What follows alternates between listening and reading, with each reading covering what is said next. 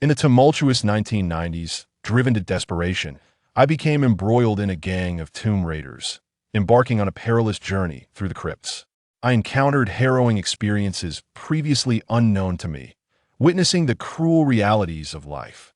The treachery of the underworld transformed me from a naive child into a cunning and worldly man. The myriad tribulations I faced in my later years may well serve as penance for my earlier life. Now, in solitude, I seek to atone for my past. If you are intrigued by my tale, take a seat, brew a cup of tea, and lend me your ear as I recount the thrilling escapades of my youth. Full days spent in grave robbing. Chapter 1. My name is Zhang Tianyu. In the year 2023, I find myself in the courtyard left to me by my mentor crafting a novel. Sister Hua hands me a cup of tea, and as I gaze at her seated in a wheelchair, I wish to immortalize our story in the pages of this novel, allowing our departed companion as to live on through my words. Sister Hua smiles gently and replies, "That sounds wonderful. Whatever you choose to do, I will support you wholeheartedly." I am Zhang Tianyu, hailing from a rural village in northeast China. My family enjoyed a relatively comfortable life until fate took a cruel turn. My mother suffered a series of grave illnesses that depleted our family's wealth in the pursuit of her treatment. At the tender age of 14, unable to afford school fees, I was compelled to leave my education behind. With only a fifth-grade education and my youth against me, securing employment proved to be a formidable challenge. Thus, I found myself laboring alongside my father, dredging sand from the river to make ends meet. My father has always treated me well, yet due to familial circumstances, I find myself in a predicament. Weighing merely over 80 pounds at a height of 1.70 meters, I toil endlessly each day. Now, at 17, I remain sheltered from the world's vastness.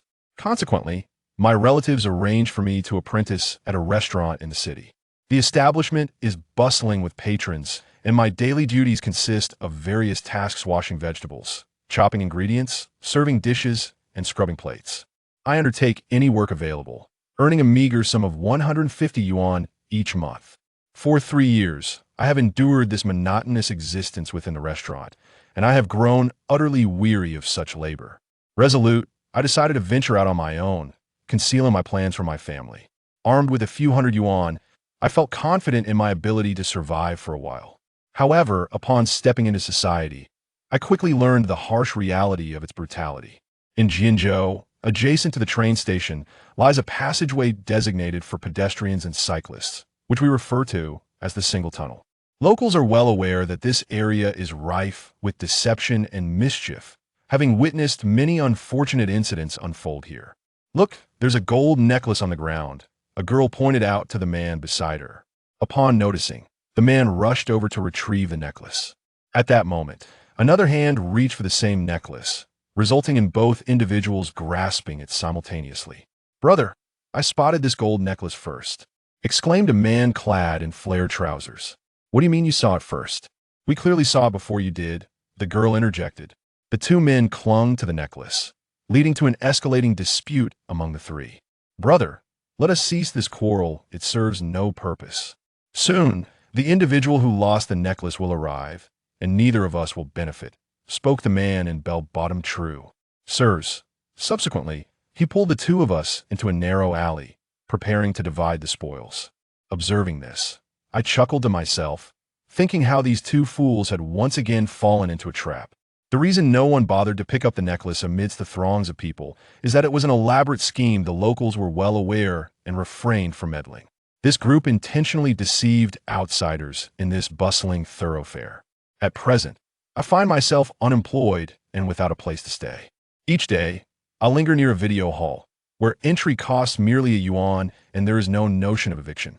Only at midnight do they send some children away, for during the later hours, they screen more risque films. I have no abode. My existence revolves around this place. I spent a full month frequenting the video hall, searching for employment by day and returning there by night. My time at the video hall marked the onset of a transformative chapter in my life, where I met an older brother figure, Li Ming, who was 2 decades my senior. Li Ming was a man of few words, standing at 6 feet tall, with calloused hands that hinted at a life of labor. Initially, I assumed he was a nearby worker, as he visited 2 to 3 times a week departing in the dead of night. Since I was a regular patron of the video hall, I gradually became acquainted with him. "Young man, what do you do? I see you here every time I come. Do you work here?" Li Ming inquired. As for me, I previously worked at a relative's restaurant, but I grew weary of it and seek to pursue something different, I replied. "Do you know how to cook? Is your cooking any good?" Li Ming asked with a hint of mockery. I boasted, and not exaggerating, the previous restaurant was bustling with customers, all thanks to my culinary skills. Li Ming regarded me with a look of incredulity. "Stop bragging. If you were that remarkable, would you be loitering around here every day?" In an attempt to alleviate the awkwardness, I asked, "Brother, what's your surname? What do you do?" "Li, my name is Ming. Just call me Brother Ming. I'm a laborer working nearby, and I come here every afternoon to have a look. I'm not as skilled as you, and I earn my keep through hard work." At that moment, my financial resources had dwindled to nearly nothing. I could barely survive a few more days without food. Thus, I thought perhaps I could muster the courage to ask him for a job. At the very least, it would provide me with sustenance and shelter, sparing me from hunger. I smiled and inquired, "Brother Ming, do you think I could join you in your work? I'm running low on funds." Li Ming offered no response. He merely glanced at me and, without a word, turned and walked away, disregarding my plea. In my mind, I mused that he was rather pretentious, leaving midway through a conversation as if it were a film, unwilling to directly reject my request for employment. Such behavior seemed unnecessary. Desperate, I wandered near the train station each day. As dusk approached, I was suddenly tapped on the shoulder from behind. Annoyed, I retorted, "What do you want?" Turning around, I encountered a boy of similar age, with a sharp, mischievous visage that suggested he was no saint. I scornfully remarked, "Are you out of your mind? Do I know you?" The man paused for a moment and said, "Hey, are you from out of town? Are you looking for a job? I have a position available here that offers meals and accommodation for 500 yuan a month." In that era, 500 yuan was a considerable sum. I felt a surge of excitement and exclaimed, "Is that for real? Don't try to fool me, or I'll give you a beating." "Why would I deceive you? It's not far from here. I could take you to see for yourself," he replied. "All right then, I'll go with you to take a look down him." My heart raced with anticipation as I thought to myself that I had struck gold. 500 yuan a month meant I could eat whatever I desired, and after 2 years of work, I could return home and build a house. He led me towards Central Street, which was bustling with life every evening, hosting lively events. He said, "Brother, it's getting late. He'll take you straight to the dormitory. You can stay there for the night, and tomorrow he'll show you the factory. Rest assured, our living conditions are quite good, just like home. And it's not just you, it's a dormitory filled with many people your age. We all chat and laugh together, like family." Upon arriving at the dormitory, I was taken aback to find over 10 individuals, both men and women, sleeping on the floor. As I entered, 2 people approached me and began to search my belongings. I shouted angrily, "What are you doing? Is this a robbery?" I started to yell. Chapter 2. That young woman, fearful and anxious about what they might do to me. I spent the entire night unable to sleep. At the break of dawn, I became aware of their presence outside, the sounds of morning routines reaching my ears. Shortly thereafter, I heard the clatter of dishes as they began their meal. Having eaten only once the previous day, I felt a pang of hunger upon hearing them dine, yet they made no effort to invite me to join. Once their meal concluded, they commenced their lectures, urging everyone to recruit family members for work, claiming that earning tens of thousands in a year was an easy feat. Upon hearing this, I realized it echoed the pyramid scheme they had spoken of days earlier in the video hall, which alleviated some of my fear. After all, T was not a kidnapping, and I needed to devise a plan for my escape. I began to kick the door incessantly, perhaps disrupting their lecture. The wiry man with a pointed face eventually opened the door, admonishing me, "Can you not behave? Do you want me to break your legs?" I replied, "Brother, I'll stop shouting. Just give me something to eat. I heard you mention making money, and I want to participate." With my mouth gagged, I was uncertain if he understood me. He glanced at me, delivered a swift kick, and departed. Later that afternoon, I lost track of time as they resumed their meal. At that moment, the wiry man returned with 2 others, removing the cloth that had been muffling my mouth. He said, "Brother, as long as you behave, we won't tie you up anymore. We'll even help you earn money." I was utterly famished and pleaded, "Brother, I'll do whatever you say. Just give me something to eat, for I am starving." At that moment, a young girl entered the room and placed a bowl of rice on the ground, topped with vegetables, specifically cabbage, devoid of any meat. They released me, cautioning me not to entertain thoughts of escape, and to behave properly before leading me to earn money. I nodded, picked up the rice, and began to eat voraciously, oblivious to their words, consumed solely by my hunger. As I ate, tears streamed down my face, regretting my decision to flee. Wasn't it better to work honestly? Now, without a job, I found myself ensnared in a pyramid scheme. Perhaps they sensed my daily consumption without any contribution, and since they could not let me go, they took me to the vicinity of the train station to recruit others. However, the three of them accompanied me closely, leaving me no opportunity to escape. I understood well that I could not outrun them, so I could only obediently follow their lead. This routine persisted for a week, during which I actually managed to bring one personally bow. I owe you an apology, my brother. I hope you're faring well now. During this time, a few individuals were indeed summoned through phone calls, both male and female. Among them, a girl named Na Qian caught my attention. She was exceptionally beautiful, with large eyes and long hair, exuding an endearing innocence. At night, I would sleep beside Na Qian, and we often engaged in conversation. She mentioned that she had been invited by a classmate, yet her classmate was not present in our dwelling. It was then that I realized this organization was far larger than I had initially perceived. There was a girl who would impart lessons to everyone on how to earn money, often speaking late into the night. The individuals engaged in multi-level marketing were quite skilled, just as they were passionately delivering their talks. They could suddenly turn emotional, lamenting their hearts, hips, and recounting tales of earning thousands within a month. After concluding their lectures, they would urge everyone to rest, yet the room would be filled with the sounds of grinding teeth, flatulence, and snoring. Initially, sleep was elusive, but with time, one grew accustomed to it. Chin would sleep next to me, as my space was ample. Each night, she would gradually inch closer, and before long, her courage grew bolder. Eventually, she nestled directly against me.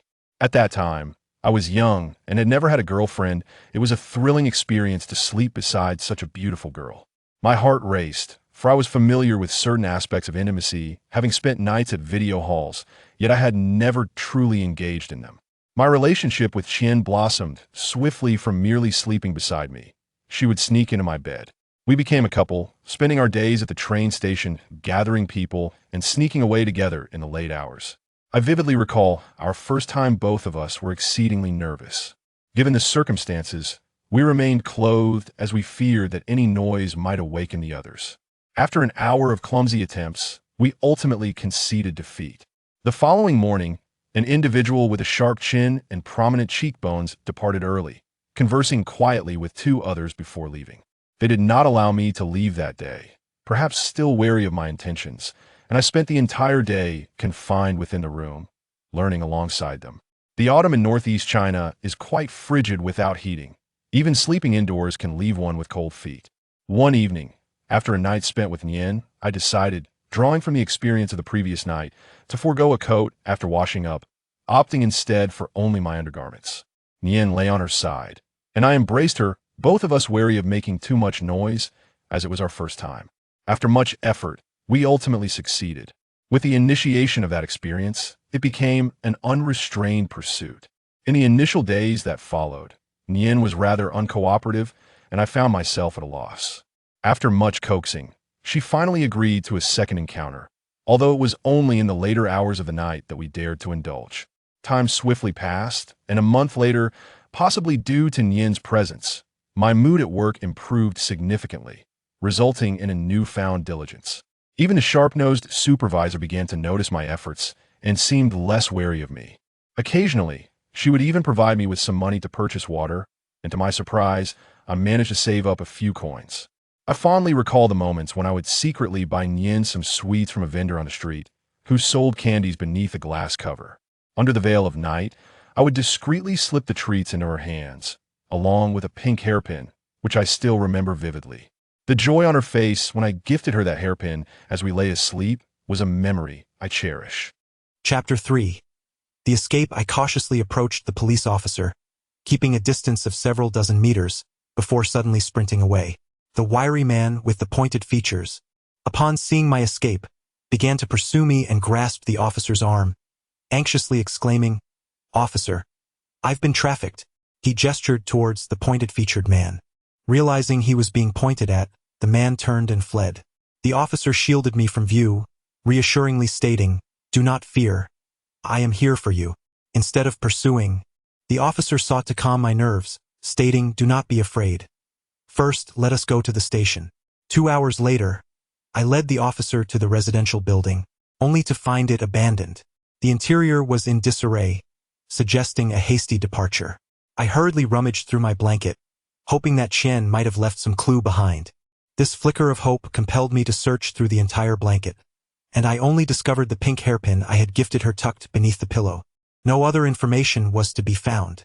This revelation dealt a significant blow to my spirit. For an entire week, I frequented the train and bus stations, searching for that pointed-featured man, yet he never reappeared. My first love had vanished from the city just like that. Li Ming turned to me and remarked, "I haven't seen you around lately. Have you found a job?" I offered an awkward smile, replying, "Found a job? Not a chance." I recounted the events of this period to him, omitting any mention of Chen and my relationship. The young man was quite perceptive, even recognizing the value of patience and resilience. "What are your plans now?" Li Ming inquired with a smile. "Aren't you going to pursue a career? What happened to your initial ambitions to carve out a successful path?" I sighed, lamenting the difficulty of finding employment. After searching for so long, no one seemed to want me. The offered salaries were exceedingly low, and none provided accommodation. Navigating life in the city was undeniably challenging. Alone in the video hall, I pondered for an extended period, my mind consumed with thoughts of her. I yearned to rescue her through my own efforts, so I resolved to wait a little longer, hopeful for a chance to find her. Li Ming appeared displeased. "Wasn't this a prearranged meeting? Have you forgotten? What are you contemplating?" Having once experienced the pitfalls of pyramid schemes, I had learned to be cautious and inquired, "Brother, could you enlighten me about your line of work? It would ease my mind." Li Ming chuckled, "What's the matter? Are you afraid? Do you think I am involved in that sort of thing and might deceive you?" No, that's not what I meant. I simply wish to know what you do so I can explain it to my family. They might think I am involved in something nefarious," I replied with a forced smile.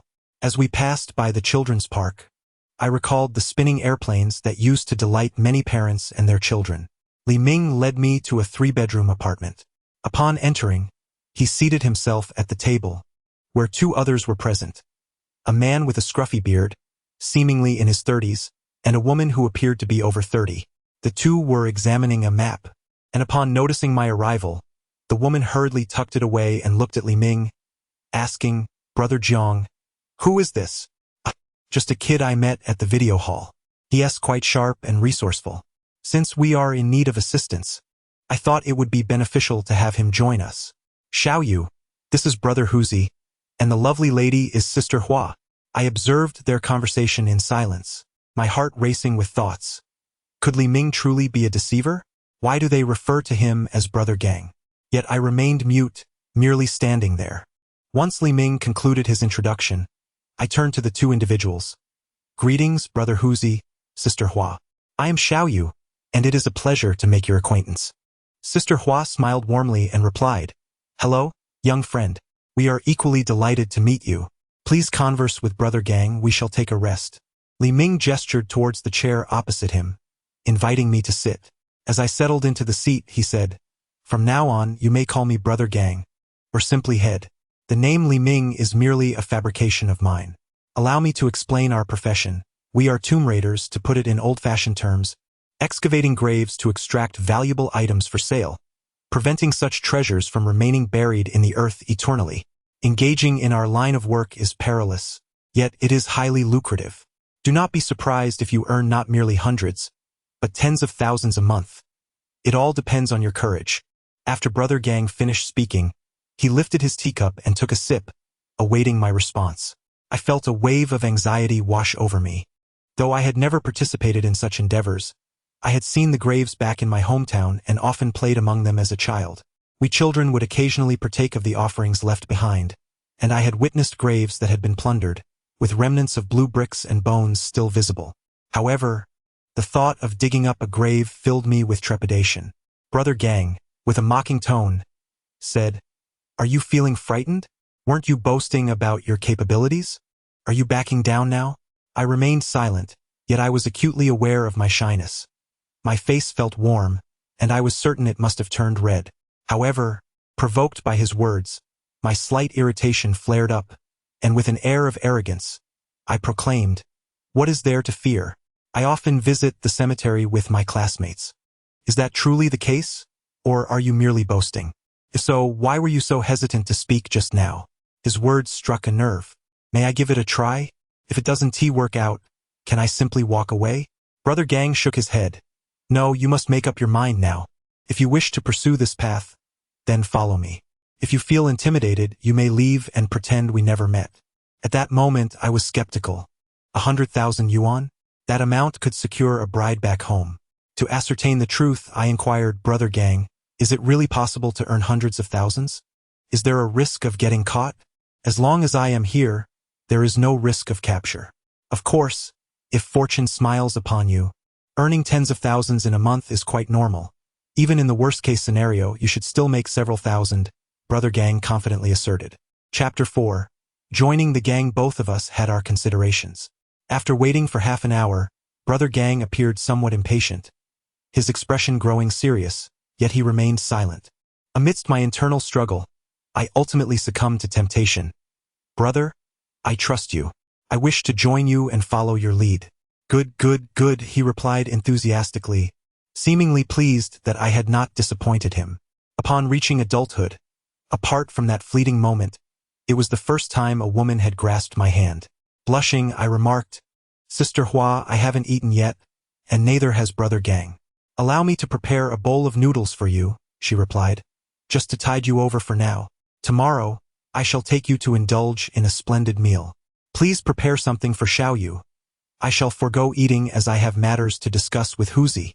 Brother Gang and Brother Huzi retreated to a separate room, seemingly engaged in a serious conversation.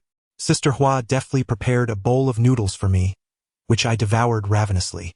She inquired if I was full, to which I affirmed, "Yes, I am satisfied." That night, my slumber was restless, partly due to the rigidity of the stool, which rendered my sleep uncomfortable, and partly due to a sense of unease and trepidation regarding the possibility of being apprehended. In a disjointed dream, I envisioned the four of us being captured, and I wept bitterly. Come morning, Brother Gang instructed Sister Hua to accompany me to purchase some clothing and urged her to remind me to call home and reassure them of my safety. Together, we set forth to the Qinggong market on Linqi Road, where I acquired several garments. The market was bustling with activity, thronged with people along all three aisles. Sister Hua, concerned I might be lost in the crowd, held my hand tightly, a gesture I later realized was born from her fear that I might flee. At noon, Sister Hua treated me to lunch, ordering an array of meat dishes and encouraging me to indulge, saying, "Eat well, for once you start working, such delicacies will be scarce, and in the wilderness you shall only have biscuits to sustain you." In the afternoon, I ventured to a supermarket to call home. "Who is this? Whom are you seeking?" "Aunt Wang, it is Tianyu. Please let my mother take the call. I have something to discuss with her." "Very well, please hold on. I shall summon her. You may call back shortly. I am in excellent health, so do not worry. Your father has recently returned to work, and there is no need for you to be concerned. Feel free to call home if anything arises." Upon returning home, I discovered that Brother Gang and Brother Hu were not present. Sister Hua shared a wealth of information with me, including how to locate graves, how to use a luoyang shovel to investigate caves, and important considerations to keep in mind while working. She provided me with a detailed account, and although I struggled to grasp everything, I gained some understanding. Sister Hua eventually fell asleep, and I went to rouse her, knocking gently on the door. There was no response from within. Brother Gang suggested, "Why not just go in and call her?" After I called out to Sister Hua, she awoke, stretched lazily, and her diminutive sleepwear caught my eye, leaving me somewhat entranced. With a playful smile, Sister Hua inquired, "Brother, do you think my figure is good?" I awkwardly replied, my face flushing, undoubtedly turning crimson. Sister Hua took my hand and sat up, saying, "You go ahead. I will be there shortly." I was momentarily taken aback, and she teased, "What, are you hoping to see me dress before you?" Embarrassed, I exited the room. Brother Gang chuckled at my expression but said nothing, while Brother Hu, upon seeing me, laughed and remarked, "What's wrong? Are you still a young man who gets flustered at the sight of a woman? Just then, Sister Hua emerged, draped in her clothing, and with a smile said, "You all should stop teasing him. He may not be as young as you think." Brother Gang gazed at us and remarked, "We have been stationed here for a month, and the terrain has been well mapped out. The day after tomorrow, we shall commence our operation. Huar, please ensure to meticulously inspect our supplies tomorrow. If anything is lacking, swiftly procure it. Bring an extra set for Xiao Yu, as it would serve as a valuable lesson for him." Upon hearing this, I felt a surge of excitement. This was my inaugural task, and I was determined to make a commendable impression. Brother Huzi interjected, "Currently, the harvest season is upon us, and our plot of land should be nearing readiness. We cannot afford any further delays. Although we are in the mountains, we must remain vigilant.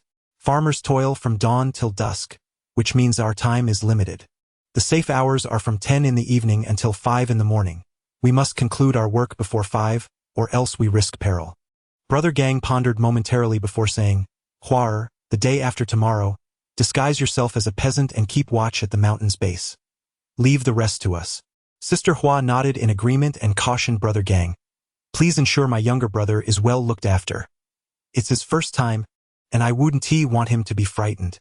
Both Brother Gang and Brother Huzi turned their attention to me, with Brother Gang inquiring, "Are you afraid? If so, you may stay with your sister at the base and avoid going up." A bit sheepishly, I replied, "It's all right, Brother Gang. I can manage. I often explored ancient tombs as a child, so I am not easily frightened." I pondered to myself, after all, this was my first task. It would be truly embarrassing if I refrained from participating. I even harbored doubts that if I hesitated or retreated, Brother Gang would expel me the following day. Thus, I resolved to muster my courage and accompany them to take a look. As for whether I would descend into the tomb, that decision would rest with me. Just in case I couldn't allow myself to descend first, what if they abandoned me there?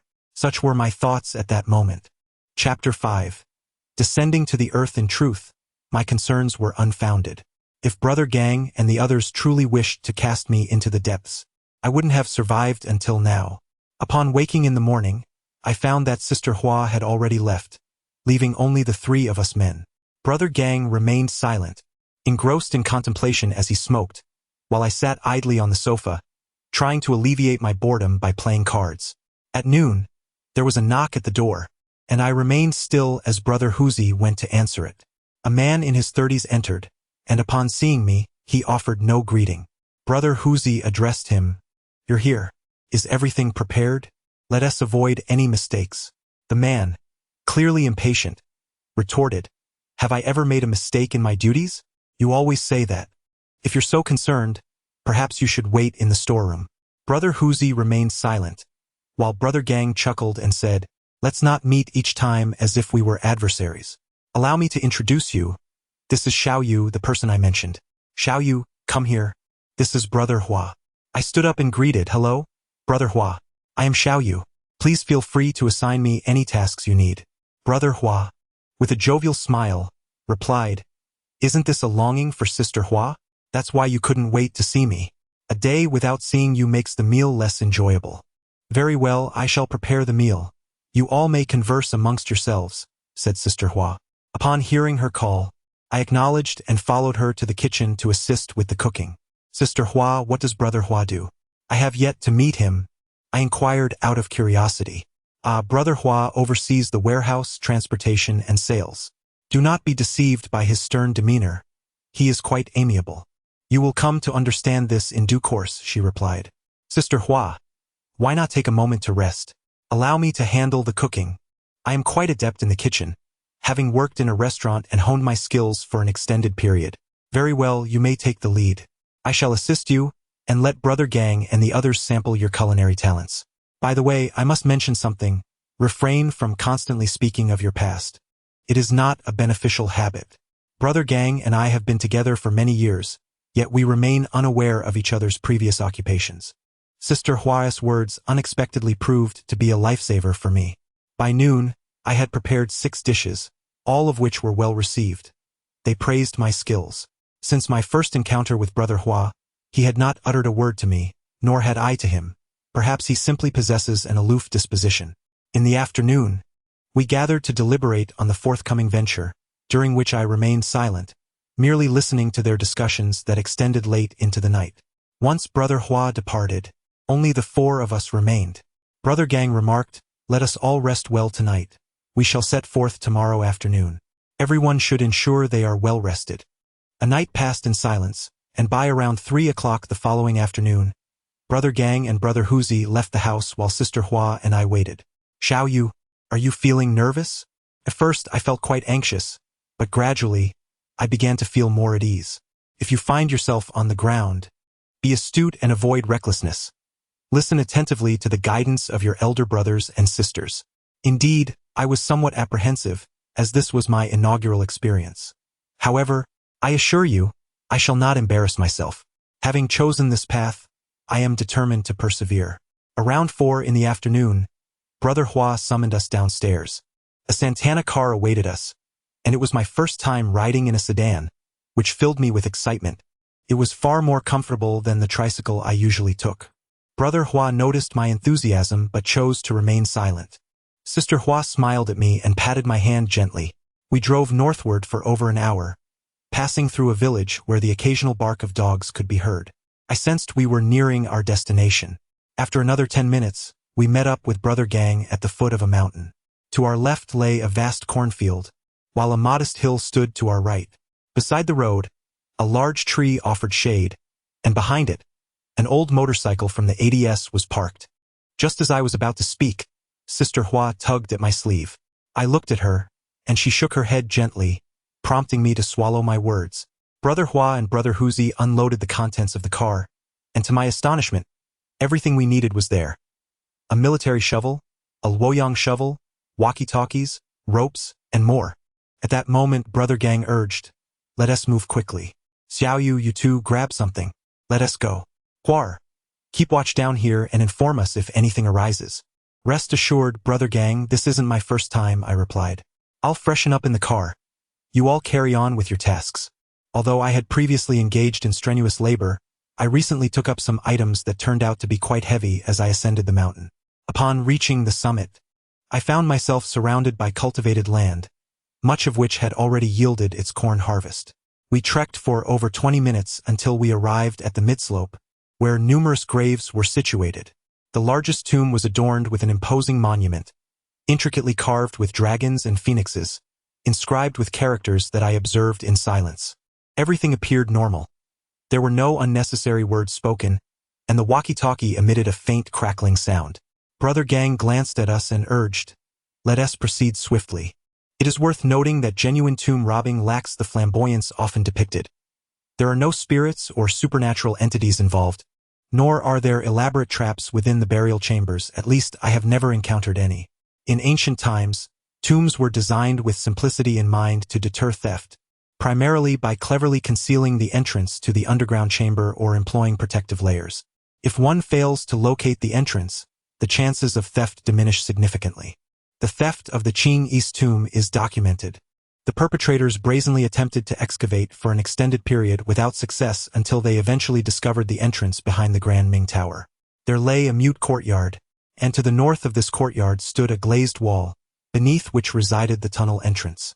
If one were to excavate horizontally from the front, they would encounter a brick-sealed burial passage, while a vertical descent from the apex would extend the distance significantly.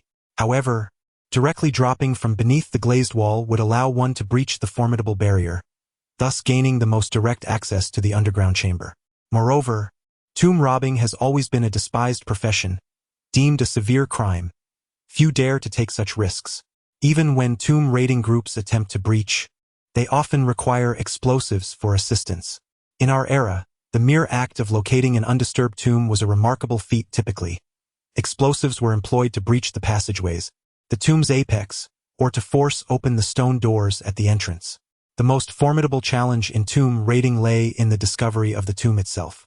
Many tombs bore markers such as stele, tortoise-shaped stones, or ornamental pillars, indicators of grand burial sites. Most of these significant tombs were under vigilant watch, reserved for nobility. Even during the Qing dynasty, only high-ranking officials of the first or second class could possess such tombs. Could one truly believe that these sites were devoid of guardians? Attempting to plunder such a tomb was an arduous endeavor. Even if it remained untouched, successfully excavating it would demand considerable time and effort. Certainly, with the multitude of nobles in antiquity, numerous tombs existed, many concealed within great mountains, often lacking statues or inscriptions. Some had been lost to time, their markers having succumbed to decay, rendering them untraceable. In such instances, one would have to rely on geomancy. Beyond the immediate surroundings, one must also consider the topography, such as resting one's head against a particular mountain and having one's feet planted on another, each detail holding significance. There were individuals well-versed in geomantic principles who could discern the probable locations of tombs based on the terrain. As for celestial observations, I have yet to encounter such practices. In addition to geomancy, historical records served as invaluable guides. Local annals or folklore could illuminate the path to buried treasures. This necessitated a profound understanding of history, pinpointing where a noble was interred, thereby allowing one to seek their final resting place through the annals of time.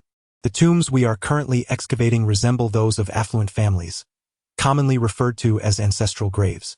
Although the tomb we have chosen may not be grand, its considerable size indicates that, in a certain era, this family held significant prominence in the region, rivaling even the most illustrious of tombs. On fortunate occasions, we may unearth valuable treasures. Chapter 6. Unearthing. I stood by, feeling utterly helpless, as Brother Hua commenced the excavation with remarkable skill, clearly a seasoned professional. At that moment, I believed it would be nearly impossible for me to surpass Brother Hua in this endeavor. However, I later discovered that I too could adeptly create a tunnel, albeit with somewhat less strength. After an hour of labor, we had dug down 2 meters. Due to the angle of our approach, it required someone to crawl inside. Upon emerging, Brother Hua exclaimed, "We are close to the burial chamber." We've encountered the tamper-proof soil. Brother who did not utter a word, instead descending to continue the work. Brother Gang inspected the soil we had excavated, noting its reddish hue, which did not resemble the tamper-proof soil. Moments later, as Brother who delved deeper, white tamper-proof soil began to appear. This layer serves as a safeguard against theft. Brother Gang examined the soil that had been brought up and remarked, "Alum has been added. This is a Ming Dynasty tomb. Truly remarkable." At that time, I was unaware of how Brother Gang discerned this. Silence enveloped us as more tamper-proof soil emerged. Eventually, Brother who resurfaced and informed Brother Gang, "We've reached the blue bricks. The transit station has been prepared. The tomb is quite substantial." Brother Gang nodded, grasping a small object resembling a firearm and a hammer as he descended into the burial pit. Later, I learned that the object was not a gun but a needle, specifically designed for piercing the brick walls of tomb chambers. Once inside, Brother Gang began to chisel away at the wall, and after a brief interlude, he resurfaced, declaring, "I've broken through. Just wait a moment." At that instant, a wave of fear washed over me, causing me to tremble slightly. Perhaps it was the novelty of the task combined with the eerie stillness of the graveyard in the dead of night. To claim I was unafraid would be disingenuous. After a 20-minute wait, Brother who descended into the pit with a headlamp. Moments later, he called out, "You can come down now. Pass me the rope." I intended to hand him the rope, but Brother Hua snatched it away, exclaiming, "Let me handle it. You might be clumsy and cause a mishap." One end of the rope was secured to a tree while the other was lowered into the darkness. My heart raced, undoubtedly reaching 150 beats per minute, and my breathing quickened. Brother Gang glanced at me and chuckled. "What's the matter? Afraid? Why not come down and take a look? It's your first time tomb raiding. You can't just stay up here." I felt a touch of embarrassment, yet Brother Gang's taunt ignited a spark of defiance within me. "I'll follow Brother Gang's lead." Brother Gang shouted from the pit's edge, "Hua, come up. Let Xiao Yu go down. He needs to see the world. He can't always be a bystander." After Hua Gu arrived, I donned my headlamp, preparing to descend. Jiang Gu handed me a large burlap sack, which possessed a certain degree of cushioning against impacts. Anxiously, I began my descent. As I neared the burial chamber, an unpleasant odor of mildew wafted up to greet me. Upon reaching the upper edge of the chamber, I cast my light downward and was taken aback by the height. It was over 2 meters. Hesitant to leap, I called out to Huzigu, "Can you catch me? It's rather high." A string of curses echoed from within the chamber. What a useless fellow. At my age, I dared to plunder tombs myself, and you're afraid to jump down. Despite his words, Huzigu came over to assist me. Grip the rope tightly and descend backward. I'll catch you below. Just relax, he reassured me. I shifted my stance and began my descent. Halfway down, I felt my foot land on something solid. Looking down, I realized I had stepped onto Huziji's shoulder. Embarrassed, I said, "Thank you, Huzigu. Are you done being polite? Should I pour you a drink while I'm at it?" "Hurry up," Huzigu replied, looking at me as if I were foolish. Yet, I understood that his words were merely jest. He was indeed looking out for me, as he wouldn't have allowed me to step on his shoulder otherwise. Once I descended successfully, it marked my second encounter with a burial chamber. My first experience had been at a nearby tomb that had been looted and thoroughly cleared out.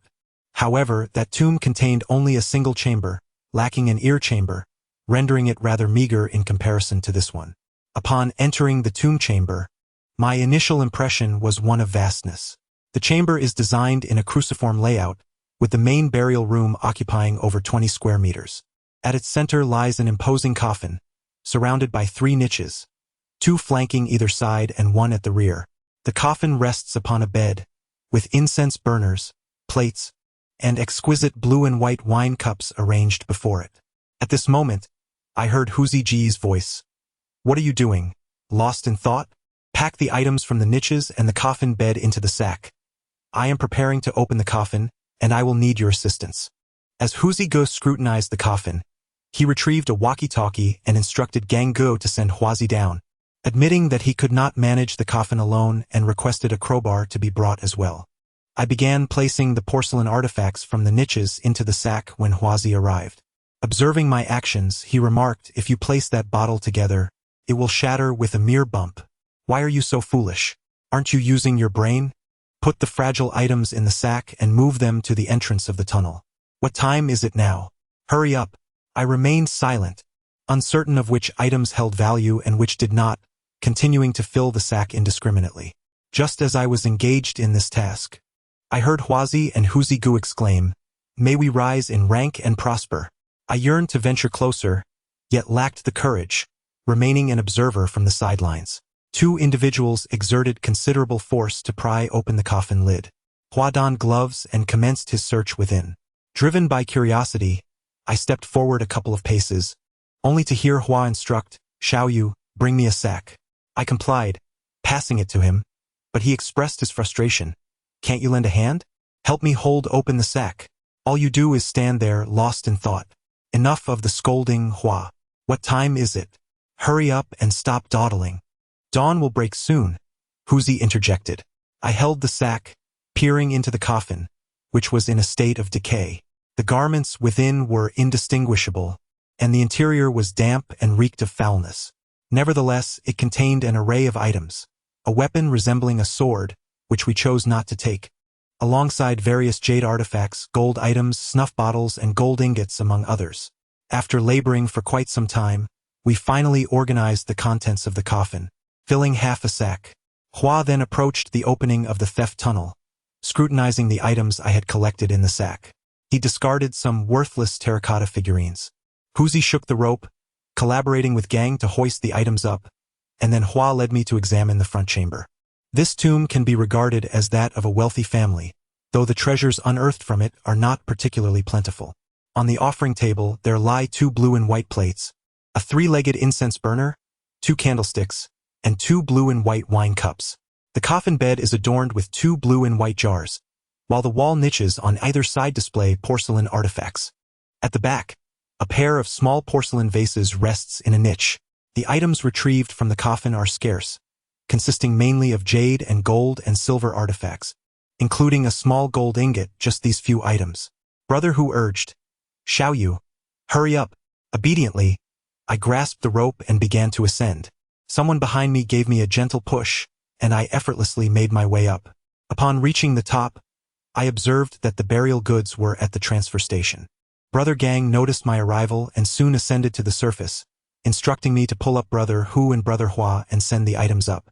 I initially thought it would require considerable effort, but the two of them ascended with little exertion, gripping the rope with ease. I quickly climbed up through the theft hole to the surface. Brother Gang used the intercom to instruct Brother Hua to bring the items from the transfer station. After expending immense effort, we finally managed to bring everything up. Brother Gang and Brother Hua prepared to descend the mountain with the load, while I stood there in a state of confusion, uncertain of what I should do. Once we reached the base of the mountain, I noticed Brother Gang and the others were busy loading the vehicle. I approached to lend a hand, but my assistance only complicated matters. Eventually, Sister Hua pulled me aside, instructing me to wait. Without my interference, they swiftly completed the loading.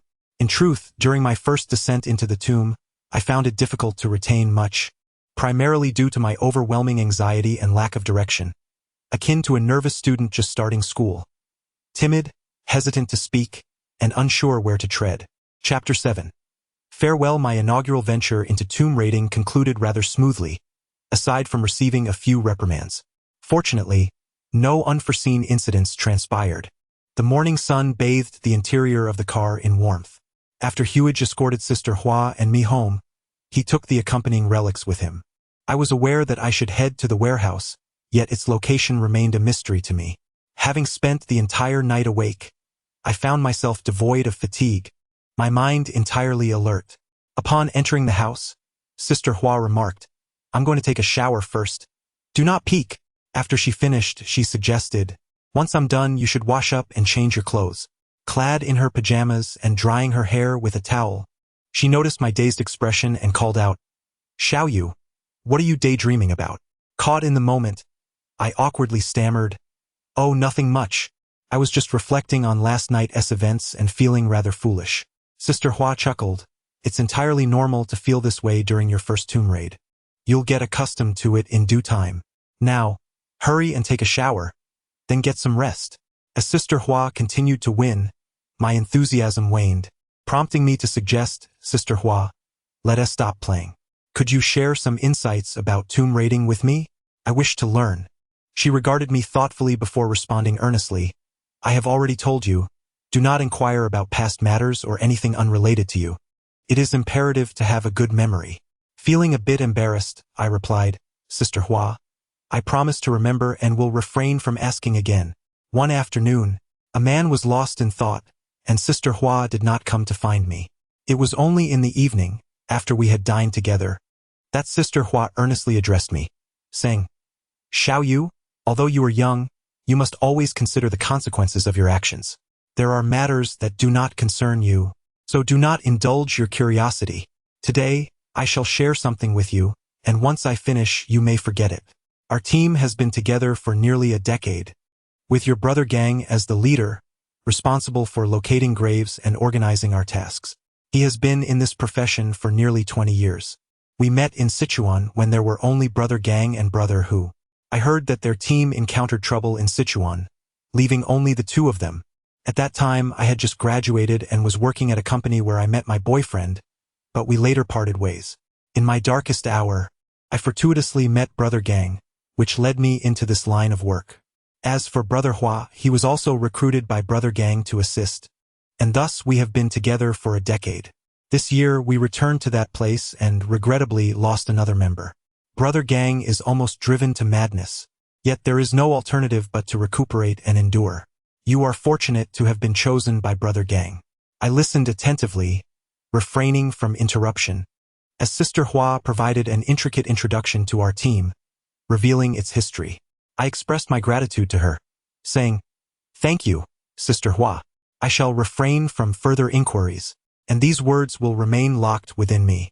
Hua Jie gently stroked my head and said, "You too, do not easily speak of your past, nor should you frequently contact your family. This is your safeguard for survival. Do not inquire as to why, for you shall understand in due course." I gazed at Hua Jie. Her long hair and meticulously chosen attire rendered her quite beautiful, exuding a sense of warmth. Brother Gang glanced at me and chuckled. "Are you missing me? Or is it fear that has gripped you? Enough of your questions. Rest early, and do not worry, everything will be fine. Keep your heart at ease." I spent the day strolling outside with Hua Jie, accompanying her in purchasing 2 outfits, and she even treated me to an ensemble of my own. I declared, "Sister, when I have money, I shall repay you." Hua Jie laughed, responding, "Silly brother, why would you repay me? Sisters buy clothes for their brothers without expecting anything in return." The following morning, I rose early and, without bidding farewell to Hua Jie, made my way to the train station, hoping to encounter that sharp-featured individual. Alas, my search proved fruitless. It was as if this person had vanished from the city entirely. Observing Hua Jie's genuine anger, I felt compelled to explain myself, even divulging the details of my affair with that person and presenting the pink hairpin to her. Hua Jie covered her mouth and laughed. "I never realized my brother was such a romantic. This afternoon, let us go together and see if we can find her. If we do, I shall help you seek revenge." I offered an awkward smile, acutely aware that I would never encounter those individuals again. Sometimes, once something is lost, it remains irretrievable. Reflecting on this matter now, I realize that the graceful figure who once accompanied me may not have found happiness either. I have embarked upon a path that ultimately leads to nowhere. In a hurried manner, I gathered my belongings, taking nothing but my clothes.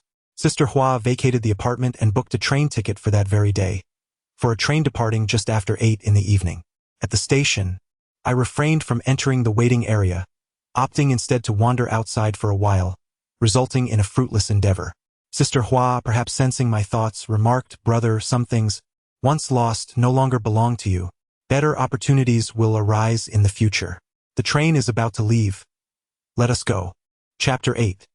The Green Train. It is widely known that the Green Train, aside from its swiftness, possesses few merits. In the early 1990s, the train was a melting pot of diverse individuals. The carriage was crowded, with nearly all seats occupied. As it was nighttime, Sister Hua fell asleep as soon as she boarded. I, on the other hand, had a habit of remaining awake during journeys. Apart from myself, I noticed a girl sitting next to me who also could not sleep. In our carriage, we seemed to be the only two awake. Beside the girl sat a rather fashionable man, clad in a jacket and flared trousers, his shoes gleaming with polish, exuding an air of affluence. He cradled a bag against his chest as he slumbered soundly. The young girl occasionally cast glances my way, which made me feel rather bashful. I pondered to myself, could it be that I am truly so handsome that any girl would take a liking to me? The thought filled me with immense joy. As the night wore on, accompanied by the clamor of sounds, fatigue began to envelop me. Yet I remained awake, stealing furtive glances at her. Just as I turned my gaze toward her, I noticed her deftly swipe her fingers, seemingly wielding some object, which skillfully unzipped the bag of the man seated beside her. I observed this clearly but chose to remain silent, for I understood that such an act could not be the work of a solitary individual. There must be a cohort involved. I feigned sleepiness, narrowing my eyes as I clandestinely scrutinized her, realizing that it was not my looks that attracted her gaze, but rather my refusal to slumber, making her hesitant to act. My pride sustained a considerable blow. After successfully procuring her prize, the girl gracefully vacated her seat, her movements remarkably subtle, suggesting she possessed some level of martial prowess. She made her way to another carriage, and as I contemplated whether to alert the man, the words of a friend echoed in my mind: better to avoid trouble than to seek it. Thus I refrained from awakening him. Driven by curiosity, I decided to follow her to discern the nature of her accomplices. Upon exiting the carriage, she vanished from my view, prompting me to quicken my pace. As I reached the space between two carriages and pushed open the door, a hand suddenly seized me, yanking me out into the corridor and pinning me against the door. I felt a chill against my throat, unmistakably the coolness of a blade. Realizing the gravity of the situation, I remained still. "Why are you following me? Are you a fool?" The girl snapped, her anger palpable. In that era, the police were commonly referred to as big hats, hence the term for them became hats. Do not act impulsively. I am not a police officer. I merely grew weary and stepped out for some movement. Lying. Did you see me touching the bag? The girl exclaimed fiercely. Speak the truth. If you do not, you shall have no opportunity to speak. Such individuals are now labeled as thieves. Yet they possess their own jargon.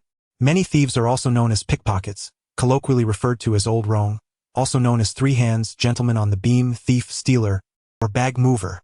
In some regions, they are referred to as Little Lou, predominantly indicating pickpockets in crowded areas such as buses, train stations, shopping malls, and bustling streets. The term Little Lou is a colloquial variation of Little Lou, a homophone. Many have grown accustomed to calling it Little Lou. The term Lou is a local dialect in Tianjin for thieves in general. In Shanghai dialect, they are referred to as Aimo Lao, while in Taiwan, they are called Lao Yu, among other regional variations. In the context of the underworld, Little Lou pertains to individuals engaged in thievery. Historically, Little Lou men was the term used in the underworld to denote a collective of pickpockets. Do not underestimate Little Lou. I am merely scratching the surface. To become one, an individual must first be introduced by someone of repute within the field. If the master agrees, he would say, "Let us meet first." The introducer would then bring the apprentice to the master's residence. There would be no bowing or formalities. The apprentice would reside with the master and assist in various chores. The master would observe discreetly for approximately a month, assessing the apprentice's agility, temperament, interpersonal skills, and intelligence before deciding whether to accept him as a disciple. This is not the material. Explain the circumstances to the crowd and lead the person away. If a decision is made to accept a disciple, a contract shall be penned, with a guarantor recommended, followed by the customary 3 bows and 9 kowtows, thus formalizing the apprenticeship. As this vocation is associated with the underworld, the written contract, once sealed, must be recited aloud by the disciple and subsequently burned. Once the ceremony is concluded and the outsiders have departed, a senior disciple will remain to impart a lesson. The master will personally demonstrate, whether it be through sleight of hand or deft trickery, extracting items from the pockets of unsuspecting onlookers with the ease of a magician. Following this, the matron will serve food and drink, while the master expounds on the greater principles of life. He will first clarify that no profession is inherently superior or inferior. The flow of wealth is governed by fate. The lineage of this craft traces back to Dongfang Shuo during the reign of Emperor Wu of Han, known for his humor and playful approach to life. This trade is one of survival for the brave, a means to fill the belly through wit, and he will elucidate 3 cardinal rules of conduct. First, do not steal from the hungry seeking to purchase rice. Second, do not take from those in urgent need of medicine. Third, do not pilfer funds meant for lumber. The disciple must remember these tenets well. Breaching these rules will result in the loss of the ancestral master's protection, expulsion from the sect, and condemnation by peers, rendering one unable to continue in this line of work. The first time a knife was pressed against my neck, panic seized me, and I turned to the girl, saying, "I happened upon this by chance. I truly mean no harm. I was merely curious." The girl glanced toward the carriage, noticing no one pursuing us, and her demeanor relaxed as she continued to gaze at me, seemingly lost in thought. Chapter 9. Louis. After a night of silence, we checked out in the morning. Sister Hua led me to a spacious residence where she informed me that we would be staying here for the time being. I must say, Sister Hua's efficiency is truly remarkable. The house was already tidied up, and the bedding we would use had been purchased in advance. She also mentioned that a room had been prepared for me. "Sister Hua, when will Brother Gang and the others arrive? How long must we wait for them? They should be busy with the cargo. They won't be here today, but will definitely arrive by tomorrow. You needn't worry. Xiaoyu, prepare yourself. We still need to head out and purchase some pots, bowls, and other utensils. We shall cook dinner at home tonight. All right, let us go right away." Sister Hua and I ventured out for our shopping. Not far from our residence stood a department store named Laobao Wan. The exact name eludes my memory, but we proceeded to procure our necessities there. As fate would have it, while shopping, I encountered the girl from the train once again. I whispered to Sister Hua, "Sister Hua, that girl is the one who stole from me on the train. Look." Sister Hua glanced over but chose to remain silent, continuing with her shopping. Observing her lack of response, I refrained from further comment and instead kept a discreet watch on the girl. She noticed me as well, furrowing her brow, yet she displayed no overt reaction, as if we were strangers. After some time spent wandering the store, Sister Hua and I completed our purchases and prepared to leave, while I remained vigilant regarding the girl. As we walked along, Sister Hua suddenly seized the girl's hand, momentarily catching me off guard. The girl's hand was already on Sister Hua's bag, which had been slashed open. The girl appeared exceedingly flustered, yet Sister Hua remained unfazed, smiling warmly at her and saying, "Come with me." Gripping the girl's hand, Sister Hua moved towards the exit, while I hurriedly followed behind, clutching my belongings. Upon exiting, we arrived at the edge of an alley adjacent to the bustling department store, where throngs of people milled about. Sister Hua confronted the girl, saying, "Who gave you the audacity to touch my belongings? If you do not behave, I shall take you to the big courtyard." The girl was genuinely frightened, her panic evident as she struggled to free herself from Sister Hua's grasp. Failing to escape, she pleaded, "Sister, please let me go. I merely wanted to play a prank on him," pointing at me with her other hand. "Oh, so you're watching over my brother?" Sister Hua inquired. "What is your name? How long have you been in this line of work?" "I am Lu Yi, a newcomer to this profession." "Sister, please let me off this time. I promise I will never dare again, if that is acceptable." I felt a pang of sympathy for the girl and interjected, "Sister Hua, why not let her go? We haven't lost anything after all, right?" Sister Hua turned to me, inquiring, "What? Are you feeling sorry for her?" At that moment, a man in his 40s approached us, firmly grasping Sister Hua's hand that held Lu Yi. He addressed her, "Sister, there's a certain rawness about this girl, and her skills are quite swift. She appears to be no ordinary person. I am a small player in this area of Beijing. May I ask what industry you are involved in? Do not concern yourself with my business. That is not for you to know. Is this girl in your employ?" I caught her, "And I trust you will provide an explanation." The man awkwardly smiled, acknowledging his connection to me, and expressed his embarrassment. "How about I host a banquet to apologize to you and your brother?" he suggested, taken aback by the simplicity of the resolution. Lu Yi's release was met with gratitude as he turned to Sister Hua and said, "Thank you, sister. My name is Zhang Tao, hailing from Beijing. Should you require assistance in the future, do not hesitate to reach out to me. I assure you that my junior and I will offer our utmost support. Please note my address, Beijing." Sister Hua then released her grip, and Zhang Tao pulled Lu Yi away. Lu Yi expressed his gratitude, saying, "Thank you, sister." She cast one last glance at me before departing. I was astonished and asked, "Is everything all right? They won't seek revenge on us or report us to the authorities, will they?" "Unlikely," came the reply. "After all, they are not particularly clean individuals." What Sister Hua and I did not anticipate was that this fortuitous encounter would turn into a calamity. Eventually, the two of them joined us, and Zhang Tao later lost a hand. Reflecting on this incident still sends shivers down my spine. I had been in contact with Zhang Tao a couple of years ago. He is now married with a delightful daughter and runs a small restaurant with his wife. This gathering marked our second meal together. The group indulged in a bit of alcohol, though none overindulged. At the table, Brother Gang continuously inquired about my experience and whether I was able to handle this line of work. To my surprise, it was Brother Hua who first praised me, stating to Brother Gang, "Xiao Yu is not entirely foolish, though somewhat timid." The group erupted in laughter, and I offered a sheepish smile, responding to Brother Gang, "I feel all right, though I was a bit scared during my first descent into the tomb. I was uncertain of what to do, relying solely on Brother Huzi's guidance while inside." Sister Hua, noticing my embarrassment, quickly intervened. "Everyone has their first time. Moreover, Xiao Yu is still young. Once he gets accustomed to it, all will be well. Just take him along a few more times and he will understand." Chapter 10. Dividing the money, Brother Gang gathered everyone together, and we sat around the table. From his bag, he produced a bundle of cash, which appeared to amount to around 20,000. It was my first encounter with such a substantial sum, and I felt an exhilarating rush, tinged with a hint of anxiety.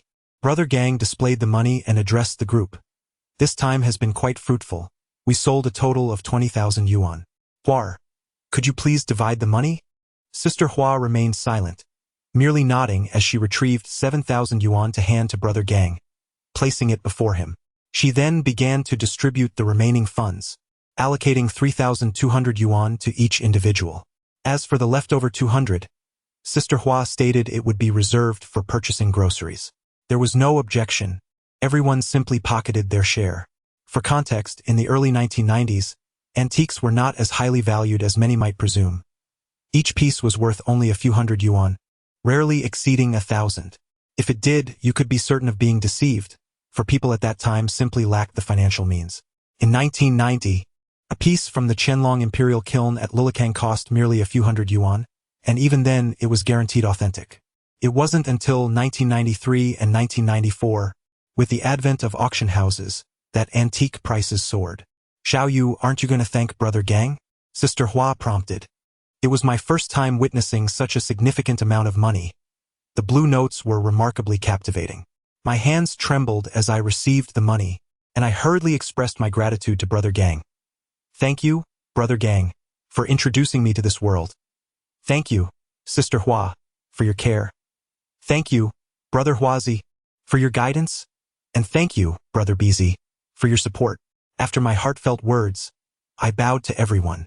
Brother Gang chuckled and said, "We are all family here. No need for such formality. Ordinarily, you wouldn't receive any share of the earnings this time, but they have decided to grant you a portion as a reward. Although this opportunity may not be particularly lucrative, consider it a mere appetizer, as there will be many more chances in the future." I nodded, hesitant to speak. Brother Gang continued, "This time is primarily for you to gain some insight and assess whether you possess the aptitude for this line of work. How do you feel about it? Do you believe you can persevere in this industry?" Before I could respond, Brother Hua interjected, "Xiao Yu, when I first entered this field, I was just like you, filled with apprehension and uncertainty. But with time, you will acclimate. However, it is imperative that you continue to learn. Spend time with Brother Gang and master his skills, for these are essential abilities for our livelihood." Sister Hua chimed in, "Brother Gang, Xiao Yu appears to be quite agile. He has the potential. Let him become your apprentice so that you can pass down your craft." Brother Hu frowned slightly. "This lad is embarking on his first expedition. The fact that he hasn't soiled himself is commendable. Many stumble in their initial venture, but Xiao Yu's ability to descend into the tomb suggests he is worthy of further development." Brother Gang shook his head. "Let's postpone the apprenticeship discussion for now. Allow Xiao Yu to stay with us and learn more. If he truly shows promise, then I shall impart my knowledge, but the notion of formal apprenticeship can wait." Having spent many years in society, I understood that Sister Hua and the others were advocating for me. Since Brother Gang is a leader and a person of genuine skill, I looked at him earnestly and said, "I will strive to improve and will not disappoint my brothers and sisters." Gang Gu said little, merely nodding and addressing everyone.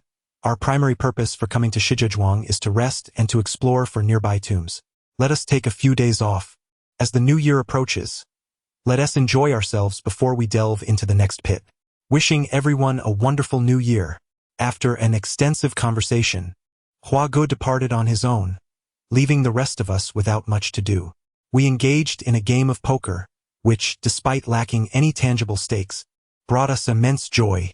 Upon rising the next morning, I discovered that Gang Gu had already left. Hua Jie mentioned she was off to find Hua Gu, as he required assistance. With little on our agenda, Hua Jie suggested you should send some money home, but be cautious not to send too much to avoid arousing suspicion. Finding her advice sensible, I inquired, "Sister, how much do you think I should send home?" "Perhaps 2,000, she replied. "Though it isn't a large sum, it is justifiable. You can explain it as your savings." That afternoon, I transferred 2,000 yuan to my family and called my mother to inform her. She was delighted and offered me numerous reminders to take care of myself. Hua Jie playfully tapped my shoulder and urged, "Hurry and join Gang Gu."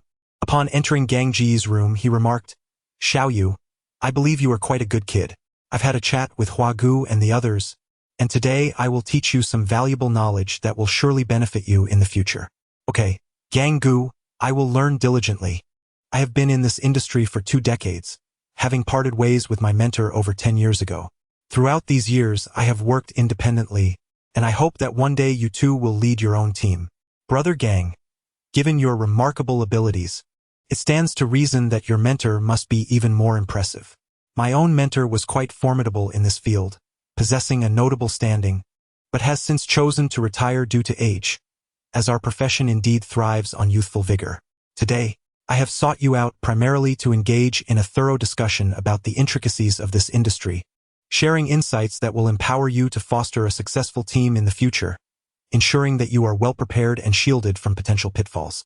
Our current team comprises merely 5 members, each with distinct roles. I am responsible for locating graves and reconnaissance, serving as a leader in this capacity.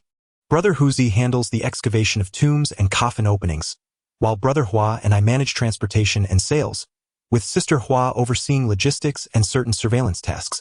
I intend to groom you into a capable leader, yet it is imperative that you diligently learn the responsibilities of both Brother Hua and Brother Huzi. Acquiring a comprehensive skill set is essential to becoming a qualified leader in this field.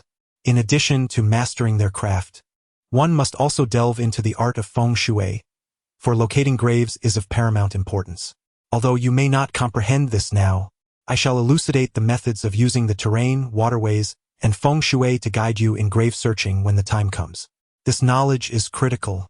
If a leader cannot even find a grave, who would choose to follow them? In our profession, the division of labor and financial remuneration varies greatly, governed by numerous rules. For instance, in our current undertaking, regardless of the quality of the items, everything must be packaged together. We cannot transport them one by one. Once the goods are dispatched, we can consider ourselves safe, and even if complications arise, it would be quite difficult to trace us. Even if they are apprehended, they are unlikely to divulge our identities easily. As for the distribution of earnings, the leader receives the largest share, amounting to 35%, with 30% designated as the leader's profit. The remaining 5% is reserved for the purchase and maintenance of equipment. The rest will be evenly divided among the team, a rule that applies regardless of personal relationships, unless one is part of a familial team, in which case such distinctions become irrelevant, as we are all part of the same family. Chapter 11. Learning after a lengthy discourse, Brother Gang took a sip of tea and continued, "Now, I will impart to you a mnemonic. There is no written form, so listen attentively and commit it to memory. When we engage in our work, you will understand it better through practical observation. The mnemonic for grave searching goes as follows. To seek dragons and discern ancestors, observe the sharpness and roundness. Align the screens and tents with care, descending from the peaks and ridges. The wasp-waisted crane-legged dragon weaves and transforms, while the branches embrace and encircle. The living dragon and serpent twist and turn, rising and falling, breaking yet connecting. With the warehouse and the store, I traverse the dragon's path, crossing the gorge while safeguarding my journey. The arrival and departure are seamless, intertwined like lotus stems in their enigmatic essence. The 5 elements, metal, wood, water, fire, and earth, each hold their wisdom. Wood and fire cultivate a noble civilization, while earth bestows abundant wealth. The flowing dragon of metal and water brings prosperity. These principles are to be memorized and practiced gradually. Naturally, there will be aspects you do not comprehend, and you may seek my guidance. I shall be there to elucidate. What I impart today should remain confidential. Only you, the heavens, and the earth should be privy to this knowledge. It is not to be shared unless you take on disciples in the future. If you find yourself with idle time, venture forth. I express my gratitude to Brother Gang for his nurturing. I shall not let you down. The reason Brother Gang hastily accepted me as his disciple became apparent to me later, as he had devised a plan from the very beginning. The following midday, while I was still lost in slumber, Brother Gang roused me, saying, "Today, accompany me. I will take you to see the mountains." I quickly donned my attire, replying, "Understood. Brother Gang, I shall rise at once." Regardless of the hour, Brother Gang always exuded an air of mystery, a quality I did not grasp in my youth. Only later did I recognize it as depth of character. Upon descending, I noticed Brother Hua awaiting me downstairs. I greeted him, but he merely nodded in silence. I promptly opened the car door for Brother Gang, taking my seat in the passenger seat while he settled in the back. Brother Gang exchanged no words with Brother Hua as we drove towards the outskirts of the city. We arrived in Zhao County. Although it is not far from the urban area, the surroundings are remarkably desolate, dotted with numerous villages.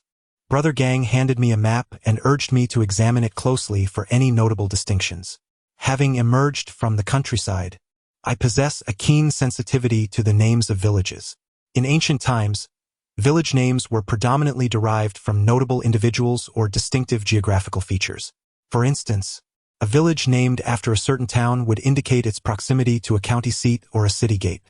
A village named after a temple suggests that there once existed a temple in that vicinity. As for those villages named after prominent families, they typically indicate a strong lineage presence, with few outsiders and the existence of wealthy gentry. As I unfolded the map, I discovered it comprised two sections, one depicting the Qing dynasty and the other representing modern times. Upon scrutinizing the maps, I discerned significant differences in the villages of Zhao County, all bearing the name of a prominent family. Such locales are often the sites of renowned tombs, for in ancient times, landowners and wealthy gentry were invariably linked to high-ranking officials. The ancients placed immense importance on feng shui, whether for residences or tombs. However, many areas lack mountains or rivers yet still possess their own unique feng shui. Additionally, given the vastness of the country and the multitude of emperors and princes, it is implausible to assume that all places are endowed with ideal feng shui. Many individuals simply do not have the fortune to inhabit such auspicious sites. As autumn gently unfolds, the air turns slightly chilly, and the roads are nearly deserted. Strolling through Zhao County, we meander slowly along the unpaved paths. Upon reaching the border between Zhao County and Ningpu County, Brother Gang steps out to relieve himself. Coincidentally, an elderly man driving a cart approaches. Brother Gang greets him, inquiring, "Good sir, what place is this? How much farther to Ningpu County?" "Thank you, kind elder. We were feeling a bit peckish and wished to purchase some food, which is why we ventured into the village. It appears we may have taken a wrong turn. I apologize for the trouble." Brother Gang speaks courteously. Throughout our journey, we have avoided the main roads, traversing from one village to another. Consulting the map reveals our location, yet I am puzzled by Brother Gang's inquiry. Once back in the vehicle, and after the elder has wandered off, Brother Gang turns to Huazi and says, "Let us proceed forward. There is something of interest here."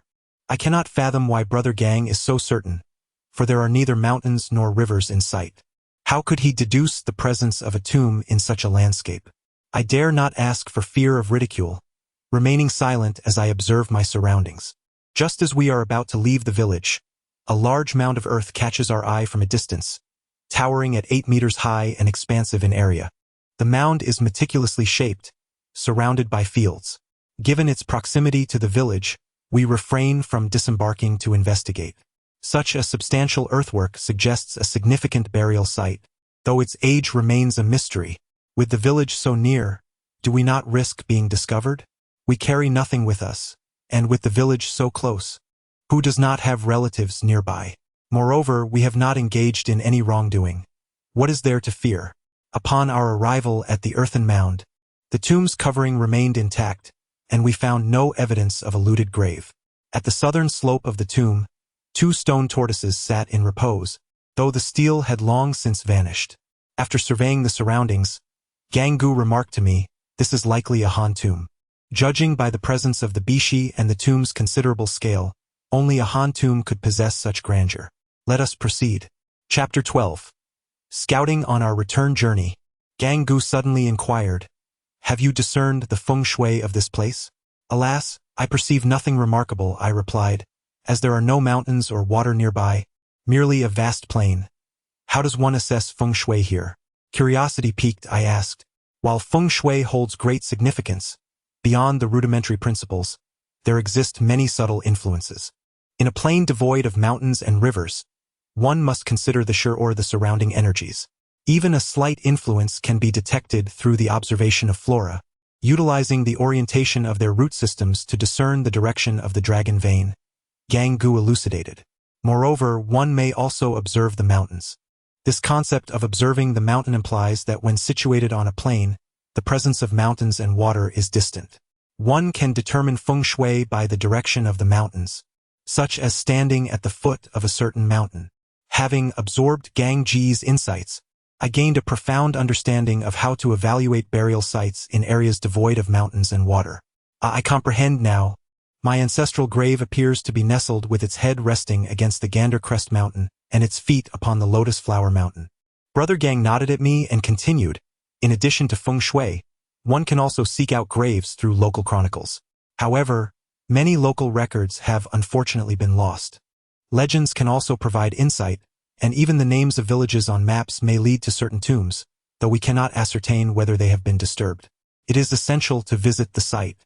As we returned to the car, night had fallen. Brother Gang inquired of Brother Hua, "Have you encountered anyone during this long time?" With autumn upon us, and given the late hour, the likelihood of meeting someone, even after a night's rest, is quite slim. What about this tomb? Is it feasible to proceed? Brother Hua responded, this tomb is rather substantial. It likely has not been tampered with. Let us gather our tools and investigate to ascertain its nature. We must be cautious since it is close to the village. We should avoid drawing attention. The nearby trees are sparse, so we must act swiftly. Brother Gang instructed decisively.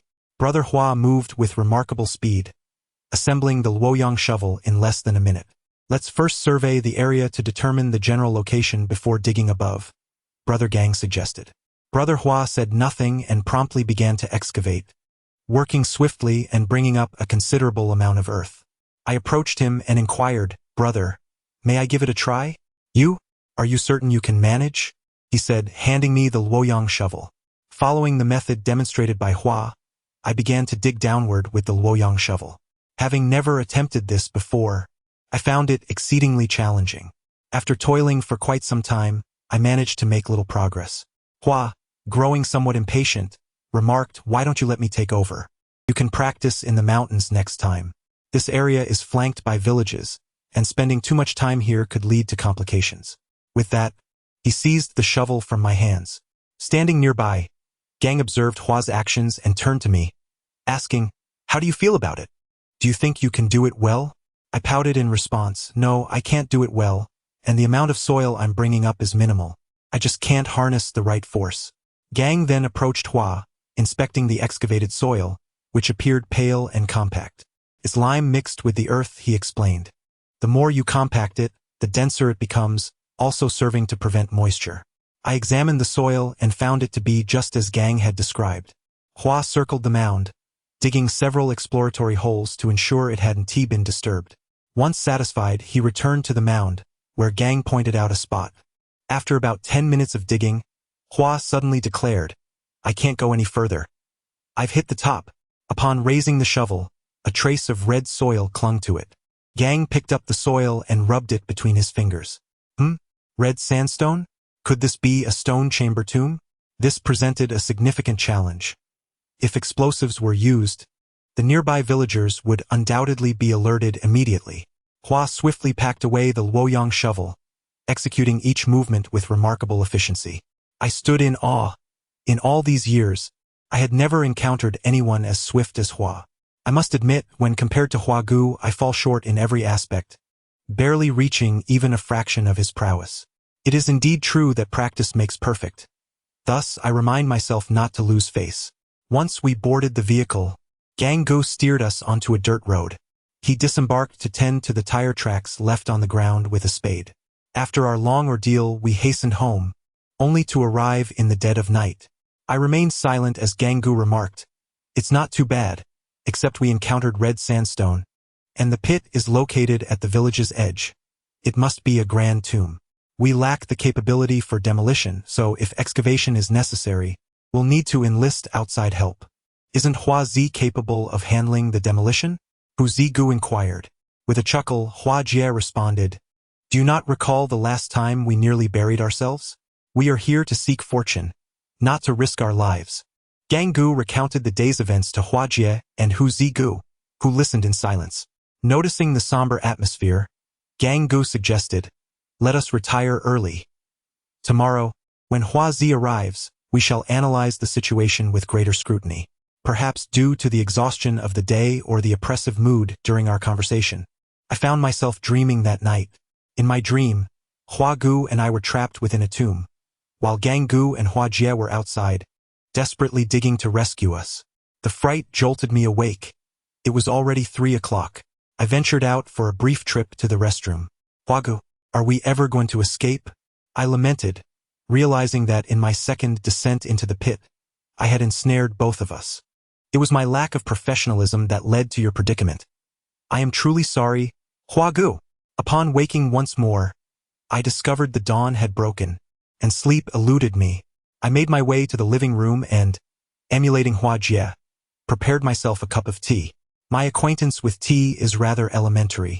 Even now, my palate is limited to black tea, while the nuances of other varieties elude me. However, having grown accustomed to the ritual of tea drinking amidst company, I rummaged through my belongings until I finally unearthed a tin of tea leaves. I brewed a cup and sat in contemplation, pondering whether this dream bore any significance. Does it portend misfortune should we encounter that tomb? Perhaps I ought to confide in Brother Gang, or better yet, avoid that pit altogether. I can reconcile with the notion of not making a profit, yet I cannot bear the thought of anyone coming to harm, particularly the words of Brother Hua, which resonate vividly in my memory.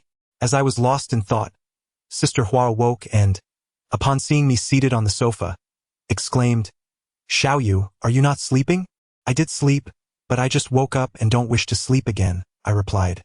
Sister Hua settled beside me, placing her hand gently on my shoulder. Instinctively, I recoiled, causing her to pause momentarily before inquiring, "Is something troubling you? Please share with me." As she spoke, she affectionately stroked my head. Though I generally detest such gestures, her touch evoked a profound sense of closeness, and I found myself unable to restrain my tears. Chapter 13. Lord Luo. It may have been the first occasion that Sister Hua witnessed my tears, leaving her momentarily at a loss. Given our shared profession, we are all acutely attuned to the subtleties of sound. Soon, Brother Hu and Brother Gang emerged. Upon seeing my distress, Brother Gang furrowed his brow, while Brother Hu glanced between me and Brother Gang without uttering a word. Sister Hua turned to Brother Gang, stating, "Don't look at me. I am just as perplexed, having only just awakened." Brother Gang, still frowning, asked, "Xiao Yu, what is the matter? Are you homesick? Or is it something else?" At that moment, I was truly frightened. I dare say I had never experienced such fear before. However, that dream felt so vivid that, had I not awakened in my own home, I might have believed it to be reality. "It's nothing. I just had a nightmare that startled me. I apologize for waking you, Brother Gang. Please continue to sleep. I shall be fine shortly," I said. Lost in thought, I suddenly heard a knock at the door. Brother Huzi peeked out at me, chuckled foolishly, and then proceeded to open the door. Brother Hua entered, bearing breakfast. Upon noticing only my presence in the living room, he sensed the atmosphere was amiss and called out, "Breakfast is ready. I brought food." Hearing this, Sister Hua and Brother Gang emerged, and we gathered to eat. I scarcely touched my meal, opting instead to sit on the sofa. Brother Huzi exchanged knowing glances with Brother Hua, who appeared somewhat bewildered, uncertain of the situation. After washing the dishes, Brother Gang addressed everyone, stating, "There is nothing urgent. Let us convene and discuss the red sandstone tomb. You are all aware of the situation. This tomb is a stone one, likely requiring demolition. The capacity for such work must be robust. We lack the necessary expertise and will need to enlist outside assistance. What are your thoughts?" Brother Gang furrowed his brow. "Brother Gang, although I arrived last, I must express my reluctance to engage with this tomb," I interjected hastily. Reluctant to engage? Indeed. I feel it is perilously close to the village, posing a danger.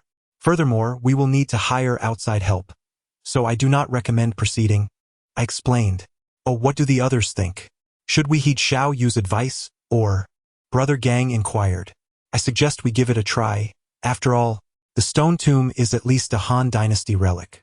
If we succeed this time, we could have a prosperous year ahead," Huzi remarked. "Everyone, please share your thoughts.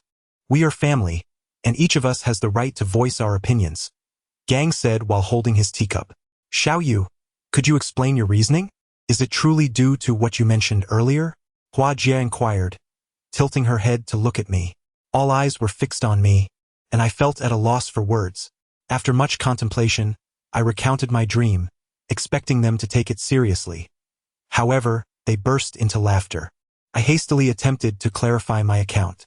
Hua Gu approached me, gripping my arm firmly as he said, "If it is indeed true, then you must not attempt to rescue us if you are outside. Leave at once. Should fortune favor us and we manage to escape, we will seek you out. If not, then each year you must burn some paper for me, and do make sure to include a few lovely ladies for your Hua Gu. Don't forget to burn some handsome fellows for me too," Hua Jie added with a smile. The atmosphere lightened considerably, yet I could discern that Hua Gu was earnest in his words, for there was no hint of jest in his expression as he spoke.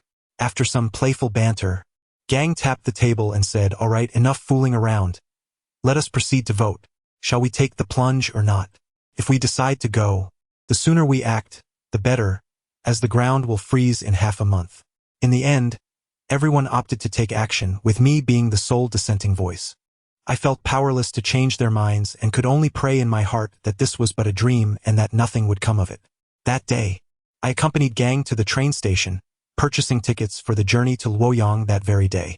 Upon disembarking from the train, Brother Gang made a brief call from a public telephone booth, exchanging only a few words before we settled down at the station. It was my first visit to Luoyang, and the train station left a profound impression on me. The station featured a two-story building topped with an ancient-style tripod design, with 3 platforms and 5 tracks, yet the crowd was relatively sparse. I later learned that there was an east station as well. After waiting for half an hour, a Santana pulled up in front of us. An elderly gentleman, seemingly around 50, emerged from the vehicle and greeted Brother Gang, exclaiming, Xiao Gang, what brings you to Luoyang? Such a distinguished guest. I wouldn't have come without a request, Brother Gang replied. Xiao Yu, meet Master Luo. Greetings, Master Luo. You may simply call me Xiao Yu, I responded with a smile. We drove to Dongdajie in the old city, where the streets were narrow and flanked by various shops and offices. The most vivid memory I have is of reaching the end of the street, where a drum tower stood, although I am uncertain if it still exists today. Upon alighting, this gentleman led us to a small courtyard, which, while not expansive, was adorned with antiques and calligraphy, suggesting a connection to our profession. Inside, a young lady served us tea, and at that moment, Brother Gang stated, Master Luo, I shan't stand on ceremony this time. Let us get straight to the point. I am here to borrow a person from you, specifically your skilled artillery worker, for my next stone pit endeavor. What kind of pit could possibly challenge you? As far as I know, Xiao Gang has a capable artillery worker at his disposal. Why come to me for assistance?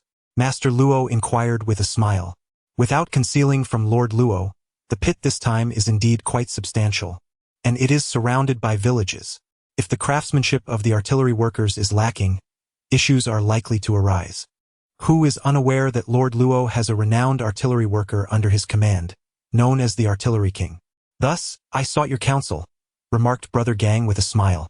Xiao Zhang humbly bowed his head, acknowledging that while the individual can be lent, everyone must earn a living. Pray tell, how much do you intend for me to earn from this endeavor? Brother Gang remained silent, merely raising 2 fingers before sipping his tea. After pondering, Lord Luo addressed Brother Gang. Isn't 2 layers a bit insufficient? After all, everyone is quite occupied these days. As for the young Wei you mentioned, he is currently working on the pit. If I am not mistaken, this pit dates back to the Han Dynasty, and 2 layers would suffice. However, if it turns out to be an empty pit or if it collapses, then I can offer an additional 20,000. This is my utmost sincerity. Brother Gang laughed heartily. Very well, since Xiao Zhang is so meticulous, I shall not undermine my own standing. It is settled then. Lord Luo chuckled and shifted the conversation towards me. Is this young gentleman, with such a refined demeanor, a new addition to your team? Brother Gang glanced at me and replied to Lord Luo, This is my newly accepted apprentice, named Xiaoyu. I too aspire to follow in Lord Luo's footsteps, preparing to step back and allow the younger generation to take charge. The 2 men erupted in laughter. Chapter 14. Xiao Wei. That day, Lord Luo did not allow us to leave. He invited us to dine at his residence. During the meal, Brother Gang and Lord Luo engaged in extensive discussions about recent events within our industry. A significant gang in the south has encountered severe troubles, and it appears that these individuals may find it exceedingly difficult to emerge from their predicament. After dinner, Mr. Luo presented a plethora of newly unearthed funerary artifacts for Brother Gang's inspection. He expressed concerns about the tightening scrutiny lately and his desire to send these items abroad. However, Brother Gang countered that there exists a substantial number of collectors domestically who are equally passionate about such treasures, advising against their overseas shipment. Mr. Luo lamented the lack of channels and implored Brother Gang to facilitate connections, promising ample rewards upon successful completion. Brother Gang assured Mr. Luo that once this endeavor concluded, he would make introductions when he traveled to Beijing, urging him to rest assured. It was evident that Brother Gang was reluctant to engage in this affair, and it later became clear that our involvement would jeopardize our future prospects. The following morning, a man in his 40s arrived. A rather short individual, not as robust as Hua Gu, appearing quite slender, resembling a technician. Xiao Wei, Mr. Luo stated, no need for introductions. Brother Gang wishes to enlist your expertise in resolving a predicament. Please accompany him. Mr. Luo, sipping tea, did not even raise his head. Brother Gang greeted Xiao Wei, asking when they would depart and whether everything was ready. Xiao Wei affirmed that since all was prepared, they could leave at any moment, suggesting they head to the station immediately. Brother Gang turned to Mr. Luo, apologizing for the inconvenience and promising to reconnect after the task was completed. Mr. Luo merely nodded in acknowledgement and waved his hand, signaling us to proceed. We found a hotel for Xiao Wei, securing 2 rooms for our stay. That evening, we convened in the hotel to discuss the particulars with Xiao Wei, who furrowed his brow intently as he examined the diagrams drawn by Brother Gang. We waited patiently for a full half hour. Xiao Wei remarked, the challenge is formidable. Everything else is manageable, but the dogs in the village will definitely not be compliant. Therefore, the control of the explosives must be precise, and it must be executed in one go. There cannot be a second attempt. Xiao Wei requested numerous items, and fortunately, Brother Hua had everything in stock. Brother Gang instructed us to rest well today, as we would take action tomorrow night. Upon returning home, I shared my doubts with Brother Gang. He glanced at me without uttering a word and then said to Sister Hua, you discuss it with Xiao Yu. I'm going to rest. While I pondered the reasons behind this, Sister Hua entered my room. Dressed in pajamas, her figure was particularly striking, which made me blush slightly. Since my room was the smallest, Sister Hua sat on my bed and said, silly little brother, haven't you figured it out yet? Not really. Since we chose to collaborate with them, why must we be so wary? They wouldn't dare speak out. Even if they knew we were staying here, what could they do? I inquired. Sister Hua reclined on my bed and replied, in our line of work, the utmost importance lies in being cautious. Extremely cautious. We cannot trust anyone. Someone like Xiao Wei is not one of us. If we succeed, we risk being raided. If we fail, they won't be able to trace us. Raid? Do they really have the audacity for that? I questioned. Those who make a living in this way are all risk-takers. Xiao Yu, apart from us few, you cannot trust anyone. The rest are merely transactions, and with transactions come both success and failure, Sister Hua explained. Then can we eliminate Xiao Wei once our objective is achieved? I gestured across my throat. In truth, I learned this from the movies. It feels remarkably suave to utter such words, though I am uncertain which nerve was misfired. Such thoughts are permissible, yet 2 points must be noted. First, we differ from them. Our ability to avoid mishaps for so many years is a testament to our reputation in this industry. If it were truly the case, there exists no wall impermeable to whispers. Should the truth come to light, the network of connections that Brother Gang has painstakingly built over the years would be shattered. Sister Hua chuckled as she spoke. I understand now, Sister Hua. Thank you for always guiding me. From now on, you shall be like my elder sister, and when we grow old, I shall take care of you, I said with a foolish grin. What? Your sister has aged to this extent and is already contemplating retirement? Sister Hua retorted, feigning annoyance. Not at all. My sister is the most beautiful of all, eternally youthful, never to grow old. I flattered her with a smile. You certainly know how to charm, she replied, but you should get some rest. Tomorrow night you won't get a wink of sleep, and you can't afford to be fatigued. Sister Hua gently tousled my hair. Brother Gang chuckled, wrapping his arm around Xiao Wei as we ascended the stairs. I could sense the tension in the air. Brother Hua's hand rested on his waist, and I was certain that if Xiao Wei were to make any inappropriate move, Brother Hua would swiftly act. Upon entering the room, Xiao Wei addressed Brother Gang. I had thought you would arrive by noon. I did not anticipate your early arrival, so I went out to buy breakfast myself. Rest assured, Xiao Gang, since I am joining forces with you, I shall refrain from any improper conduct. Chapter 15. The Western Hantoon Brother Gang. We convened a meeting and decided to drive 2 vehicles. Remember to keep the headlights off. This time, Sister Hua would be on lookout duty, while Brother Hua and Brother Huzi would be responsible for breaking into the tomb. I would initially be tasked with dispersing the earth.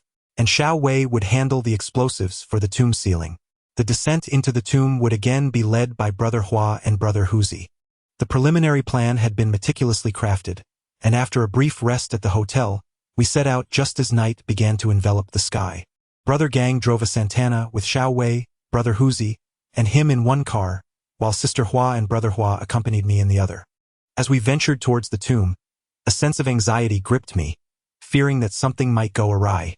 Sister Hua, noticing my unease, embraced me, providing a semblance of comfort.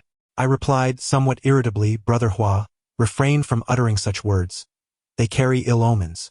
Having made our choice, I shall not abandon my family. Brother Hua cast a glance my way but remained silent.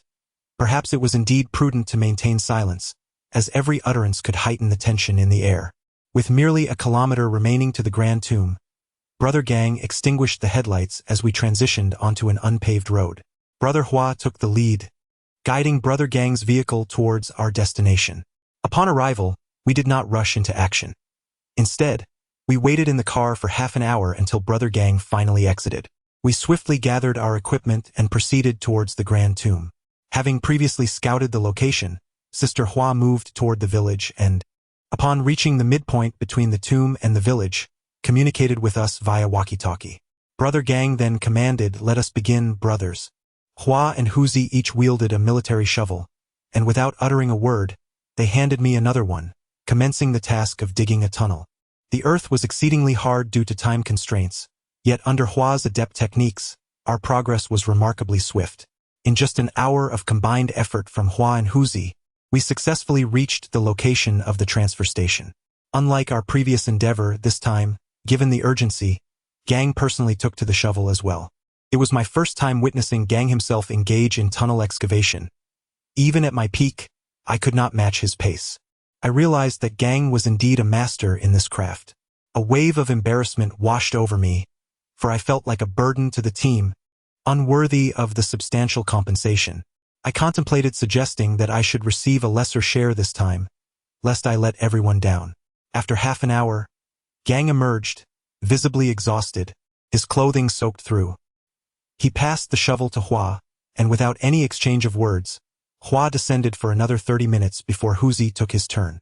Huzi ascended in merely 20 minutes, reporting to Hua, "We've hit the ceiling." Gang glanced at Xiao Wei and promptly returned to the tunnel. Upon his return, he informed Xiao Wei, "The red sandstone capstone is indeed as I anticipated. It's now up to you. Please exercise caution."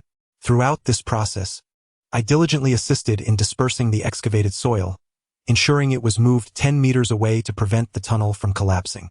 However, I had not been attentive to Xiao Wei's actions until Gang re-emerged and Xiao Wei approached the tunnel entrance, nodding in acknowledgement. Little Wei carried a bag, brimming with supplies, yet meticulously organized with pure cotton dividers, revealing his considerable experience. Years later, I had heard numerous accounts of collapses caused by the explosive workers, resulting in tragic entombments, with lives lost by the time Uncle Hat arrived. After Little Wei and Brother Hua ascended, they nodded at Brother Gang, prompting us to retreat behind the earthen mound, leaving only Little Wei at the entrance of the tunnel. A muffled thud echoed, not particularly loud, yet it stirred the village dogs into a frenzy. In rural areas, a single dog's bark ignites a chorus of barks from every canine in the vicinity. After a 10-minute pause with no further disturbances, we observed Little Wei descend the tunnel once more. We promptly approached the entrance, and upon his return, he signaled to us with a finger. Brother Hua and Brother Huzi, armed with ropes, crowbars, oil lamps, burlap sacks, and walkie-talkies, proceeded into the tunnel. Subsequently, Brother Gang instructed me to enter the tunnel and inquire how deep it was and whether a support structure was necessary. Upon my descent, I noticed that Brother Hua and Brother Huzi had not followed. They had merely lowered the oil lamp. Brother Hua inquired, "How did you come down? Who sent you?" Anxiously, I replied, "Brother Gang allowed me to ask if we need to build a support." Brother Hua affirmed, "A support is indeed required.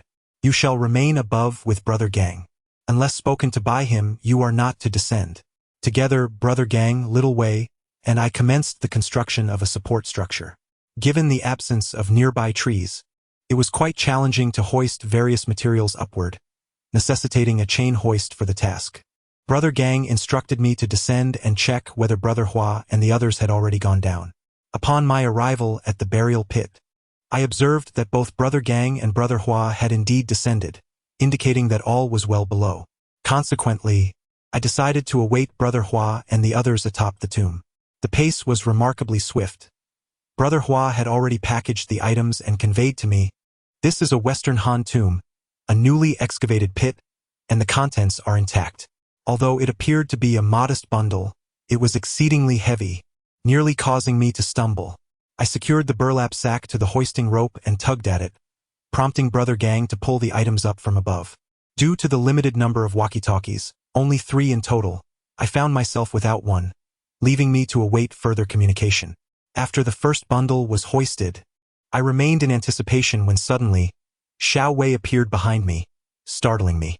Xiao Wei informed me, "Xiao Gang has instructed you to ascend. I will remain here." At that moment, I felt a twinge of unease. What if something went awry?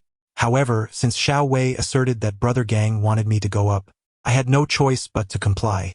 Once I reached the top, I quietly inquired of Brother Gang, "Brother Gang, do you think Xiao Wei can manage down there?" "I'm not entirely assured." Brother Gang reassured me, "No worries, it should be fine. Once we pry open the coffin, I will call Brother Hua up, and you can descend as well."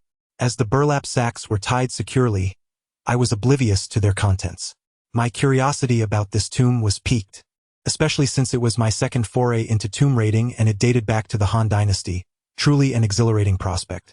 Nevertheless, I still harbored a slight apprehension regarding that ominous dream. As the rope was pulled, I hastily utilized the hoist to retrieve the second bundle. At that moment, the walkie-talkie crackled to life. "There's too much stuff. What should we do?" Chapter 16. The unexpected listening to the words emanating from the walkie-talkie. Gang Gu furrowed his brow, contemplating for a moment before stating, "Take the valuable items. Do not touch those of lesser worth for now." The walkie-talkie fell silent, and just as the tension mounted between Gang Gu and me, we heard Hua Ji's voice. "All right, let us head straight for the coffin. We are prying open the stone sarcophagus, which will require some time." Time seemed to fly by, and I felt a twinge of impatience. It was evident that Gang Gu was equally anxious, frequently glancing at his watch. After what felt like an eternity of half an hour, Hua Ji's voice crackled through the walkie-talkie. "Wealth and prosperity await. We're done. It's remarkably opulent inside." Hua Ji's excitement was palpable. Once another heavy sack was hoisted up, I could distinctly sense its weight. Though the contents were obscured from view, I surmised it must contain coins or perhaps gold. Gang Gu spoke into the walkie-talkie, instructing Hua Gu, "Come up. Let Xiao Yu descend for a closer look." At that moment, everyone was taken aback, and although Hua Gu remained silent, he ascended alongside Xiao Wei. "Stay hidden and do not draw attention. We shall conceal ourselves and await our fate," Gang Gu advised. The passage of time felt excruciatingly slow as the 4 of us crouched behind the mound of earth, none daring to utter a word, while Hua Gu entrusted the walkie-talkie to Hu Zigu. After a prolonged silence, we heard a man's voice. "Those heartless thieves are here to rob the tomb. The police will surely be alerted to apprehend you." In an instant, Hua Gu reacted with remarkable swiftness, drawing a sharp knife from his waist and charging toward the elder. The 3 of us followed suit, only to witness a shadowy figure tackle the man, and with a resounding thud, he was thrown to the ground. As we arrived, we witnessed Hua Gu pinning the elderly man to the ground. Just as the old man was about to cry out, Hua Gu swiftly encircled his neck with his arm. The vehicle, whether it was a cart or something else, suddenly became uncontrollable, veering towards Hua Ji's direction. It was unclear whether the man had succumbed to unconsciousness or death, as he ceased to struggle. In that moment, I was utterly bewildered, unsure of how to respond. "Is he still alive?" Gang Gu inquired. "What should we do with him?" Hua Gu asked Gang Gu. "Bind him and gag him. Drag him to the theft hole," Gang Gu commanded. "Huzi, stop dawdling. We have guests. Quickly gather the valuables, and let us make our escape." Gang Gu communicated through the walkie-talkie to Huzi. "I can't control that vehicle anymore, but I've managed to steer it into the fields," Hua Jie announced. I was in a daze, completely oblivious to the unfolding events. feeling as though I were trapped in a dream. The last 2 bags contain items from the coffin. We need to haul them up immediately, Huzi urged. Don't just stand there. Help Huzi retrieve the items. We can't afford any delays, Gang Gu instructed me. I hurriedly ran over with Xiao Wei to begin pulling up the chain. The sacks were hoisted up, and I quickly descended into the theft hole to send down the rope, spotting Huzi waiting for it in the tomb. I handed the rope to Huzi and asked, "What's the situation outside? Let us discuss it later." "Everyone's already above," I replied anxiously. After reaching the surface, I saw Gang Gu crouched before the man, and Hua Jie had also arrived. Once Xiao Wei and I retrieved the last sack, we approached Gang Gu. Gang Gu addressed the man, "My dear fellow, our intention is merely to seek fortune, not to bring harm. Consider this. I shall offer you 50,000 yuan, and I hope you can forget this matter. Is that agreeable?" The man remained silent, seemingly deep in contemplation. Gang Gu did not press him further and turned to Hua Zi, instructing, "Load the items into the vehicle." Amidst the cacophony, all I could discern was the sound of my own heartbeat. Xiao Wei, Hua Gu, and I were occupied with placing the funerary items into the car. Upon entering, I noticed Hua Gu appeared relatively calm, while both Hua Jie and I felt a degree of apprehension. We waited in the vehicle for a full hour, and I grew increasingly restless, yearning to take a look outside, but Hua Gu restrained me, suggesting we wait a little longer. Time seemed to pass swiftly. Glancing at Hua Jie's watch, I realized it was nearly 4 o'clock. In just 2 hours, dawn would break. As I lost myself in my thoughts, I spotted Gang Gu, Huzi, and Xiao Wei approaching. Huzi nodded in acknowledgement but said nothing, heading straight to wash up. We took turns showering, with Huzi going first, followed by Gang Gu, then myself and Hua Jie being the last to bathe. After my shower, I mustered the courage to knock on Gang Gu's door. "Xiao Yu, is there something you need? It's quite late. You should rest early, as we have an early start tomorrow," Gang Gu said with a smile. "Gang Gu, I cannot sleep. I wish to inquire about what ultimately happened to that man," I asked cautiously. "Xiao Yu, you are still young. There are certain matters I prefer you remain unaware of, for I fear it may burden you.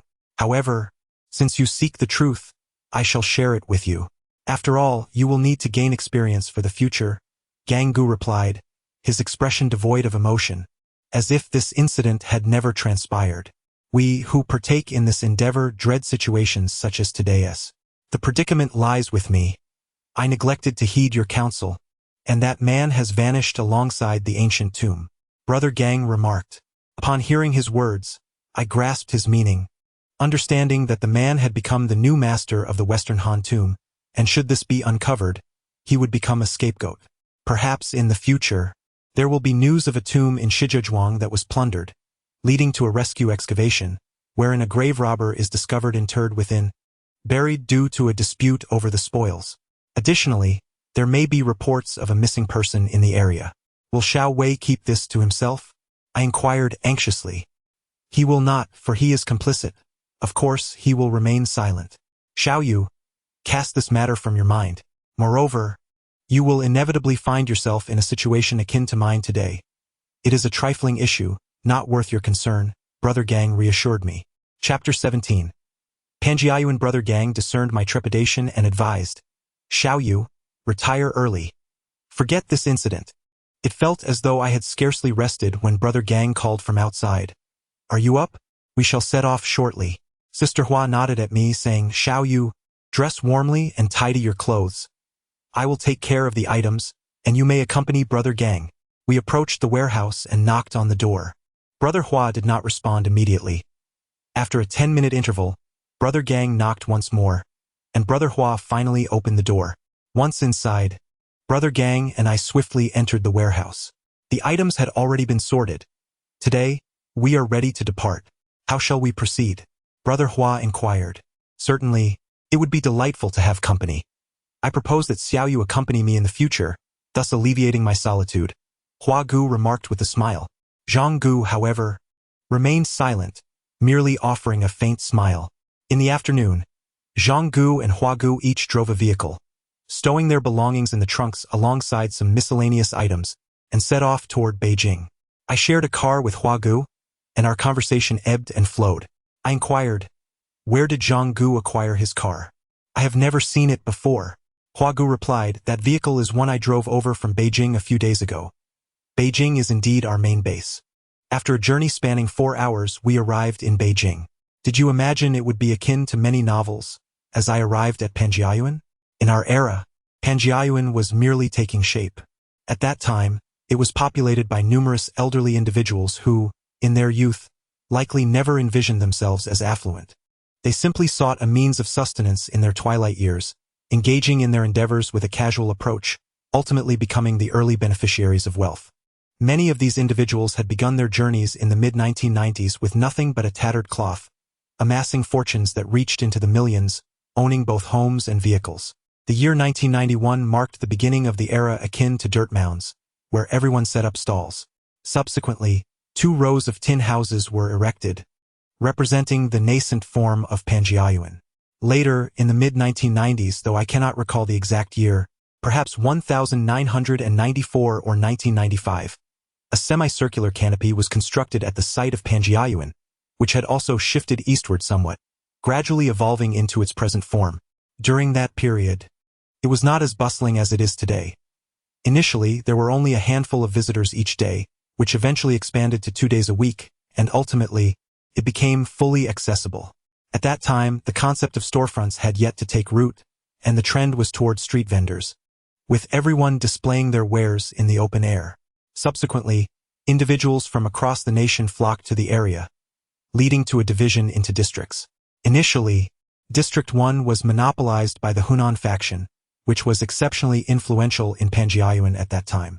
The stalls were quite affordable back then, merely incurring a management fee. However, by the year 2001, the value of these stalls had escalated, with prices soaring to hundreds of thousands in the following decade. As more and more people arrived, particularly from distant locales, numerous small inns sprang up around the vicinity. In addition to Panjiayuan, vendors also set up stalls in these inns, often spreading their goods across the beds in their rooms. This period was truly fascinating. When I first visited Panjiayuan, I became utterly enchanted by the place. Upon arriving near Hohai, I parked my car in front of a quaint sihiyuan, its imposing red door exuding a sense of grandeur and antiquity. Brother Gang alighted and knocked on the door, which was opened by Sister Hua, with Brother Huzi following closely behind. This marked my inaugural visit to Beijing, and I found myself quite bewildered by the city. Brother Gang instructed us to bring our belongings into the courtyard. Upon entering, we were greeted by a solitary shadow wall, intricately carved with the character for fortune. As we navigated around the wall, the entirety of the sihiyuan came into view. Contrary to the expansive courtyards depicted in films, this was a rather modest space. According to the traditional layout, one would refer to it as the first entrance of the sihiyuan, with the courtyard situated just beyond the shadow wall. Adjacent to the main house were 2 side rooms and an additional 2 wing rooms, along with an inverted room. We placed our items in the inverted room, which resembled a storage space, filled to the brim with belongings. After organizing our things at the back, we proceeded to the main house to seek out Brother Gang. Upon entering the main door, I was greeted by an expansive reception hall adorned with wooden furnishings on 3 sides, each piece showcasing an array of antiques. The adjoining rooms had been transformed into bedrooms. I found a comfortable spot to sit, and soon after, Hua and the others joined me. Sister Hua busied herself with brewing tea, as we were all weary from a long day. Brother Gang, seated in the principal position, addressed the group. I merely nodded in response, remaining silent. Sister Hua served each of us a cup of tea and remarked, "I will tidy up for you shortly." This chamber appeared to belong to the individual mentioned by Sister Hua, who had perished in the grave. The room was filled with numerous items, including an assortment of porcelain vases. Once Sister Hua finished her tasks, she suggested, "You may stay here." Brother Gang and Brother Huzi occupied the eastern wing, while Sister Hua resided in the western wing. I proceeded to the eastern room, which opened into a sitting area featuring a table against the wall, accompanied by 2 chairs. Artwork adorned the walls, its authenticity unknown. Flanking the space were 2 additional rooms, where both Brother Gang and Brother Huzi were ensconced. Noticing my arrival, Hua emerged to inquire, "What brings you here, Xiaoyu? Did Brother Gang call for us?" "No, I merely came to take a look," I replied with a smile. "Hua, seated comfortably, suggested, "Aren't you tired? It's best to rest early." Sensing the subtle hint to leave, I agreed and exited the room, making my way to the western chamber, which belonged to Sister Hua. In comparison to the eastern room, the western chamber was markedly cleaner. "What brings you here, Xiao Yu?" Sister Hua asked. "Oh, nothing much. Just wandering about to admire the courtyard," I replied. Chapter 18. Manager Wang. The night passed in silence. Early the next morning, someone knocked on my door. Upon rising, I found it was Brother Gang. It was still very early, and I felt quite groggy, so I inquired, "Brother Gang, what brings you here so early?" "Nothing much. Just wanted to have a chat," Brother Gang replied with a serious demeanor. We stepped out together and entered the living room, where Brother Gang had already prepared 2 cups of tea, placing them on the table. I was well versed in etiquette, having been taught the customs of dining and receiving guests from a young age. The principal seat in the living room belonged to the host, so I took the first seat below it, while Brother Gang occupied the main position. "Come sit closer. There's no need to be so far away," Brother Gang urged, indicating for me to take the spot at the table. I responded, "Brother Gang, I am quite content in the guest seat. You're aware of the proper etiquette. There are no outsiders here. Please come closer. I have something to discuss with you," Brother Gang insisted. I rose and carried my tea over to him, saying, "What is it, Brother Gang? Can't I find you without a reason?" Brother Gang sipped his tea without looking up. "No, Brother Gang, that's not what I meant. I thought you had something important to discuss," I chuckled. "All right, I won't tease you anymore. Today you will accompany me. I'm taking you to see the goods," Brother Gang announced. "Sounds good. I'll follow your lead," I replied. At that moment, Brother Hua entered and, upon seeing me seated in the main position, paused and remarked, "Xiao Yu, is that seat yours?" "It's because I allowed Xiao Yu to sit there. He understands the proper etiquette," Brother Gang interjected. "Huazi, have you made the arrangements? Let us distribute the goods today," Gang Gu suggested. "Holding onto them poses a dilemma. Once we disperse the items, we shall share the profits, especially with the new year approaching. Everything is arranged, we shall head over shortly. I will bring along a couple of items," Hua Gu responded. "Then let us depart," Gang Gu remarked as he set down his teacup. We stepped outside together, with Hua Gu at the wheel and I seated in the passenger seat. Hua Gu carried a large bag, presumably containing the stolen funerary artifacts. After we got into the car, Gang Gu suddenly inquired, "Xiao Yu, can you drive?" "I cannot. I have never driven before. The first time I descended into the pit was also my inaugural experience in a vehicle," I chuckled. "Then tomorrow, you should practice driving with Hua Gu. You need to learn, as these tasks will eventually fall to you and Hua Zi," Gang Gu advised. We arrived at an antique shop, and after parking, Hua Gu opened the car door for Gang Gu. Just as Gang Gu stepped out, a young man emerged from the store. He appeared to be of a similar age to mine and greeted Gang Gu, saying, "Ah, a distinguished guest. Hua Gu didn't mention your arrival.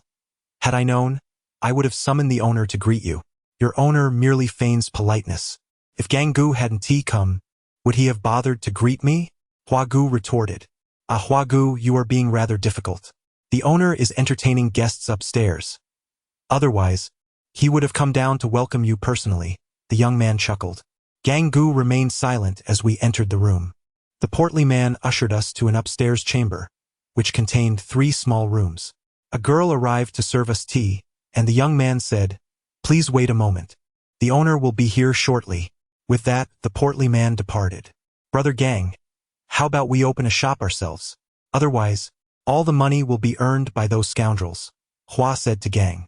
"I actually have that idea, but we are too few in number. We still need more people," Gang replied. After waiting for over 10 minutes, an elderly man entered. He appeared to be at least 60 years old, dressed in a traditional Tang suit, with a long beard that reminded me of Brother Beard. "Ah, I've been quite busy lately, making Xiao Gang wait for so long," he said, clasping his fists in greeting. "That's quite all right, Manager Wang. No need for formality. We are old friends," Hua said. At that moment, Hua took out several items from his bag. A horseshoe gold ingot, a jade bai, and a bronze ding, placing them on the table. "Please take a look, Manager Wang. This is just a portion. Examine them carefully, and then we can continue our discussion." Upon seeing the items, Manager Wang exclaimed, "Where did these come from? They are marvelous." He picked them up and scrutinized them closely, clearly excited. "How many more do you have?" he asked, speaking to himself as he continued to examine the pieces with great enthusiasm. "Manager Wang, we have known each other for many years, so let's skip the pleasantries. There are quite a few items, over several hundred. Can you handle them?" Hua inquired. I can manage. That is not a concern. You can rest assured about that," Manager Wang responded confidently. "Are the items in good condition? When can they be delivered?" he further asked. "That depends on you. If you can handle them, we can arrange for delivery at any time," Hua replied. "How about this? Let's deliver tomorrow evening. I have a client who has a penchant for Western Han artifacts," Mr. Wang said with a smile. "Then we shall take our leave.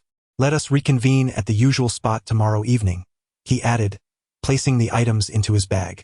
"Do not be hasty, Mr. Hua. Please leave these few items with me, so I might show them to the client," Mr. Wang continued. "This time, payment must be made upon delivery. As for the price, it shall be determined after inspecting all the items." "Then let us leave these with Mr. Wang," Brother Gang suggested. "Opening a shop could resolve our sales issues, but who will manage the store?" Sister Hua inquired. Chapter 19. Loose goods. At that moment, I truly knew little about antiques.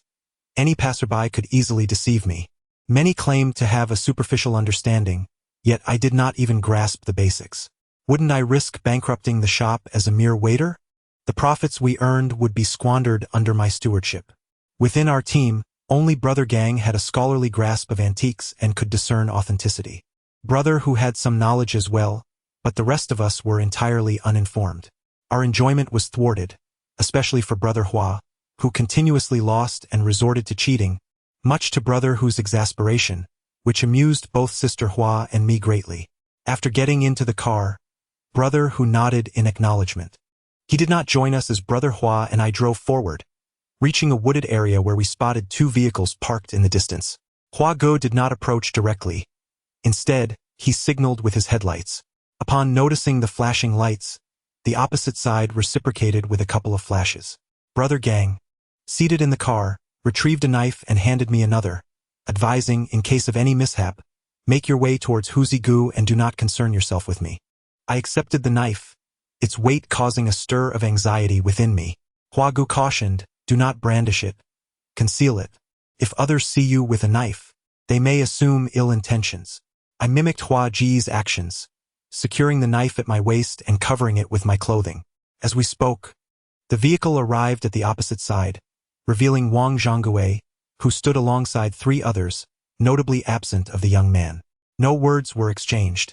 Upon disembarking, we opened the trunk. Wang Zhongguei and one companion approached the rear of the car, unfastening the ropes and illuminating the cargo with a flashlight. I proceeded to extract all items from the back seat and place them on the ground. Observing this, Wang Zhongguei remarked, Huayi, this young master, please take inventory and ensure nothing is damaged. Wang Zhongguei began inspecting the goods laid out on the ground, while another individual continued to scrutinize the contents of the trunk. After a thorough examination, Wang Zhongguei instructed the other person to keep inspecting, then approached Huagu, inquiring, Huayi, may I ask where this batch of goods originated? That cannot be disclosed, Wang Zhongguei. I shall refrain from elaborating on protocols that are well understood. Please refrain from such inquiries in the future, Huagu replied. I observed the other individual standing rigidly, arms crossed, seemingly indifferent, while the other continued to examine the merchandise with great diligence. I chose to remain silent and moved closer to Huagu. Master Hua, forgive my intrusion, but my principal merely wishes to ascertain the origin of these goods. There are quite a few, how many do you require? Master Wang inquired. At that time, the prices of antiques were not exorbitantly high, yet the quality of the items was exceptional. 2 years later, the value of those few pieces of horseshoe gold had surpassed the price at which we sold them. Brother Hua stated, let us settle at 50,000, no more, no less. If that is agreeable, you may proceed with the payment. Master Wang replied, Master Hua, you are like a grandfather to me. Such a price is unreasonable. I acknowledge the quality is indeed remarkable, but there is no need for such demands. A Haven tea brought much today. How about 30,000 for the whole lot? Yesterday you claimed to have the means, and today you seem to falter. Are you unable to proceed, Master Wang? If you are not interested, simply say so. Xiao Yu is loading the vehicle. We are leaving, I said, stepping towards the rear of the car and pulling the individual inspecting the goods aside in preparation for loading. Master Wang quickly interjected, Master Hua, hold on. In business, there are always asking prices and room for negotiation. Why the haste? I never said I wouldn't buy. I merely seek a more favorable price. Stop stammering and give a reasonable offer. Brother Hua retorted. Oh, Master Hua, let's do this. Instead of your 50,000 and my 30,000, how about 35,000? Master Wang proposed. This is not a Qing dynasty item. There aren't many Han dynasty pieces available on the market. Don't say I haven't negotiated. Let us settle on 45,000. If you continue to haggle, I shall load the vehicle and depart. Remember, we are all human here, Brother Hua asserted to Master Wang. Master Hua, please, we have collaborated for so long. How about 43,000? Master Wang pleaded. Regardless of whether Brother Hua agrees, he nodded at the wooden figure. The man entered the vehicle and upon emerging, handed the money to Manager Wang, who then passed it on to Brother Hua, saying, another day, I shall host you for a meal at a fine establishment. Everyone rose to freshen up and commence dining. Brother Gang addressed the group, stating, we have sold for 430,000. 2% shall be given to Lord Luo, and the remaining funds will be reserved for the shop. Uzi, today you shall make a trip to Luoyang to deliver the money. During the day, with nothing pressing, Sister Hua mentioned to Brother Gang, since we have some leisure today, I plan to take Xiao Yu for a stroll and some merriment. Go ahead. Take Xiao Yu to buy some clothes. I shall accompany Huazi to inspect the storefront and then take a leisurely walk in Panjiayuan, Brother Gang replied. Sister Hua prepared herself, and as I awaited her, Brother Gang and Brother Hua departed, while Brother Huzi also drove away. Chapter 20.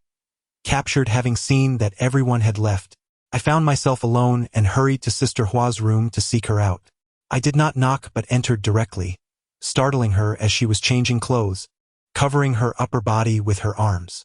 Why didn't you knock? Close the door quickly, she exclaimed. Her skin was remarkably fair and smooth. After enduring the rigors of daily life with a group of men, her complexion was exceptionally well maintained. I was momentarily taken aback and quickly closed the door. Yet I did not exit immediately. Are you foolish? You should leave. When I said to close the door, I meant for you to exit and then close it, Sister Hua shouted. Indeed, I was bewildered and hastily stepped outside to close the door, waiting for Sister Hua. After a brief wait, Sister Hua emerged, dressed in an exceptionally fashionable manner. Noticing me waiting at the door, she cast a glance my way, and her cheeks immediately flushed crimson. You rascal, she exclaimed. Remember to knock whenever you enter. Though I may be a bit older, I am still a woman. I apologize, Sister Hua, I stammered. I thought you were tidying up and did not realize you were changing clothes. Sister Hua instructed me to wait at home while she went out to buy groceries. Left alone with nothing to occupy my time, I began to examine the antiques displayed in the living room. Despite my efforts, I could not discern their true nature, but I became captivated by a painting that hung on the wall, which was remarkably beautiful. After studying the signature, I discovered it belonged to an artist from the Ming dynasty. Indeed, in our line of work, how could we possibly display forgeries in our own homes? Brother Hua quipped, eliciting laughter from everyone present. Brother Gang, how does one determine the authenticity of antiques? Could you enlighten me? I asked, feeling somewhat embarrassed. Once we finish our meal, I shall teach you the art of antique appraisal, Brother Gang replied. After dinner, Sister Hua began to tidy up, while Brother Gang and I continued to examine the items. Suddenly, the landline in Brother Gang's room rang, prompting him to furrow his brow and answer the call, while I remained behind. A few moments later, Brother Gang rushed out in a flurry, urging me, quickly, go summon Brother Hua and Sister Hua. Something has happened. Sensing his urgency, I dashed to Brother Hua's room, where he was engrossed in watching television. Brother Hua, I said, Brother Gang is calling for you. It seems there is an urgent matter. Having spoken, I hurried into Sister Hua's room without knocking. Upon entering, I was met with the sight of her peacefully slumbering, clad only in a sheer nightgown that accentuated her exquisite figure. Without a moment's hesitation, I called out to her, "Sister, awaken. Brother Gang is in urgent need." In the early 1990s, tomb raiding was rampant, and the smuggling of cultural relics was alarmingly prevalent. According to contemporary newspapers, in 1988, authorities seized a significant number of smuggled artifacts, totaling 900 items. This number escalated to 7,000 in 1989 and reached 7,865 in 1990, illustrating the audacity of such activities at the time. Consequently, a crackdown on tomb raiding ensued. Anyone caught faced severe repercussions. Many can relate to the anxiety of such moments, feeling restless and apprehensive, as if calamity were imminent. Throughout that night, we were unable to find rest. In the early hours, Sister Hua succumbed to sleep at the table, while Brother Gang chain-smoked, and Brother Hua joined in. I found myself at a loss, lost in thought. We were not habitual smokers, indulging only when confronted with troubling matters. I remarked, "Not yet, but it should be soon. The dawn has already broken." I hurriedly poured a cup of tea for Brother who drained it in one gulp and informed us, "There's been an incident. Master Luo might be in trouble." When I arrived in Luoyang, I attempted to call him, but he did not answer. Therefore, I proceeded to his residence. Upon nearing his home, I spotted police vehicles at the intersection and numerous officers gathered. As I passed by, I witnessed Master Luo being escorted into a vehicle, and he caught sight of me as well. Listening to Brother Huzi, we all dared not speak. The atmosphere seemed to freeze. Brother Gang inquired of Brother Huzi, "Have you been discovered?" Brother Hua nodded and suggested to me, "Xiao Yu, let us go wash the car." As night fell, everyone awakened, including Brother Huzi, and Sister Hua had prepared dinner. We gathered to share a meal, and I suddenly felt a profound sense of comfort in the company of family. Later, Brother Gang made numerous inquiries with acquaintances in the industry and learned that Master Luo had been sentenced to 20 years. However, no one was privy to the circumstances of Master Luo's family. He was a man of resolve. Whether to shield himself or out of fear that speaking too much could bring him harm, he refrained from mentioning Xiao Wei and the others, and he certainly did not divulge anything to us. Chapter 21. Prostration. The winter in Beijing is exceedingly frigid, as the courtyard houses lack heating. We relied on honeycomb coal, gathering around a stove placed in the center of the room for warmth. The stove also served to simmer dishes. We often enjoyed hot pot together, creating a cozy atmosphere. One day, a light snowfall graced us. We had rented a storefront, and Sister Hua proposed purchasing one, but Brother Gang opposed, arguing that circumstances were unpredictable, and renting was sufficient. After much deliberation among us, we managed to open the shop within a month. The first floor was cluttered with a myriad of items, 80% of which were counterfeit, while a few valuable pieces were safely stored behind the counter. The second floor housed authentic goods, but if one were a newcomer, they would not be permitted upstairs. Sister Hua and I remained on the first floor, while Brother Gang and the others occupied the second. The coldness of Beijing, coupled with the snowfall, rendered the ground filthy with the constant comings and goings of people. "Ah, how fortuitous that you have arrived. Just moments ago, we acquired a delightful treasure, and I am uncertain whether it may pique your interest." I retrieved a small blue and white jar from the counter and placed it before the elderly gentleman for his inspection. He regarded it thoughtfully and inquired, "Is this piece authentic?" "Your question is quite valid," I replied. "I procured it under the impression of its authenticity. While I perceive no issues, I wonder how it strikes your discerning eye. The realm of antiques is governed by numerous unwritten rules. Sellers seldom affirm authenticity, for even the most astute connoisseurs may occasionally err. Thus, the onus lies upon one's own judgment, and once a transaction is made, neither party may retract their commitment." The gentleman then asked, "What is the price for this item?" I glanced at my colleague Huajie and responded, "I acquired it for 800. If it suits your fancy, I shall part with it for 1,000. He chuckled and remarked, "That price is rather steep. Would you accept 600? "Good sir, I must implore you not to request a loss on my part. How about we settle at 900? I suggested politely. "Let us not linger at 900. "I propose 700, he countered. In recent years, the antique trade has flourished, with many individuals keenly seeking to acquire such items, for antiques are becoming increasingly scarce rather than abundant. Consequently, there has been a growing fascination with these relics. Beyond our acquisitions for the shop, we have also gradually let go of numerous pieces from our own collection in the living room. It was then that I discovered that the antiques displayed there were not funerary items nor illicitly obtained artifacts but rather purchases made in good faith. Within our household, there exists a plethora of items that my brother, Gang, is reluctant to part with, compelling us to engage in bartering. However, the profits garnered from such exchanges are rather meager. As professional tomb raiders, we find ourselves in a perplexing predicament, facing a scarcity of goods to sell. There is a prevalent adage in the antique trade. Your shop may be modest and unassuming, but it must never lack genuine artifacts. Should your establishment be devoid of authentic items, not only will you become the subject of ridicule among your peers, but it will also be exceedingly difficult to attract clientele. Thus, whether it be funeral objects or trade goods, it is imperative to possess tangible items in hand. Yet, as time progressed, our supply of funeral artifacts dwindled, and the persistent inquiries from a particular client left us at a loss. Ultimately, we presented her with a photograph of a gold seal, which she found immensely appealing, leading us to sell it to her. My brother Hua and I delivered it to her, and we managed to sell the gold seal for 300,000. Subsequently, we learned that another party was willing to purchase the seal for 800,000, but it remained unsold. Upon reading the newspaper, we discovered that the Western Han tomb we had plundered has now been designated for cultural preservation. Fast forward over a year, we have refrained from venturing into the tombs during this time, which has been rife with developments. Gang mentioned that many individuals in our field have faced significant setbacks. We have maintained a low profile, wary of exploring further. Each day is consumed with the operations of our shop, and I have cultivated a profound understanding of antiques. While I cannot claim to be an expert, it is indeed challenging to deceive me with common items. By the mid-1990s, the emergence of auction houses led to a dramatic surge in the prices of antiques, with sums in the hundreds of thousands or even millions becoming commonplace.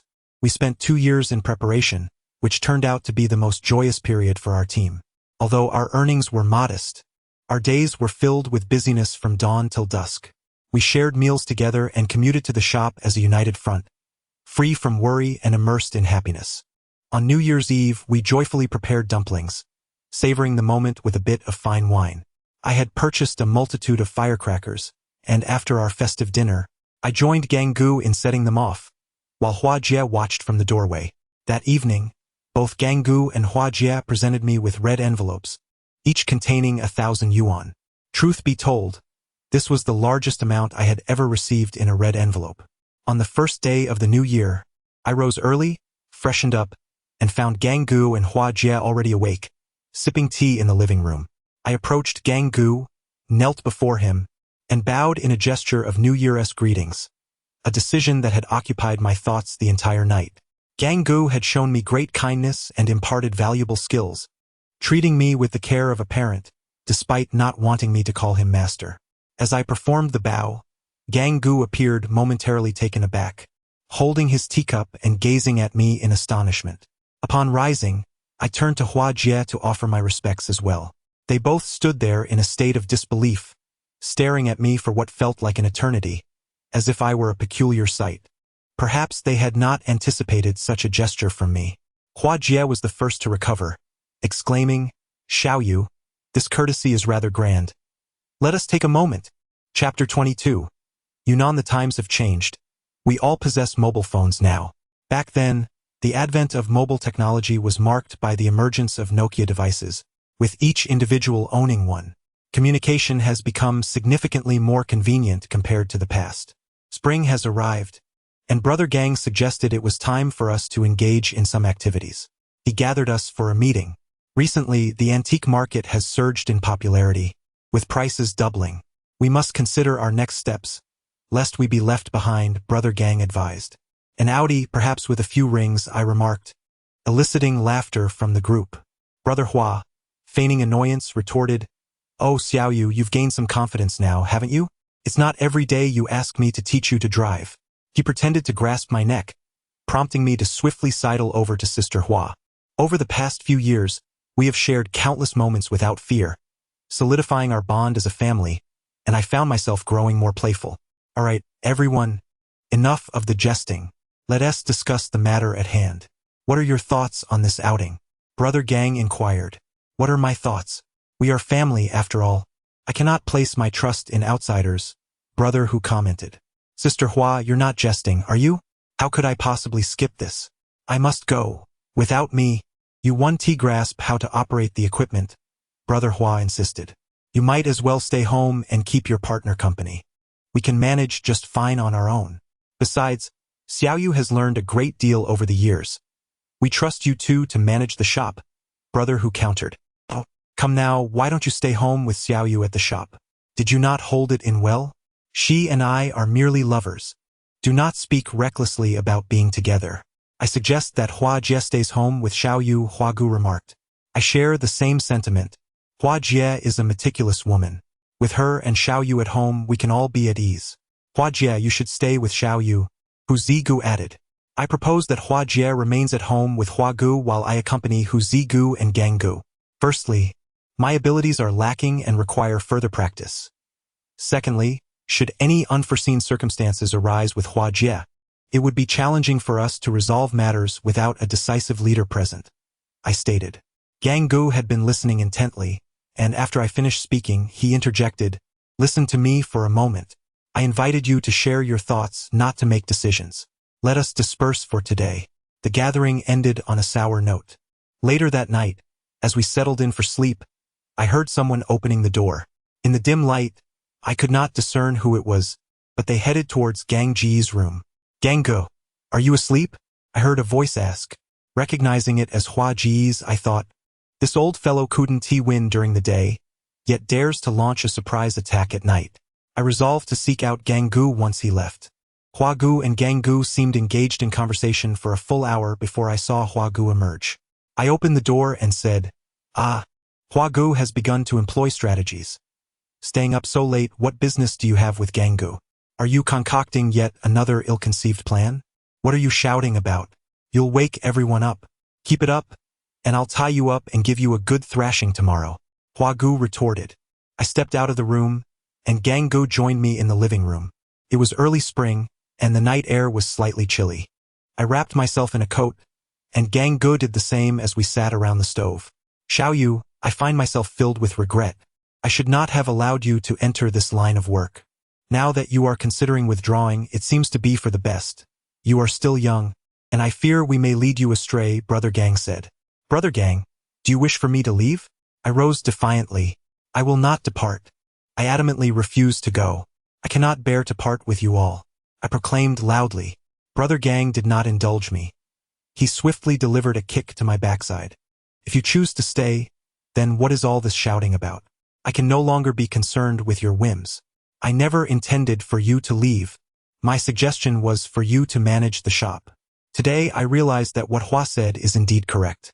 I do not wish for you to become entangled in this mess any further. Take care at home and watch over the shop. In our line of work, trouble is inevitable, and I wish for your well-being, Brother Gang stated. Your sister Hua is a woman, and over the years, she has taken on a masculine demeanor. Nevertheless, she remains a woman. Initially, she was so desperate for her boyfriend, and when I encountered her, I brought her into this world. After all these years, she ought to be leading a more conventional life. You should take good care of your sister Hua, Brother Gang added. Yet, I have already entered this profession. That is an undeniable truth. If I am not by your side, I cannot help but worry. Furthermore, our family needs a steady anchor. I fear I may falter. Hua is more reliable in this regard, I replied to Brother Gang. He pondered in silence for a moment, then lit a cigarette and said to me, Let us rest. I am feeling a bit weary. We shall discuss this further tomorrow. The following day, we returned to the shop as usual, yet Brother Hua seemed to have vanished, presumably off to meet his paramour. Each of us bore a heavy heart, preoccupied with our thoughts, rendering us indifferent to the shop's operations. Despite a steady stream of customers, I lacked the enthusiasm to attend to them, merely observing as they departed without a single transaction throughout the day. After some contemplation, Brother Gang suggested, Hua, you and Xiaoyu should tend to the shop while the three of us leave.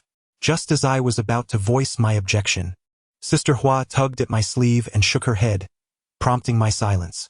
Brother Gang declared, "It's settled then. Let us all retire early." That night, sleep eluded me as I tossed and turned, mulling over Brother Gang's words. I found myself unable to contest his reasoning. Even if I could, it would serve no purpose.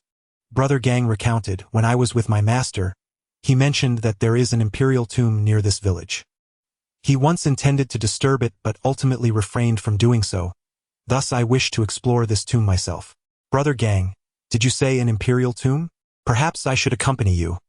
I am eager to see what an imperial tomb is like, I exclaimed with excitement. Children should refrain from interjecting while adults converse. Your place is to mind the shop, Brother Hua admonished. I glanced at the map again. The earlier version had been a local map, not a comprehensive one. Upon consulting the national map and comparing it with the local one, I realized in astonishment, Brother Gang, are you saying that this journey leads us to Yunnan? Is it feasible to venture that far? Recently, the market for Buddhist statues has surged, and Yunnan is a significant hub for Buddhism. Many have forsaken the imperial life to embrace monasticism. Thus, the Buddhist statues here are exceptionally valuable, which is why we are heading to Yunnan. Brother Gang said to me. After dinner, Sister Hua inquired of Brother Gang, have we prepared all the manpower for this time? In previous instances, the funeral items in our shop were procured from Xiao Wei, who claimed that his apprentice was no less capable than himself. Now that he has retired, his apprentice continues the work, and we are in need of a competent leader. Hence, we have decided to engage him. Brother Gang continued. Additionally, another individual is a longtime friend of mine, formerly in this line of work, who ventured into business but suffered significant losses. He has approached me, wishing to return to this trade, and coincidentally, he is seeking employment. Both of these candidates are quite reliable, so you need not worry. Chapter 23. Running the shop. Although Brother Gang treats me well, he adheres to a strict principle. Once he has made a decision, he will not alter it nor entertain any explanations. Tomorrow, Sister Hua and I will be exceedingly busy in the shop.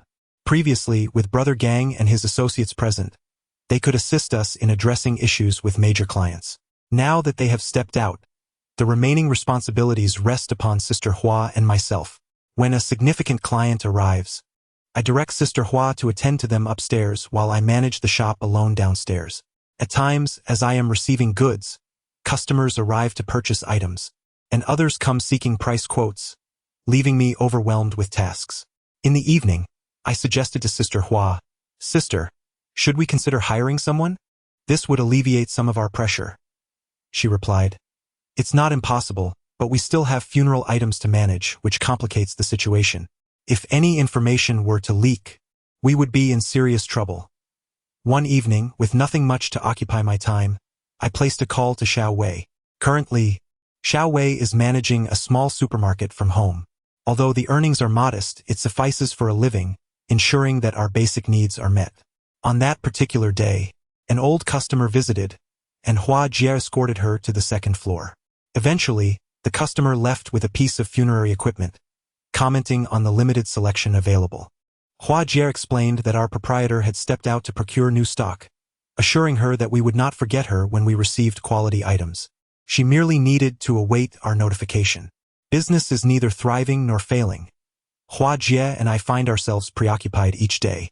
While our tasks are not particularly monotonous, they lack excitement. Perhaps due to the passage of time, Hua Jie has grown content with this stable lifestyle, often expressing her sentiment that a life lived in such tranquility would suffice. As fate would have it, the owner of the shop approached us with news of an impending relocation. Although the timeline remains uncertain, it is prudent to make preparations. If we can locate a suitable space, the owner has offered to refund our rent, leaving both Hua Jie and me in a quandary regarding where to search for a new location. After much deliberation with Hua Jie, we reached no definitive conclusion. Ultimately, I had no choice but to call Brother Gang. Surprised to receive my call, as he had yet to arrive in Yunnan, he initially feared something was amiss at home. After I relayed the situation to him, Brother Gang suggested we explore Panjiayuan or discuss it further with Hua Jie. He reassured me that our available funds were sufficient, and if necessary, I could retrieve more from the safe in his room. It appears that Brother Gang is somewhat reluctant to engage in extensive conversation with us. perhaps out of concern for our well-being. Ultimately, after conferring with Sister Hua, we resolved to visit Panjiayuan. Upon our arrival, we found the place teeming with people, a veritable mlang of individuals, and the number of shops was rather limited. After considerable deliberation, we decided against establishing ourselves there. The following day, we ventured to Lulakang, which proved to be quite promising. There was a shop available for rent or sale, and at that time the prices were quite reasonable, unlike the exorbitant rates we see now. Initially, we contemplated renting it, but Sister Hua suggested, why don't we purchase it instead? Now that things have stabilized, we can oversee the shop together. Her suggestion was indeed sound, yet upon inquiring about the prices, we ultimately chose to forego that option. Instead, we rented a property in Lulakang, relocating our little shop. Sister Hua spent her days at the store while I busied myself organizing our new space.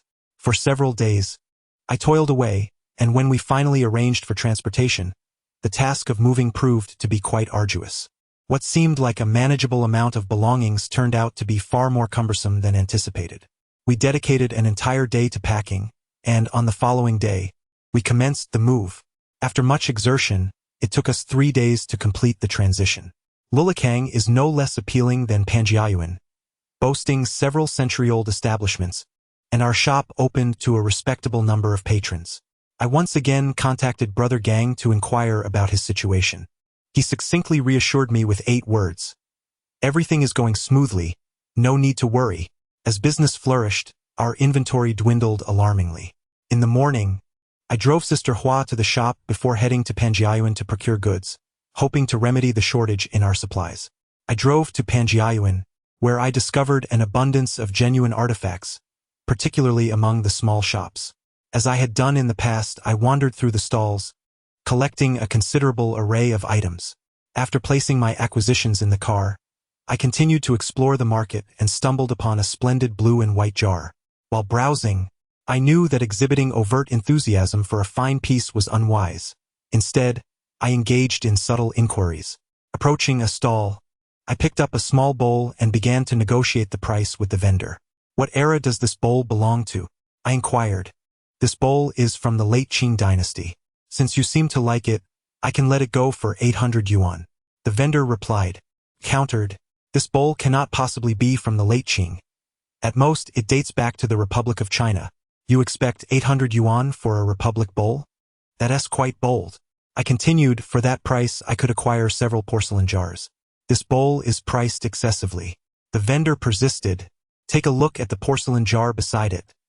If you're interested, I can let it go for 500 yuan. I chuckled. The best item at your stall is undoubtedly this bowl, and that jar is worth no more than 100 yuan. Don't try to deceive me. He laughed. Let us be serious. If you truly value this bowl, how about this? 600 yuan is my lowest offer. With 600 yuan, I could take this bowl along with those 2 small plates and the jar. I casually pointed at the items, finally settling on the jar. The vendor said, young man, that's not how bargaining works. Here's a suggestion. For 500 yuan, you can select any one of these items as a complimentary gift. Though it may not compare to present-day values, 500 yuan was still a significant sum at that time. How about this? I truly adore this bowl, priced at 300 yuan. Perhaps you could throw in something extra for me? I said with a smile. No need to lower the price. Instead, let's make it 400 yuan, and I shall gift you a porcelain jar, as I see you have a fondness for it, the vendor replied. All right then, I handed the vendor 400 yuan. After contemplating for quite a while, I finally told the proprietor, forget the porcelain jar. How about a plate instead? Those who work in this trade are well aware that many customers, much like myself, often employ subtle tactics to make purchases. The vendor, noticing my indecision while selecting a plate, assumed it was of exceptional quality and refused to part with it. Ultimately, I begrudgingly took the porcelain jar. Upon returning to the shop, I carried the acquired items up to the 2nd floor and presented the bowl and jar to Sister Hua for her opinion. This bowl isn't worth much, merely a few dozen yuan.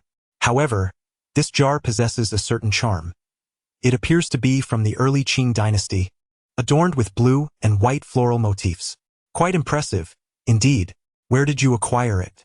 Sister Hua inquired. I spotted it at a stall. Not too shabby.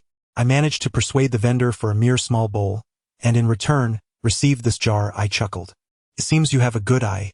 Panjiayuan truly has some remarkable treasures. We should make it a point to visit more often. Chapter 24. Acrostic poem. On this day, the rain fell incessantly, leaving the guests woefully few. Sister Hua and I were engaged in delightful conversation when my phone suddenly rang. Glancing at the unfamiliar number, I answered, only to be greeted by a voice speaking clumsily in Mandarin. 10,000 mountains seek the Cloud Dragon. Within the Cloud Dragon Mountain, the royal surname remains. If you wish to find the tomb of the Tao Emperor, behind Longyan Mountain lies the flatland. I hastily recorded the acrostic poem on paper, as only a few knew my phone number, my parents and a handful of shopkeepers who traded with me. Rarely did anyone call me. Speak Mandarin, for heaven's sake. Sister Hua noticed my urgency and watched intently as I completed the call. Once finished, I quickly relayed the incident to her, my mind racing with the thought that something had happened to Brother Gang and the others, and that they were in grave danger, unable to seek help themselves. This acrostic poem seemed to be a desperate plea from them, urging me to assist in their rescue. Time was of the essence, and we needed to gather reinforcements swiftly. Sister Hua and I locked the shop and drove home. Upon our arrival, she fetched a map, eager to decipher the meaning of the poem. However, after a lengthy examination, we remained perplexed. I felt utterly bewildered and helpless. Turning to Sister Hua, I suggested, let us book train tickets to Yunnan at once. As for the poem, we can unravel it during our journey. With that, I rose to retrieve the car keys, preparing to head to the station to purchase tickets. Sister Hua is far more composed than I, and she remarked, our presence here is of no consequence. What we truly lack is manpower. We require numerous assistants. If it is just the two of us who venture forth, even if we locate them, it will be exceedingly difficult to gain access to the tomb, let alone rescue them. Sister Hua's calm demeanor and thoughtful considerations are commendable. Yet a new dilemma has arisen. We are left with no one but ourselves. Where, then, can we find assistance? As this thought crossed my mind, I sat in my chair, feeling utterly at a loss. Contact Xiao Wei and see if he has anyone available. His apprentice is also trapped inside, and he cannot afford to ignore that, Sister Hua advised. Promptly, I picked up my phone and called Xiao Wei. The call connected, and it seemed he was already aware of my intentions. He informed me, I have arrived in Beijing. You should come to fetch me. I relayed the news to Sister Hua that Xiao Wei had arrived, and we drove to meet him. En route. Sister Hua suggested we take him to an apartment building rather than the courtyard. Concurred.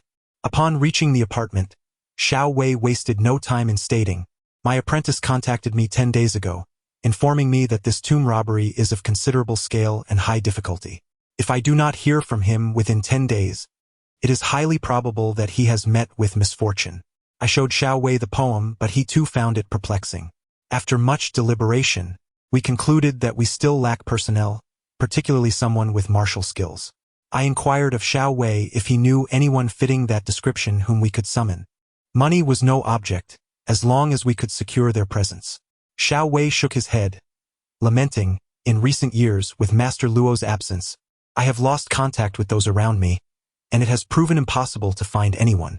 We were like ants on a hot skillet, pacing anxiously within the confines of the room. I, too, succumbed to the urge to smoke, but my lack of experience nearly choked me, leaving me on the verge of retching. Who is it? Sister Hua, please summon them at once, regardless of the cost. I urged, my anxiety palpable. Xiao Wei, wait here. We shall seek out assistance, Sister Hua instructed. Xiao Yu, let us depart. Descending the stairs, I inquired about our destination. Sister Hua replied, do you recall Lu Yi? The one we apprehended, the young tomb raider. Yes, I remember. Do they possess the skills for tomb raiding? I asked.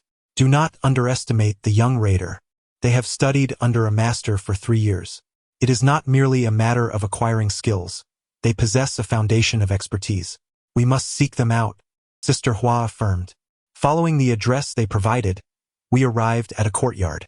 Sister Hua and I disembarked and knocked on the door.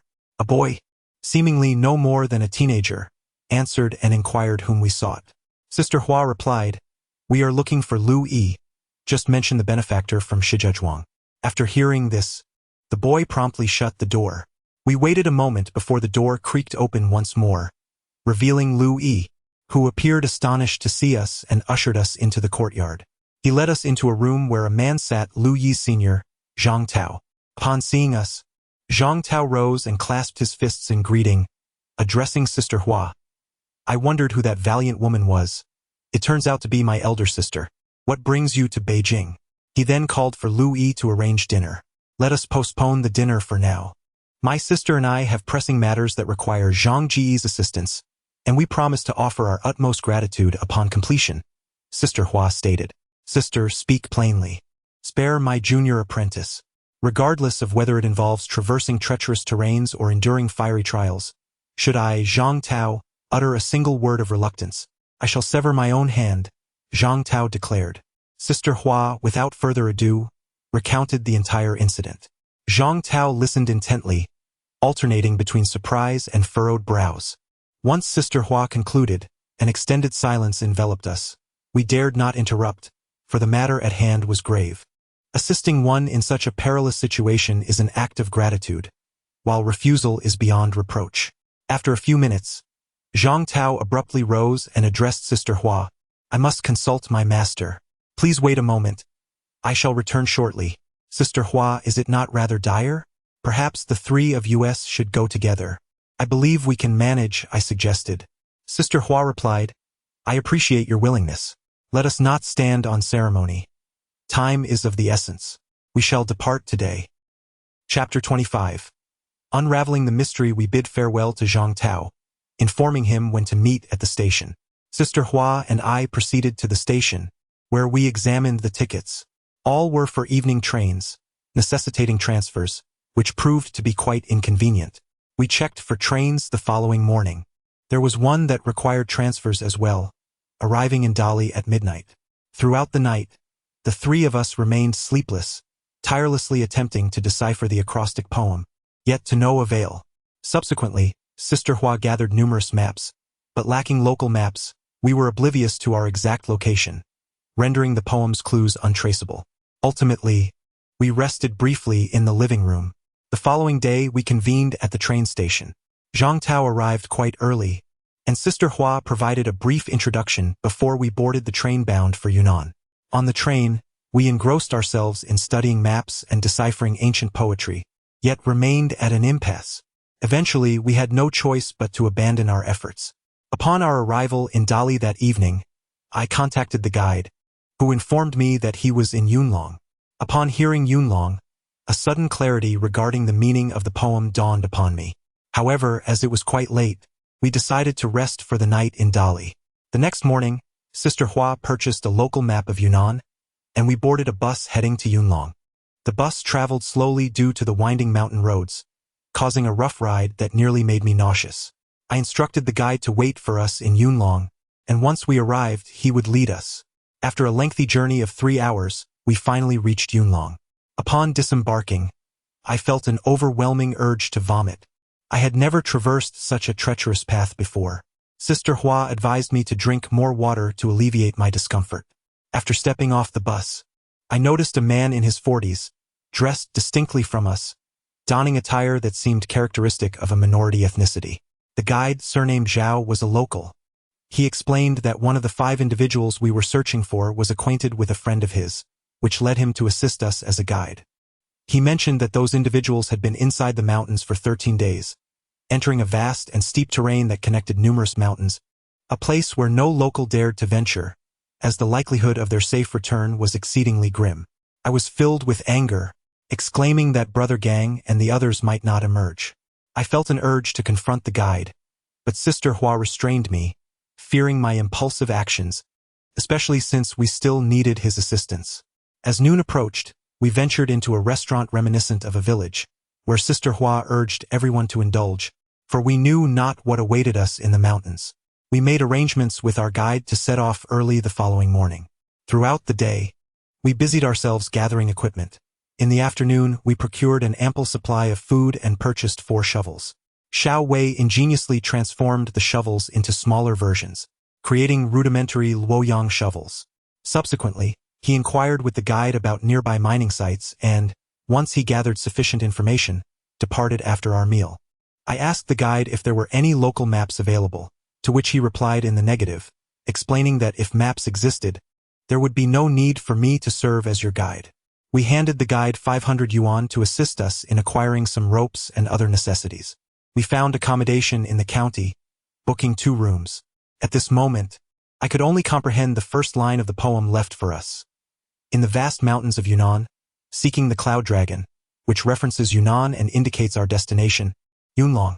However, what might the royal surname residing within Yunlong mountain signify?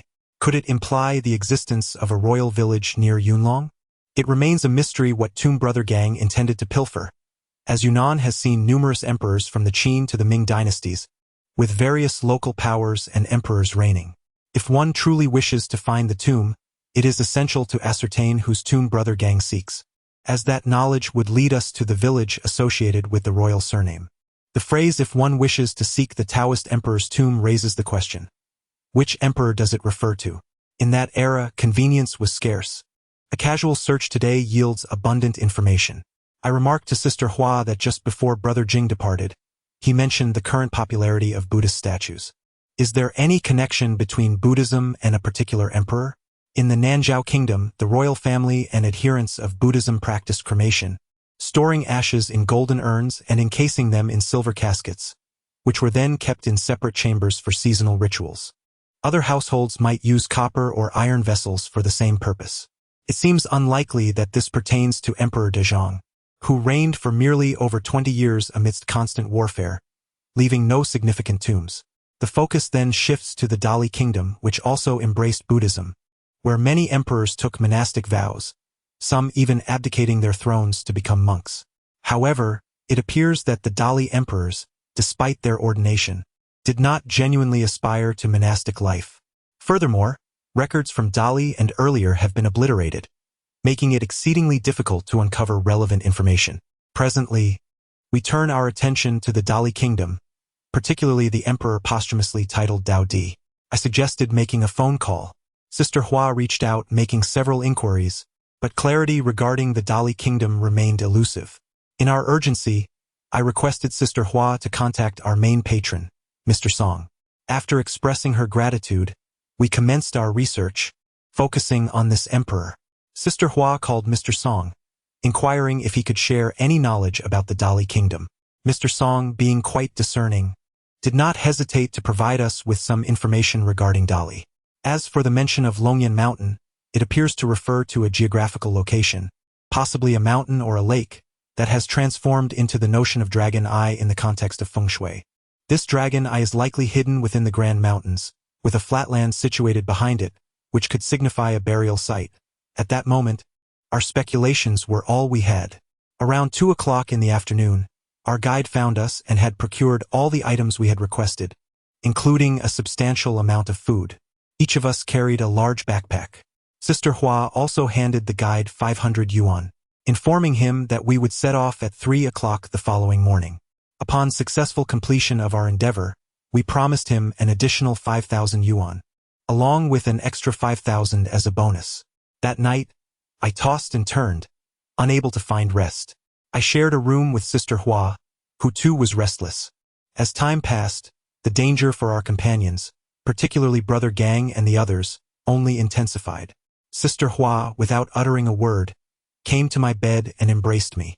In that moment, I realized the gravity of our predicament. This was unlike any previous ventures.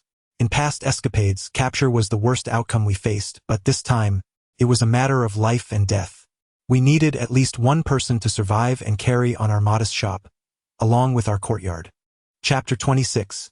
Into the mountains. Although I found the guide rather disagreeable, he was remarkably punctual. By just after 2 o'clock, we were all awake, sitting in a room enveloped in silence. The most innocent among us was Zhang Tao, who had bravely chosen to embark on this perilous journey solely to honor a personal promise. Upon our departure, the guide awaited us downstairs. Each of us carried a large backpack, filled not only with provisions but also with ropes and other equipment, all identical to prevent us from becoming separated. Only Xiao Wei bore 2 packs, as we dared not distribute the explosives. They were unnecessary for us and could pose a danger. I inquired of the guide whether there were any local legends, particularly those pertaining to historical dynasties. He replied that he had not heard of any, noting that such tales were scarce in our area. An elderly guide from our village had mentioned that, in his youth, outsiders frequently visited this region. On one occasion, representatives from the local Cultural Relics Bureau searched the mountains for an extended period, though their objective remained unclear. It was rumored they sought the tombs of the Dali kingdom, yet they ultimately left empty-handed. Are we here to find the tomb of the Dali kingdom? I feigned curiosity. That remains uncertain, the guide replied. Regardless, you must exercise caution. The mountains are not like the plains, and they can be exceedingly perilous. Should you lose your way and encounter a remote village, do not venture inside lightly. Many of these settlements are isolated and harbor a strong aversion to outsiders. The guide advised us. We understood the gravity of the situation. If we failed to locate Gangu within a week, our chances of finding him would diminish significantly. Furthermore, we could survive in the mountains for no more than 2 weeks at most. Walking in the mountains differs significantly from traversing flat terrain. It is a strenuous endeavor. The mountains are devoid of paths, and although we presumed that the trail blazed by our companions would yield a navigable route marked by trampled grass and trees, we soon discovered that this was a false hope. Over the course of several days, the wilderness had resumed its natural state, rendering any traces of their passage nearly imperceptible. The mountain paths are arduous, often non-existent, compelling us to devise our own means of ascent to the opposite side, while vigilantly searching for any signs of our companions' habitation. After a prolonged trek, we found ourselves in a state of discomfort. The air was stifling, devoid of even the slightest breeze, and we were besieged by numerous mosquitoes. We had not anticipated their presence, nor had we equipped ourselves with any insect repellent. Fortunately, our military attire provided some resilience against the elements. Despite our arduous journey, we had yet to officially commence our ascent, and our energy reserves were rapidly depleting. Even Sister Hua was beginning to falter, prompting me to suggest a brief respite to replenish our strength with some provisions before continuing our endeavor. After consuming a modest meal, we pressed onward into the dense forest of the mountains, where the canopy obscured the sun's rays entirely. Within the depths of the woods, not a whisper of wind stirred, and perspiration clung to our skin. Having traversed the rugged terrain for an entire day, dusk descended upon us, enveloping the surroundings in increasing darkness. With no option but to pause our journey, we sought a suitable spot to rest. We cleared a patch of level ground with our shovels, and everyone gathered numerous dry branches, preparing to kindle a fire for rest. After a day of travel, there was no urgency for respite. Instead, we gazed at the imposing mountains behind us, feeling a tinge of confusion regarding our search for Brother Gang and his companions. We examined the map, yet found no revelations, and could only await the morrow to continue our quest, traversing the mountains in hopes of locating the village as described by the guide. Fearing the presence of wild beasts, we resolved to take turns keeping watch through the night. I was the first to stand guard, followed by Xiao Wei, then Zhang Tao, with Sister Hua taking the final watch, allowing her to prepare breakfast in the morning. We huddled into our sleeping bags, finding it quite uncomfortable due to our sweat-soaked bodies, with no means to cleanse ourselves, leaving us in a state of unpleasantness. Fortunately, the exhaustion from our day's trek rendered us capable of slipping into slumber almost immediately. As I tended to the fire, observing the surrounding forest, I occasionally glanced around, feeling a slight headache while pondering the whereabouts of Brother Gang and why he hadn't left us a sign. In the dead of night, Xiao Wei awoke and approached the fire, advising me to cease my restless thoughts and to retire for the night, as we had to search for the village come dawn. Zhang Tao, in a state of anxiety, exclaimed, "I found a cigarette, but take a look, whose could it be?" Brother Gang and his companions seldom smoked, only indulging in a cigarette when troubled or deep in thought. As for the remaining members, I was unaware of their smoking habits. We examined the cigarette but, unable to discern its owner, and Xiao Wei remarked that it was not a brand his apprentice would smoke. The presence of the cigarette but indicated that someone had indeed passed through this area. The locals rarely smoke cigarettes, and the butt appeared relatively fresh, suggesting it had been discarded recently. Our spirits lifted with excitement, for it seemed Brother Gang and his companions had traversed these very grounds. I inquired of Zhang Tao, Aside from the cigarette butts, what else did you discover? He replied, I searched for quite some time, but only encountered the butts. Nothing else was found. We hastily tidied up and followed Zhang Tao to the site of the cigarette butts, where indeed we uncovered nothing further. It remained a mystery whether the butts had rolled here or if they were left behind by a passerby. We dispersed to search the vicinity, but our efforts proved futile, resulting in a mere waste of time. The density of the trees made our ascent arduous. Nevertheless, we pressed onward. By midday, we finally reached the summit. Sister Hua produced a pair of binoculars and scrutinized the landscape, her brow furrowed in concern. Observing her distress, I took the binoculars from her, and a sense of despair washed over me. The mountains stretched endlessly, with naught but trees in sight, leaving no trace to pursue. My composure shattered. I began to kick the nearby trees in frustration, but Xiao Wei restrained me, urging calmness and encouraging me to continue searching, assuring me that we had already ventured this far, and now it was a matter of fate. Despite his reassuring words, I sensed his own anxiety mirrored my own. We were all novices in this vast wilderness, far less knowledgeable than the locals. Yet we had no choice but to be here. We were compelled to seek answers. Chapter 27. Duanjia village. We examined the map, which was quite rudimentary and lacked detailed markings. Even the surrounding villages were absent. Only locations above the county level and the Lansong River were indicated. We reasoned that ancient people favored settling near water sources for fishing and sustenance. Thus we resolved to head towards the Lansong River in hopes of discovering a village. After ascending the mountain, descending directly was not an option due to the seemingly shallow ravine nestled between the peaks. The descent proved to be quite arduous, compelling us to rely on a compass in conjunction with a map as we made our way toward the Lansong River.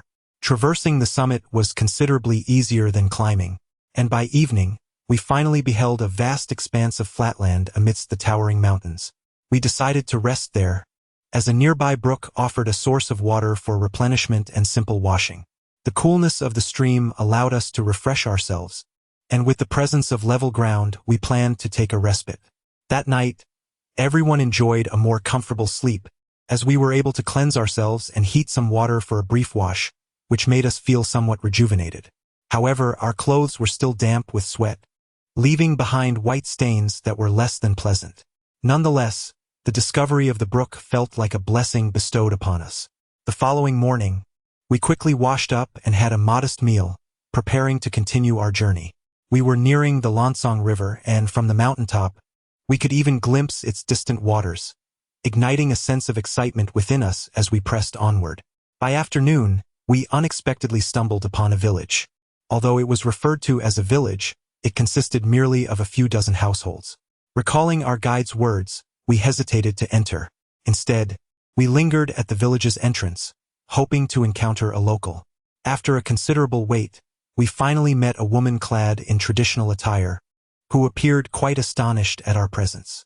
Huajia stepped forward to greet her, but our attempts at conversation were met with incomprehension. The following day, after we had freshened up, we proceeded into the mountains as directed by the woman. Having just emerged from the depths of the hills, we found ourselves ascending once more. It was evident that this area was frequently traversed, as a well-defined path led the way. In contrast to the untamed hills, this route was relatively easy to navigate. The mountains of Yunnan are the most majestic I have ever encountered. They rise upon one another, and if you rise early in the morning, the view from the summit reveals a breathtaking sea of clouds. We searched from noon until nightfall, finally locating the campsite of Ganggu and his companions as darkness enveloped the landscape. The campsite was modest, featuring 2 tents. Upon entering one of the tents, we discovered a table adorned with maps and provisions. It appeared they had not departed but rather descended into a tomb. They must have become trapped within, as suggested by Huajia. Without hesitation, we began to scour the vicinity for clues, armed with our flashlights. We stumbled upon locations marked by the Luoyang shovel, with many sites exhibiting a vast coverage area. It seemed this tomb was extensive, quite unlike those we had previously plundered. There was no sign of earth sealing, just a flat expanse. We noticed the excavation holes created by Ganggu and his crew, with soil piled several meters away from the openings. Time was of the essence, and we resolved to have a quick meal before descending into the tomb. I ate hastily, and Hua Jie, sensing my urgency, addressed us. Everyone, do not rush.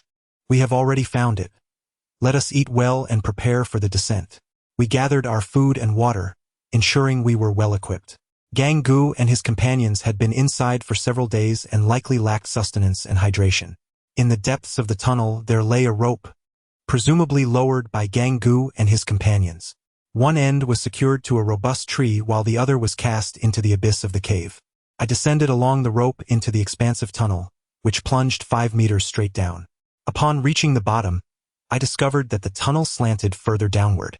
As I crawled deeper, I noticed that a collapse had occurred, revealing a newly excavated tunnel at the side. Turning around to venture further, I found yet another collapse. Hastily, I scrambled back to the surface and informed everyone that the tunnel had caved in, and the newly formed C-shaped tunnel had also succumbed to the same fate. We now faced the necessity of continuing our excavation, but a layer of loose soil loomed above the tunnel, posing a significant risk of further collapses. It appeared that Gang Gu and his group had become trapped within. To breach the tunnel safely, we would need to support it. Otherwise, it would inevitably cave in again. I elucidated the situation, and the atmosphere turned somber as the greatest fear in such excavations is indeed the loose soil, which is prone to collapse. I inquired of Xiao Wei, "What did you do when you encountered such loose soil in the past?" "That shouldn't be the case," he replied, furrowing his brow. "Using a luoyang shovel should allow us to penetrate the layer of loose soil. Why are we encountering it here? If we reach the loose soil, we could circumvent the compacted earth, ensuring greater safety. It's unlikely that Xiao Gang would make such an oversight." We resumed our efforts with the luoyang shovel at the locations previously worked on by Gang Gu and his team, only to discover that every site was composed of loose soil, where it was not solid rock obstructed our progress. It seemed that Gang Ji's group had no alternative but to continue their excavation in this perilous terrain. Chapter 28. Entering the tomb after much deliberation, we found ourselves at an impasse. It appeared that we, like Gang Gu and his companions, had no choice but to excavate a tunnel here. However, we were faced with the conundrum of how to contend with the sandy soil. Ultimately, we resolved to use wooden planks for support, as this was the only feasible method for our descent into the tomb. We could only hope that the areas prone to collapse would not extend too far. Hua Jie emerged as the pillar of strength for the group, instructing everyone to search for dead wood or robust branches to fortify our tunnel. Lacking tools, it was impossible to fashion planks from trees. We could only rely on branches for support and use timber to establish a foundation. Throughout the night, I labored above, splitting wood, while Xiao Wei worked below to dig the tunnel, assisted by Zhang Tao, who relayed the wood to him. Hua Jie lowered the split wood down with ropes. From dusk until dawn, we toiled at the excavation, managing to dig less than 10 meters. The following morning was spent gathering timber, and at noon, we had a modest meal.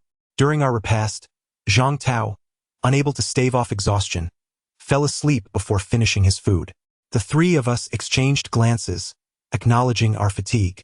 Hua Jie declared, "We cannot continue like this. Let us take turns resting. We will chop wood in shifts of 2 hours each, aiming to complete the wood preparation tonight and resume tunneling." Upon hearing Hua Jie's plan, we agreed to alternate our rest periods. To be honest, I could scarcely remember how I fell asleep. I only recalled drinking some water before succumbing to oblivion. 4 hours passed in the blink of an eye. There was no way around it. Time was of the essence, and it was fortunate if everyone could manage a mere 4 hours of sleep. In the evening, we gathered to share a meal before resuming our excavation of the tunnel. The wood had been nearly cleaved, with only a small amount remaining. Uncertain of the extent of the tunnel's collapse, I continued to split the wood, my hands blistered from the effort. Each grip of the axe brought intense pain. Ultimately, we deliberated and decided to leave Sister Hua above to await our return, providing her with a week's worth of provisions. The three of us took water and food with us, preparing to descend into the tunnel. I was the last to enter. Before I descended, Sister Hua grasped my arm and embraced me, saying, "Be careful." Upon entering the tunnel, I found Xiao Wei and the others waiting for me. We exchanged nods without uttering a word, then commenced our arduous crawl through the tunnel. Xiao Wei demonstrated considerable skill. The tunnel was well crafted, supported by triangular braces. He urged us, Hurry through, do not linger. It is not secure and could collapse at any moment. If it does, it will be exceedingly difficult to rescue anyone. We maintained a distance of 5 meters between us, placing our backpacks ahead while pushing them forward as we crawled. The wooden surface was uneven, causing considerable discomfort to our legs. I was pricked by a splinter, pain causing tears to well in my eyes. After much effort, we finally surpassed the collapsed section of the tunnel and continued forward for several more meters until we reached the end. Before us loomed an inky darkness, and Xiao Wei called out, "We have arrived at the end. It is the tomb's entrance. The door has been blasted open. Let us descend." Behind the tomb gate lies a corridor. As we all entered this passage, we were taken aback. It was not merely a corridor, but a natural cave, essentially a cavern. The passageway is arched, and it is evident that the ceiling has undergone repairs. Large cracks mar its surface.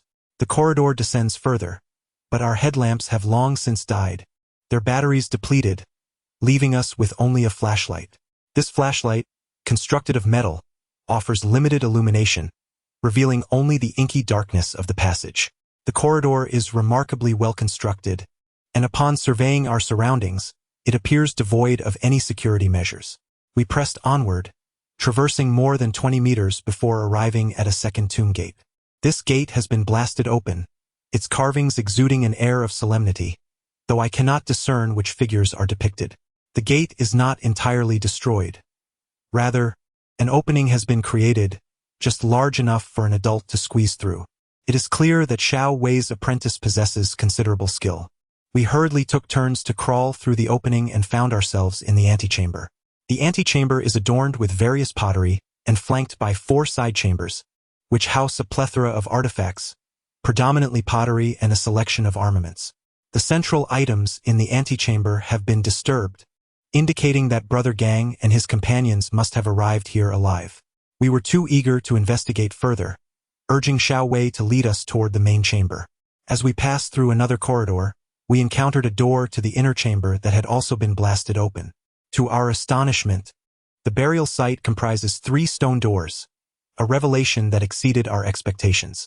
As I walked with Xiao Wei towards the inner chamber, my heart raced, not out of fear, but from concern for Gang Gu and the others. Upon entering the inner chamber, I was taken aback to find it empty. Zhang Tao, who was venturing into the tomb for the first time, appeared somewhat anxious. Although this marked my 3rd excursion, my eagerness to rescue them overshadowed any lingering trepidation. Zhang Tao remained in the main chamber, not joining us in our search, seemingly consumed by his own apprehensions. Xiao Wei and I stood beside the coffin, awaiting any sign of them. I lingered at the entrance of the inner chamber, pondering their whereabouts. Where could they be? I asked Xiao Wei, a sense of urgency creeping in. We've searched every corner of this tomb. Where have they vanished? Chapter 29. Rescue upon hearing the sound of water. A wave of relief washed over me. After all, the tomb contained water. Even if Gang Gu and the others had exhausted their provisions, the presence of water meant they would not succumb to dire fate. We quickened our pace, rounding the corner of the inner chamber, where we were met with a sight that stirred our emotions. A row of individuals lying closely together. I dashed forward, illuminating each figure with my flashlight. The pallor on Gang Gu and the others' faces was alarming, and they showed no signs of response to our arrival. I shook Gang Gu, but he remained unresponsive. My initial thought was grim. Perhaps they had perished from starvation after so many days. Overcome with despair, I cried out for Gang Gu. "What are you wailing about? They are not dead. They are still alive, merely fainted from hunger. We must carry them to the main chamber," Xiao Wei reassured me. I had thought that all 5 of them had perished, and in my despair, I broke down and wept. When I heard Xiao Wei say that, I was momentarily bewildered. The 3 of us hurriedly carried them to the main tomb chamber and laid them together. Xiao Wei advised me to give them only a small amount of water, while he and Zhang Tao went to retrieve the other 2. We should first provide them with water and find a way to start a fire. They must be suffering from hypothermia. We could only administer water gradually, which posed no issue, but igniting a fire proved to be a formidable challenge. What in this tomb could possibly be used to spark a flame? Unless we resorted to burning clothing, but there was none to burn, which would only exacerbate their hypothermia. I remarked, administering water is feasible. We have plenty, having even brought an extra 2 jars. But how shall we ignite a fire? Zhanggu, lend a hand. Let us split the coffin to create a fire, or else these individuals will perish. Xiao Wei exclaimed. I painstakingly dripped water into their mouths, though it was a struggle. I could only offer it drop by drop, praying fervently that nothing would befall them and that they would survive. The coffin was encased in stone, with a wooden coffin inside. Xiao Wei, disregarding any caution, began to split the coffin lid. He then took out some biscuits from his pack, ignited a plastic bag, and set the coffin ablaze. Despite the passage of years, the coffin remained remarkably intact, its wood resilient and uncorrupted. Its exact type was unknown. Xiao Wei used an axe to generate numerous splinters and, after considerable effort, finally managed to ignite the fire. We arranged the individuals around the fire like roasting sweet potatoes, administering water to them every half hour, leaving their survival to fate. In our profession, we do not place much faith in the supernatural. However, when it comes to cremating coffins within a tomb, perhaps only a few of us engage in such practices. The flame we encountered was truly enigmatic. Unlike the fires we ignite outside, the fire within the tomb radiated a bluish-green hue, regardless of how we added fuel. Upon finding Brother Gang and the others, a sense of relief washed over us. Yet the sight of that fire instilled a sudden fear within me. Concerned that Sister Hua might be worried, I proposed, I shall ascend briefly to inform Sister Hua, while you two remain here to watch over them. Upon hearing this, Xiao Wei immediately objected, stating, our excavation is far from stable, and the quicksand is quite thick. I suspect there may be stones within the quicksand. Frequent movement could easily lead to a collapse. If that occurs, we would find ourselves accompanying them in guarding the tomb, gesturing towards the coffin. After pondering his words, I conceded that he was right. It would be wiser to wait until they awaken and regain some strength before we all attempt to escape together, ensuring our safety. We had entered the tomb during the midnight hours. I inquired about the time, and Xiao Wei checked his watch, revealing it was now 4 in the morning. Let us rotate shifts for rest. There is no need for us all to endure the night together. We must not jeopardize their rescue by exhausting ourselves within this tomb. I instructed them to rest while I took the first watch. After some discussion, we agreed that Zhang Tao would relieve me, and Xiao Wei would take over for Zhang Tao, ensuring that Brother Gang and the others received water every half hour. This arrangement would allow each of us to rest for 8 hours. It appeared unlikely that they would awaken today, and even if they did, they would be far from strong. Recovery would be necessary. Before retiring for the night, the 3 of us split the coffin, concerned that there would not be enough wood to burn. We carried the bodies to the back room, and Xiao Wei jumped into the coffin to break the walls as well, ensuring we had sufficient fuel to last an entire day. We would have to leave the rest to fate. Just before sleep, Xiao Wei left me a pack of cigarettes, advising me to smoke sparingly. As this was all we had, we couldn't afford to be without them while keeping vigil. It was Zhang Tao's first time in the tomb, and he found it somewhat uncomfortable to sleep there. However, after several sleepless nights, we could no longer endure the exhaustion, and eventually, he too succumbed to slumber. For hours later, I recalled giving them water. Sitting by the fire, I added more wood to the coffin and observed Brother Gang and the others. Their faces appeared less pale, which eased my heart considerably. Gazing into the flames, I nearly drifted off to sleep. I called out to Zhang Tao, who was a light sleeper. A gentle tap on his shoulder roused him, and he looked at me. I told him it was time to switch shifts. I could no longer hold on, and he should watch for a while since I had just fed them water. After only 2 hours of sleep over the past 2 days, I could not withstand the fatigue any longer. The moment I lay down, I fell into a deep sleep, so restful that I forgot my fears. To be honest, it was the most peaceful sleep I had experienced. I did not awaken at all and lost track of time. I was eventually stirred awake by someone, and upon opening my eyes, I saw it was Xiao Wei. He had roused both Zhang Tao and me, informing us that Huzi had just awakened and it seemed that everyone would be waking soon, so we should refrain from sleeping for the time being. With the combined efforts of the 3 of us, they gradually stirred awake, except for one older gentleman, whose breathing was remarkably faint. Xiao Wei felt for his pulse and turned to Zhang Tao and me, stating, "This man may not make it." The remaining individuals stirred awake. merely opening their eyes without uttering a word. After a fleeting minute, they succumbed to slumber once more. Glancing at the clock, I noted it was already 5 in the afternoon. The three of us had a modest meal.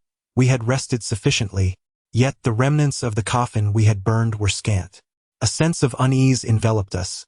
If we could not secure a source of fire, we would be compelled to venture outside, lest we remain trapped here indefinitely. Suddenly, it struck me that there was a wooden table in the front room. I instructed Xiao Wei to wait here while Zhang Tao and I went to the front room to split the wooden table and bring it back. As Zhang Tao and I proceeded outside, I said to him, "Let us both squeeze through, and then I shall chop the wood. You can toss it through the opening in the tomb door."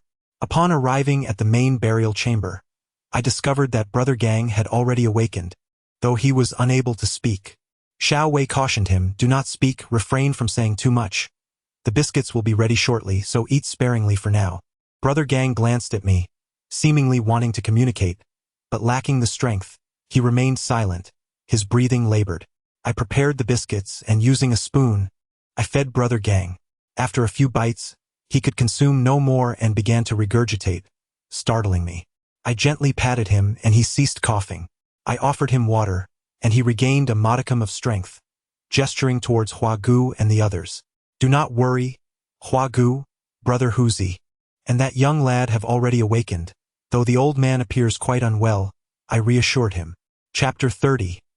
The reason Brother Gang, having regained some strength, conveyed a sense of helplessness through his gaze as he said to me, "Xiao Yu, why have you come? Were you not told not to come? What would you do if I didn't come?" Naturally, I had to show up. "By the way, let me introduce you to Zhang Tao, a renowned figure from Beijing, whom we have invited here," I said, pointing at Zhang Tao. "Brother, thank you for your kindness. I hope I haven't embarrassed you," Gang Gu said to Zhang Tao. "Don't mention it, Xiao Gang. Xiao Yu has assisted me in the past, and in response to his request, it is only right for me to help," Zhang Tao replied, clasping his fists in a gesture of respect. "Gang Gu, what is your situation? If it weren't for the guide sending me a message, we wouldn't have known you were in trouble. If we had arrived a day later, you would have been completely lost to this place. Could you tell me what transpired? Why did you all descend into the pit together?" I inquired, curiosity piqued. At that moment, Xiao Wei prepared some biscuits for Gang Gu, who graciously accepted with a nod of appreciation, taking only a few bites without overindulging. It's a long story. We spent considerable time locating this tomb. During our exploration, we realized it was a quicksand tomb, but in our quest to witness the burial site of the Dali Kingdom, we resolved to proceed with our excavation. Initially, everything went smoothly. We successfully entered the burial chamber. After blasting open the first stone door, we decided to rest for the night and descend into the tomb the following day, as we were in a remote area, unbothered by outsiders. However, misfortune struck during that evening of rest. The stone door had been opened, and Huazi and the others descended together. I waited above for them, but while they were blasting the second stone door, the vibrations from the explosion caused the theft tunnel to collapse. At that moment, I was unaware of the cave-in at the thief's tunnel. However, after waiting for a considerable time without any news, I resolved to descend into the tomb to investigate.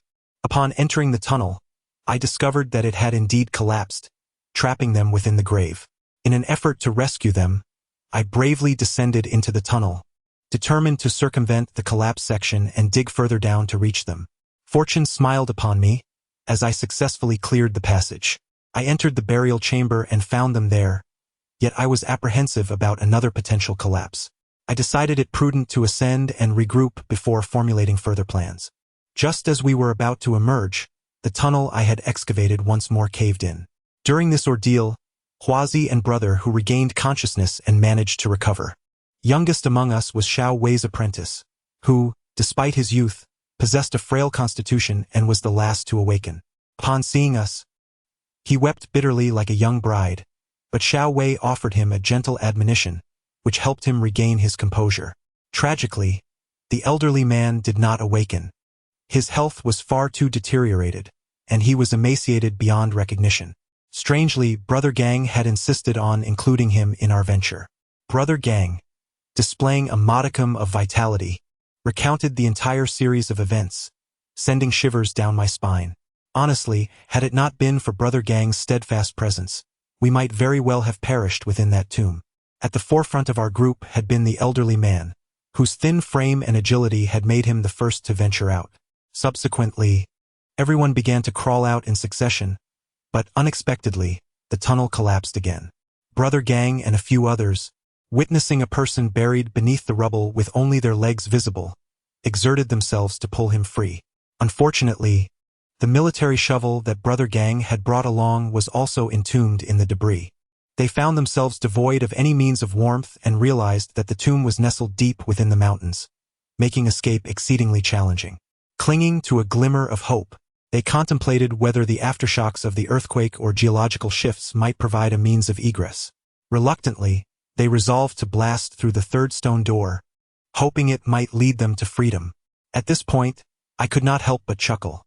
Hua's thoughts seemed rather misguided, for they were already at their wits' end yet still dreaming of treasures. After enduring 5 arduous days within the tomb, their strength had waned significantly, and they had even fainted several times during that period. Ultimately, they found themselves in a state of oblivion. We had entered on what should have been the 7th day. Had we delayed any longer, they would have vanished from sight. Was this entire ordeal merely a stroke of bad luck? Indeed, it appeared so, compounded by unfortunate coincidences that led to their entrapment within the tomb. Initially, Gang had contemplated seeking help, but the mountains offered no mobile signal, and the round trip would take 2 days, compelling him to brave the peril alone. That evening, Gang and his companions were no longer in grave danger. Despite their exhaustion, Xiao Wei suggested that since everyone was awake, they should hasten their exit, taking the funerary items with them for a collective sense of relief. Gang concurred with this sentiment. As night fell, they regained some strength, and I inquired about Hua and his group, who assured me they were in good condition. The consensus was to exit first and then discuss their next steps, leaving one individual to guard the rear while gradually transporting the funerary items outside. As for the elderly who had passed, they would be laid upon the coffin bed, which could be considered a form of blessing, though taking them out was impractical. Thus, a plan was devised, and preparations for their exodus commenced. In truth, Brother Hua and the others have only recently recovered, and their actions now seem somewhat hasty. However, we find ourselves with no alternative. Lingering within the tomb poses a significant risk. After all, our mission is to rescue others, and the tunnel we have excavated lacks the necessary stability. We proceed outward according to our plan, although Xiao Wei's disciple is in poor physical condition and requires assistance to walk. There is little we can do. He must absolutely exit alongside me. They pull him outward with a rope while I support him from behind, ensuring he avoids the wooden beams of the tunnel to prevent any potential collapse that could trap us all again. If others manage to exit first, even if we find ourselves trapped, we can still be rescued. Brother Gang is the first to ascend, and Sister Hua grows anxious as she hears the rope being tugged from the tunnel. She rushes to the entrance and assists everyone in climbing out. Once several individuals are safely above, Xiao Wei hands me the rope. I recline backwards, placing Xiao Wei's disciple on top of me to shield him from the tunnel's edges. After successfully sending Xiao Wei's disciple out, I re-enter the tomb to retrieve the funerary items. This collection has been carefully selected by Brother Gang, who has chosen only the most valuable pieces.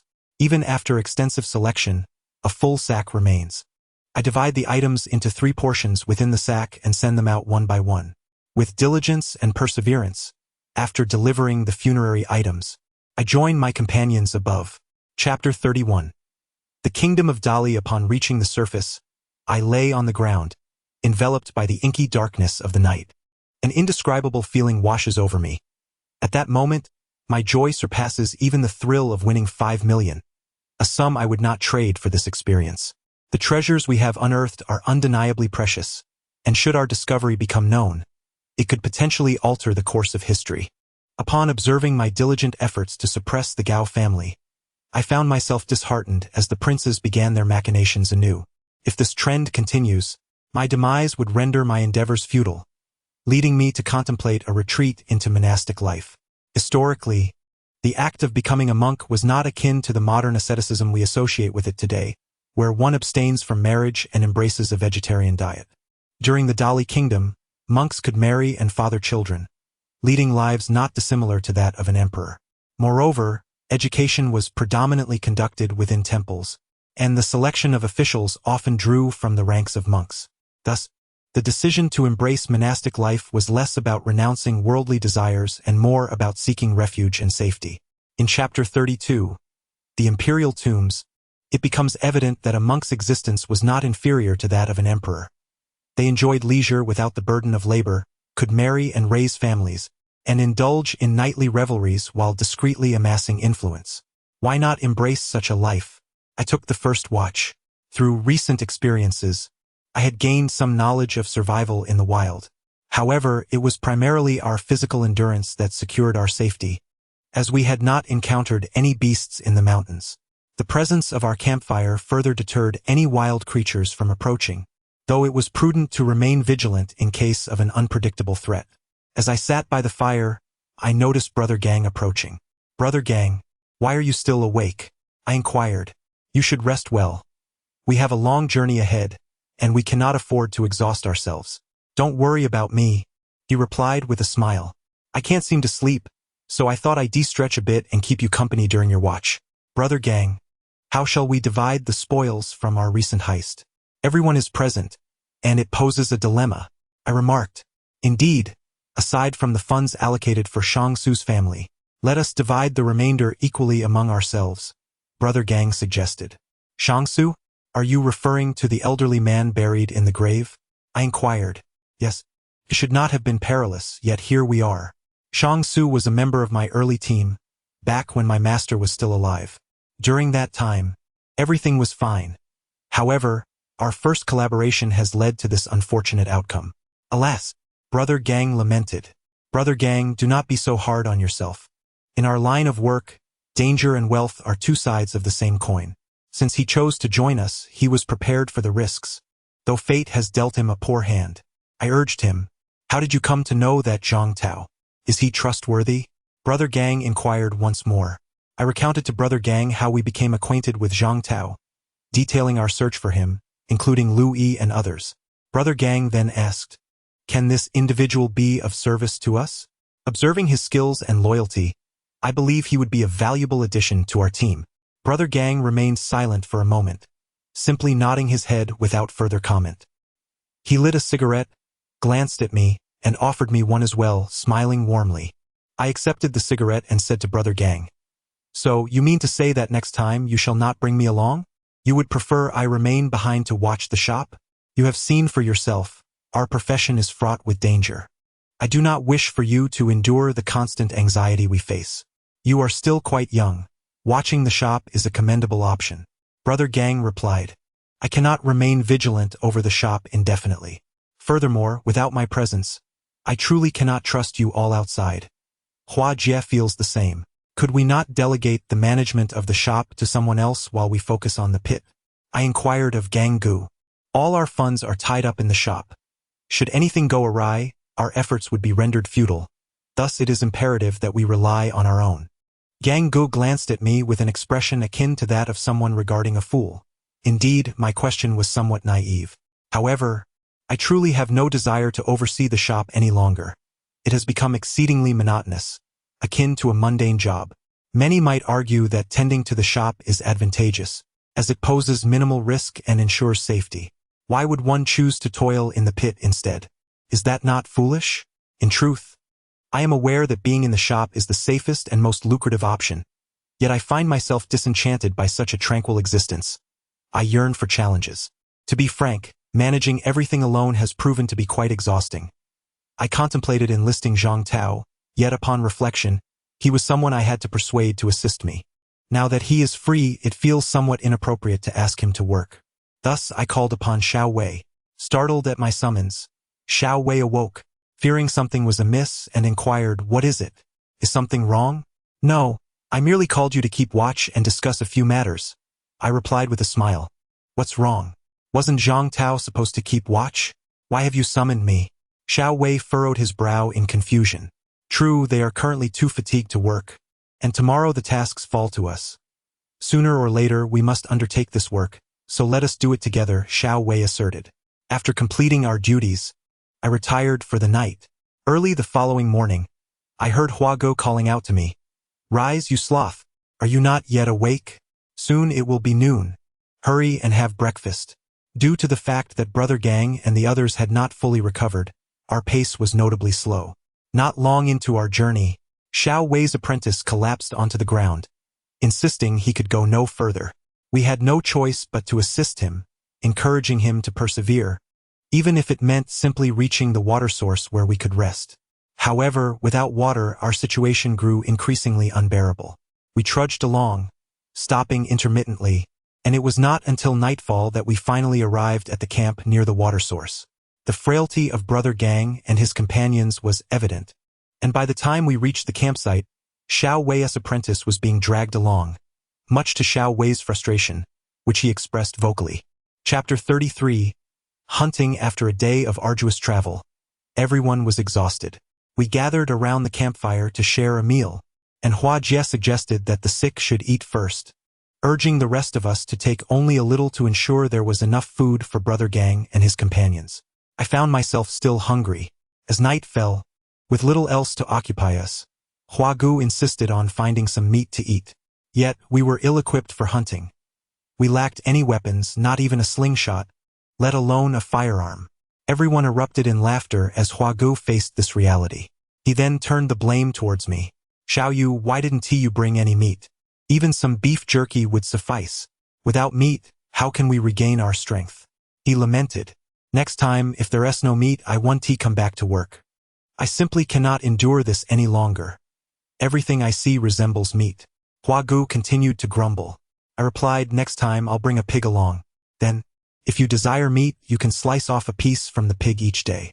How does that sound?" It is not entirely fair to blame Brother Hua. After all, labor inherently demands a considerable amount of effort. Moreover, the others have succumbed to hunger and are now subsisting on mere biscuits, a plight that none can tolerate. Certainly, not just Brother Hua, but even Xiao Wei and I find ourselves yearning for meat. Yet, in this desolate wilderness, acquiring such sustenance is an impossibility. As for the night watch, it continues to be the three of us. Zhang Tao harbors no grievances regarding this arrangement. This time, I assign the first watch to Xiao Wei, followed by myself and Zhang Tao in the third position. I have a great deal of faith in Zhang Tao. He possesses commendable skills and rarely complains. This is his inaugural venture into the tomb, and he does not exhibit any signs of nervousness. In fact, his agility while navigating the tunnels is quite impressive. If he were to join our team, it would truly be a significant asset. As I drifted into a deep slumber, Xiao Wei roused me from my dreams.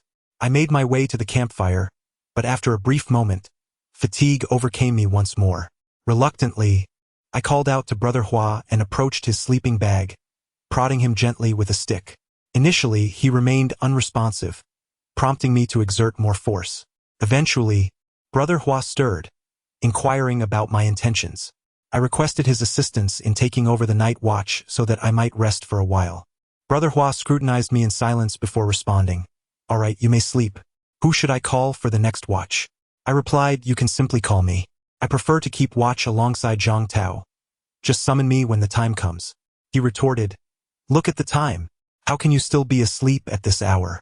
You need to get up. My strength is waning." I urged him to rest, warning, "Make sure you don't overexert yourself, or you'll end up blaming me later." With a laugh, he replied, "When have I ever blamed you? You just think I'm easy to persuade. Next time, you can wake up Hu Gu instead of me." Hua fixed his gaze upon me, and as I added more firewood to the blaze, I was met with the sound of his snoring. Bored while keeping watch, an idea struck me.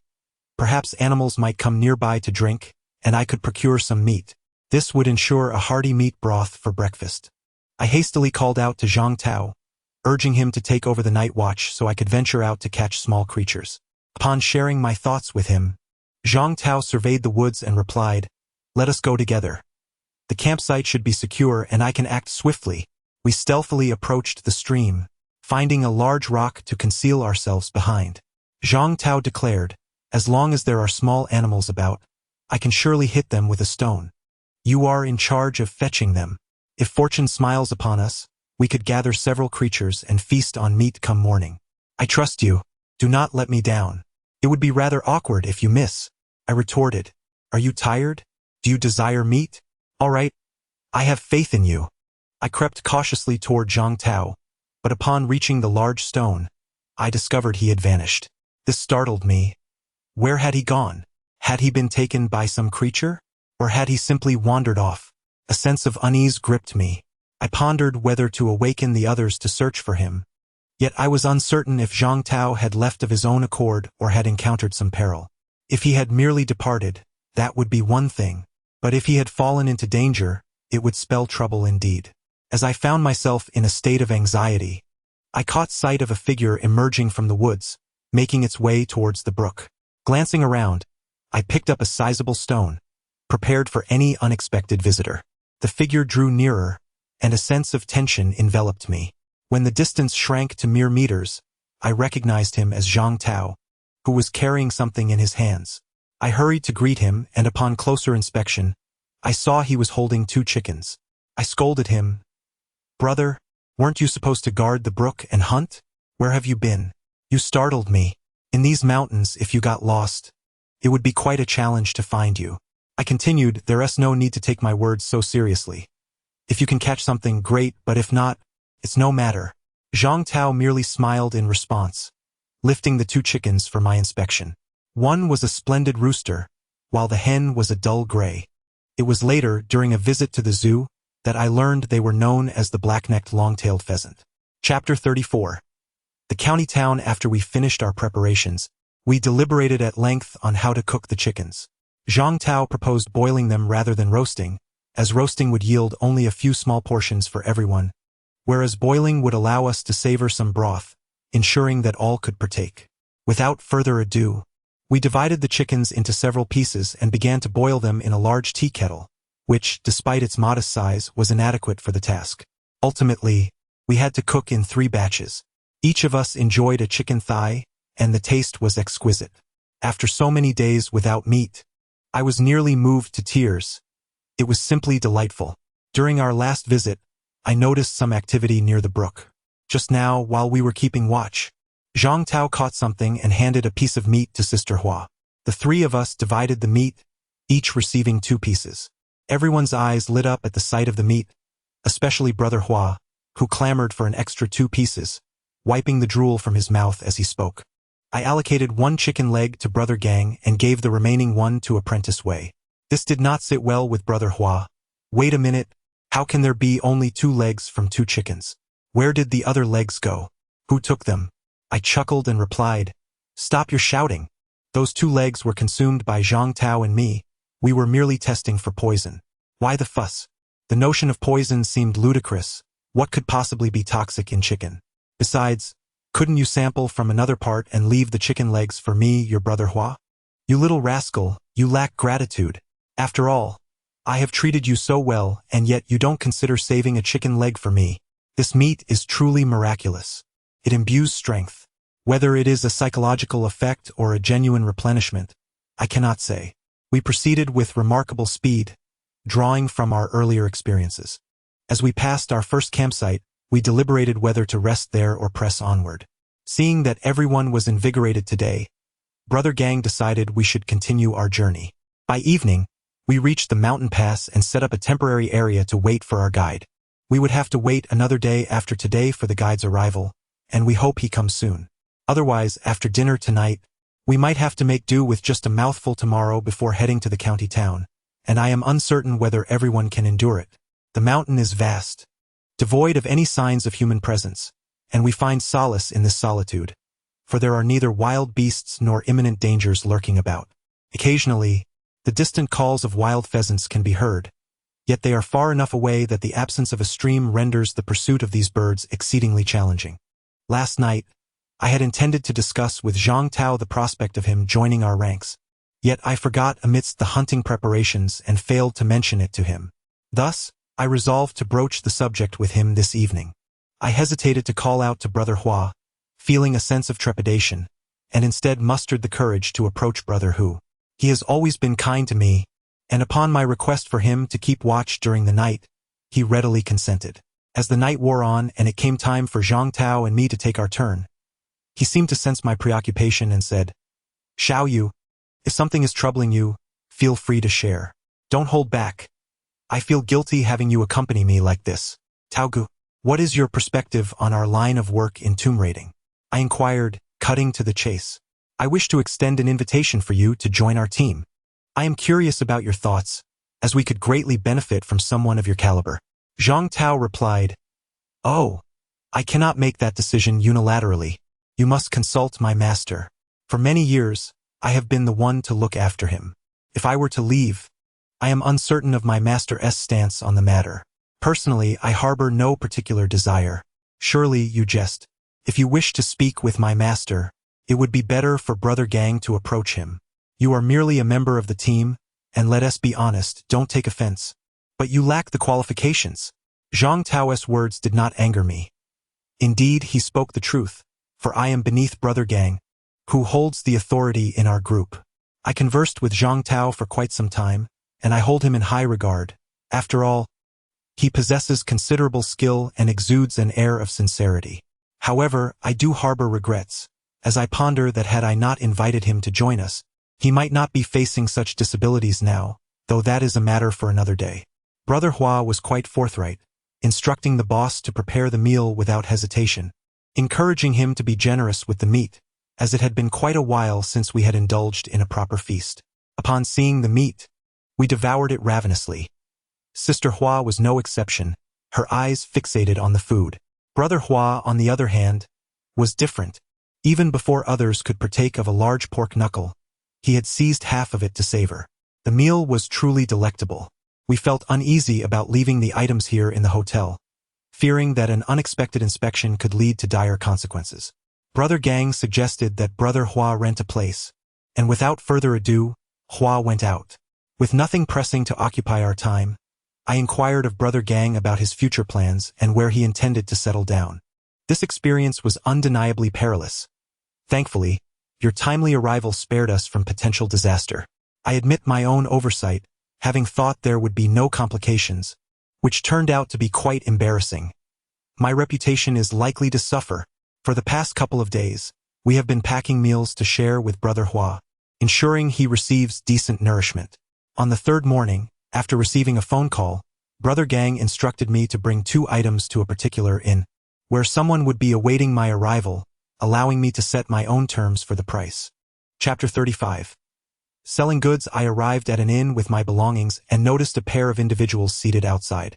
I glanced in their direction but chose to sit aside instead. It was evident that they were anxious, frequently checking the time. A man and a woman occupied the seats, and seeing that there was no one else around, I approached them. Are you Sister Wang and Brother Lu? You must be Xiao Yu? You agreed on a time, yet it has taken you quite a while to arrive. It seems a bit inconsiderate, the woman remarked with a smile. Sister Wang, you see, we in this line of work prefer the night. You are well aware of that. I replied with a forced smile. I followed them inside, maintaining an air of unfamiliarity as we walked. Upon entering the room, I observed that the bedding was not neatly arranged, suggesting that someone had already occupied the space. It turned out that these two had arrived the previous night and had intentionally delayed our meeting by a day. Once inside, they sat together and regarded me with curiosity. Xiao Yu, why not present the items for us to examine? They urged. I placed 2 objects on the bed, and they donned gloves, scrutinizing them intently. Did you truly discover the tomb of the Dali Kingdom? This could astonish the entire nation, they exclaimed. Fortune smiled upon us. It was an accidental discovery. Sister Wang, you are being overly polite. Please have a look. If everything is satisfactory, let us settle the payment, and you may take the items this evening, I replied, my impatience surfacing. The items are authentic, without a doubt. However, we have yet to see the other pieces. What price would be fair for you? Brother Lu inquired. These items, if taken out individually, could create a nationwide sensation. Our possessions are indeed of excellent quality, although you may not have seen them. Rest assured, we will not allow you to suffer any losses. As for the price, I raised 3 fingers, forming an okay gesture. 300,000? This price is fair and reasonable. Our collaboration is not a first, and I still have considerable faith in you. Otherwise, we would not have gone through so much trouble to come here. Sister Wang chuckled. I was momentarily taken aback. 30,000 is hardly sufficient to procure this seal. Sister Wang, I am not fond of jesting. Is this price truly reflective of the seal's value? Upon my remark, both of them were momentarily stunned, their hopes of a bargain dashed. They smiled and replied, I am not joking. That is indeed the total price, my dear brother. Did no one inform you of the price before your arrival? I remained silent, casting a glance at them before placing the items into my bag, preparing to leave. Just as my foot was about to cross the threshold, Sister Wang interjected, Brother, you seem too eager. Young people must learn patience. This item you possess is akin to a hot potato. If we do not take it, no one else will dare to. Are you attempting to intimidate me? If this is your stance, please provide me with your card number, and I shall reimburse your travel expenses upon your arrival. Let us not communicate again in the future, I stated firmly. The two appeared taken aback by my assertiveness, clearly unprepared for such directness. They retorted, Brother, speak honestly. How much are you truly asking? I replied, 3 million. If you are indeed serious, we can arrange for delivery tonight. If you find it too burdensome, then I shall seek the company of others. To be candid, there are no others. After more than a year in this shop, I am well acquainted with whom I meet and what is said, and I understand the sales tactics at play. The two of them pondered for a considerable time before finally stating, the price is rather steep. Could it possibly be reduced? Indeed, the quoted price exceeded their budget. Given the distance you have traveled, I am willing to extend a concession. Allow me to reimburse your travel expenses and offer you a discount of 200,000. This is the utmost extent of my authority, I earnestly conveyed to them. Although their initial impression was not particularly favorable, their promptness in transferring funds was remarkable. Within half an hour, the full payment was received, not merely a deposit. We ultimately agreed that they would arrive at the shop at 2 o'clock in the afternoon to collect the items. I wish to inquire, where do you intend to sell these items, or do you plan to keep them for your own collection? Please do not take offense. I mean no harm, merely curious. If it is inconvenient to disclose, feel free to withhold the information. However, should you choose to share, it is of no consequence. These items are not meant for public exposure. Should others become aware, it would not only implicate you but also put us in a precarious position.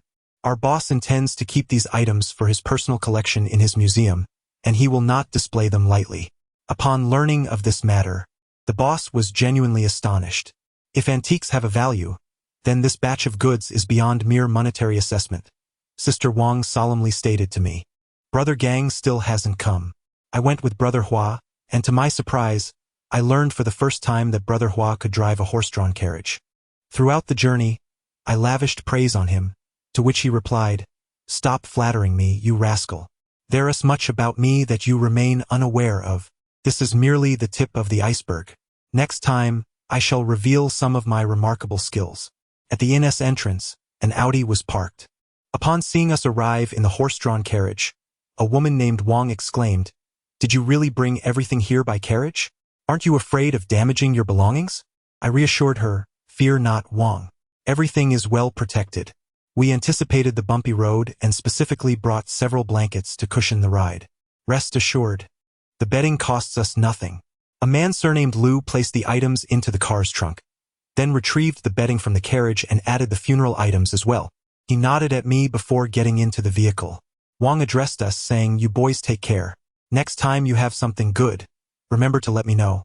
Ensure you bring me something nice. With that, she entered the car and drove away. Brother Hua guided the horse-drawn carriage, delivering me to the inn, instructing me to disembark and seek out Brother Gang while he returned the carriage. Queried, Where will you return it? The carriage is borrowed, isn't it? Isn't that a silly question? He replied incredulously, We are merely delivering goods. Do you expect me to purchase a carriage? Of course, we must return it.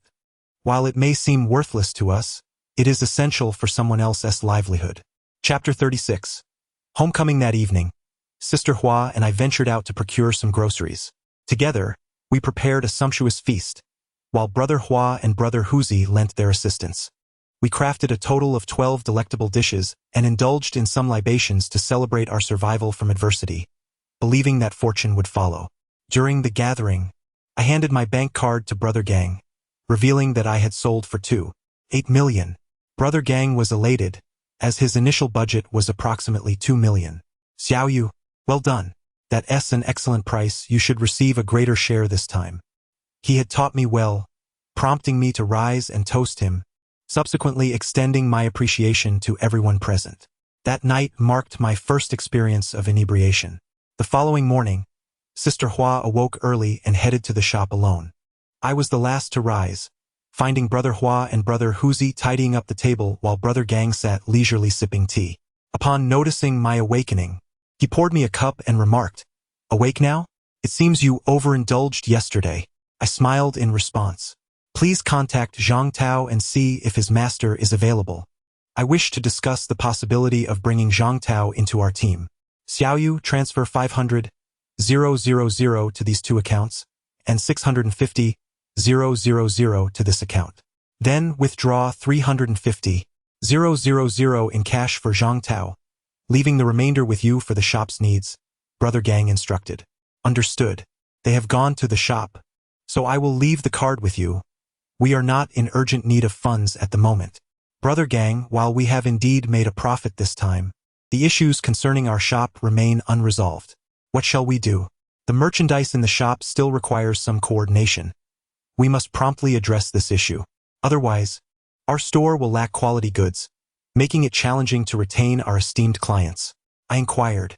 Brother Gang, sipping his tea, furrowed his brow and replied, "Let us take a moment to regroup before venturing out again. Even if we manage to acquire those grand relics, it would be difficult to sell them, let alone display them publicly." Noticing that it was already noon, I suggested to Brother Gang, "Allow me to prepare some lunch. Let us have a quick bite together."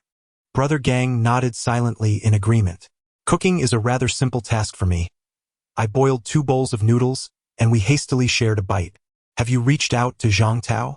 What did he say about the noodles?" I asked. "I completely forgot. I will contact him right away," Brother Gang replied. I chuckled and said, "Hello, is this Brother Tao? Are you at home? Is it convenient for me to come over? Xiaoyu, please hold on a moment. Let me check with my master to see if he is available today. I will call you back." After waiting for over an hour, my phone rang. "Xiaoyu, my master said it's fine, you can bring Li over." "All right, Brother Tao, we will be there shortly. Please wait for us," I exclaimed. "Brother Gang, Zhang Tao said it's convenient. Let us head over," I announced. "Go and pack that jar from the shelf and don't forget to bring cash." "Let us be on our way," Brother Gang instructed. "All right, understood, Brother Gang," I stammered. Brother Gang chuckled, noticing my slight bewilderment, and advised, "When we meet his master, we should bring a gift and present ourselves formally. Otherwise, we may come across as uncultured." I utilized an exquisite large box, the kind that exudes opulence, crafted entirely from solid wood, lined with thick newspaper, and enveloped in vibrant yellow fabric, an immediate indication of its worth. Brother Gang and I arrived at Zhang Tao's courtyard. I grasped the money in one hand and the box in the other, approaching the entrance where I rapped gently on the door. It was the same child who had opened the door for me previously. The child inquired, "Are you Xiaoyu? Master and senior brother are waiting for you inside. Please follow me." As I trailed behind Brother Gang and stepped into the living room, I was greeted by the sight of an elderly gentleman with hair as white as snow, yet his complexion radiated vitality. Zhang Tao and Lu Yi stood behind him. I found myself somewhat bewildered. This was my first encounter in such a formal setting. The elder welcomed us at the door, clasping his hands in a respectful gesture towards Brother Gang, exclaiming, "I have long heard of the esteemed name of Li Baotou. It is truly a privilege to meet you today. Please, take a seat. Xiao Yi, bring the tea." Xiao Yi guided Brother Gang to a grand armchair on the left, then circled around to fetch the tea. "Master, please have a seat. You are far too gracious. It is our younger generation's oversight for not visiting you sooner. We should have come to see you a long time ago, but we have been preoccupied. Fortunately, my disciple has formed a connection with your disciple, which has been immensely helpful. I seized this opportunity to pay you a visit," Brother Gang articulated with great formality. "As for my female disciple, her skills are still lacking, and she has fallen short against your disciple. Thankfully, they are not outsiders. Otherwise, I would be embarrassed as an elder if this were to spread. Not at all. Your disciples are all remarkable. Perhaps this is a test you set for them, and we happen to be fortunate. Louis Douan brought tea, and the two exchanged pleasantries for quite some time. Though their conversation appeared courteous, both were subtly probing one another. After extensive dialogue, we remained standing, our legs growing weary. The master insisted on a meal, and despite Brother Gang's attempts to decline, he ultimately could not refuse. It was only after we had indulged in food and drink that we turned our attention to serious matters. Master, I must admit my boldness today. We have 3 matters to discuss. First, to pay you a visit. Second, to deliver the funds owed to Zhang Tao from the last venture. And third, to inquire about the possibility of having Xiao Tao join us. Oh, I wonder what Li Baotou sees in Xiao Tao. He is my most proud disciple. Master, your cherished pupil possesses commendable skills. With a master like you, high-caliber students are to be expected. Our industry greatly benefits from talents such as him. Xiao Tao has been with me for 20 years. His departure would be quite an adjustment for me. As I grow older, I find it increasingly difficult to guide the younger generation. Their aspirations must also be considered. The master then glanced at Zhang Tao, who sat nearby. Whatever you say, master, I shall heed your counsel. Xiao Tao responded with great respect. If Li Baotou does not mind, I would like for Xiao Tao to have a trial with you, the master suggested. Then it is settled. Master, when shall we arrange for Xiao Tao to come to my place? Brother Gang inquired. Xiao Tao, gather your things and accompany Li Baotou, the master sighed. Subsequently, Gang Go presented a bank card to master and expressed, "This is a token of my gratitude to you, master. Thank you for your generosity. Rest assured, I shall treat Xiao Tao as I would my own disciple. I will not disturb your peace any longer. Please take your time to rest. I shall visit you again another day. Farewell." Master glanced at Zhang Tao, waved his hand dismissively, and remained silent. Zhang Tao looked at master, then turned to us as he exited, saying to Gang Gu, Li Baotou, "I would like to stay with my master for the night and tidy up my belongings afterward. Is that all right?" "Oh, no problem. Tomorrow, I shall have Xiao Yu come to pick you up. Spend quality time with your master." Gang Gu replied, "No need for that, Xiao Tao. You should accompany Li Baotou now. I have Xiao Yi and the others here with me, so you needn't worry about me," master insisted. Gang Gu furrowed his brow, remained silent, offered a smile to Zhang Tao, and turned to leave. I promptly followed suit. Once in the car, we waited at the entrance for Zhang Tao. We waited for over an hour, and I began to grow restless. Eventually, Zhang Tao emerged with his luggage and a large bag. I hurriedly exited the car, ran over to assist him with his belongings, placing them in the trunk, while Zhang Tao took his seat in the passenger seat. Upon my return to the vehicle, Gang Gu instructed to the residential building, "Xiao Tao will stay there for now." Chapter 37. Zhang Tao. I have always perceived Zhang Tao as an exceptionally composed individual.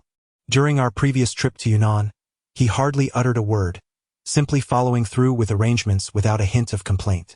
This is the impression I currently hold of Zhang Tao. We drove to the residence and I assisted Zhang Tao with his backpack. Brother Gang, as we walked, remarked, "Xiao Tao, for now you will stay here. Once we finish tidying up, you can move into the house. Relying entirely on Li Baotou's arrangements, I can reside wherever you decide. From this moment on, my fate is in your hands, Brother Gang," Zhang Tao replied. I inquired of Brother Gang, "Do you think Zhang Tao is genuinely committed to our cause? Should we observe him a little longer?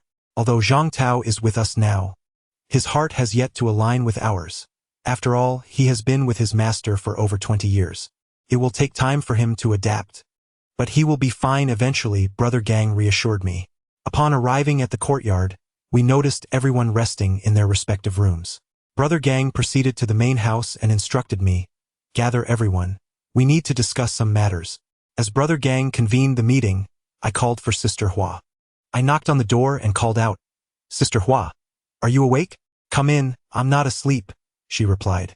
I entered to find Sister Hua wide awake, seemingly engaged in some activity. "Brother Gang has called us for a meeting," I informed her. After getting up, Sister Hua asked, "Have you both eaten? If not, I can prepare some noodles for you. We have eaten, just outside." I responded as I and Sister Hua made our way to the living room.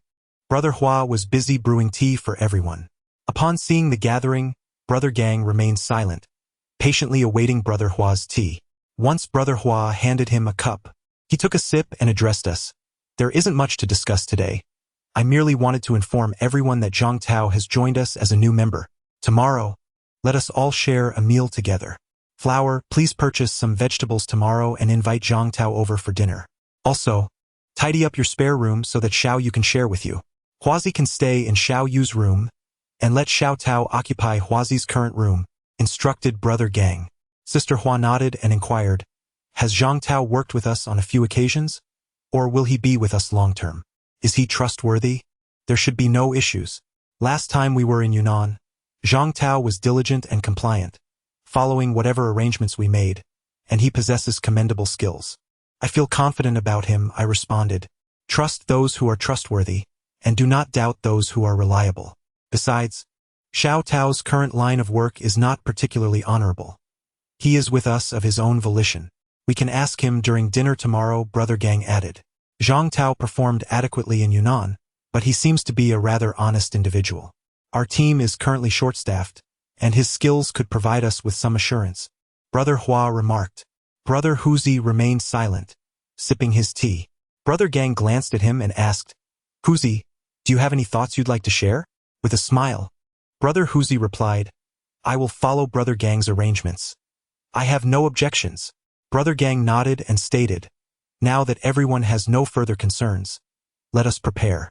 We are planning a trip to Sichuan to explore opportunities there, as it may prove more fruitful and help resolve our stock shortages.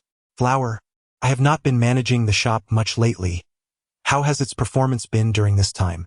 Sister Hua ventured out to retrieve the account books, while I poured tea for everyone. She returned with several ledgers, one of which was exceedingly thick. Holding up the heftiest tome, Sister Hua addressed us. The shop's cash flow is substantial, and the profits are commendable. We haven't distributed any dividends for over a year. Yet the shop's books reflect a staggering 13,246,735 yuan. I was taken aback, calculating the amount down to the last cent. Such meticulous accounting seemed excessive. How could every penny be accounted for? You see, brother, this isn't about our share. The exact amount is inconsequential. I manage the shop, hence it is imperative that the accounts are scrupulously maintained. Sister Hua chuckled. With a capital of several hundred thousand, and now exceeding 10 million, are we not verging on becoming millionaires? I remarked. Indeed, the shop relies heavily on you and Xiao Yu. With new individuals joining us, we must reassess the shareholdings. Additionally, the goods we pilfered must also be accounted for in the shop, and we owe Zhang Tao an explanation, Brother Gang interjected. How much must we retain in the shop's accounts to ensure its smooth operation? Brother Gang inquired of Sister Hua. Currently, we are both selling and receiving goods, and we need at least 2 million on the books to avoid complications. Furthermore, if the items we have stolen are placed in the shop, it would alleviate many issues. Brother Gang, I heard the last batch of stolen goods has already been sold, yet our shop remains understocked. When Sister Song visited last time, she lamented the lack of quality merchandise. Sister Hua responded, now that we have sufficient personnel, I plan to separate the shop's accounts, allowing us to maintain distinct financial records to prevent future discrepancies. Hence, it is essential that we reconfigure the shop's operations. I invite everyone to share their thoughts. Zhang Ge took a sip of tea and addressed everyone, stating, the shop can be managed in any manner, as long as I am not tasked with overseeing it. I lack the aptitude for business. In my opinion, it would be best for Xiao Yu and Hua Jie to manage the shop while we focus on our endeavors in tomb raiding. Hua Gu concurred. I have no objections. I will follow Jiang Ji's arrangements. I feel somewhat fatigued, so I shall take my leave to rest. Jiang Gu, please deliberate and inform me of your conclusions later. He turned and exited. Hu Zigu placed the teacup on the table, furrowing his brow as he observed Hu Zigu, yet he refrained from speaking. Upon noticing Hu Ziji's departure, Hua Jie stood to serve tea to everyone, remaining silent on the matter. As Jiang Gu sipped his tea, I felt a bit bewildered. After Hu Zigu left, I glanced at Jiang Gu, who appeared somewhat displeased. Hua Gu remarked, very well, I too shall take a rest. Come, brother, Let us tidy up our belongings and move to my room. Hua Jie instructed me. Observing my disarray, she playfully scolded. You lazybones. You haven't even folded your bedding or tidied up the room. It's quite disgraceful. Who would ever consider marrying you? I retorted with a chuckle. With my state, how could I ever pursue a relationship? I might as well remain single for life. When you grow older, Hua Jie, I shall take care of you. I gathered my belongings into a large bag and headed towards Hua Jie's room. Upon entering, I found her diligently wiping the dust from the surfaces. Noticing the bed had been made, I tossed my things onto it and began to arrange the bedding. Hua Jie admonished me, if you are to live with me, you must maintain cleanliness. You cannot continue being so untidy as before. Also, ensure your clothes are organized. Do not leave them strewn about. If I find them lying around, I shall dispose of them in the trash. Chapter 38. The recliner. I possess a peculiar affliction. Unless I am particularly fatigued, I find it exceedingly difficult to fall asleep in a new environment. As I reclined on the bed, I ventured outside and inquired of Sister Hua. Sister Hua, are you asleep? If you are not weary, shall we engage in a conversation for a while? Inside the room, I commenced my nightly ablutions, retrieving a pack of cigarettes. Although I seldom smoke, I have grown accustomed to carrying a pack while at the shop. I lit a cigarette, only to realize there was no ashtray at hand. Discarding the ash on the floor would surely provoke Sister Hua's ire. Upon returning indoors, I discovered Sister Hua patiently awaiting me. I entered the living room and placed the ashtray upon the table. Sister Hua, observing my actions, remarked, "Have you taken to smoking? You are certainly not setting a good example." Feeling somewhat melancholic, I replied, "I lit one out of frustration. I do not usually smoke." I then shared my thoughts with Sister Hua. Do not speak so lightly. I too have been puzzled by Brother Hu's demeanor. Over the past few days at the shop, he has been rather taciturn, though he seems to find some solace and even smiles occasionally. Perhaps the recent events in Yunnan have taken a considerable toll on him. I cannot be certain, but it seems Brother Hu is contemplating withdrawal from our line of work. Sister Hua sighed softly. I do not wish to remain at the shop any longer. I yearn to venture out with Brother Gang and the others. Life at the shop feels excessively comfortable and profoundly dull. I expressed my discontent. This profession is such that once you enter, it is exceedingly challenging to extricate yourself. The shop is currently thriving, and you are still young. We do not wish for you to remain entrenched in this lifestyle. We seek your best interest. We hope you will consider leaving this line of work. Present circumstances are stable. Is that not preferable to the alternative? Sister Hua responded. I lit another cigarette, but Sister Hua snatched it away, exclaiming, "No more smoking. If you do, I shall give you a beating." I replied, "Sister Hua, why not take a break? I wish to be alone for a while to ponder." She rose and came to my side, enfolding my head in her embrace, gently stroking my hair as she reassured me, "Do not overthink. There will always be a way when we reach the mountain. Whatever happens, happens." The following morning, Sister Hua called us for breakfast. She was like a housekeeper, her voice rousing everyone from slumber. I got up, washed up, and made my way to the living room for breakfast, where Sister Hua had prepared fried dough sticks and soybean milk. Brother Gang addressed us, "Hua Zi, please tidy up in a bit and move your things upstairs. Then, everyone should head to the shop. Xiao Yu, you drive to pick up Zhang Tao first. Arrange for him to stay at the courtyard, and then bring him to the shop." I nodded in acknowledgement and, after finishing my meal, drove to fetch Zhang Tao. I arrived at the apartment building and knocked on the door, but there was no response. Zhang Tao did not open the door, and my first thought was that he had fled. Hastily, I used my key to enter, relieved to find his belongings still there.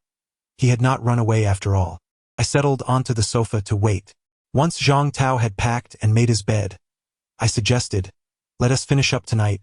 We still need to go to the shop, and there will be a gathering later."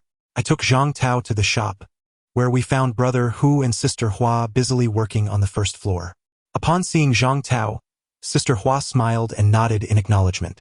I accompanied Zhang Tao to the second floor, where Brother Gang and Brother Hua were sipping tea. Upon seeing Zhang Tao, they smiled and said, "Little Tao has arrived. How did you sleep last night? We seem to have been a bit remiss in our arrangements, leaving you to stay outside for a night. Tonight, We shall treat you to a warm welcome. You continue your conversation, brother Gang. I shall assist downstairs.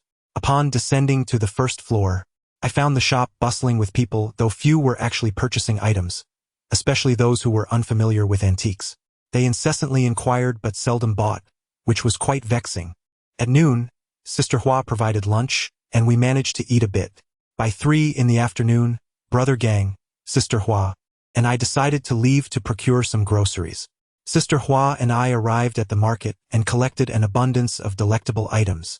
I struggled to carry the load and suggested to Sister Hua that we had enough, as the feast was quite sumptuous.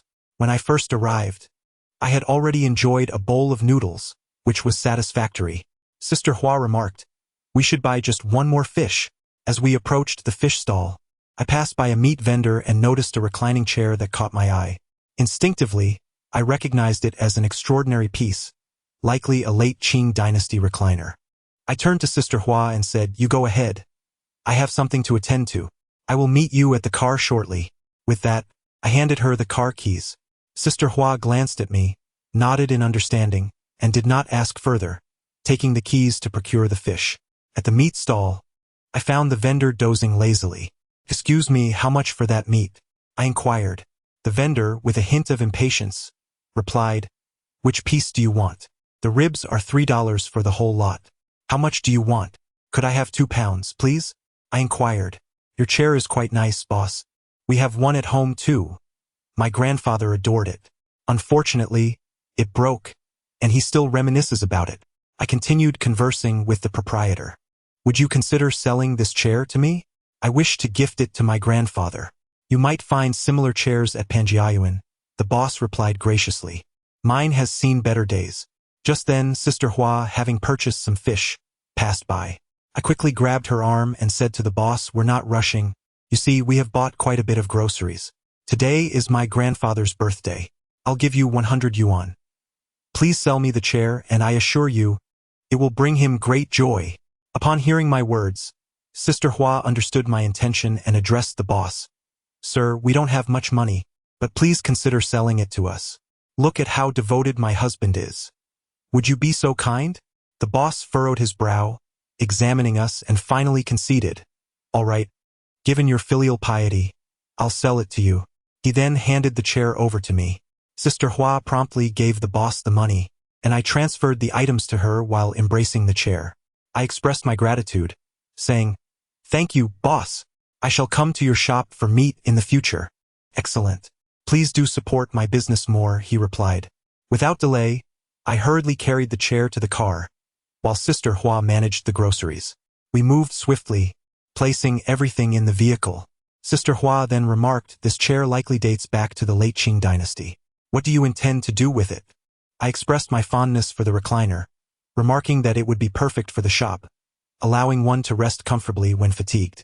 I turned to Sister Hua and, upon her glance, she shyly replied, "All right." Observing her slight blush, I added, "Could you refrain from referring to me as your wife next time? Is it not possible to address me as your sister instead?" In my haste to acquire the chair, I had fabricated a casual excuse, and I hastily apologized. "Sister Hua, please do not be upset." It was only then that I realized my earlier address of her as wife. Chapter 39. Drinking, we prepared an extravagant feast of 18 dishes, an indulgence indeed, as our usual meals consist of only 10 or so dishes. This bountiful spread was quite a rarity. During the gathering, we sipped on some wine, yet none of us overindulged. Brother Gang remarked, "Xiao Tao, now that you have joined us, we are as one family. Should any matters arise, feel free to discuss them openly without hesitation. You have likely gathered the gist by now. We also have a shop, managed by Sister Hua, which has been performing quite well and has generated a modest profit. This establishment was opened following our illicit excavation of a Han Dynasty tomb, whereupon selling the funerary goods, we decided to start a business. Logically, upon your joining us, you would be entitled to a share of the shop. However, I pondered this and concluded that it may not be equitable for everyone involved. Thus, I propose we keep the shop separate from our other undertakings." Li interjected, "You are overthinking this. I harbor no such intentions. This shop bears no connection to me, and even if everyone agreed, I could not accept it. Zhang Tao stated, "In the absence of outsiders, you may simply call Brother Gang." I contemplated this matter throughout the night and resolved to delineate the shop's accounts clearly, ensuring they remain distinct from our other affairs.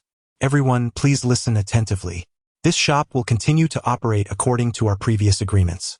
In the future, any stolen goods will be prioritized for our shop, and their prices will adhere to the standard rates. The proceeds from the sale of these items will be distributed among those who sourced them, and there will be no further profit sharing for the shop. Similarly, we should meticulously allocate the shop's shares.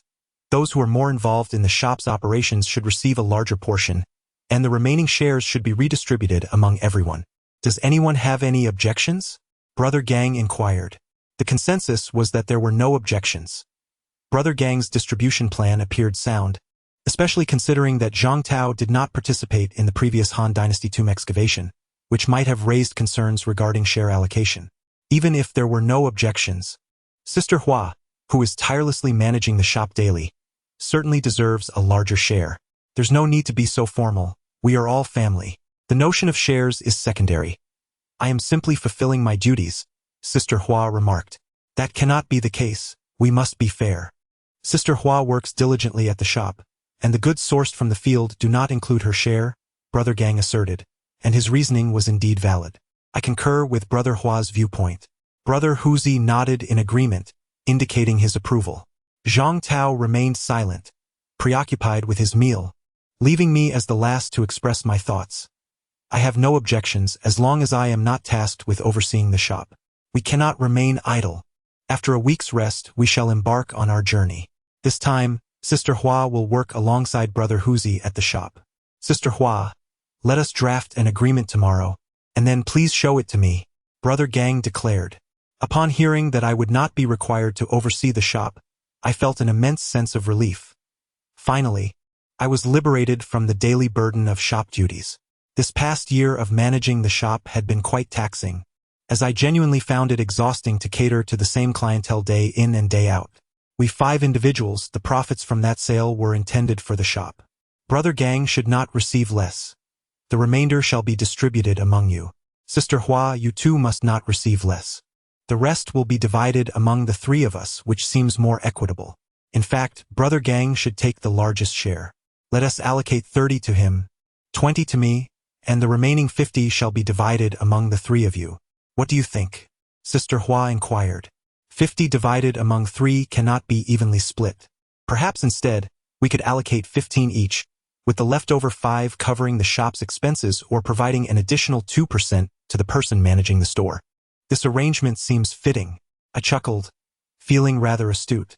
Not to mention, my brother's considerations were remarkably thorough. The shop's expenses, combined with our regular meals, indeed require funding. This way, Brother Gang need not constantly draw from his living expenses. My brother's idea is truly commendable. Sister Hua praised me with a smile. It was already past 1 in the morning, and observing the 3 still drinking, I suggested that Sister Hua retire for the night. I too went to wash up before heading to bed, uncertain of their return time after drinking, as we needed to go to the shop the following day.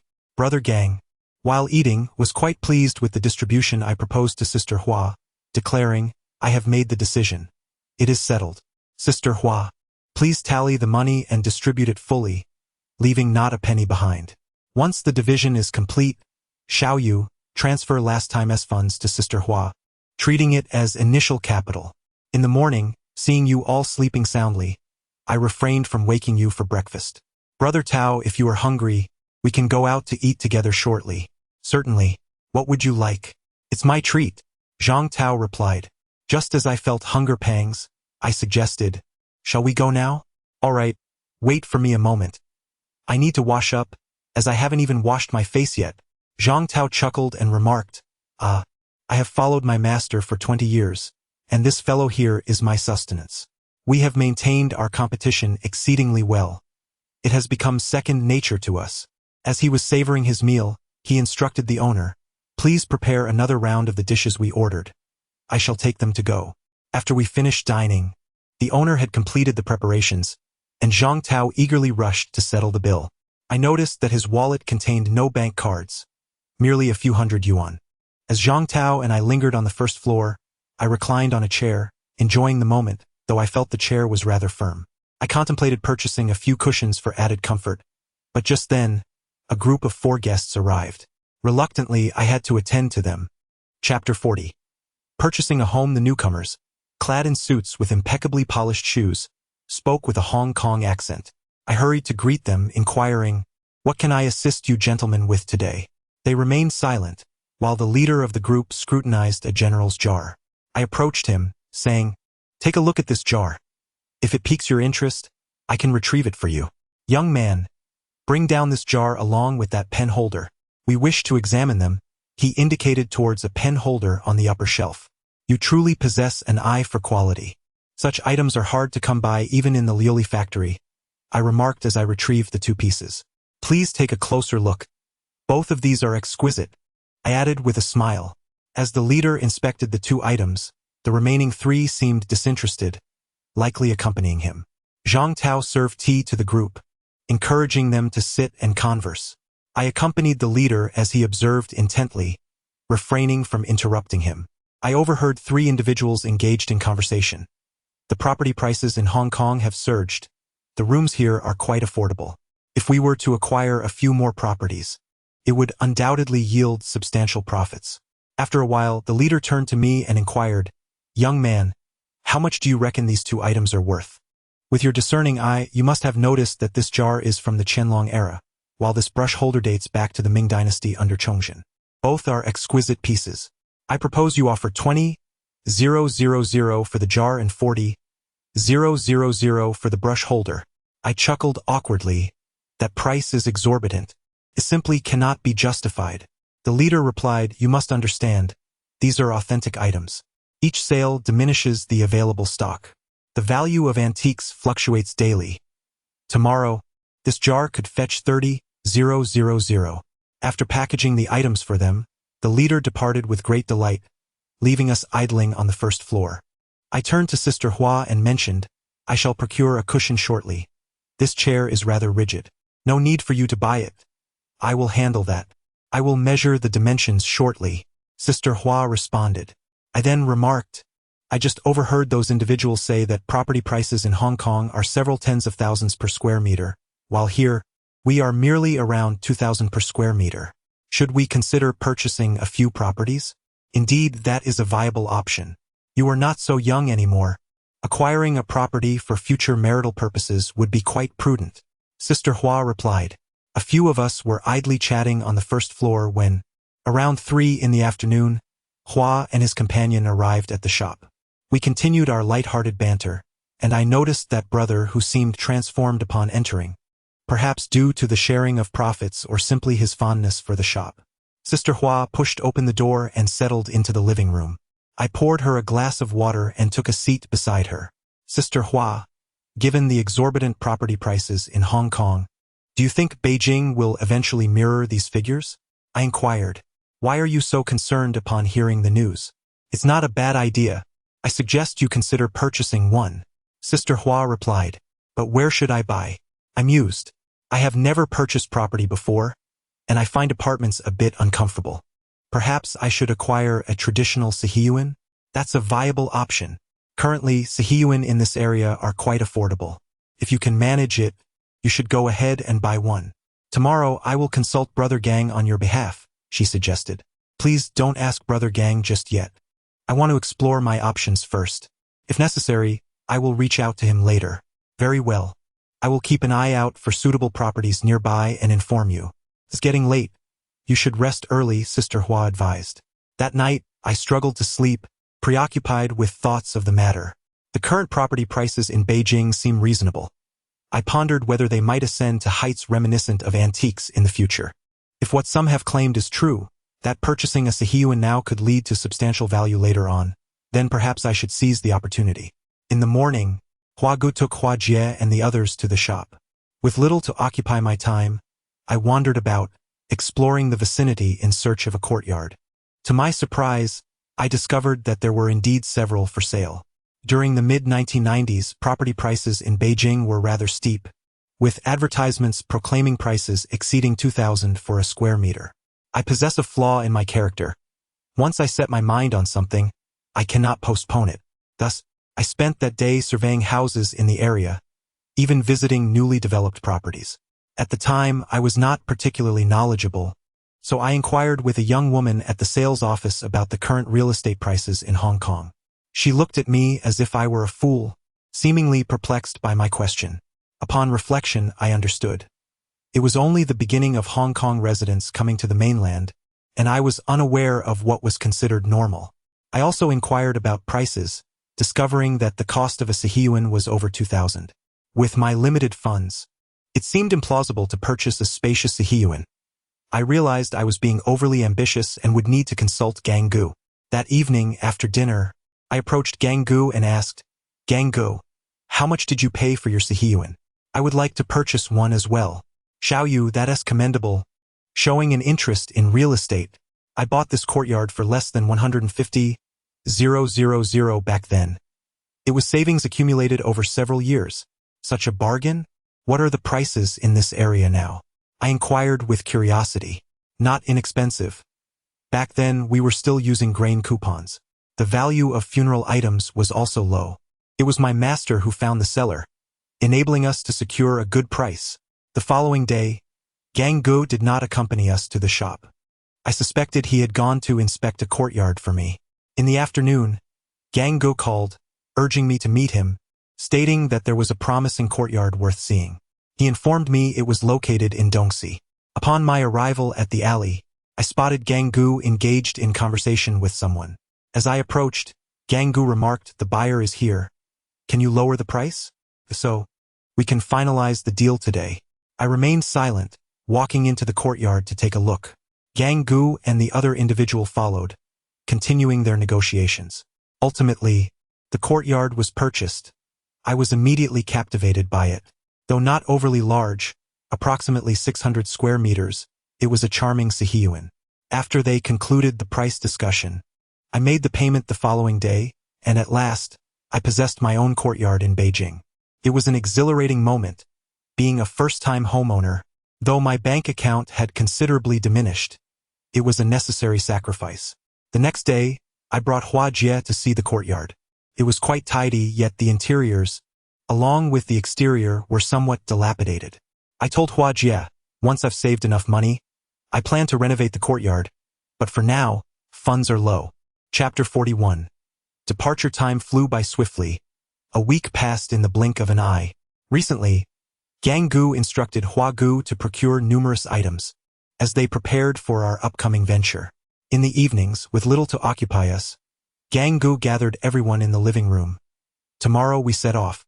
Make sure all preparations are in order. Let the shop remain under the watchful eyes of Hua and Huzi while Xiao Yu procures the train tickets." "All right, I shall go buy the tickets shortly." I nodded in agreement.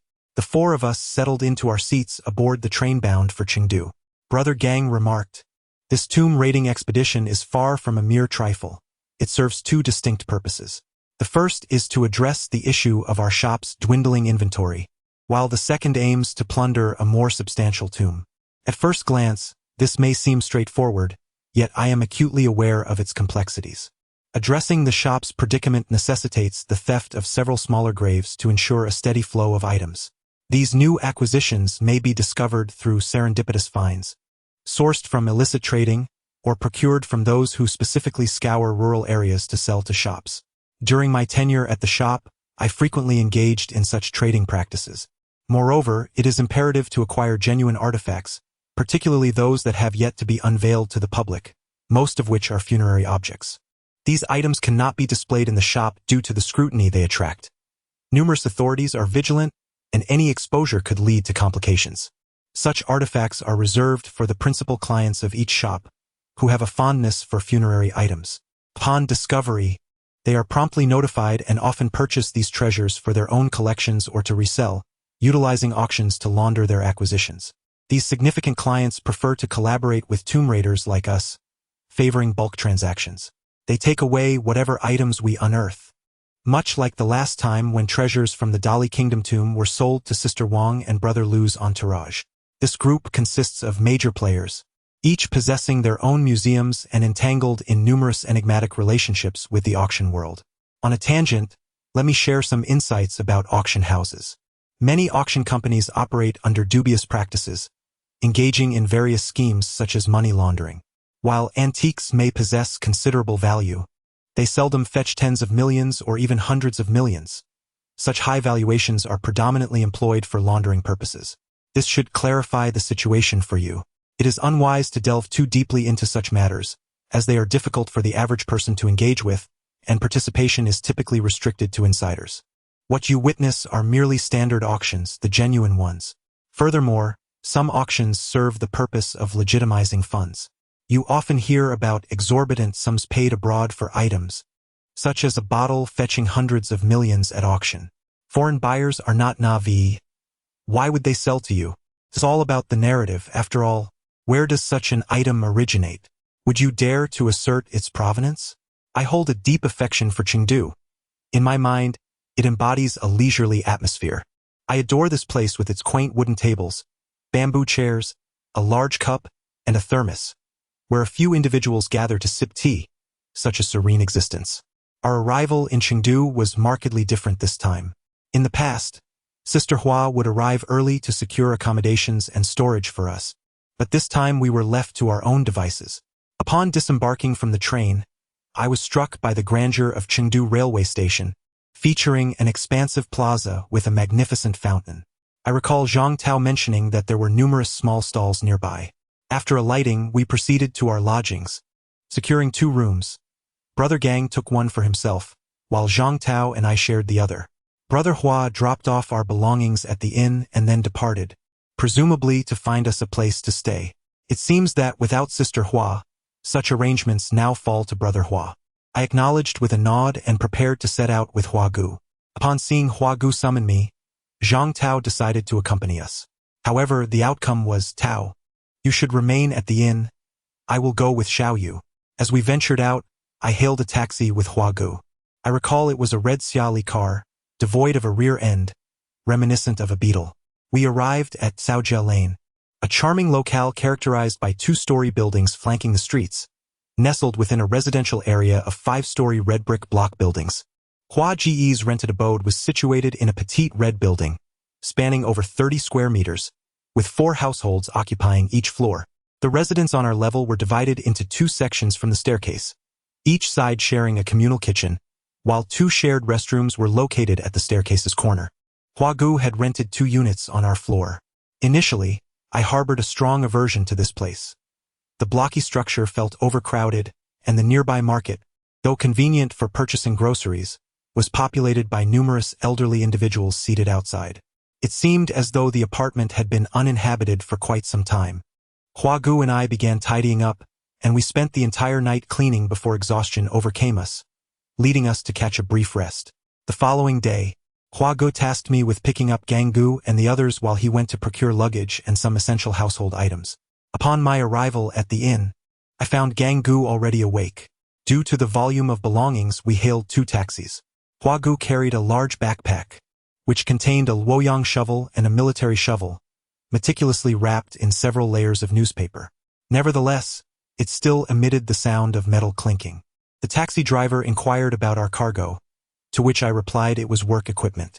The driver did not press further, and we proceeded to Saojia Lane. Gang Gu remained silent, while Zhang Tao wore a frown. After ascending the stairs, we allocated the rooms. Zhang Tao and I ventured out to procure some groceries, as we would otherwise find ourselves famished by noon. I called Brother Hua to inquire if he had purchased pots, bowls, and other necessities. He grumbled in reply, lamenting that with so many people's luggage, he could hardly manage, let alone acquire kitchenware, and suggested I handle it myself. Chapter 42. Ascending the mountain once we finished our meal, I prepared a bed for Brother Gang. The room was quite diminutive, leaving little space to turn around. This old building, for reasons unknown, was regrettably sparsely populated. Fortunately, Brother Hua had rented 2 accommodations, allowing everyone to find shelter. He had also established a small storage area downstairs, which was said to be more expensive than our 2 rented rooms, as it was intended for commercial purposes. Brother Gang rented it primarily for storage. After dinner, Brother Gang summoned us for a meeting while Brother Hua continued organizing the storage area below. I called Brother Hua to urge him to come upstairs promptly for the meeting. Brother Gang, holding a teacup, remarked, "This mission bears considerable weight. We must exercise caution. Hua Zi, tomorrow you and Xiao Yu must find a way to acquire a vehicle. The mountain roads are quite inconvenient without one. I have perused various county chronicles at home and discovered that there are numerous ancient tombs in Chengdu, yet they are located either deep within the mountains or in villages. Hence, we require a car. Zhang Tao, accompany me tomorrow. Let us explore the vicinity, as there are several Shu royal tombs nearby that merit a visit. Please ensure your safety." Early the next morning, Brother Hua purchased breakfast for us. We managed to take a bite, and then Brother Gang and Zhang Tao headed out. It was just Brother Hua and me remaining. I inquired, "Are we the only four this time?" Brother Hua replied, "It should be just us four. Brother Gang hasn't mentioned any outsiders. We will proceed according to Brother Gang's arrangements, so there's no need for us to worry." Brother Hua then took the bag containing the Luoyang shovel to the garage. I accompanied him to his dwelling, where he had inexplicably acquired a folding bed. The room, aside from the bed, was devoid of modern amenities. Brother Gang had boarded up the windows with wooden planks, and the only source of light was a bare bulb. Brother Gang placed a large bag beneath his folding bed and instructed me to follow him. We hailed a taxi and asked the driver where we might find vehicles for sale. The driver led us to the Western Auto City. We wandered for quite some time without spotting any second-hand cars. After a lengthy detour, we finally discovered a lot selling used vehicles, though they appeared more akin to smuggled cars. When we inquired about the prices, they turned out to be exorbitant. One seller asked what type of car we desired, ultimately leading me to a location I couldn't quite place. "I'm not a chef. Initially, you claimed to be a master cook, yet now you seem reluctant to cook. I don't know how to prepare meals either. You should handle it and indulge yourself afterward," I remarked. Brother Hua was preoccupied with his phone. After finalizing the purchase, he announced, "We've bought a van. It comfortably seats us all and can also carry goods, which is extremely convenient." He placed the keys on the table, a satisfied smile on his face. Brother Gang nodded, refraining from further speech. He produced a map, pointed to a mountain, and informed us that, according to the map, there should be tombs located in those mountains.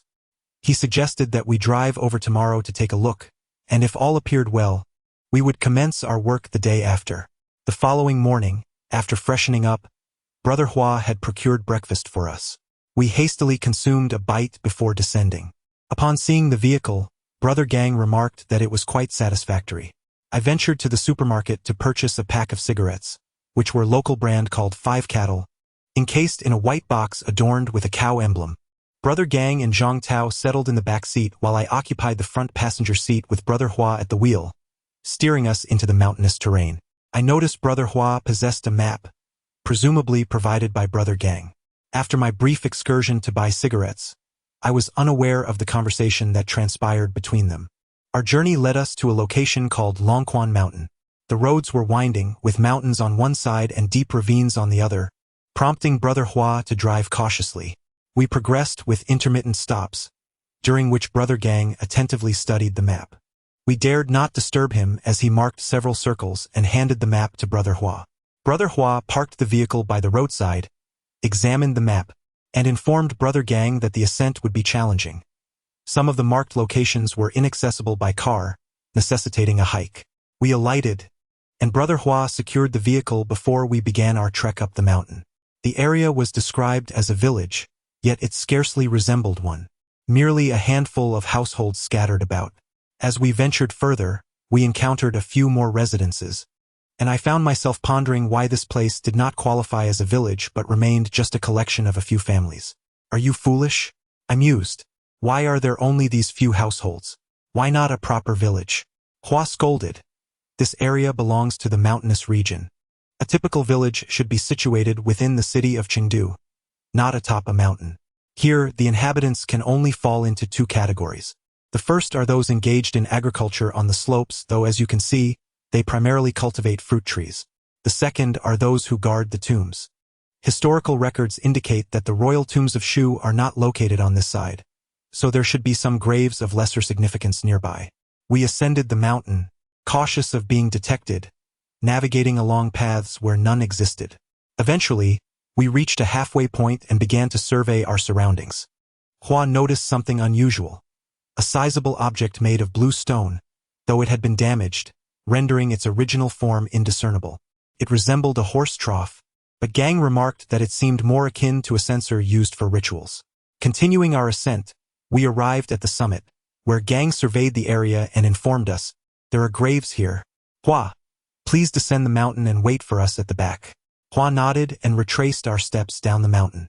Gang continued to observe, and after a considerable time, led us to the opposite side of the mountain. The path was treacherous, and I took the lead to clear the way for Gang, with Zhang Tao following behind us. After nearly half an hour, I suddenly spotted a trail, one not frequently traversed. The path was devoid of vegetation, which piqued my curiosity. I examined it more closely, kicking at the ground, which felt remarkably firm. It seemed that this path had been deliberately constructed. Otherwise, it would not have appeared so well defined, as the villagers would not have created such a route. Chapter 43. Labor. Many individuals possess a limited understanding of pathways. For those with a penchant for mountaineering, it becomes evident that the trails on mountains can vary significantly. The most common type is the path eroded by rainwater, often found at the summit where vegetation fails to thrive due to heavy rainfall and other factors, resulting in a barren landscape. Another type of trail is forged by human activity, created out of necessity for frequent ascents, resulting in a well-trodden, compacted surface, akin to a hard shell, devoid of flora. The path we encountered, however, did not exhibit the hardness of a shell. Instead, it was covered with a layer of soil, similarly barren of vegetation. When one kicks or digs into this layer, it reveals a firm surface beneath, resembling soil that has been burned or compressed, akin to rammed earth. This soil is a remnant of a trail established long ago by human hands. Despite its age and the ravages of time, it remains solid beneath the fractured surface. Observing the path, Brother Gang suggested that I descend the mountain to ascertain where the trail leads while he and others would continue their ascent, instructing me to join them later. Along the main path, a few households still reside, seemingly the guardians of the tomb. I informed Brother Gang that the mountain above appeared devoid of trails. We navigated around the mountain, eventually reaching its summit. After a brief observation, I too glanced around, noting that the tomb was not particularly large. Logically, there was no water nearby, only a few ponds, with the majestic Longquan Mountain at our backs and another mountain beneath our feet, the name of which eludes me in the dimming light. From this vantage point, the mountain across bore a striking resemblance to a lotus flower. We prepared to descend the mountain. If we did not hasten, darkness would soon envelop us, rendering our descent perilous. I led the way, continuously breaking the surrounding branches. Brother Gang followed closely behind. It was only upon the arrival of dusk that we finally reached the base of the mountain. However, we found no sign of Brother Hua. We continued our descent and soon spotted a van parked by the roadside. Once aboard, Brother Hua inquired, "How was it? Is there a tomb?" "Yes, there is, but it is a cliff tomb which may require blasting. There are houses 2 kilometers away. We will need explosives, but can we procure them here?" I asked. "Having a tomb is sufficient. I will handle the matter of the explosives, so you need not worry. As long as we refrain from large-scale detonations, should pose no issue. We shall see when the time comes." Brother Hua replied, "I will venture out tomorrow during the day to seek explosives. I will inform you once I have located them." Brother Hua added, "If the explosives arrive promptly tomorrow, we shall proceed tomorrow night. If there is a delay, we will aim for the day after. Let us all retire early tonight." Brother Gang suggested. Many may claim that we lack professionalism, arguing that tomb raiders often excavate without explosives, merely creating tunnels. Yet, I must clarify that during the Ming and Qing dynasties, many smaller tombs were constructed from bricks, allowing direct access to the ceiling, which is composed of blue bricks and can be opened without explosives. However, numerous larger tombs feature stone doors, secured by heavy stones.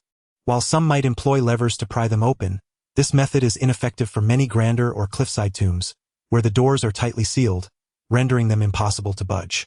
To suggest otherwise is misleading. Explosives are often the only viable option. If there are any gaps, then a lever could indeed suffice. Thus, do not be deceived by those who misrepresent the truth. The following day, Hua did not arrive, presumably in search of explosives. I ventured downstairs to purchase breakfast and shared a bite with Gang. It appeared that our recent excavation had hollowed out the mountain. Our only means of accessing the burial chamber was through the burial passage, leaving us with no alternative. With time on my hands, I decided to call Sister Hua. "How is the shop? Are you all well?" "I miss you, Sister Hua. Everything is fine here. How are things on your end?" "Please stay safe," she replied. "We have located it. Yesterday, we scouted the area, and we anticipate descending into the pit tonight," I informed her. "Please exercise caution, you all. Be careful," she advised. "The shop is not particularly busy at the moment. Huzi is watching over it while I assist with your renovations. Sister, let me know the costs once the work is complete. I will pay you when I have the funds. There's no need to keep mentioning money. I am family.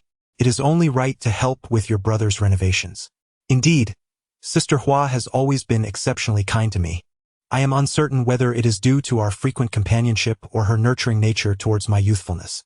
Regardless, she always extends her assistance in all my endeavors. Among our group, I am the least affluent, while Sister Hua and the others appear to possess considerable wealth.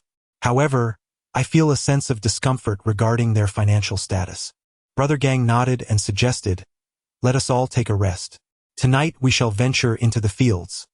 It is important for everyone to recuperate." Around 6 in the evening, I awoke and hurried to prepare dinner, making sure not to disturb them. After finishing the meal, I called Brother Hua to gather everyone for dinner. I was genuinely hungry, and without Sister Hua, it was evident that Xiao Yu was also stepping up, ensuring we were not left to toil on empty stomachs. I lamented, "If I don't cook, no one else will. What will we eat? We can't survive on biscuits alone. I truly cannot manage that." Having experienced the hardships in the mountains of Yunnan, I have come to appreciate the sheer joy of a proper meal. Consuming only dry rations daily is unbearable, so even now, I make it a point to relish my food and avoid wasting any grains. After dinner, Brother Gang suggested we take a moment to rest, stating that we could head out at 10. If we leave too early, we may attract unwanted attention. It is best to wait until nightfall. Walking over at midnight will ensure that everyone is fast asleep, and we need not fear any disturbances. By 9 in the evening, we were all prepared. Descending the stairs, we noticed Brother Hua already carrying 2 large bags, placed in the back seat of the car. As we set off, I offered each of my companions a cigarette. Zhang Tao seemed reluctant to smoke, and I chuckled, saying, "Have one. Once we enter the mountains, we won't have the chance to smoke again. When we're exhausted from digging, we won't be able to light up at all. I shall take a single cigarette. Although I am not a smoker, I can endure the night without succumbing to fatigue. However, I have never participated in a burglary. I have witnessed Xiao Wei engage in such activities, and this time, I shall rely on everyone's support. Please instruct me on what to do," Zhang Tao earnestly stated. "Brother Tao, there is no need to maintain such a stern demeanor. We are all family here. Your constant seriousness creates undue pressure on everyone," I remarked with a smile. Zhang Tao remained silent, merely nodding in acknowledgement. Brother Gang also said nothing, his eyes closed in slumber. Observing Brother Gang's silence, and with Huage driving, I too fell into silence. We arrived at the location where Huage had parked previously. He maneuvered the vehicle deeper into the foliage, trimming several branches to conceal it further. If a vehicle were to pass by, it would be exceedingly difficult to detect ours. Chapter 44. Striking rich Zhang Tao arrived, and he seldom allowed me to carry any heavy items. It was always Huage and Zhang Tao who bore the load. When I attempted to lift something, Zhang Tao would not permit it. Brother Gang advised, "Conserve your strength. Let the 2 of them handle it." Indeed, they were both more robust than I, and I was the weakest among us. They were looking out for me as we traversed the arduous mountain path under the cover of night. We followed the markers we had left on our initial ascent. Carrying heavy burdens slowed our pace considerably, and Brother Gang and I had to wait for them. The climb took us over 2 hours before we reached our destination. Each of us was equipped with a walkie-talkie. Brother Gang instructed me to take Zhang Tao down the mountain to keep watch, advising us not to stray too close to the others, yet not too far either. I led Zhang Tao to a spot several hundred meters away from the others and instructed him, "You shall remain here, behind that large tree. Keep a vigilant eye out for anyone approaching. Should you see anyone, use the walkie-talkie to inform us. If there is no one, stay concealed and do not draw attention to yourself. Zhang Tao inquired of me, what if someone arrives? Should I seek you out? The caught. Simply claim you were hiking and dispose of everything. However, such a scenario is unlikely. Do not let your guard down, remain vigilant. I responded to Zhang Tao, as the engineer's spade had pierced the earth several times. Brother Gang remarked, create a tunnel from here, excavate 5 meters downward, and continue further. He then consulted Zhang Tao via the intercom, to which Zhang Tao replied, no one is here. Hua Gu seized the engineer's spade and commenced digging the tunnel, while I dispersed the excavated soil above. Brother Gang lowered a rope for him. Hua Gu worked swiftly on the tunnel, laboring for a whole hour before emerging. Initially intending to descend myself, I was instead prevented by Brother Gang, who descended in my stead. I continued to spread the soil. After a brief respite, Hua Gu descended the rope, yet I was oblivious to the circumstances below. Shining my flashlight, I could not see Hua Gu and the others. They must have dug deeper. Occasionally, Hua Gu would send soil back up, and I persevered in my task for over another hour. Eventually, Hua Gu and Brother Gang returned, having discovered the tomb's entrance, which appeared substantial. Hua Zi, prepare to descend and blast the tomb door. Xiao Tao, be cautious. We are about to detonate. Brother Gang communicated via the intercom.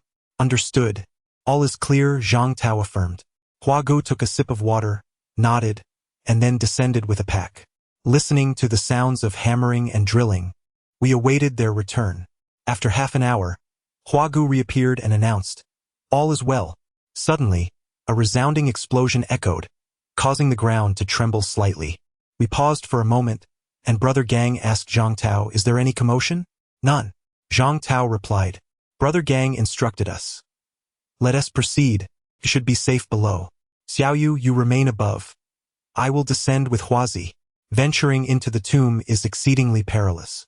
Setting aside the safety of the tomb itself, numerous cases of tomb raiding have ended in discovery, with many culprits cornered in their own excavation holes. Those above are the most likely to escape.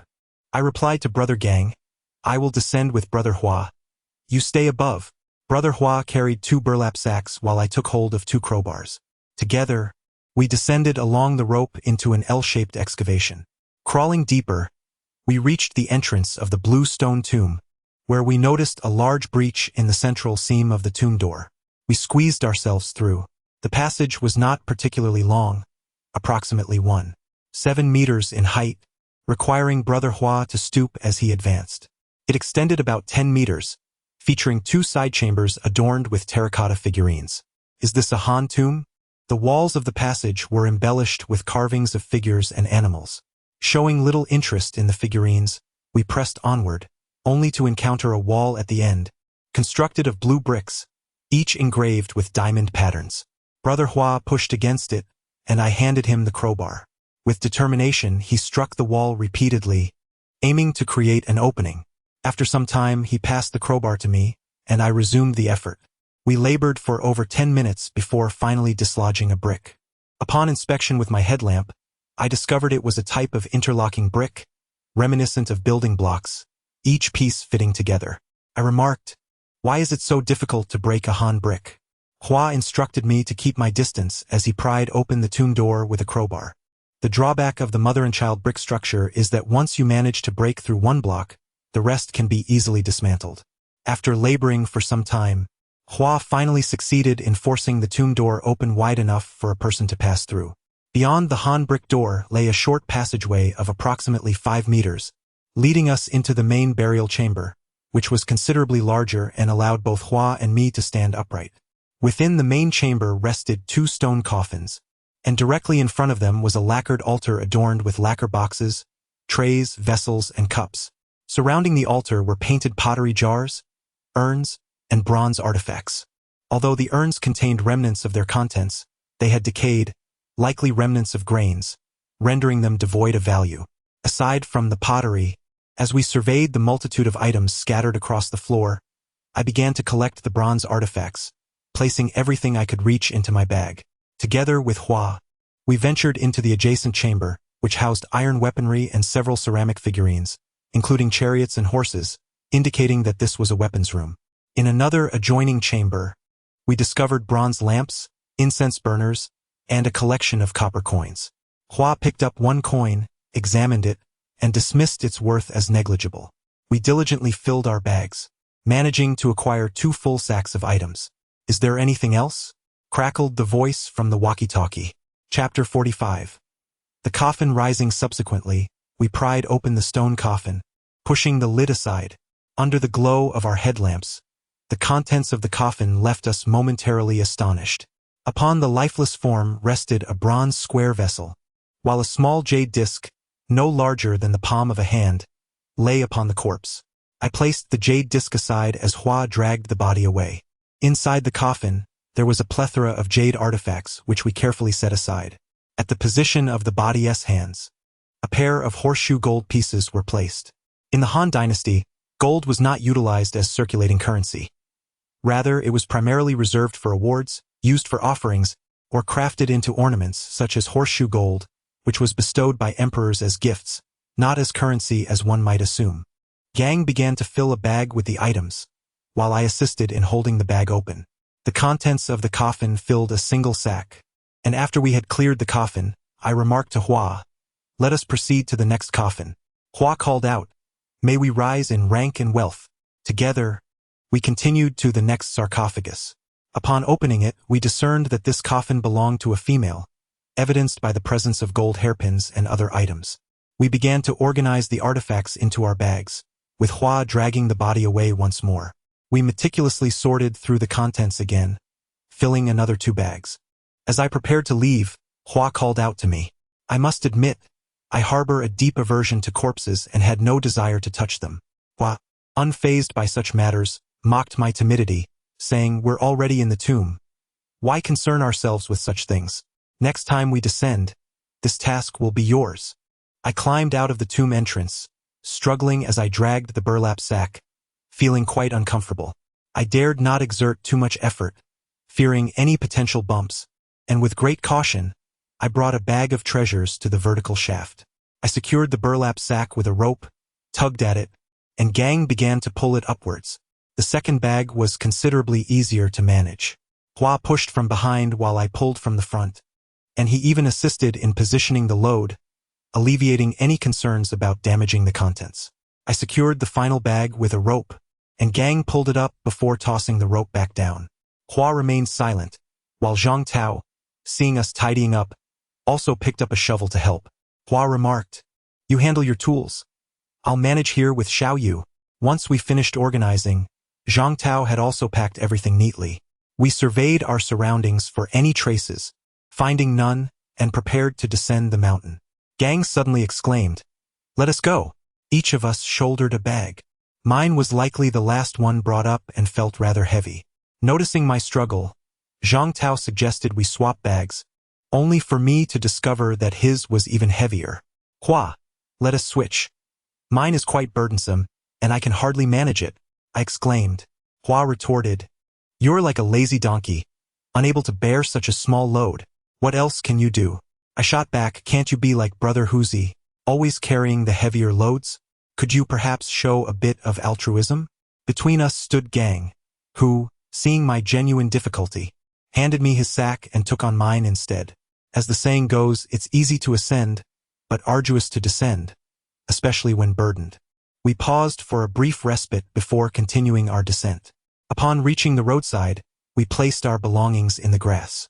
Hua went to retrieve the car, leaving us to wait for him, yet we lingered for quite some time without his return. As we pondered the situation, Brother Gang suggested that I take a look. I had barely walked 10 meters when I noticed a vehicle approaching. I quickly concealed myself among the trees by the roadside. As the car drew nearer, I recognized it to be ours, with Brother Hua parking beside Brother Gang. He lamented, "I've lost the keys and searched for quite some time without success. I may have to resort to breaking a window. It's so frustrating. I have no idea where they could have fallen, perhaps near the tomb? If that's the case, it could become quite troublesome." I inquired, "Are you certain you've thoroughly checked?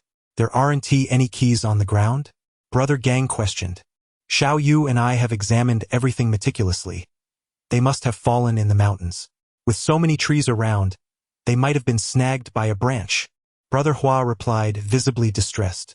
Ultimately, Zhang Tao accepted the money and said to me, I'll repay you when I have the funds. Chapter 46. Old Deng. That evening, we prepared 6 dishes and the meal was delectable. I have a habit of ensuring that every dish contains meat, as my obsession with it rivals my desire to earn money. Everyone relished the meal, and once we finished, Brother Gang suggested that we all take a rest. After returning to the room, I called Sister Hua. We are all well. This time we cleared out the Han pit. That's good to hear. Who is cooking for you and what delicious dishes are being prepared? Sister Hua inquired. I shared with her the details of my recent culinary endeavors, to which she advised, make sure to eat plenty of vegetables and fungus.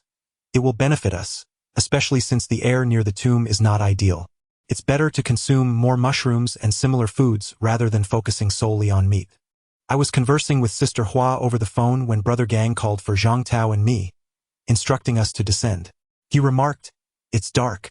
Let us assist Hua in loading the vehicle. Has the cargo already been dispatched?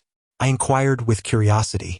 Upon our descent, we discovered Brother Hua had parked the vehicle at the warehouse entrance, where he had laid out bedding in the back, presumably acquired from an unknown source.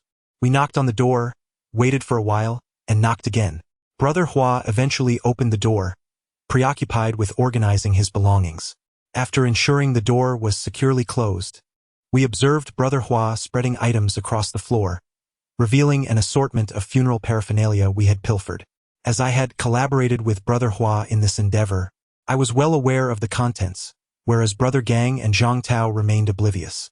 Upon seeing the plethora of items, Zhang Tao, filled with excitement, quietly asked me, how much do you think these could sell for? With such a vast quantity, if packaged properly, it could fetch at least 2 million, I replied dismissively. After we loaded the cargo into the vehicle, Brother Hua nodded at Brother Gang and then addressed me, saying, we are leaving. Take good care of Brother Gang. Xiao Yu. There is no need for concern. Rest assured, everything will be fine. Brother Hua has already exited the borders of Sichuan. Brother Gang reassured me. Brother Gang, what shall we do next? Is it permissible for us to take a break? I would like to get a haircut, Zhang Tao asked. It's all right. You may wander about, but remember not to stray for too long. It is best to remain in the vicinity, Brother Gang commanded. After we finished our meal, Zhang Tao insisted that I accompany him to get a haircut. Though I was reluctant, I felt it prudent to go along, for the trouble he might attract alone could be rather cumbersome. This thought proved to be accurate, as Zhang Tao indeed found himself in a predicament. We arrived at a barber shop where Zhang Tao took a seat for his haircut. The establishment was staffed by just 2 individuals, a young woman and the proprietress. The girl assisted while the owner, dressed provocatively, wielded the scissors. Upon our entrance, the proprietress addressed Zhang Tao with a playful tone, inquiring who among us desired a haircut. Zhang Tao cheerfully replied, I'll be the one to get a trim, just a slight adjustment will suffice. The proprietress' daring attire revealed ample skin, and though I caught a glimpse of her in the mirror, I quickly averted my gaze. I held no interest in such women. After half an hour, once Zhang Tao's haircut was complete, he expressed his dissatisfaction, exclaiming to the owner, You've cut it too short. I only asked for a trim. Indeed, the haircut was rather short, transforming his previously neat style into a buzz cut that almost amused me. The proprietress, taken aback by his complaint, retorted, You told me to cut it shorter, and now you're claiming it's too short. Zhang Tao, refusing to back down, responded, Oh, come on now. I merely requested a slight trim, yet you insisted on cutting it this short. Sensing an impending argument, I intervened, gently nudging Zhang Tao and addressing the proprietor. All right, let us settle this. My friend clearly stated he wanted just a trim. If you doubt it, feel free to ask your assistant. She was present during our conversation. I gestured towards the young woman, hoping to diffuse the situation. The girl fell silent at my gesture, her voice stifled. The proprietress fixed her gaze upon the girl, who, despite having likely heard everything, could not afford to align herself with us, merely stating, I didn't quite catch that. I dismissed the commotion, saying, Enough of the noise. It's pointless to quarrel. The haircut was poorly done. Let us leave it for next time. I tossed a $10 bill and dragged Zhang Tao away. The proprietress was no pushover either. As we exited, she pointed at us, exclaiming, "You foolish child! How dare you stare at me? Do you wish to be reprimanded?" I turned to Tao and said, "Can you please refrain from causing trouble? Why are we even here? If the police are called, we could find ourselves in quite a predicament. If Brother Gang learns of this, he will surely berate you." Fortunately, we had followed Zhang Tao. Had we not, the consequences could have been dire. What if the police had been involved? We already feared such complications, and it seemed that Zhang Tao's temperament was rather reckless. As we walked, Zhang Tao continued to chatter incessantly, and I quipped, "If my nagging bothers you, perhaps you should just go smash his shop instead. Spare me your incessant chatter.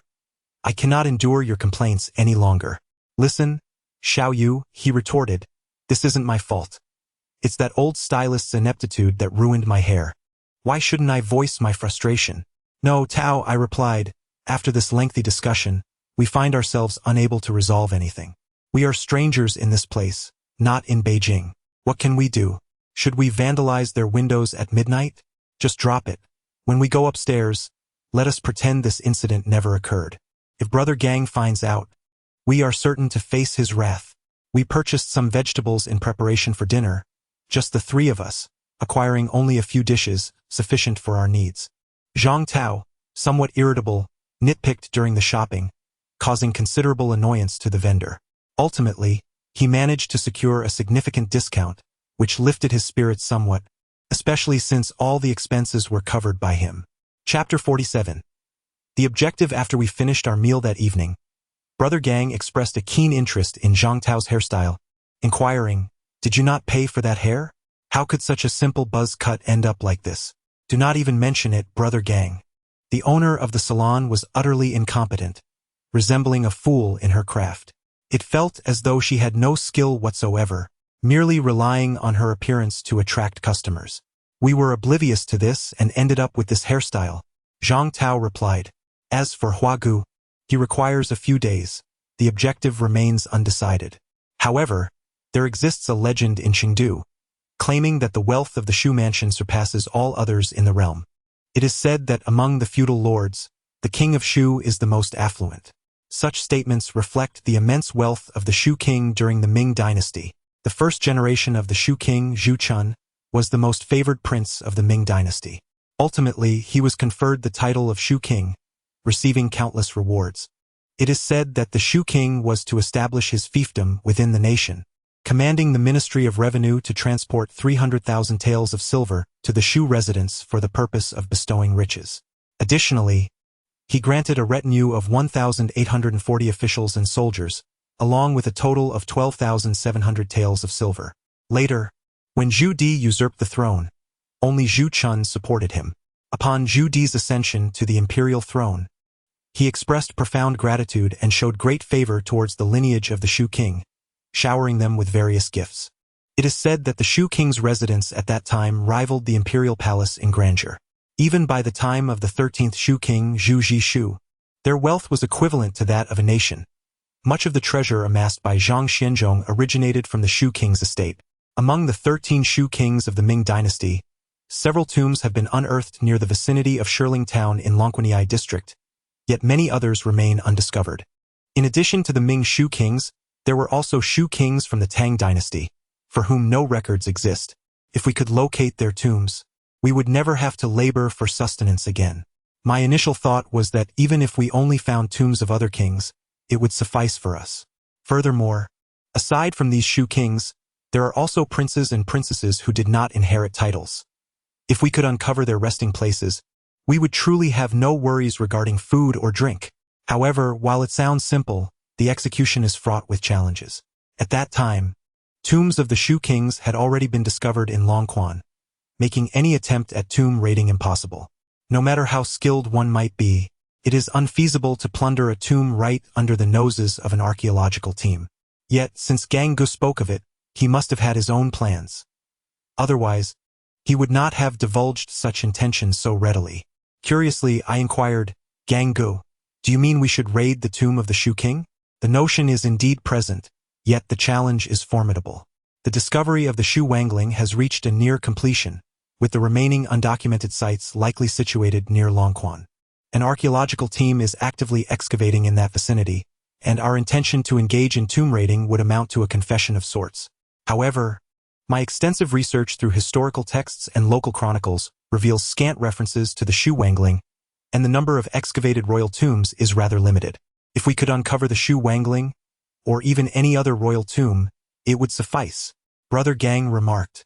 With time on our hands, we decided to meander through Shirling Town in Longquan District.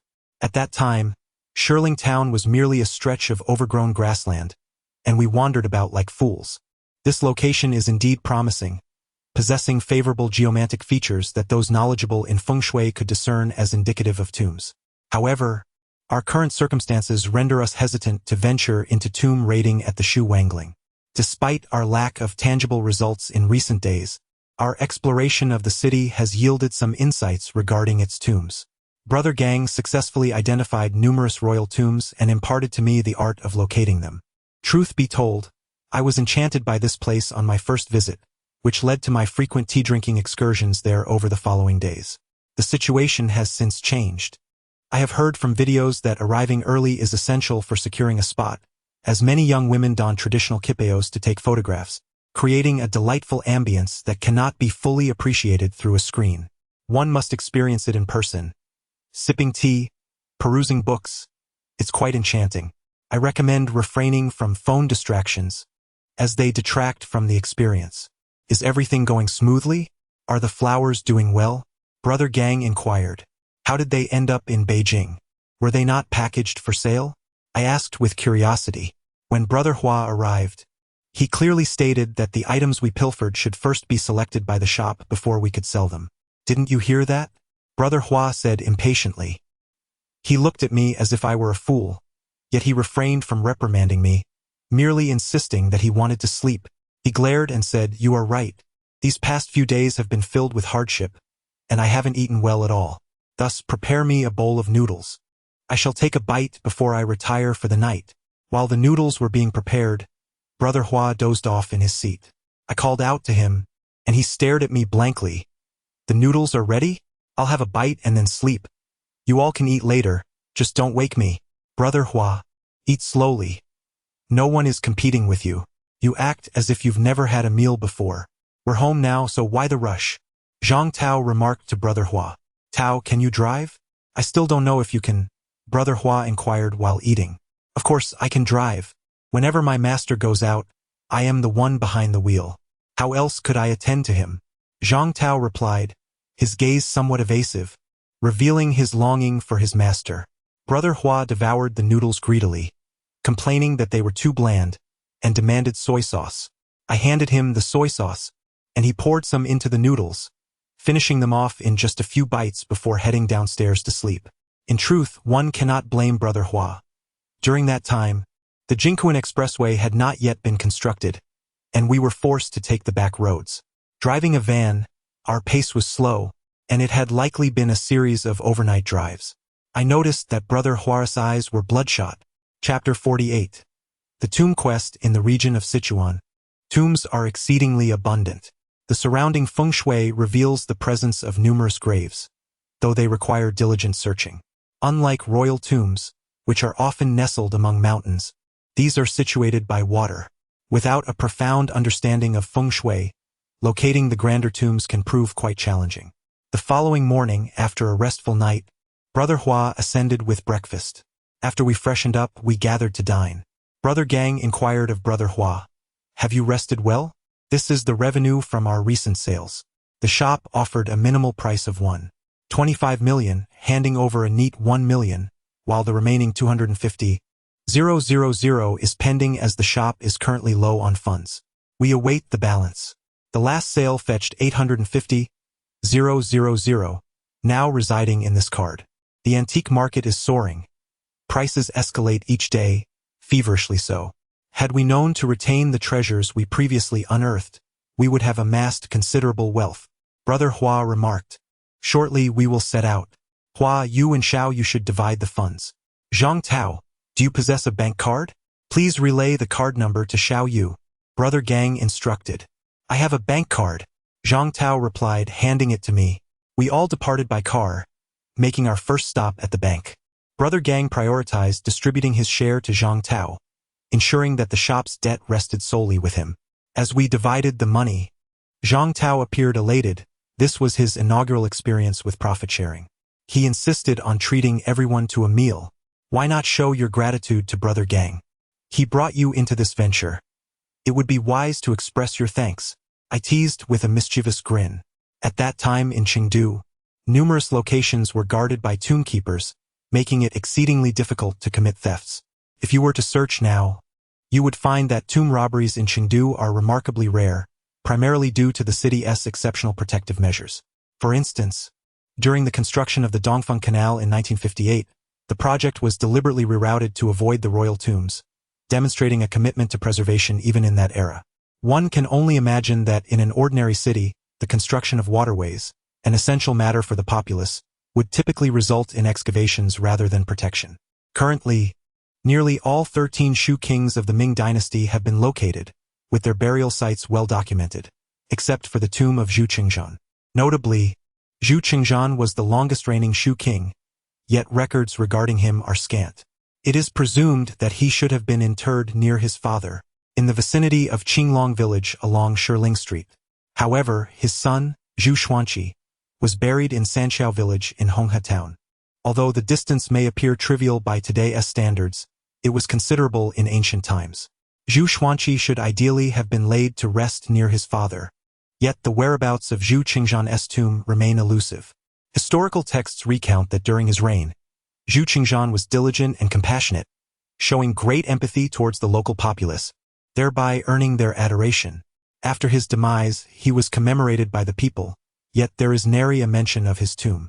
Given that Zhu Qingzhan held the title of Shu King for the longest duration, and that the Shu kings were notably affluent, it stands to reason that his burial site would be anything but modest. If discovered, his tomb would rival even that of imperial mausoleums. Hua drove us around Chengdu, and by the end of the day we had visited numerous places, especially in Longquanyi district, nearly exhausting our exploration here.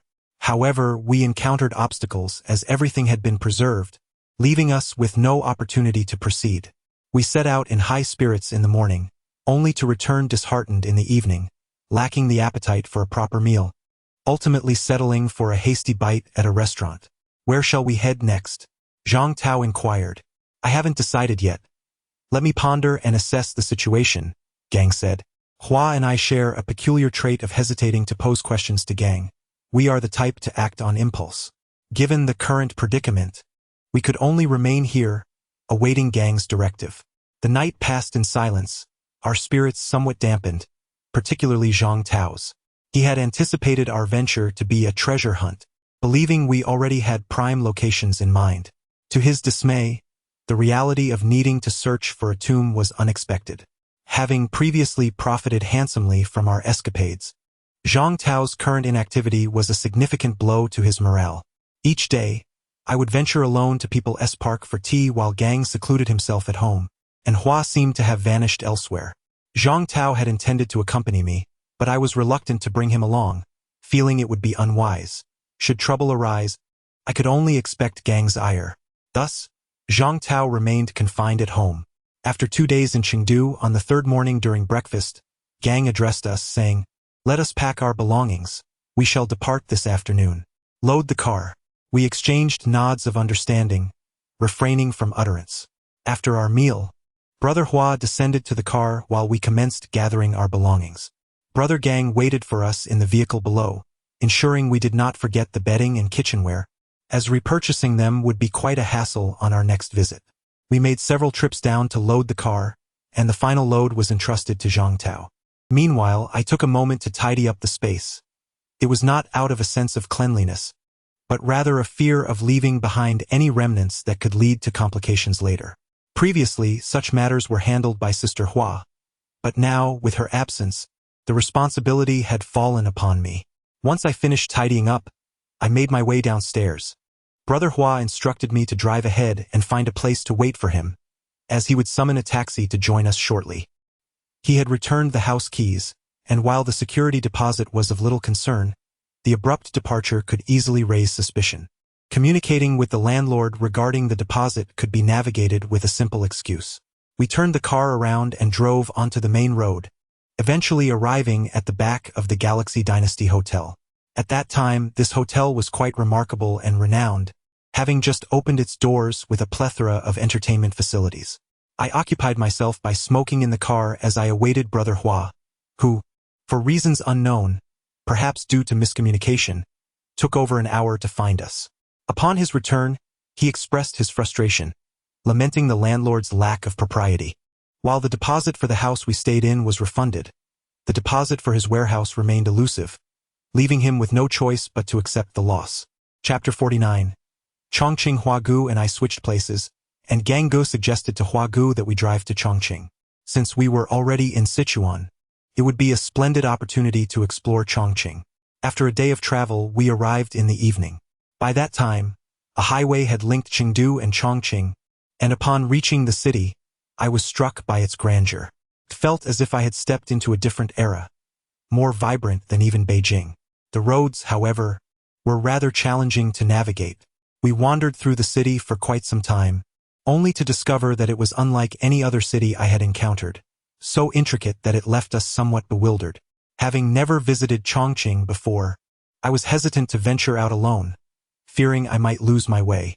We found a quaint little inn where we decided to rest for the night, booking 2 rooms. Ganggu and I shared one room, while Huagu and Zhangtao occupied the other. After a long day of travel, we were all quite fatigued.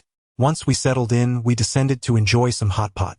Initially, I intended to cover the bill, but Zhangtao insisted on paying. In the end, I could not argue with his determination, and he graciously settled the payment. That night, we slept soundly at the inn. With idle time on our hands, I turned to Ganggu and asked, "What are our goals for this trip to Chongqing?" He replied, "This region is renowned for its magnificent mountains and myriad tombs.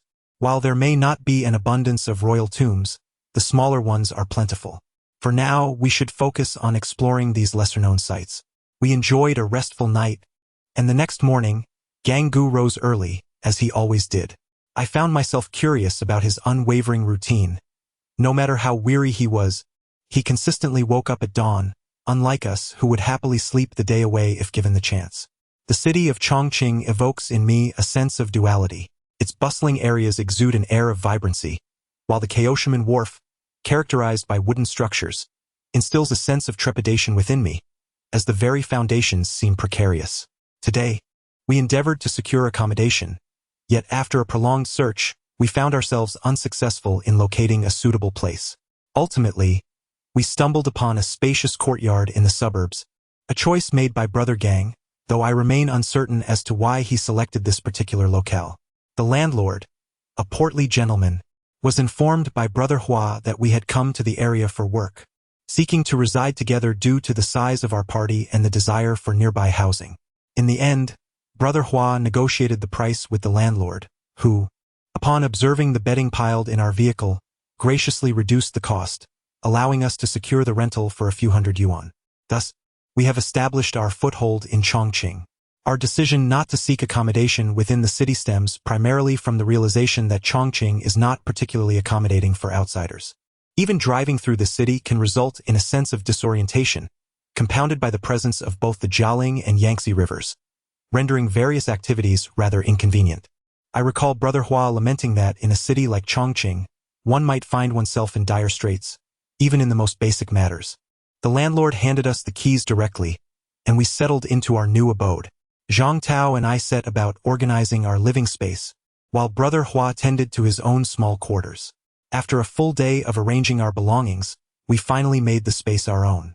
This courtyard, nestled against the mountains and devoid of walls, boasts a vast and level expanse, creating a truly delightful environment, well suited for a tranquil retirement. Ganggu wandered around the courtyard while we tidied up the house, unaware of his activities. By the time we finished, it was already afternoon. I felt that cleaning the house was primarily a woman's task, and I thought perhaps we could find a girl to assist us in the future, thus sparing ourselves from this chore. Ganggu suggested, "Let us all take a good rest. Tomorrow we shall drive around and explore." As the afternoon waned, I called Huagu to buy some vegetables for dinner, but he was reluctant to move and urged me to go alone. I took Zhang Tao with me to procure the ingredients. Shopping for vegetables in the suburbs is not very convenient, so I decided to buy a substantial amount, enough to last us for half a month, thus alleviating the hassle of frequent trips. After a day of rest in the courtyard, Gang Gu led us out to explore. Surprisingly, the village nearby had quite favorable feng shui on the mountains, and it was evident that there were graves in the vicinity. However, these graves did not hold any allure for us. On the third day, we ventured to a mountain known as Longxi River, where the scenery was breathtaking. If one enjoys traveling, a visit to Chongqing would undoubtedly be fulfilling. After parking the car, Gang Gu guided us up the mountain. Not far along the path, we encountered a stone statue. I remarked to Gang Gu, the arrangement of this stone statue seems rather haphazard, lacking the proper ceremonial placement. They are all clustered together. The stone figure dons an official hat, grasping a ceremonial tablet, adorned in court attire. Beside it stands another stone figure, a warrior wielding a sword, accompanied by stone steeds, stone lions, stone goats, and stone tigers, all remarkably preserved. This is a mid-Ming dynasty stone figure, set before a crescent-shaped pond, exemplifying a typical mid-Ming tomb. However, the earthen mound has vanished, indicating that this tomb has been plundered. It appears we have arrived too late. The prospect of discovering a burial site here is daunting, especially as we must venture deeper into the mountains, for the outer areas have already been ransacked. We have no opportunity left, Brother Gang lamented. We continued our ascent up the mountain, each of us examining the feng shui. After a morning of scrutiny, Brother Gang inquired, "What have you discerned after our lengthy observation?" "Brother Gang, according to the methods you have imparted to me, I believe there may be a tomb on the opposite mountain. The small stream below, combined with these surrounding hills, suggests that it is not a grand tomb, especially since there are no stone figures nearby. Shall we investigate?" I proposed. Brother Gang nodded, a smile gracing his face as he replied, "This time, I shall refrain from offering my thoughts. The arrangements are yours to make. In the future, you must venture out independently and cultivate your skills in tomb seeking. Brother Gang, please do not jest. I shall not embark on such adventures alone. I intend to remain by your side. When you grow old, I will be here to care for you." I chuckled in response. As we descended the mountain, we made our way towards the opposite peak.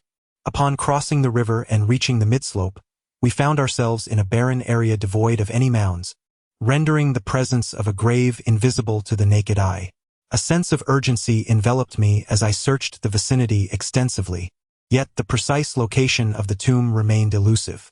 Observing my surroundings, I was certain that the grave lay nearby, not far from us. Lacking the necessary tools, I could only rely on the principles of geomancy to locate it. Having discerned a likely position, I turned to Brother Gang and said, "Brother Gang, it's in this vicinity, yet I cannot pinpoint the exact spot. We need a Luoyang spade to probe further." "Xiaoyu, you have yet to grasp the essence of what I have taught you. You do not fully comprehend the incantations I imparted. This tomb is indeed here, but to uncover its location, you must deepen your understanding of geomancy." Brother Gang replied, shaking his head in disappointment. I sensed his disillusionment. Although I had committed his teachings to memory, I had never ventured to locate a grave independently. Brother Gang had always been the one to determine the sites, while I merely accompanied him. This time, tasked with the search, I felt somewhat bewildered. Noting my anxiety, Brother Gang continued to assess the area for potential sites. "Xiaoyu, whether concerning a dwelling or a tomb, it is all governed by the principles of geomancy. Do not merely seek. Observe the surrounding energies. Look at the mountain opposite us. It stands apart from the others, a veritable pinnacle. The adjacent hills serve as a backdrop, resembling a brush stand or perhaps a lotus flower. The stream below, along with the encircling hills, provides a protective embrace. If you study it earnestly, you will surely locate the tomb." Chapter 50, Tomb Exploration. After listening to Brother Gang's method, I meticulously compared it against the landscape.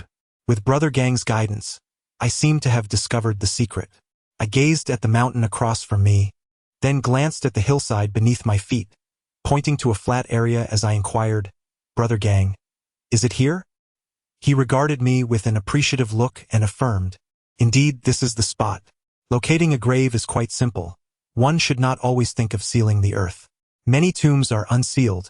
Thus, it is essential to consider the feng shui to determine the location. The hour was still early, and we resolved to venture further into the mountains. After traversing 2 hills, we caught sight of a distant homestead. The feng shui here appeared promising. A river flowed below, partially concealed by trees, its winding presence barely visible. A modicum of feng shui knowledge would reveal the existence of a tomb in this locale. We made our way toward the residence. Upon arrival, we discovered that the house was deserted. Approaching the courtyard, we noted the remarkable river encircling the property. This type of water is referred to in feng shui as jade belt water, indicating that those residing here would likely attain prosperity. We observed numerous stone artifacts, exquisitely carved, including a particularly large piece of blue stone adorned with 2 coiling dragons. The surrounding structures were composed of blue bricks, making it evident even to the most naive observer that this was indeed a significant tomb. We gathered around the household and observed our surroundings when Zhang Tao called us, announcing the discovery of a stone figure. I hastened over to find a statue partially buried in the ground, with only its head exposed. Upon closer inspection, I discerned that this statue depicted a warrior, suggesting that it belonged to a Ming tomb. Approaching the entrance of the residence, we stumbled upon a stone tortoise, facing outward, yet the steel had vanished. Goodness! This is clearly a case of building over a tomb, Hua Gu exclaimed incredulously. This grave is quite substantial. How audacious to construct a house here. It was evident that the structure had been erected specifically for the purpose of concealing the tomb. Hua Zi, why don't you venture inside? Gang Gu remarked, a frown creasing his brow at the sight. Hua Gu steadied himself against the courtyard wall and climbed over, while Zhang Tao observed Hua Gu's entrance and, without a word to us, effortlessly vaulted over with a single hand on the wall, leaving Gang Gu and me in astonishment.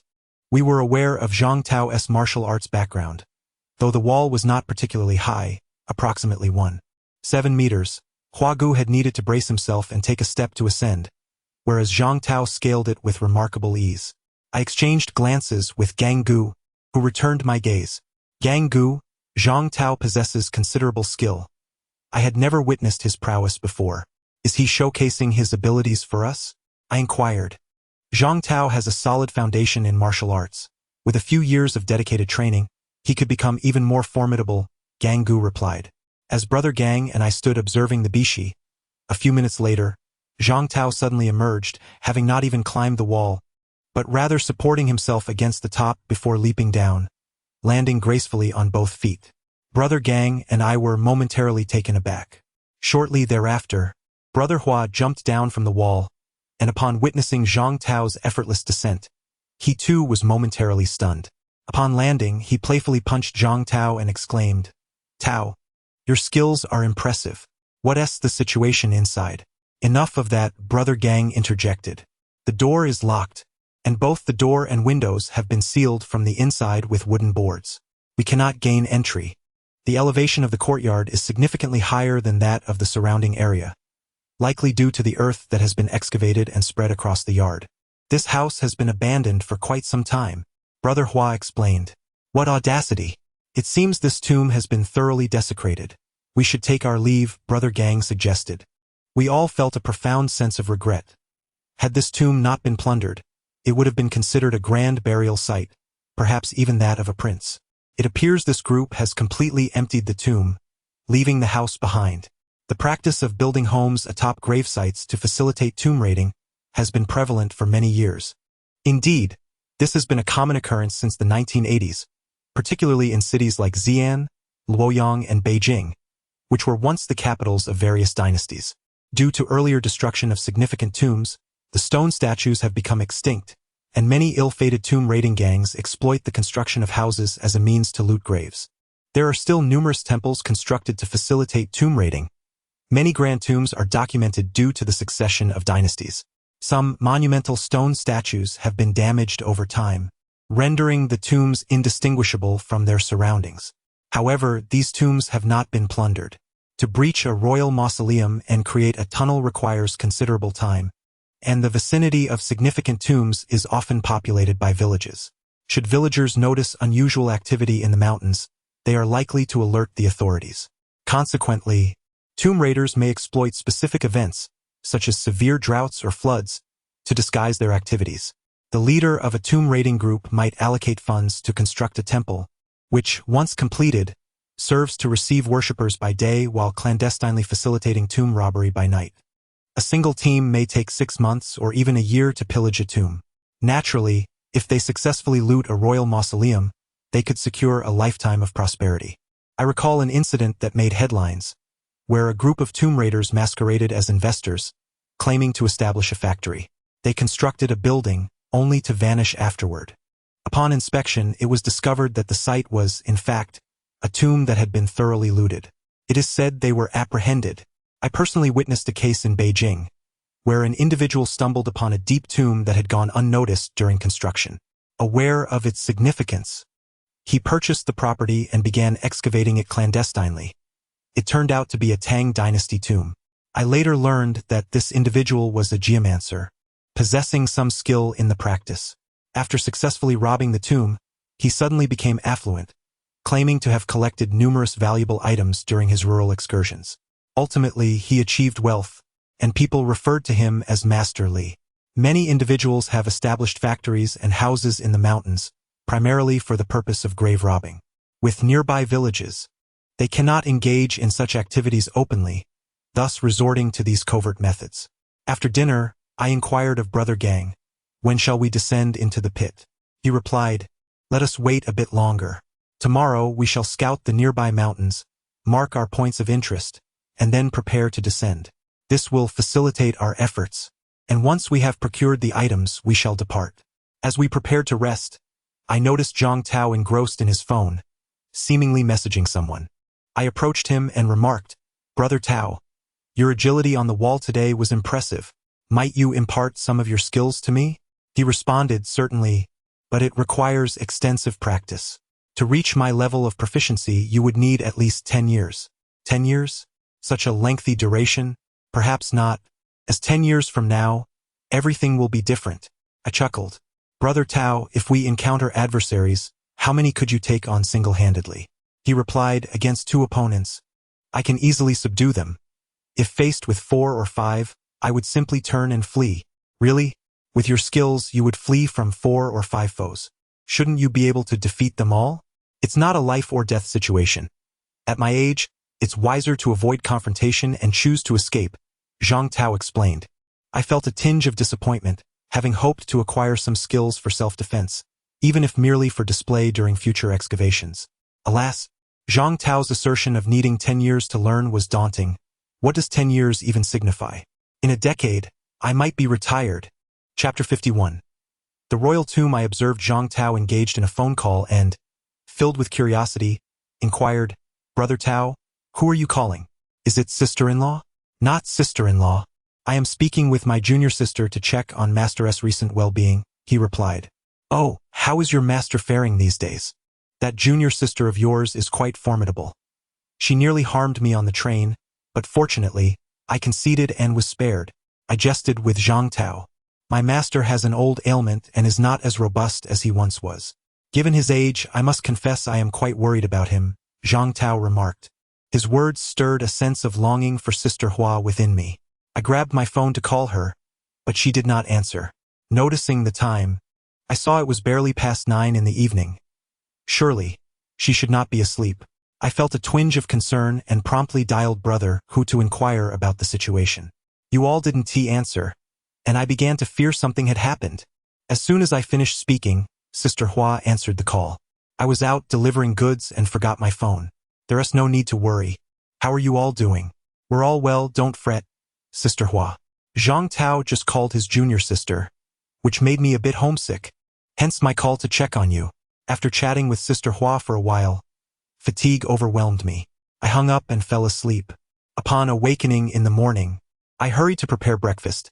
For today, I intended to venture out to explore the mountains and could not afford to delay.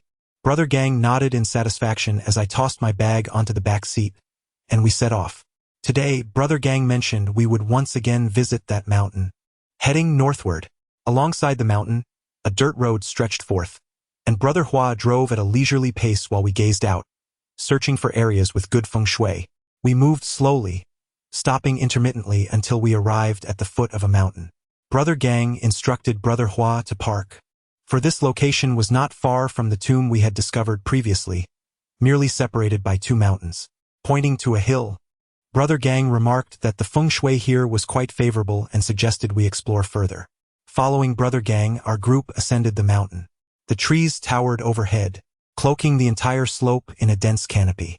The ravine was carpeted with decaying leaves, rendering the terrain perilous, particularly for those who delight in mountaineering. It is imperative for such adventurers to steer clear of wild mountains, as the accumulation of leaves over the years can be deceptively thick. Should one stumble into a pit, rescue may prove impossible. We continued our search for the tomb, the mountain path invigorated by a refreshing breeze. After climbing for over an hour, we finally reached the summit. Many wonder why we consistently venture to the peak. It is because from this vantage point, one can discern the orientation of the surrounding mountain ranges and assess the local feng shui. After observing the landscape for a while, both Brother Gang and I noticed an unusual settlement on the opposite hillside. This was quite peculiar. In such an inaccessible location, the existence of a village seemed improbable. Typically, one might expect a household or two at most, yet from a distance, this small village appeared to comprise a dozen households. Brother Gang suggested we pay a visit to the village. As we approached, the journey was slow on foot, and before we reached the village, we encountered a lake at its forefront. Although modest in size, the lake appeared remarkably deep, seemingly untouched by modern excavation. Upon closer inspection, the village comprised merely a dozen households. Brother Gang suggested I inquire about the area, so I ventured into the village with my backpack. At the entrance stood a grand tree, beneath which several elderly gentlemen lounged upon a large stone. I approached and asked, "Esteemed elders, I am en route to a comrade's home but have lost my way in the mountains. Could you kindly inform me of the name of this village? Where are you headed, and how did you end up in our secluded valley?" "This is Lu Ci Village," exclaimed a venerable man with flowing white hair. "I seek Lu Family Village, but I am unsure how much longer it will take to arrive," I replied. "It is not far. If you set off now, you should reach it by evening." The elder reassured me. "Thank you, kind sir. I appreciate your assistance. I shall depart at once, lest I find myself without lodging tonight," I said with a smile. After exchanging pleasantries, I exited the village and rejoined Brother Gang and the others, relaying the information I had gathered. Knowing the village's name hinted at the presence of a grand tomb nearby, as its inhabitants appeared to be guardians of the graves. Brother Gang remarked, "The tomb is likely situated behind the village. Let us circumvent it and take a closer look, to avoid disturbing the villagers." We took a considerable detour before arriving at the rear of the village. There, we discovered a hillside where a stone tablet stood, though the inscriptions had faded beyond recognition. We found no statues, but upon the slope, we unearthed numerous green bricks and a large column base, prompting me to ponder whether this site once housed a palace. Upon discovering the base of a pillar, we continued our search nearby but yielded no further findings. Just as we were engrossed in our quest for clues, Gang Gu remarked that something was amiss, declaring that the tomb was not located here and that we needed to ascend further. We looked at Gang Gu as he turned to climb the mountain, prompting us to disperse in search of more evidence. As we neared the foot of the mountain, Gang Gu called out to us, urging us to hurry. We rushed towards him, where an artificially constructed drainage ditch came into view, with water still flowing within it. It became apparent that this drainage system was built with remarkable sturdiness. Behind the ditch loomed a substantial mound of earth, which we learned was a large burial mound. Gang Gu led us up the mound, and it was evident that it had been well preserved. After circling it, we found no signs of theft, suggesting that this tomb remained untouched. Gang Gu examined the mound and instructed us three to look around for any signs of looting. We searched the vicinity for quite some time, but not only did we find no signs of theft, but also no bricks or wooden materials, indicating that this tomb was indeed intact. We felt a surge of excitement, having finally located this grand tomb. The prospect of plundering it filled us with exhilaration. After a moment of enthusiasm, Gang Gu admonished us to focus. Chapter 52. Descent into the pit. Upon returning home, Gang Gu summoned everyone together, proclaiming that we had encountered a grand tomb, one that currently bore no written records. He emphasized the need for thorough preparation and swift action. I suggested that we first plunder the tomb we had previously discovered before proceeding to this larger one. For once the grand tomb was raided, we would have to vacate the area. The two tombs were not far apart, separated only by 2 mountains. If we made too much noise and were discovered, it would be exceedingly difficult to plunder this grand tomb, as Hewage remarked. As for the specifics of the heist, we would have to heed Ganga's guidance. Ganga, however, remained reticent, preoccupied with his teacup. I realized that a conclusive decision rested solely on him, so I called Zhang Tao to prepare dinner. After our meal, Ganga instructed everyone to rest while he contemplated the arrangement before making a final decision. It appeared that he was deeply conflicted about this tomb raid. Indeed, if we targeted the previously discovered tomb and were caught, the grand tomb would undoubtedly receive heightened vigilance. Conversely, if we attempted to plunder the grand tomb first, the earlier site would become inaccessible. Many were puzzled by this dilemma, so let me elucidate. The proximity of the 2 tombs necessitated excavation. We were still uncertain about their nature. If we succeeded in raiding one tomb but attracted attention, the surrounding locals, particularly those who guarded the grand tomb, would surely intensify their protection, thus complicating our endeavor. Consequently, we had no choice but to rely on Ganga's strategic planning. With the night unfolding quietly, Ganga sat alone in the courtyard, sipping tea. I brewed a cup for myself and joined him.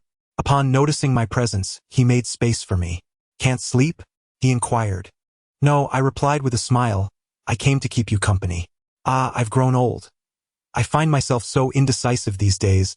Unlike in the past when I was more straightforward," Ganga lamented. "You may feel old, but in truth you are still quite young. We still need you," I replied, smiling.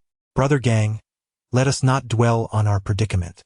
If it proves unfeasible, we shall resort to plundering that grand tomb while leaving the other one untouched.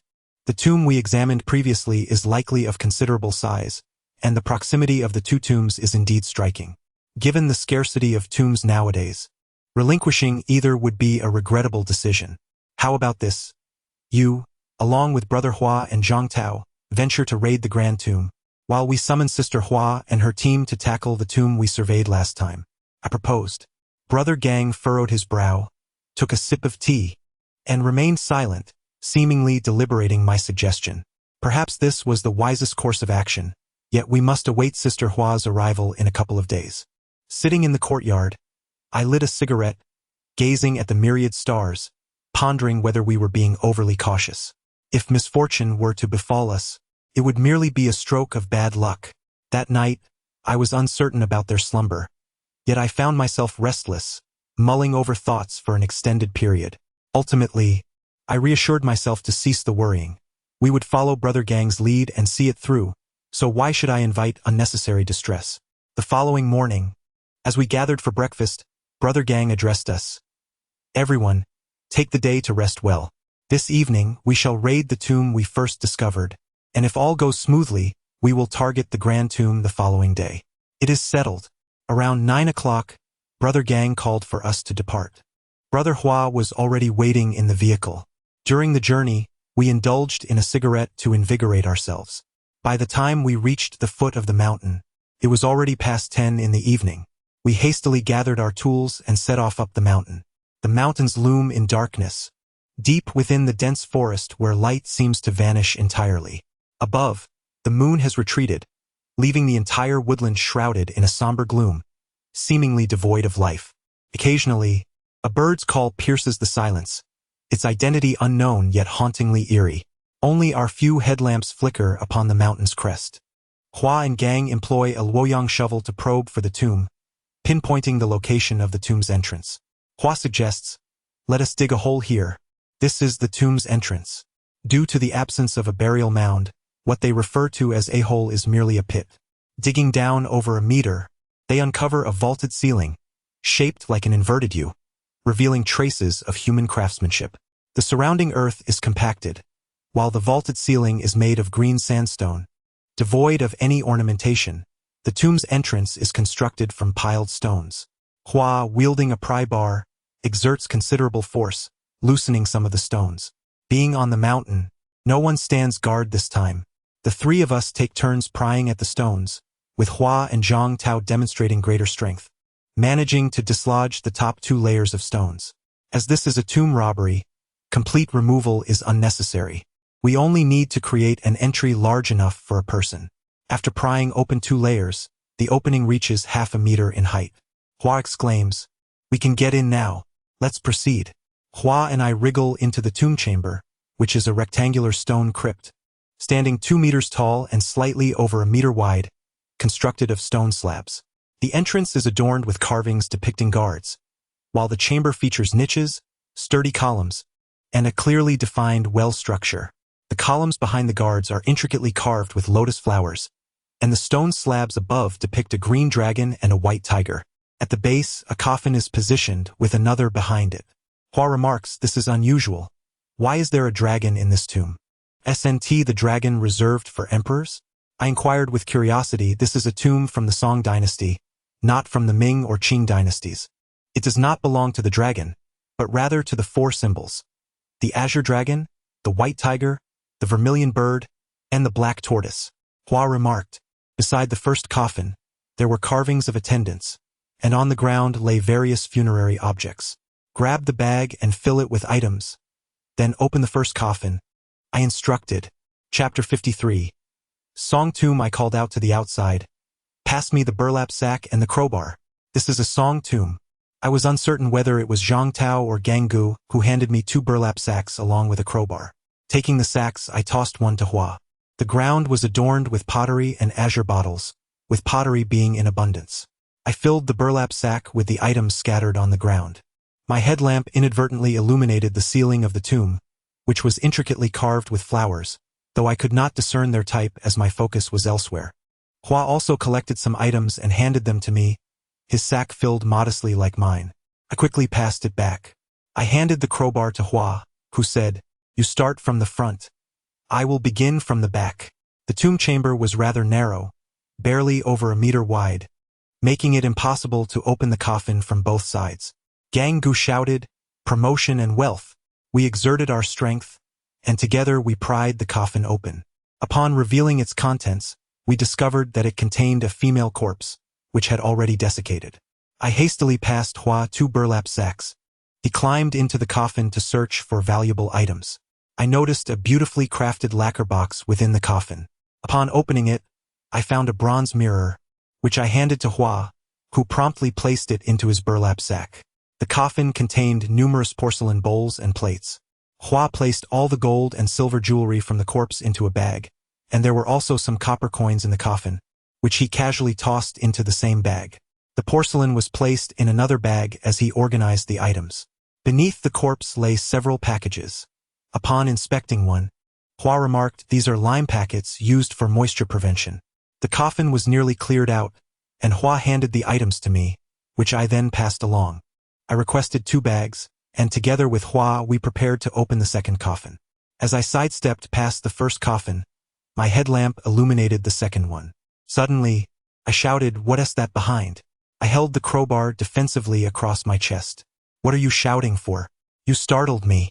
That SA mural known as the woman opening the door. This is characteristic of Song dynasty tombs. Behind it are murals or sculptures depicting the tomb owners. Hua retorted, "Come on. It's easy for you to say. This is my first time seeing a Song dynasty tomb. I've seen one before, but when the headlamp shone on it earlier, I thought it was a person," I replied, feeling embarrassed. "Enough of this banter. Let us get on with opening the coffin." "No more delays," Hua insisted. This coffin was slightly larger than the one belonging to the female tomb owner we had just encountered. After struggling for quite some time, we still could not pry it open. Hua attempted to lever the coffin nails a few times, then instructed me, "You should pry the nails on your side first. Then we can work together." After much effort, we still failed to open it. For reasons unknown, the coffin nails were exceedingly tight. Reluctantly, I returned to the entrance of the tomb and called out, "Tao, come down here." The 2 occurrences truly startled me, causing my hands to tremble slightly. After Zhang Tao descended, I handed him the crowbar, requesting his assistance in prying open the coffin for Brother Hua. I then climbed up, extinguished the headlamp, and it seemed that Brother Gang was taken aback by my demeanor. He inquired, "What's the matter? Did you see something?" Behind the main coffin, There was a mural that startled me unexpectedly, and Zhang Tao's sudden appearance had also given me quite a fright. I awkwardly replied that due to the darkness and the absence of light, I could not discern Brother Gang's expression, but I sensed a hint of disappointment in him. We trudged down the mountain, burdened with the stolen goods, while the cacophonous cries of some unknown birds echoed around us, their sounds as grating as that of quacking ducks, which was rather irksome. Upon returning to the vehicle, a sense of relief washed over me. As Brother Hua took the wheel, I turned to Brother Gang and remarked, "Brother Gang, why is there no ear chamber in this song tomb? And it features a dragon." The song tombs were particularly exquisite in ancient times, renowned for their intricate murals and sculptures. Upon closer inspection, one could observe that the tomb's apex was adorned with carvings of the sun and sunflowers. The startling image known as the woman opening the door is commonly found in most Song dynasty tombs, often accompanied by carvings depicting the tomb owner and their spouse, though this is not always the case. For instance, the tomb we are exploring is a stone chamber, as well as a brick tomb, adorned with exquisite murals that narrate the life story of the deceased. Many Song tombs feature dark chambers. To determine the existence of such a chamber, one can examine the burial certificate located beneath the main coffin. This document signifies ownership and typically details the tomb's location and dimensions, intricately inscribed with directions such as east to the azure dragon, south to the vermilion bird, west to the white tiger, and north to the black tortoise, as well as the heavens above and the underworld below, including pricing, carver information, and even usage duration. Additionally, the tomb may be embellished with the 4 sacred beasts. The suspended ceiling of Song tombs also reflects the profession of the occupant. For our tomb, it is in an inverted U shape, while for scholars, it takes the form of a brush rest, and for merchants, it assumes a regular U shape, symbolizing wealth. These are characteristic features of Song tombs, as explained by Brother Gang. After his explanation, Brother Hua remarked, "Xiao Yu, could you refrain from shouting in the tomb next time? You startled me. I thought something was amiss." I smiled awkwardly and clarified, "It wasn't intentional. I was unaware of the existence of such murals. When my headlamp illuminated a figure peering out, who wouldn't be startled? I simply wanted to see what the tomb looked like and how deep it was. I had no idea it would be so shocking. Besides, everyone else is here. What is there to fear?" Zhang Tao chuckled and said, "Don't just pick on Xiao Yu. You two, what were you doing standing there in a daze?" Brother Hua inquired. I too caught sight of that peculiar image of a woman, and I was momentarily taken aback. Observing your calm demeanor, I scrutinized it further and realized it was merely a mural. Zhang Tao scratched his head, recalling a time when I had accompanied my master to pilfer a Song dynasty tomb, which was vastly grander than this one. The carvings within were incredibly lifelike, not to mention the 4 mythical beasts, along with cranes, one of which held a fish delicately in its beak, and swan carvings adorned the space. The tomb chamber boasted an array of floral designs, including honeysuckle, sunflowers, and lotus flowers. The ceiling's artistry was equally exquisite, rivaling that of any royal mausoleum. Although the tomb chamber was not particularly spacious, the treasures extracted were not plentiful. Sensing something amiss, my master ventured inside and ultimately discovered a hidden chamber, within which lay an abundance of priceless funerary items. Chapter 54. Nightmare. Throughout our journey, Brother Gang regaled us with numerous intricate details about the Song dynasty tombs, significantly enhancing my understanding of them. Upon our return home, we hastily unloaded the vehicle, placing the pilfered items in Brother Hua's room. Brother Hua tidied up the vehicle, and we took a brief wash. Being in the countryside, we boiled some water and took a simple shower.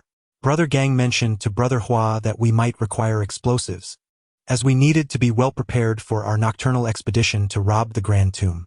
Brother Hua furrowed his brow and responded, asking if we could wait a day, as he was uncertain about acquiring explosives. Without them, gaining entry to the tomb would likely prove exceedingly difficult. After a moment of contemplation, Brother Gang replied, suggesting that if explosives were obtainable, we would act today.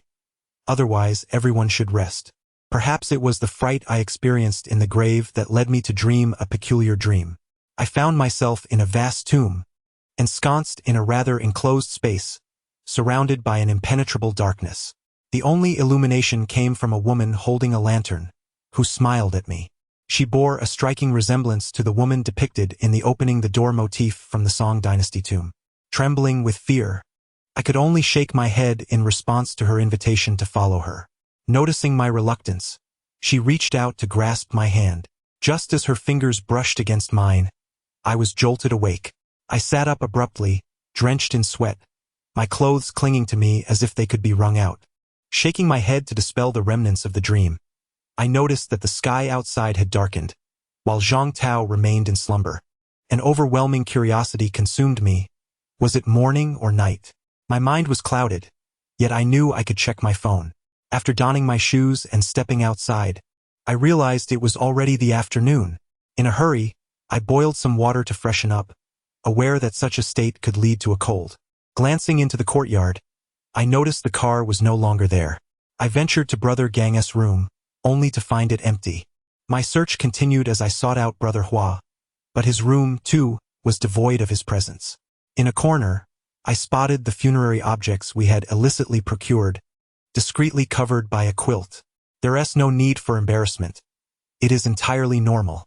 Sometimes, when one is fatigued, dreams about seeking a restroom can occur, even leading to bedwetting, a common occurrence. I, too, experienced such moments at your age, but I assure you, I shall not speak of it to Brother Gang and the others. Zhang Tao chuckled, his smile widening. I am not like you, I retorted. I do not have the habit of bedwetting. It was merely a frightful dream, conjuring unsettling images. I declared to Zhang Tao. What is this?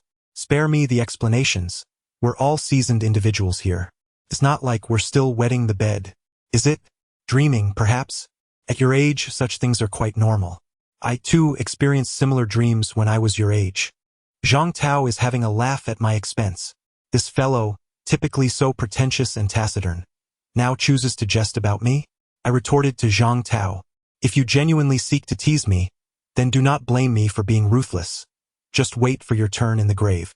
Should there be any laborious task, I shall assign it to you. Zhang Tao was taken in by my banter and dashed off towards Brother Hua, preparing to retrieve the package. Upon noticing Zhang Tao heading for his parcel, Brother Hua swiftly sidestepped and warned, "Do not touch that package. It could very well send us to our doom." Suddenly, Zhang Tao realized that the package contained explosives, reminiscent of the incident in Yunnan when Xiao Wei had a similar package. Upon this revelation, he pointed a finger at me, acknowledging that I had played a trick on him. I felt a sense of vindication. As he directed his finger at me, I chose to ignore him and continued with my cooking, calling out to them, "The last dish is nearly ready. We shall eat shortly. Tonight, we are venturing into the tomb. There are provisions in the vehicle and the sleeping bags are already prepared.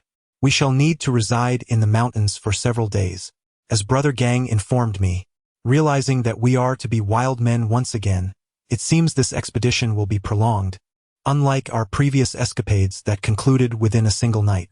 This tomb appears to be quite substantial, and an air of concern washed over me. Everyone attended to their own rest, while I hurried to the kitchen to finish off the leftovers. I can no longer endure days without meat. This time, I shall ensure I am well fed.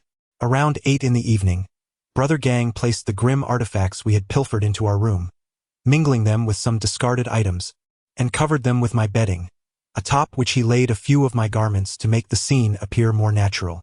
Once we finished tidying up, Brother Gang addressed the group, proclaiming, "Let's depart."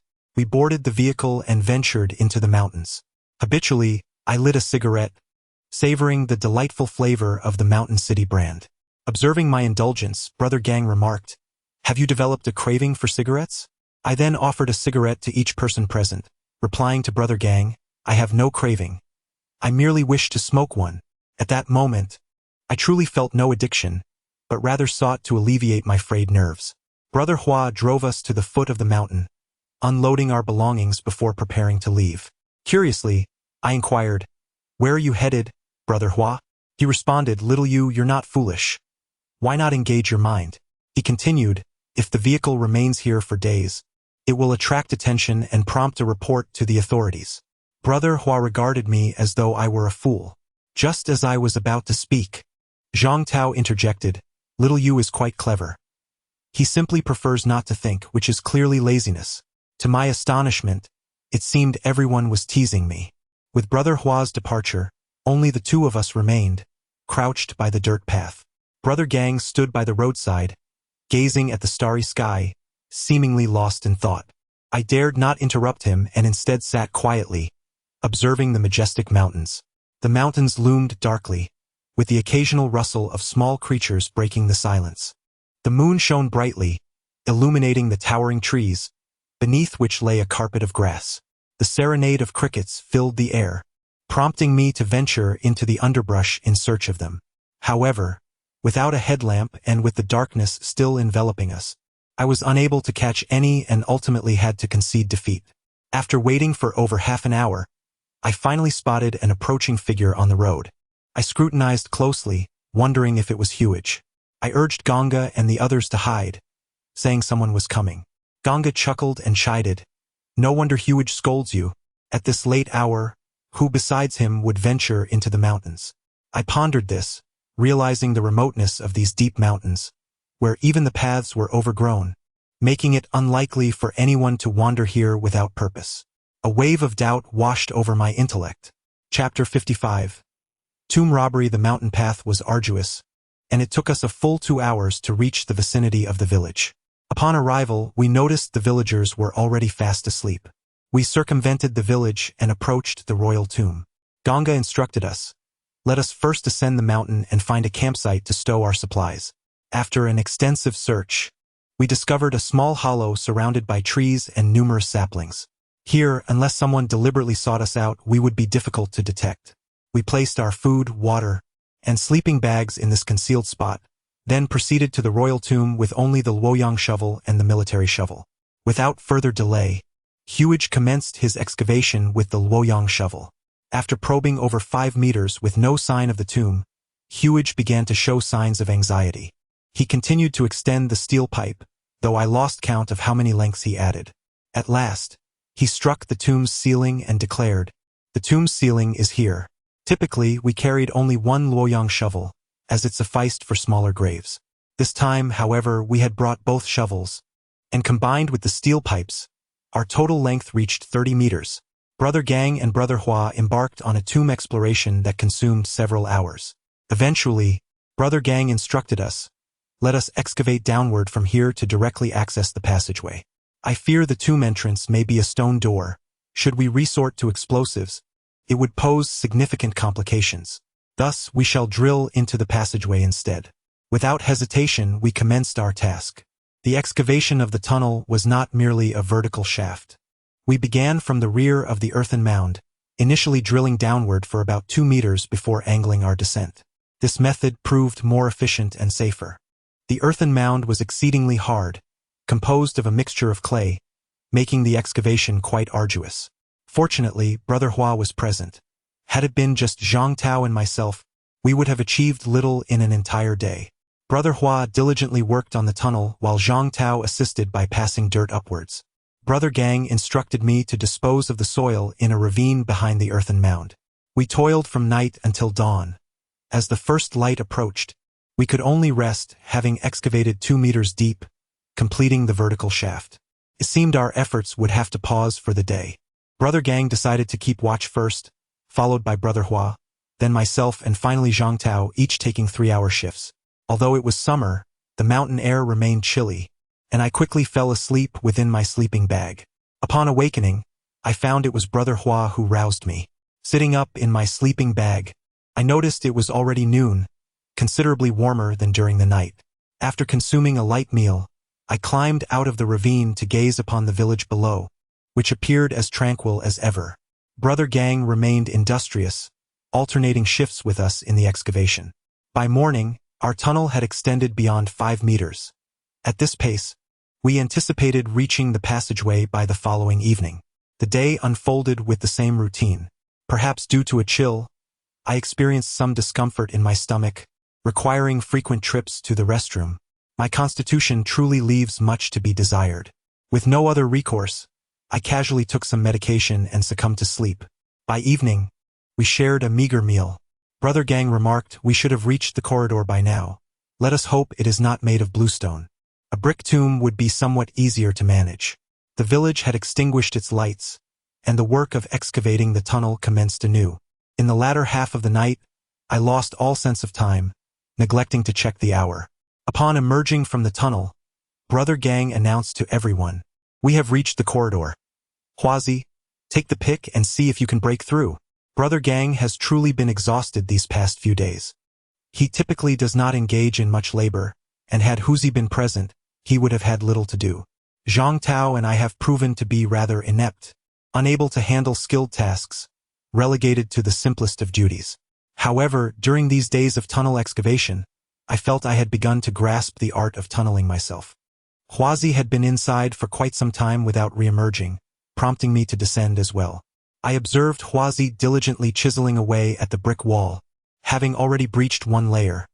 It seemed this brick tomb was not merely a single layer of blue bricks.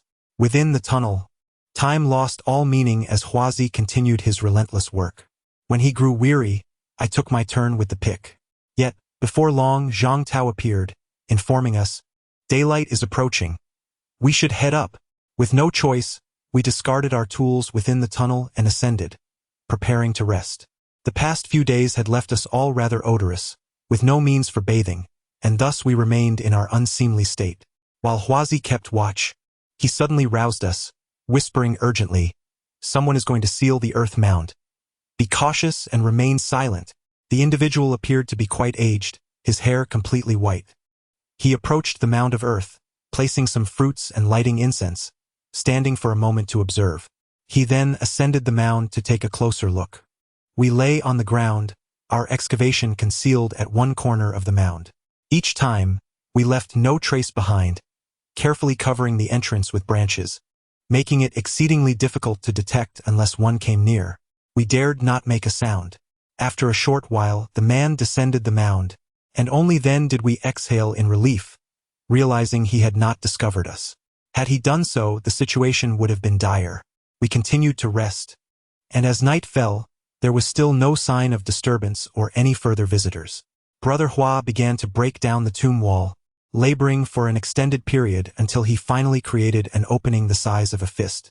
He instructed me to call Brother Gang down while he ascended. Feeling useless, I climbed back to the surface and told Brother Gang, "Brother Gang, Brother Hua wants you to come down." Without uttering a word, he merely nodded. Under the moonlight, I suddenly perceived that Brother Gang seemed truly aged, his silhouette carrying an air of weariness, stirring an uncomfortable feeling within me. I thought to myself, if only I possessed the capability, I could lead everyone in this endeavor, leaving Brother Gang to manage the shop in Beijing. Yet I felt inadequate and guilty, pondering whether I was indeed the most inept disciple in Brother Gang's eyes. Fearing that breaking the tomb wall would create a noise, I felt uneasy and instructed Zhang Tao to remain vigilant here while I descended to investigate. I made my way down to the gravestone's location, where the village was enveloped in silence, suggesting that the villagers had all retired for the night. The chamber was opened, though it lacked oxygen and required ventilation. We needed to wait. Dawn was approaching, and we decided to postpone our descent into the tomb until tomorrow. The treasures within the tomb would be plentiful, and even if we managed to extract some, it would require multiple trips to transport them. It seemed we would have to remain in the mountains for several days. As I lay in my sleeping bag, my mind wandered aimlessly until I eventually drifted into slumber. Chapter 56. Striking it rich listening to the sounds emanating from the tomb, I switched on my headlamp and peered into the burial chamber. It was vast, with the passageway towering over 2 meters high. One could only imagine the height of the main burial chamber. 2 individuals began to fill burlap sacks with the funerary objects from the ear chamber of the passageway. The walls were adorned with vibrant murals, their colors striking. Before I could examine them more closely, Zhang Tao secured the burlap sack to the rope. Once he finished, I hoisted it upward, unsure of what I was pulling up. I climbed out, handing the items to Brother Gang, who took them up. I waited at the entrance for them. Zhang Tao hurried over and suggested, "It would be best for Brother Gang to come down. There are far too many items. The main burial chamber is filled with large boxes. Let us remain up here while Brother Gang and Brother Hua descend into the tomb." Zhang Tao climbed up the rope, and together we emerged from the tunnel to the surface. Brother Gang was momentarily taken aback upon seeing us. Before he could speak, Zhang Tao said, "Brother Gang, You should go down. There are far too many items, at least a dozen large boxes. I placed the funerary items behind a large tree, and we continued to haul them up bag by bag. Even after a long night, we had not finished transporting everything. As dawn approached, I informed Zhang Tao that they were gradually making their way up. Is there more? I inquired. There is still plenty. We haven't even opened the coffin yet, Brother Hua replied. As I gazed at the heap of funerary objects, a sense of bewilderment washed over me. It was the first time so many items had been unearthed, and I was at a loss as to how to proceed. Brother Gang urged, Huazi, you must descend the mountain quickly. Let us transport some of these items first. Take the burlap sacks tied with red strings. To be honest, I hadn't even noticed the bags adorned with red ribbons until Brother Gang pointed them out. Each of us shouldered a sack and began our descent. Our progress was slow, and by the time we reached the foot of the mountain, it was already past 9 in the morning. Huagu dropped his load and sprinted down the path, leaving us to await his return. Feeling somewhat dejected, I caught a whiff of my own odor, which was indeed quite unpleasant. However, there was little I could do about it. Brother Gang instructed, Huazi, you go into the tomb. Zhang Tao, you stay at the entrance of the theft tunnel. Xiaoyu, you and Huzi will transport the goods to the vehicle. Once it's full, drive away. That night was truly exhausting. After 2 trips, I felt utterly drained. Observing my fatigue, Brother Gang permitted me to descend into the theft tunnel and replaced Zhang Tao. I called out to Zhang Tao while I waited at the entrance for Huagu. The first half of the night passed in a blur, my senses dulled by sheer exhaustion. As the night progressed, Huagu announced that it was the last bag. I pulled it up, dragging the burlap sack as I climbed out. Huagu emerged alongside me, and upon reaching the surface, I was overwhelmed by the sight of the piled sacks. There was no choice but to persevere and transport everything out. If we completed the task today, we could rest in our beds tomorrow night and enjoy a much-needed bath. Like wooden figures, we toiled throughout the night, and in the end, only 2 sacks remained. Huagu and Brother Hu drove away, leaving just the 3 of us behind. As I nestled into my sleeping bag, I drifted into slumber before I could even count to 10. Perhaps it was due to Brother Gang's observation of my exhaustion, as he refrained from waking me. Upon awakening, it was Zhang Tao's voice that roused me. I consumed a modest meal and sipped some water, seated on the ground as I awaited the encroaching darkness. As twilight began to descend, both Brother Gang and Zhang Tao had already stirred. Brother Gang addressed us, proclaiming, "Tonight, we shall open the coffins." The 2 coffins are quite substantial, dating back to the Ming Dynasty, and should consist of 1 coffin and 1 casket. Just as my impatience heightened, Brother Huzi appeared, carrying a burlap sack, cautioning us to tread carefully as it contained valuable items that must not be shattered. Zhang Tao assisted in bringing the sack up, and I dragged it outward. After delivering it, Zhang Tao continued to transport items outside, and together we successfully extracted 4 burlap sacks of treasures. By this time, dawn was breaking. Huaji and Brother Huzi gradually made their way up, and Brother Gang urged us to hasten our preparations and to make a commotion. They transported the pilfered goods back to the camp, and Huaji retrieved a thick, sizable wooden board from the camp, large enough to resemble a round table. I was perplexed as to where he had sourced it from. If he had carried it from outside the mountains, that would indeed be a formidable task. Just as Zhang Tao was shouldering the last burlap sack, we suddenly heard a voice exclaim, "What are you doing?" The shout echoed like thunder on a clear day, startling us all. Brother Huzi was the first to react, sprinting towards the individual without uttering a word, and promptly pinned him to the ground. The 2 of them dragged this person to the entrance of the theft tunnel and discarded him there. Zhang Tao and I stood frozen in shock, uncertain of how to respond to this unforeseen situation, while Huaji turned to Brother Gang and inquired, "Shall we eliminate him?" Chapter 57. Return to the capital. This operation left those present momentarily stunned. I had anticipated that the individual would be interred in the tomb, subsequently sealing the entrance, thus allowing him to become the tomb's new sovereign, left to meet his own fate.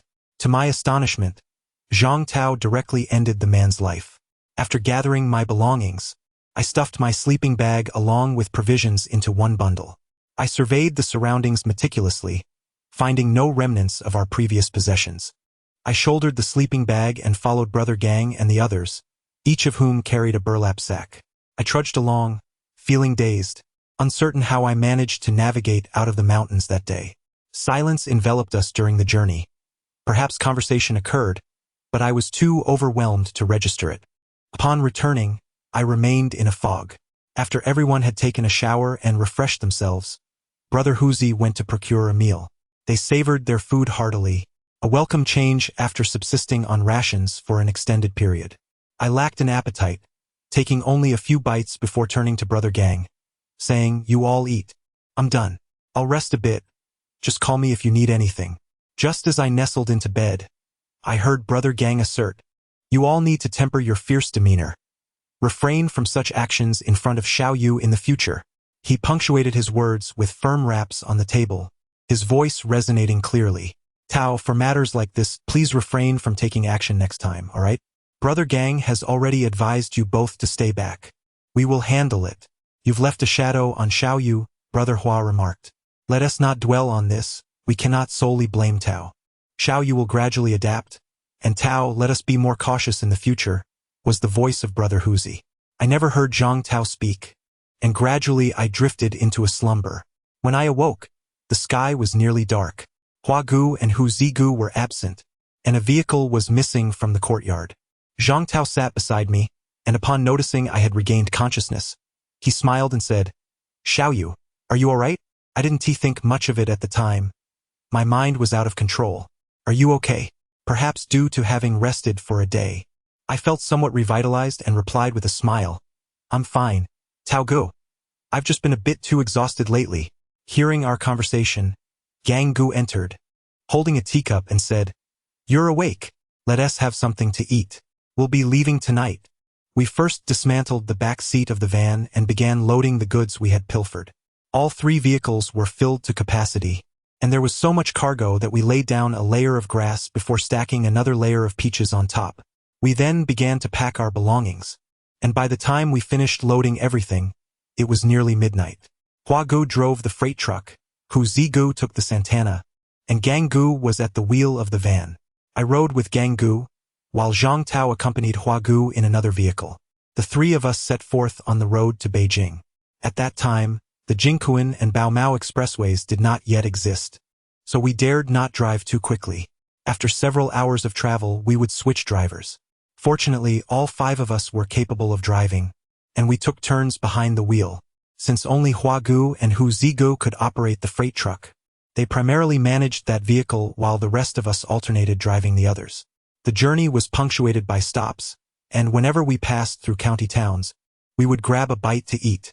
There was little time to rest, and, truthfully, we were reluctant to do so, as the 3 vehicles were laden with goods that could spell trouble if discovered. As we passed through Enshi, we were captivated by the breathtaking scenery that enveloped the area. Though I had only traversed it once and had never truly explored, the city seemed remarkably conducive to retirement and leisure. The following evening, we arrived in Zhengzhou. Fatigued from our journey, we had not enjoyed a proper night's rest in days and had endured a lengthy drive. Unable to withstand our exhaustion any longer, Brother Gang decided it was prudent for us to take a break. We sought refuge in a quaint inn that featured a spacious courtyard where we parked our vehicles and secured 2 rooms. Brother Gang instructed us to limit our rest to 6 hours, assigning 1 person to keep watch over the cars. I volunteered for this duty and, to avoid arousing suspicion, fetched a bucket of water from the inn to wash the cars. Employing a leisurely method, I managed to clean all 3 vehicles in just over 2 hours, despite my overwhelming fatigue. It was imperative to guard the cars. While theft would be inconvenient, incurring Brother Gang's ire would be a far graver concern. As I teetered on the brink of slumber within the vehicle, Brother Gang emerged and said, "Xiao Yu, you should take a brief rest. I will keep watch over the cars. Soon we will dine and then set off again." When we checked out, the proprietor lingeringly commented on the mess we had made washing the cars in the courtyard, demanding an additional 50 yuan. We chose not to engage in a dispute, paid him and set off on our journey. Upon entering Beijing, a sense of relief washed over us. The road had presented no unexpected challenges. Zhang Tao and I took turns napping in the car, and perhaps feeling a twinge of guilt, Zhang Tao hardly slept, remaining vigilant over the vehicles. As dusk descended, Brother Hua and the others finally arrived. Having unloaded the peaches from the upper layer, we began to load the goods concealed beneath. The 3 vehicles, excluding the driver's seat, were filled to the brim. Even so, it took us 2 additional trips to completely empty the cargo truck. Inside the house, Sister Hua was tidying up, and I noticed her embrace. I was unsure if Gang Gu and the others had mentioned our situation to her.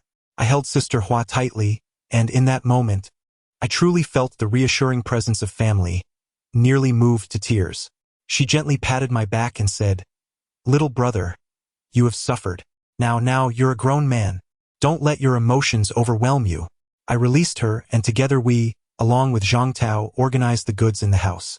Brother Huzi drove away the van, leaving me unaware of his destination. Only 2 Santanas remained in front of the house. Chapter 58. The courtyard awake now? Toss those filthy clothes away. Don't wear them any longer. They're utterly disgraceful. Just take a bite of this, Sister Hua said as she placed the meal on the stone table. Our outdoor garments were sturdy workwear that Sister Hua had purchased for us, though I had no idea where she sourced them. Each of us possessed at least 2 sets of these durable outfits. Had they not been so soiled, we would have washed them, but in this instance, they had become so foul that washing was futile. Disposal was the only option. After being away for nearly a month, Sister Hua had been diligently assisting me with renovations and organizing. If she hadn't mentioned it, I would have completely forgotten about the house. I smiled and said, "Sister, you've worked hard. Please keep track of the renovation expenses, and I shall reimburse you once it's all settled. Do not always mention money. This courtyard is not solely my responsibility. Your brother Huzi assists daily in tidying it up, so you should express your gratitude to him."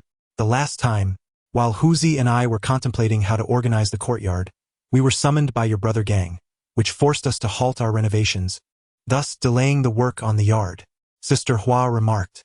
Had Sister Hua not mentioned it, I would have been unaware of Huzi's sudden trip to Chongqing. Curiously, I inquired, "When did Gang call Huzi?" I was unaware, as I had been sleeping in the mountain valley when Huzi arrived. You underestimate your brother Gang. As the leader, he has orchestrated many matters. During your first descent into the tomb, Gang called Huzi, urging him to hastily drive over. Huzi scarcely had time to prepare before he set off for Sichuan without delay. Oh, I see. My initial thought was to summon you all and split into 2 teams for the excavation, but I did not anticipate the ease with which the Song Tomb would be looted. Speaking of the Song Tomb brings to mind that dream.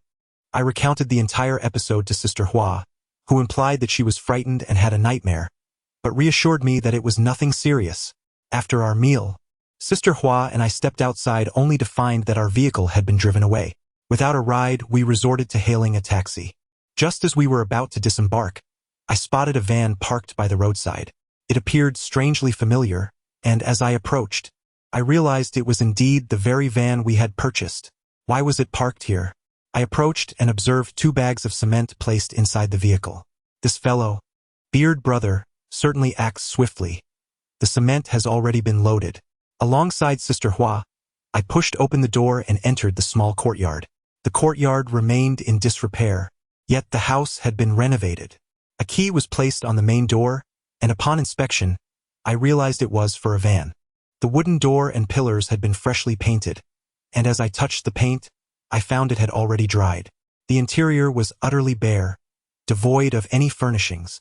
One could say it was a house stripped to its very essence.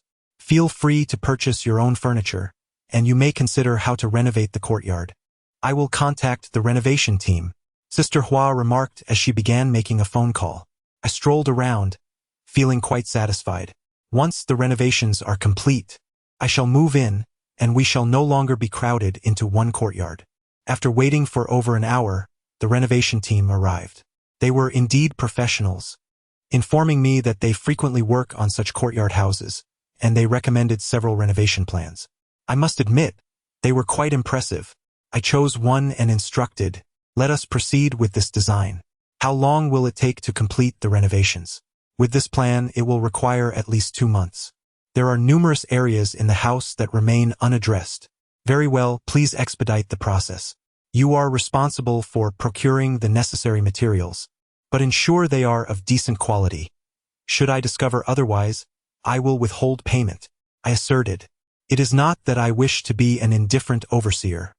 Rather, I lack experience in renovations and possess little understanding of the process, relying solely on Sister Hua and her team.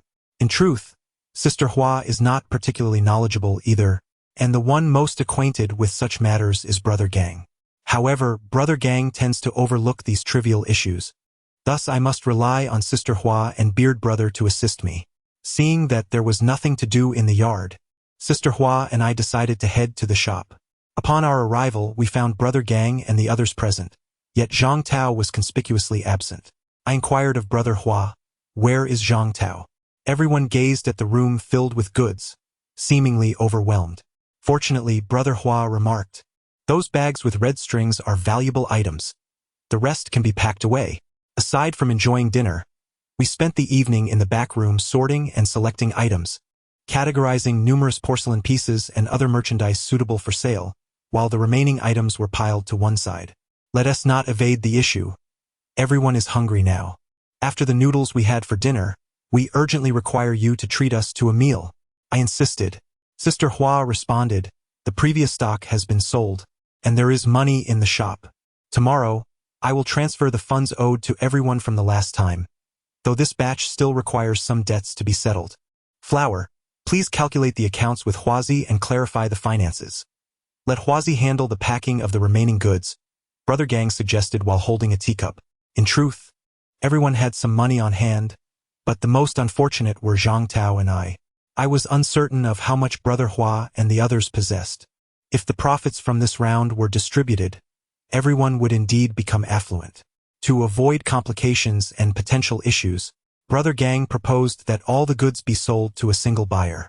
Finding someone capable of consuming such a large quantity of goods was no simple task, but ultimately, it was Brother Gang's contact who managed to take everything. This time, the profits were substantial.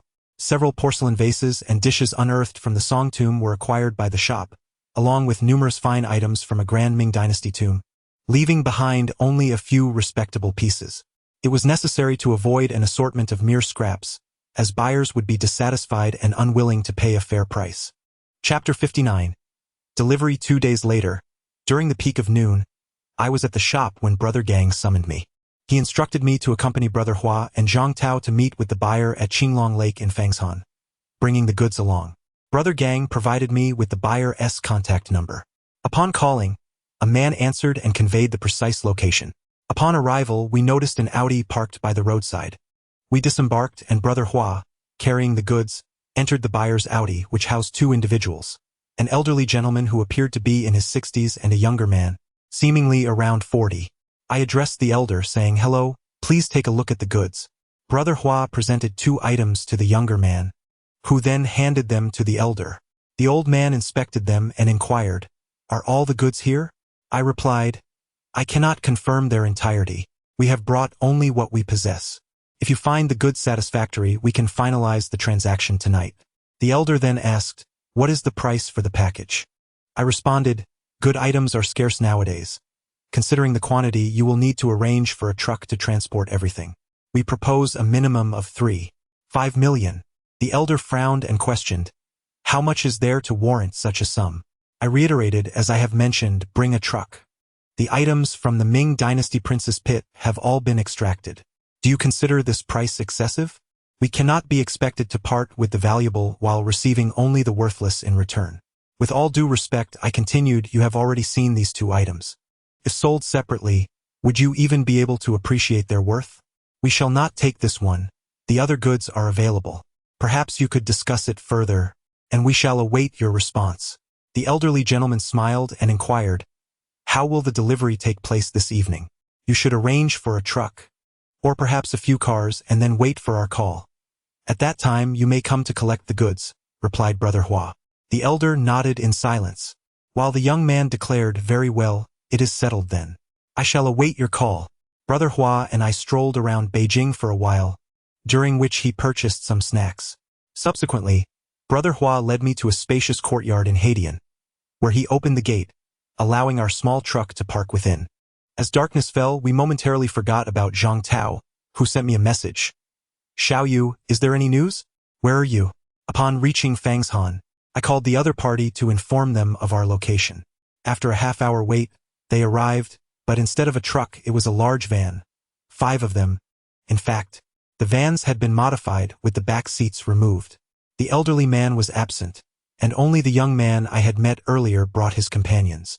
Brother Hua then opened the cargo doors of the truck and instructed the young man, "You all can unload the goods yourselves. One of you should accompany me to the cars for the transfer."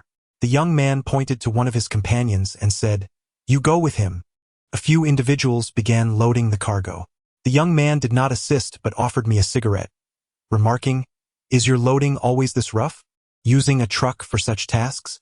I placed the cigarette behind my ear and chuckled. There is simply too much to carry. Thus, it must be loaded this way. After a long day of moving, once the goods were unloaded, I addressed the young man, saying, "All done, we shall take our leave now. You carry on with your tasks." I then instructed Hua, "Please deposit the money with Xiao Yu and distribute it among everyone." "Have you settled the accounts for the shop?" Brother Gang inquired. He remained silent. The nature of antiques is such that many may not sell for years, while at times, goods move swiftly.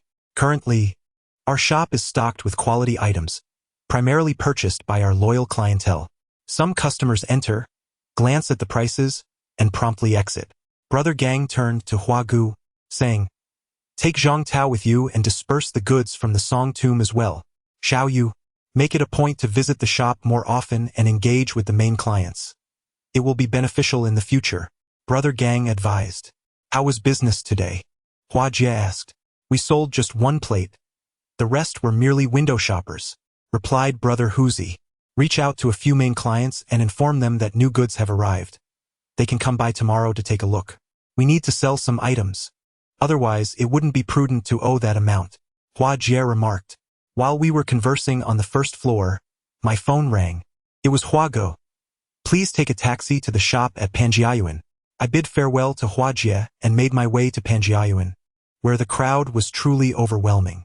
Upon arriving at the shop Hua Go mentioned, a girl greeted me, inquiring, "What would you like to see?" Chapter 60. Li Gu seeing me approach the tea table, Hua Go stood and introduced me.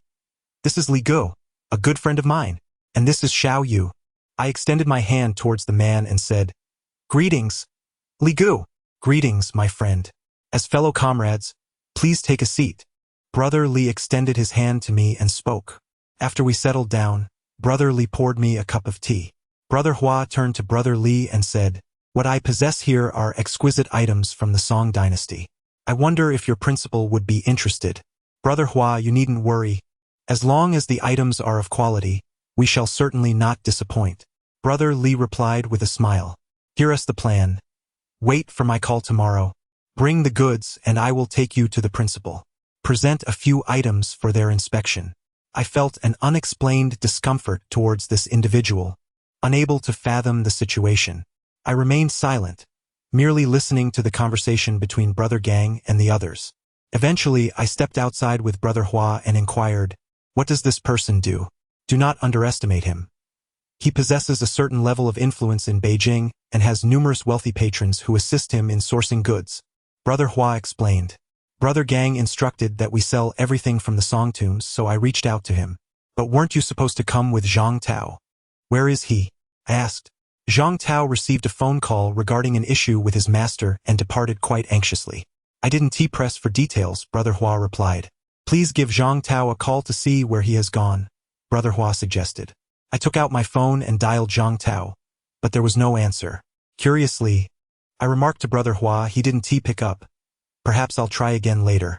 Sister Hua had just finished preparing the meal, and as we were about to eat, Brother Gang inquired, "Where is Zhang Tao?" "Darn it, I forgot. Has Zhang Tao vanished?" I hurriedly took out my phone to call Zhang Tao, but he did not answer. I turned to Brother Gang and said, "Could something have happened to Zhang Tao? Where could he possibly be? He left in the afternoon and hasn't been heard from since." I had lost my appetite for dinner, so I dialed Zhang Tao's number several more times, yet still no response. Brother Gang suggested, "Let's have dinner first. We can discuss it later in the evening." After our meal, with nothing pressing at hand, Brother Hua retrieved 2 items from the Southern Song tomb and brought them into his room. He then meticulously wrapped them in several layers and placed them in a box. It's rather late to be settling accounts, he remarked. Let us get some sleep and deal with it tomorrow. I offered to massage Sister Hua's shoulders and said, if you're feeling tired, you should rest first. I still need to work on the accounts for a while. The daytime was too busy to manage them, and now that there's little else to do, I'll sort them out tonight. Times are tough with the famine. Sister Hua smiled at me. She was quite adept at accounting. I observed that she meticulously recorded every single transaction. The thought of attempting to calculate the figures myself made my head spin. I dared not interrupt her concentration, so I retreated to my room to sip tea, intending to keep her company. Yet, fatigue overcame me and I fell asleep. As dawn broke, I was roused by the sound of knocking. I quickly got up to answer the door, only to find that Sister Hua was already awake and had draped herself in a robe to open it. This was unusual, as it was quite early for anyone to be knocking, and the urgency of the knocks was alarming. Upon stepping outside, I saw Sister Hua ushering Zhang Tao into the room. I was just about to inquire where Zhang Tao had ventured off to, but before I could utter a word, he hastily made his way towards the main room. I quickly followed him into the living room, where he headed straight for Brother Gang's room. I hurriedly remarked, Brother Gang isn't awake yet, is he? Since Zhang Tao entered the courtyard, I hadn't caught a glimpse of his face. He turned to me and declared, I urgently need to see Brother Gang. I noticed his eyes were bloodshot, suggesting he hadn't slept all night or perhaps had been weeping. I'm up now. Please wait for me. Brother Gang's voice echoed from the room. It seemed our conversation had been rather loud, rousing everyone from their slumber. Brother Hua emerged from his room and exclaimed, What time is it so early in the morning, and why is it so noisy?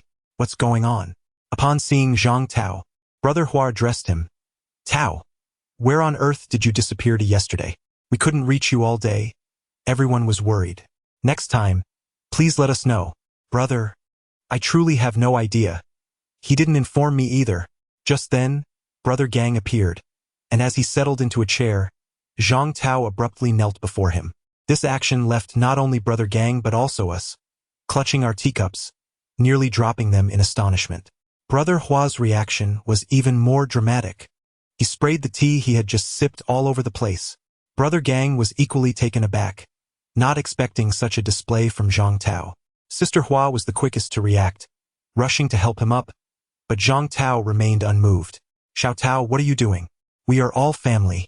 I cannot accept such a grand gesture from you. Brother, I truly need your assistance this time. I am at my wit's end and can only turn to you. Brother Gang helped Zhang Tao to his feet and said to him, Take your time to speak. Sit down and share. He expressed concern for Zhang Tao's fellow disciples, lamenting that without their master, these children would be left to wander aimlessly, struggling for survival in the world. Zhang Tao was moved to tears as he spoke these words. Brother Gang furrowed his brow and inquired, Xiao Tao, how many disciples do you have? What are their ages? Zhang Tao replied, Aside from myself, there are 2 younger sisters and 1 younger brother. I have a younger sister, Xiao Yu, whom you and Sister Hua have met. She is now in her 20s. There is also a younger sister who is only 13, and the younger brother you have seen is just 14. Brother Gang pressed on, Xiao Tao, I fear that my words may not carry enough weight to influence the lives of your master's children. Your fellow disciples are quite young, and we find ourselves at a loss. If they were older, they could assist in the shop. In truth, their reluctance to help stemmed from the youth of Zhang Tao's disciples, making it impossible for them to work in the shop. Louis could lend a hand, but what could be done about the other 2?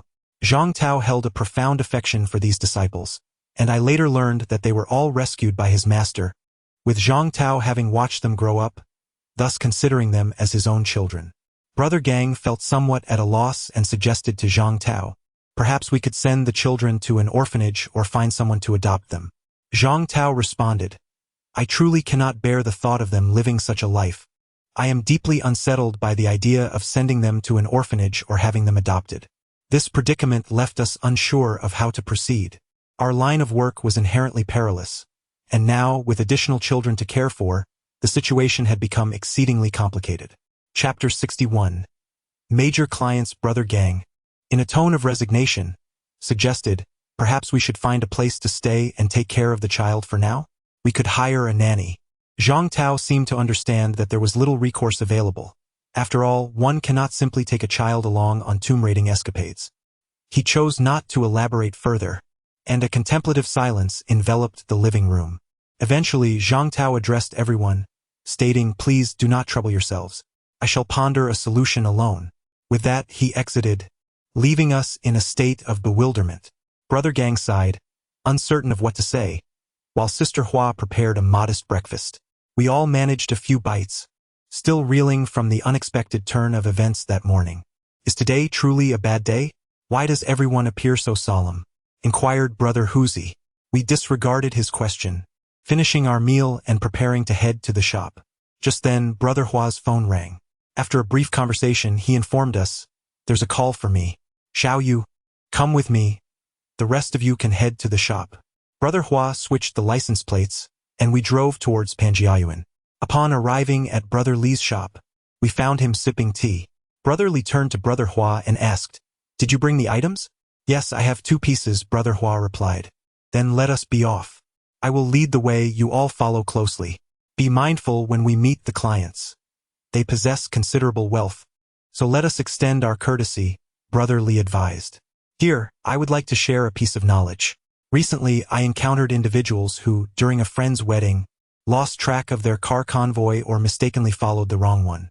In truth, following a car requires a certain finesse. One should not focus on the type of vehicle but rather fixate on the license plate of the car ahead. Disregard the make of the vehicle or the convoy itself. Once you have identified the car in front, remember its license plate. If you feel uncertain, take note of the license plate of the vehicle preceding yours, ensuring you do not confuse them.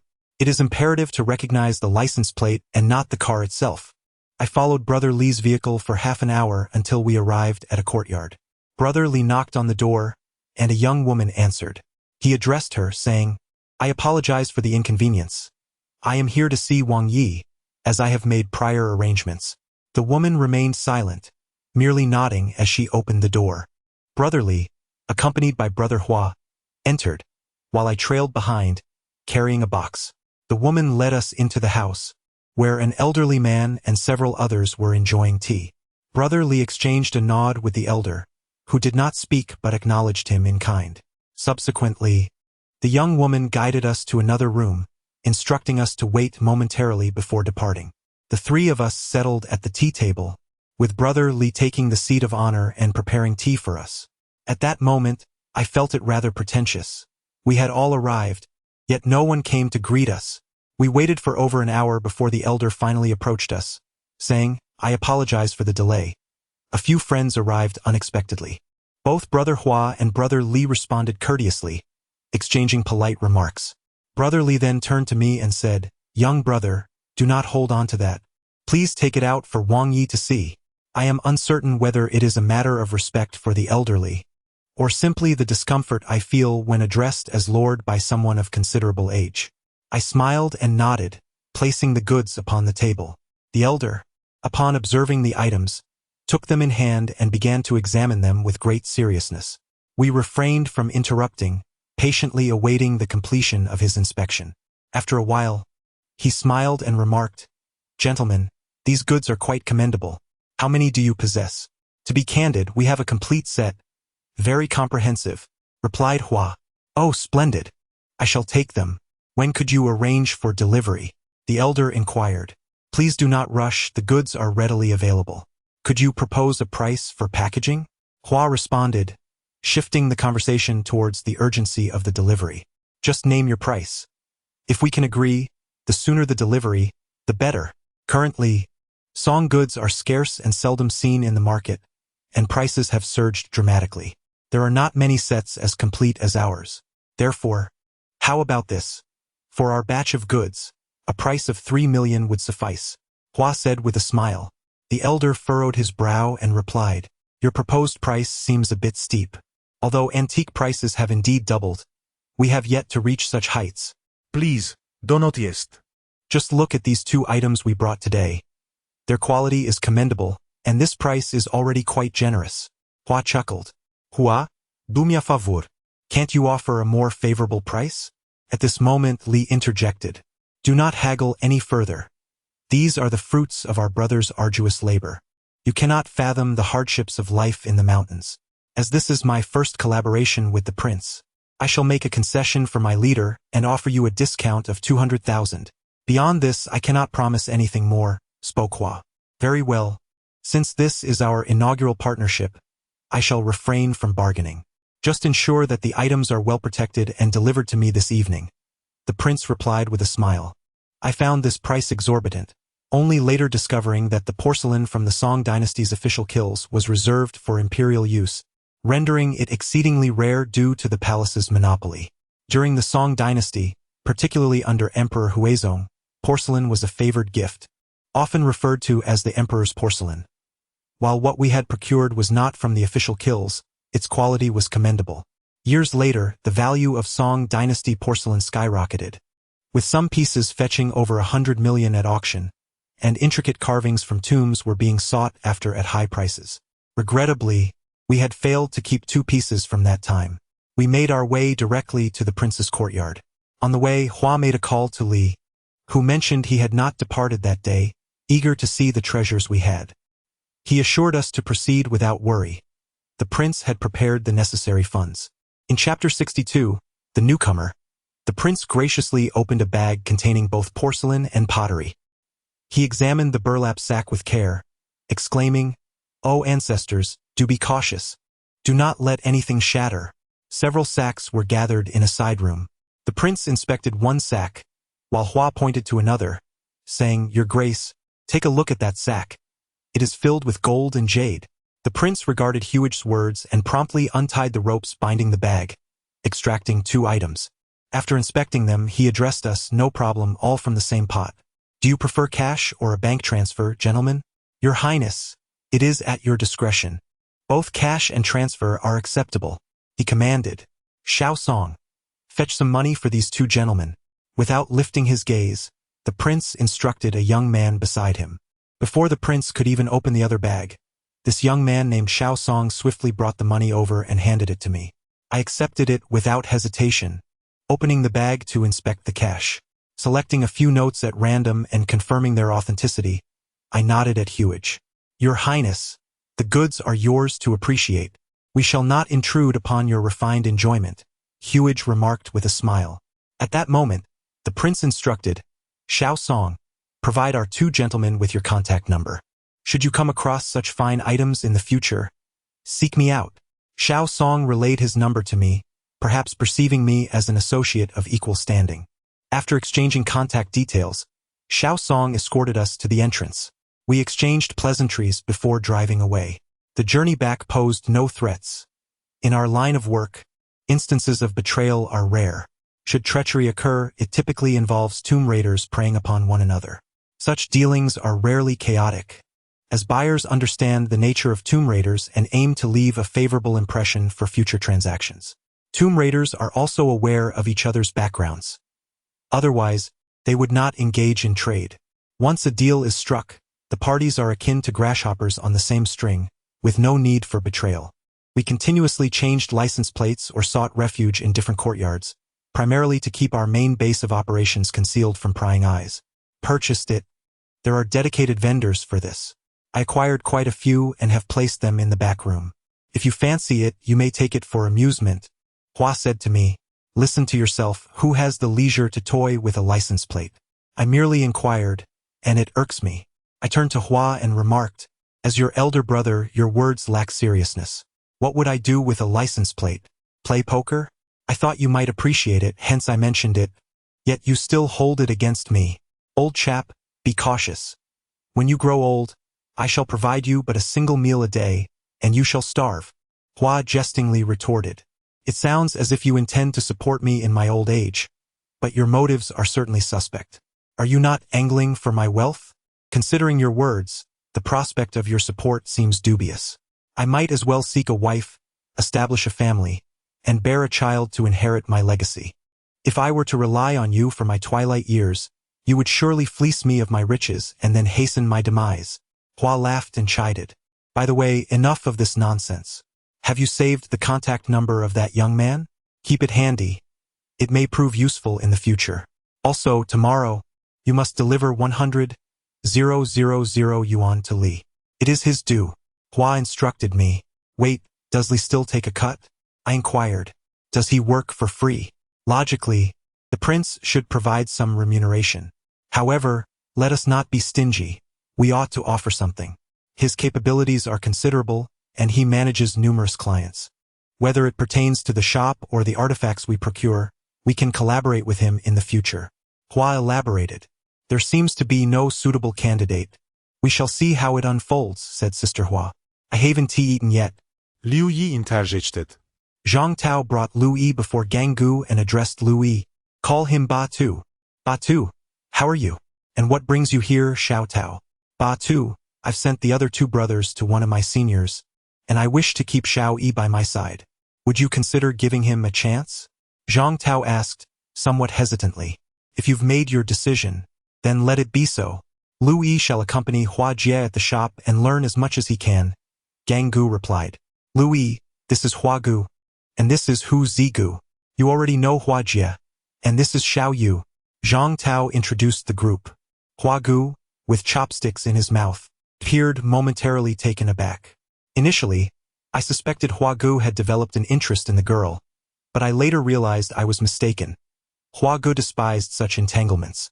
Our small team consisted of individuals who were essentially strangers, devoid of any prior connections, yet we had come together, treating one another as family. Zhang Tao's unilateral decision to bring Lu Yi into our fold altered the dynamics. Have you two eaten? If not, come quickly for a bite. I'll fetch you some bowls and chopsticks, Hua Jie offered. The moment Hua Gu spoke, a certain awkwardness settled over the group. Gang Gu sipped his tea, seemingly lost in thought, and remained silent. His silence rendered us hesitant to speak.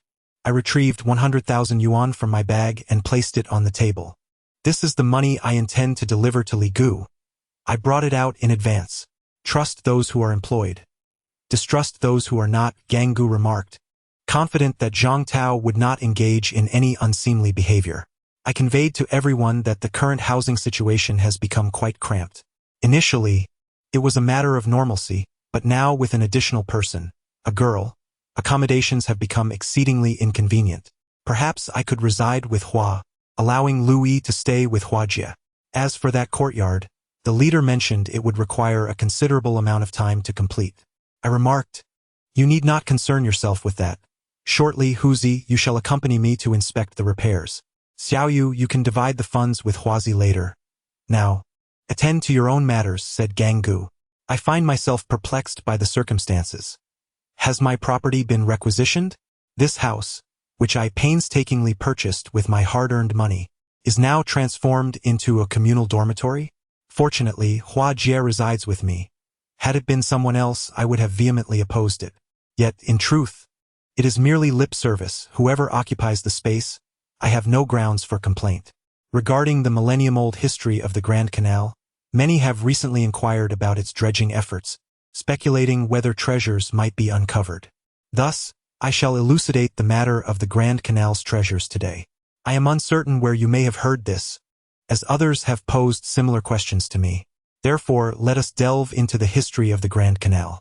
First, it is imperative to understand who constructed the Jinghang Grand Canal and the rationale behind its creation.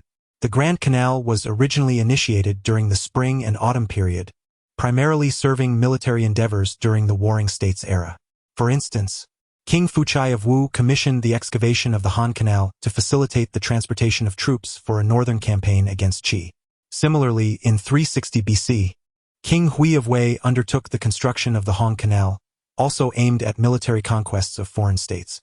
Subsequently, the Sui dynasty unified the realm, and the construction of the Grand Canal was driven not only by economic motives but also by political considerations. The Wei, Jin, and southern and northern dynasties period witnessed significant growth in the power of aristocratic families, which remained formidable even after the Sui's unification. These families consistently contended with the central authority, creating persistent tensions in the Jiangnan region that posed a serious threat to the Sui regime. To establish effective governance over the south, it became imperative for the Sui rulers to connect the northern and southern canals.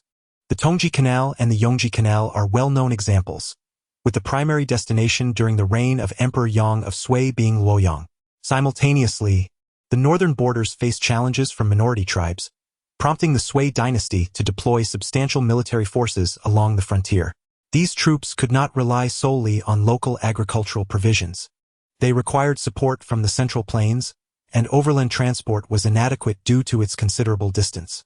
Thus, the excavation of canals emerged as a viable solution. The Sui also significantly expanded and connected Zhuojuan, present-day Beijing. To clarify, a canal refers to a river artificially dug by humans. Subsequent dynasties from the Sui onward, including the later Qing dynasty, placed great emphasis on the excavation and enhancement of canals, driven by economic, political, and military motivations. They effectively utilized the canal system to establish a vast and intricate transportation network, continuously channeling resources from various regions to the capital, which became the most vital artery of transport across the expanse of China. By the Song dynasty, the Grand Canal, built during the Sui and Tang dynasties, was maintained and further developed, serving as the foundation for an extensive network of water transport. In truth, the Grand Canal of Beijing-Hangzhou was constructed during the Yuan dynasty.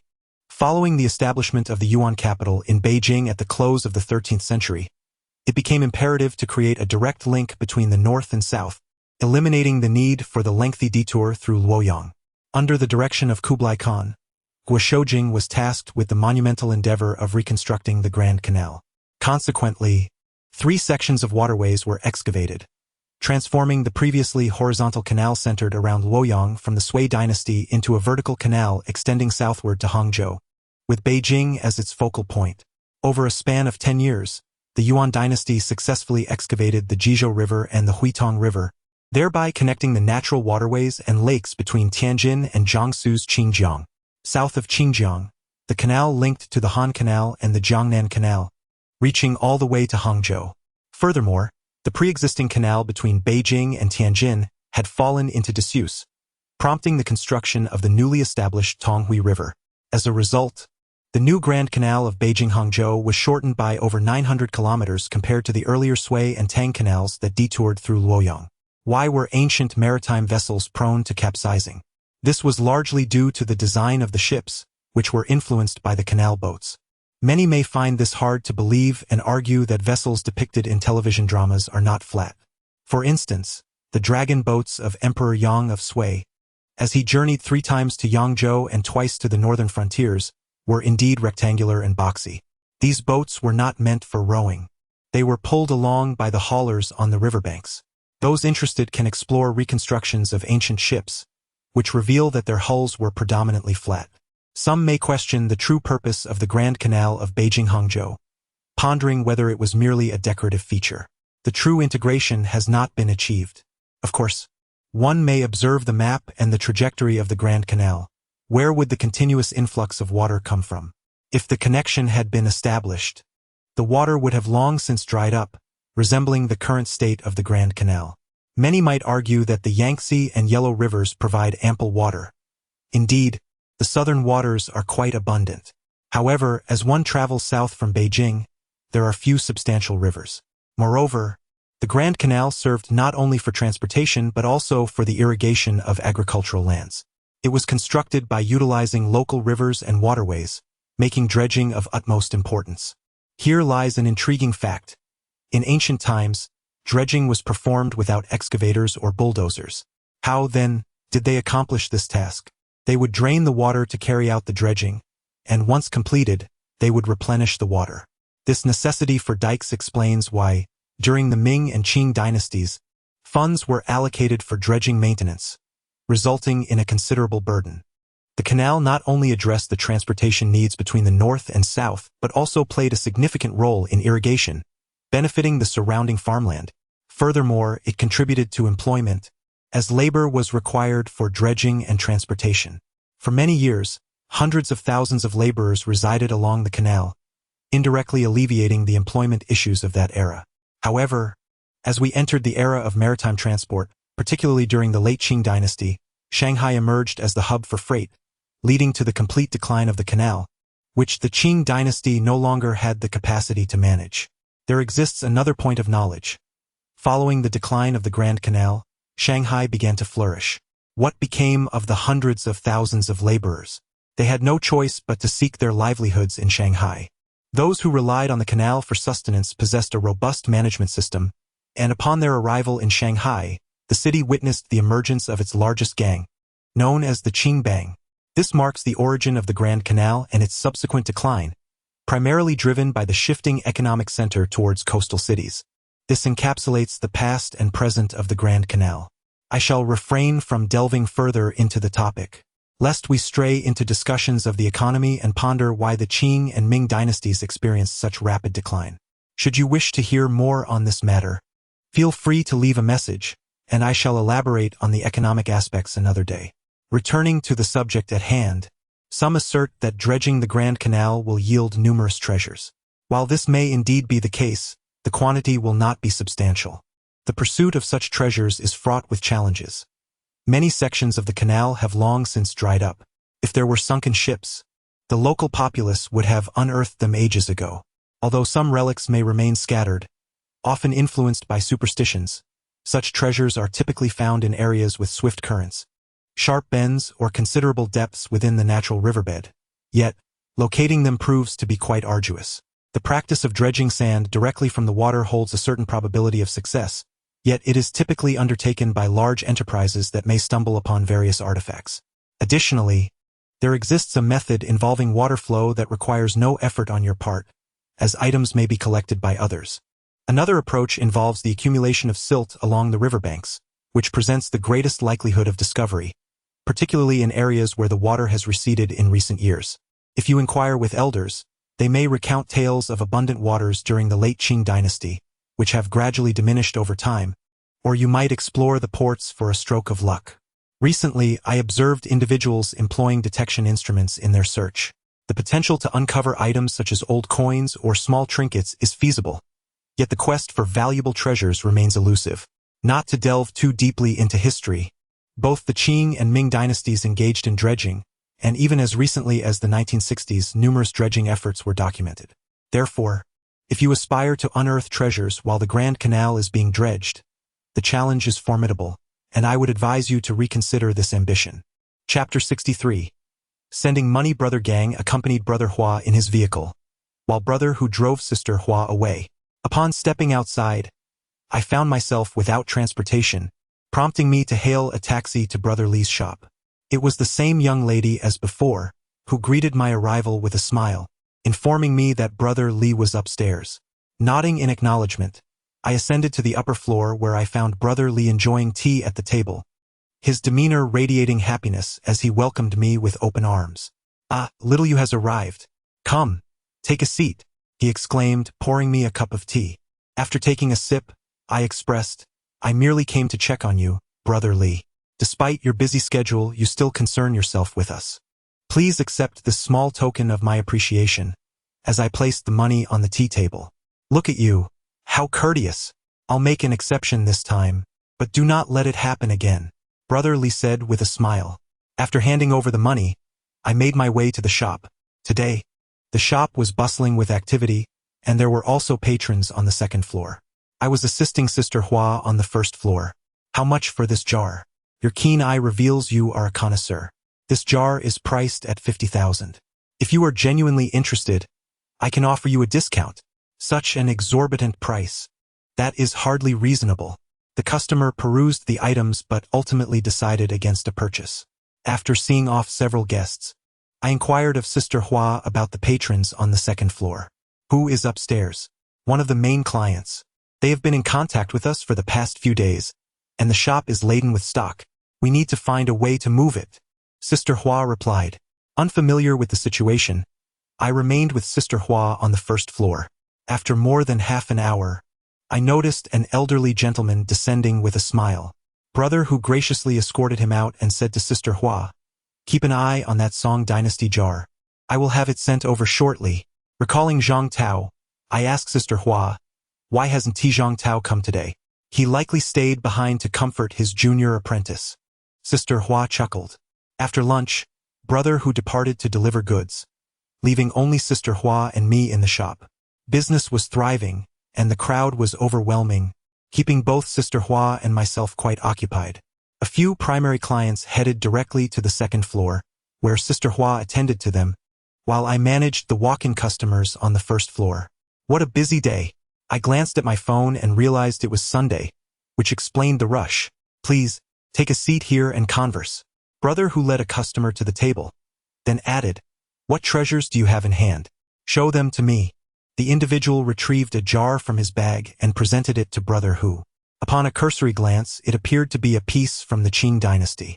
This person engaged in an extensive conversation with Brother Hu, and ultimately, Sister Hua provided him with payment, which left him exceedingly pleased as he departed.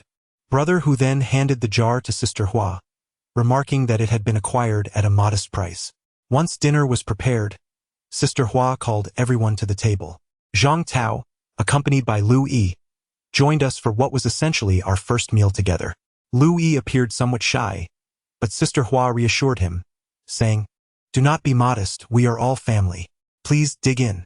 Brother Gang addressed the group, stating that the following day, Lu Yi would accompany Hua and the others to the shop. He encouraged Lu Yi to learn from Sister Hua, emphasizing the importance of acquiring knowledge about antiques to assist her in her endeavors.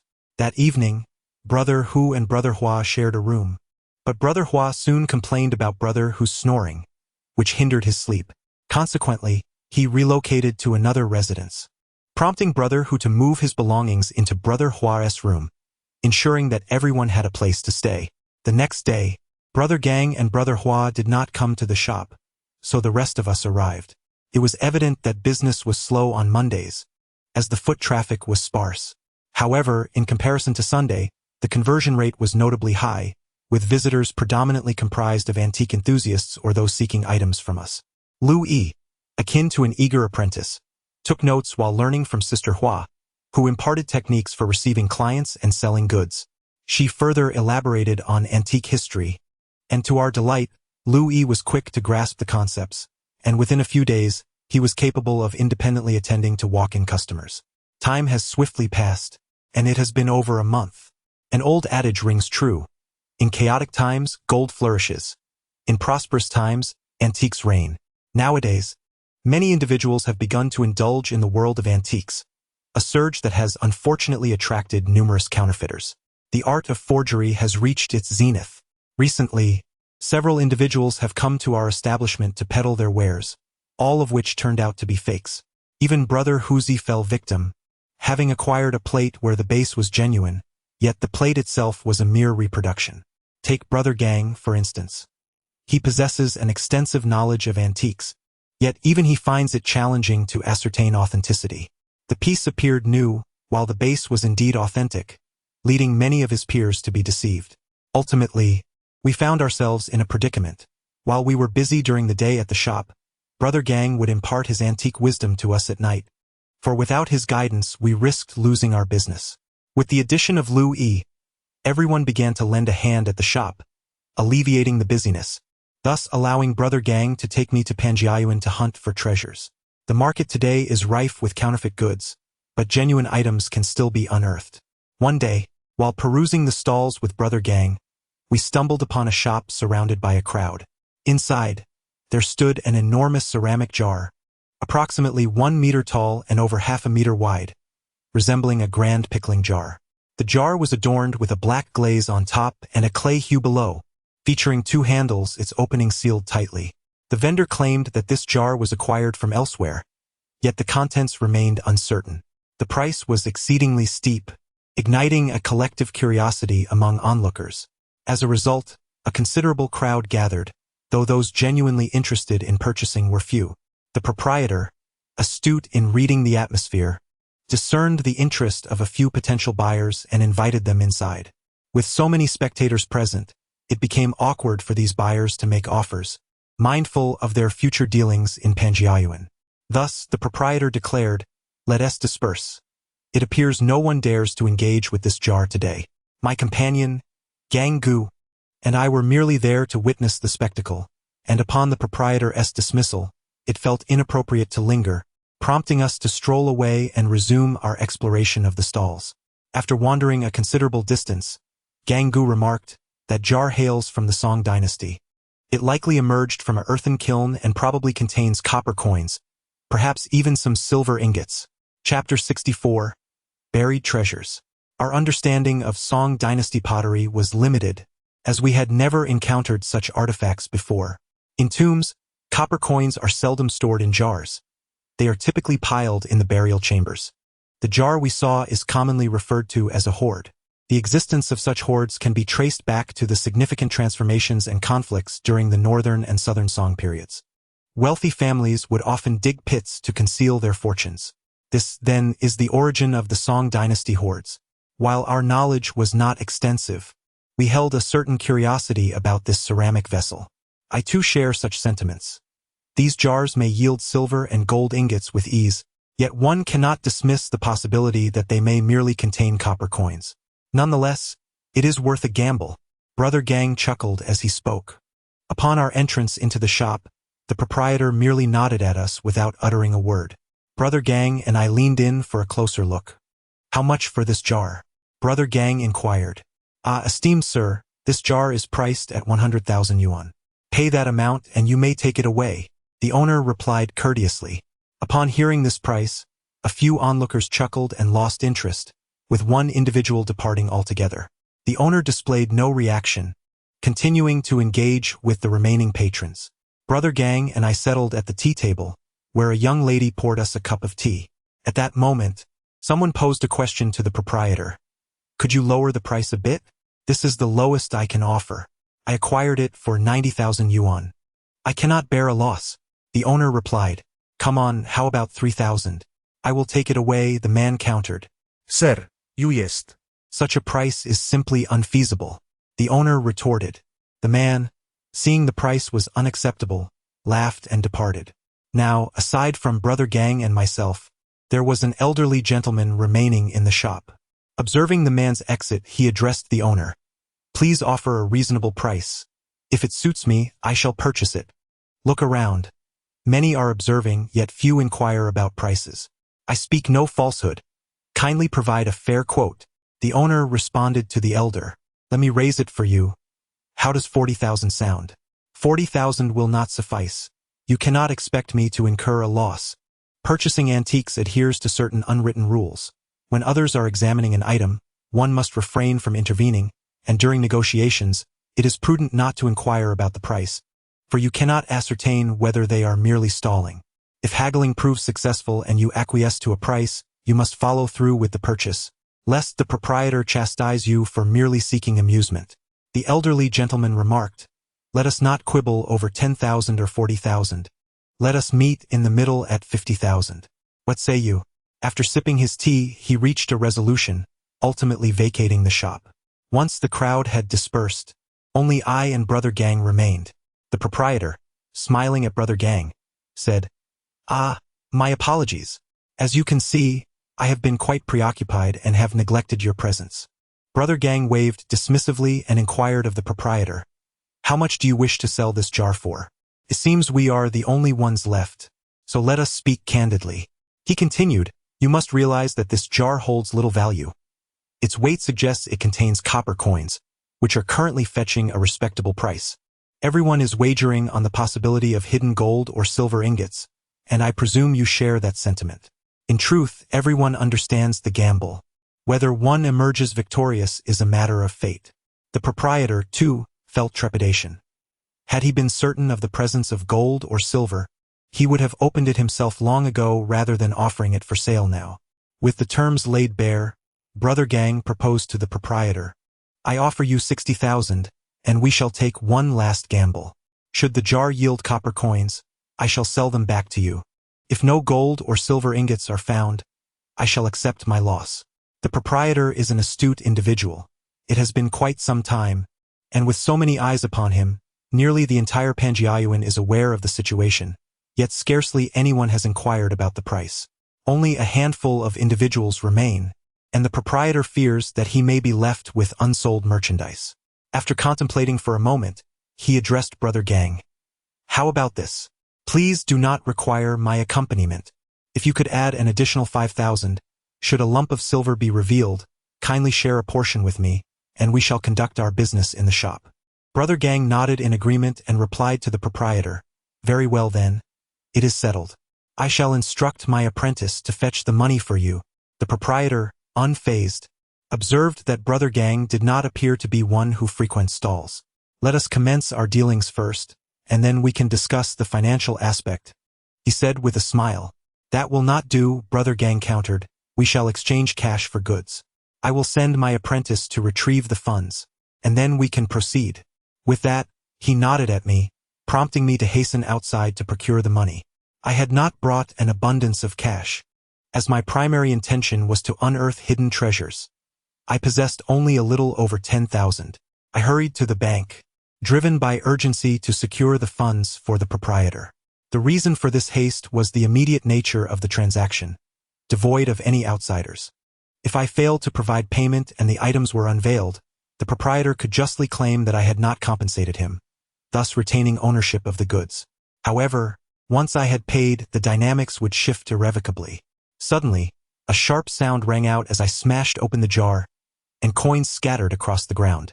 Brother Gang stepped forward to collect one, examining it closely. The coins were already encrusted with green rust, fused together. The fallen coins spanned from the Kaiyuan Tongbao to the Xianchun Yuan Bao, all genuine yet devoid of significant value. Coins from the Song dynasty are typically found in buried caches, often discovered by the ton. Due to the rust binding everything together, I struck it forcefully with a hammer a couple of times, causing the entire collection of coins to scatter slightly. Ultimately, we discovered nothing of value related to gold or silver within the jar. In other words, we had spent over 60,000 on a heap of copper coins and a shattered pottery jar. This left both Gang and me exceedingly frustrated. In the end, we handed the coins over to the shopkeeper. Upon seeing the multitude of copper coins, and realizing that we had failed to unearth any valuable gold or silver ingots, he offered us 5,000 yuan, which was, in truth, hardly worth even 1,000. Noticing the discontent on our faces, the shopkeeper seemingly intended it as a form of consolation or subsidy. Gang exchanged pleasantries with the shopkeeper, who smiled cheerfully. As we exited the shop, I glanced at Gang, who remarked, "Did you see? When it comes to gambling, one is bound to lose. Henceforth, never indulge in such folly."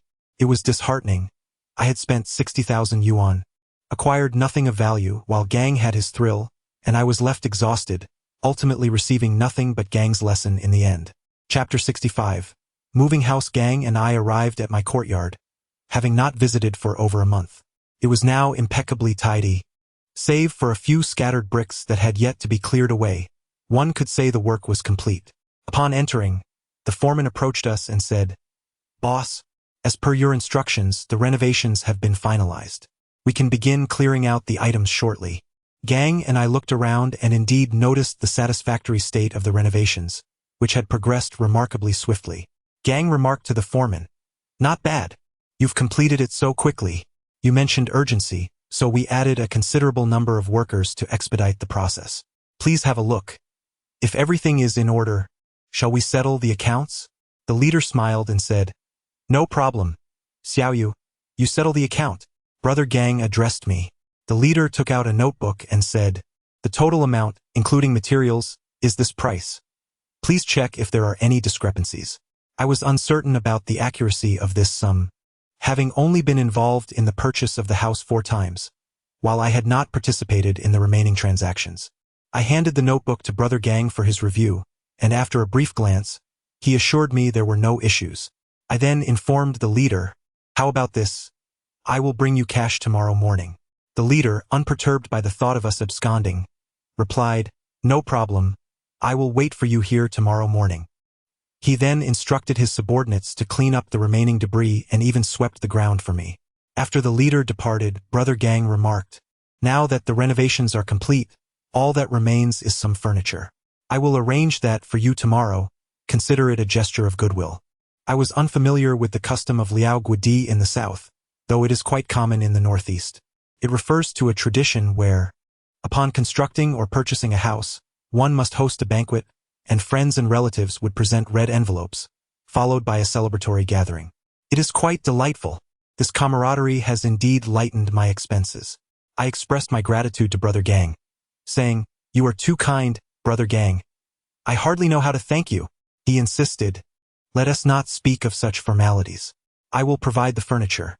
As for the household appliances, Huzi will take care of those, and whatever Hua requires, he will supply.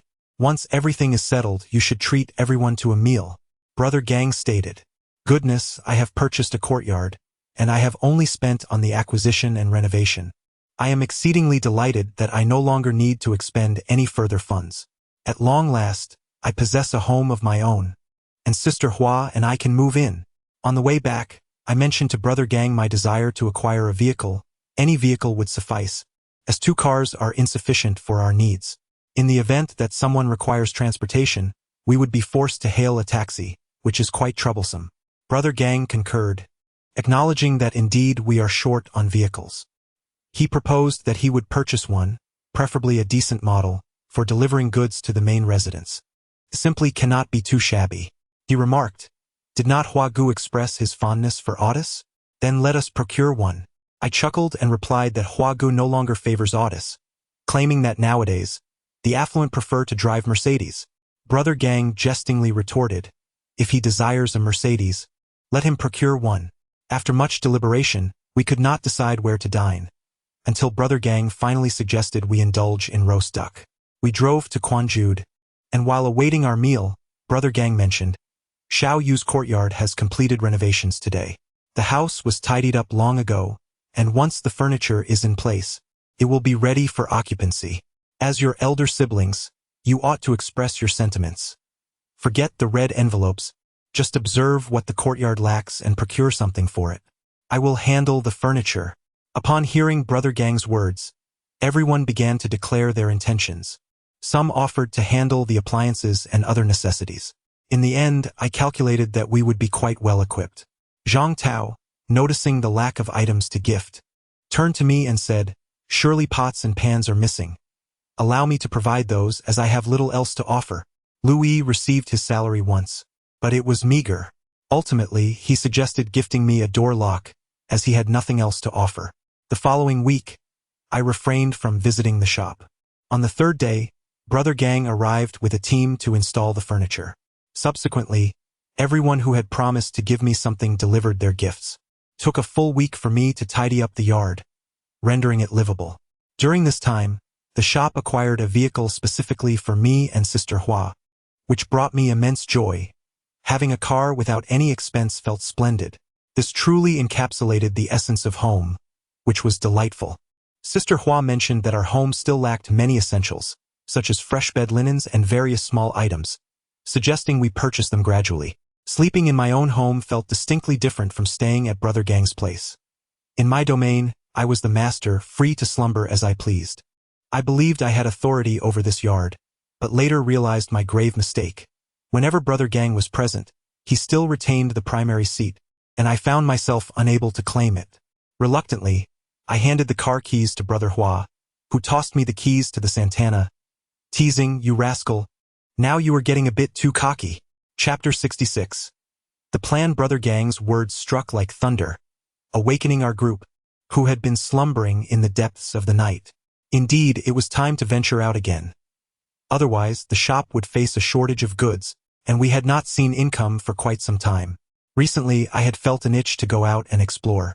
If Brother Gang hadn't mentioned it, I would have brought it up myself. Brother Hua was the first to express his agreement. Zhang Tao remained silent, seated without uttering a word.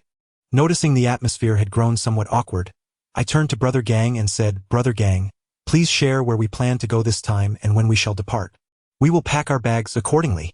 We are all at your service, so feel free to speak candidly.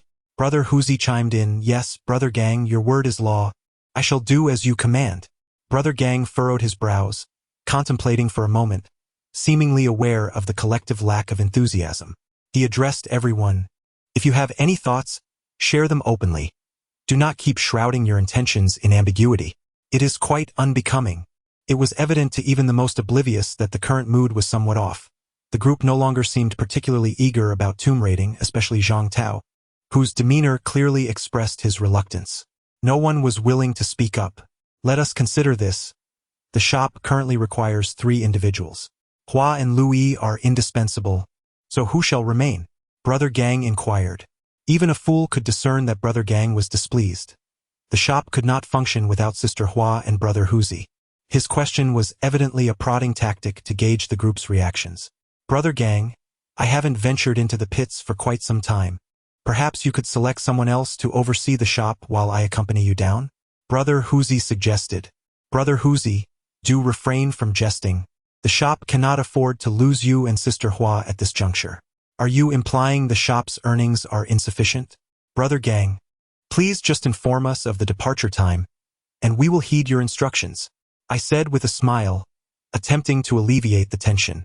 Brother Gang nodded and instructed everyone, make sure to arrange your affairs, and we shall depart next week. Zhang Tao, perhaps due to his junior female colleague, appears reluctant to continue excavating tombs. Have you noticed? Sister Hua, must you even inquire? I perceived it immediately. My interjection was merely to alleviate the awkwardness. It seems we shall be searching for new recruits once more. The following day, Sister Hua and I arrived at the shop, where Brother Gang and the others had already gathered. After some time, Brother Gang and I decided to stroll around Panjiayuan. Following the incident with the ceramic jar, neither of us dared to wander near the shop, fearing the proprietor might discover us and mock our misadventure. We meandered to a stall where Brother Gang inquired about a small celadone jar, asking, how much for this jar? The vendor, with polite demeanor, replied, it is evident that you are an aficionado. This is a Songjun kiln celadone jar, a rare treasure indeed. Please, examine it closely. Esteemed vendor, may I know your asking price? If you are keen, this jar can be yours for the sum of 10,000 yuan. 10,000 seems rather steep. Could you possibly reduce the price?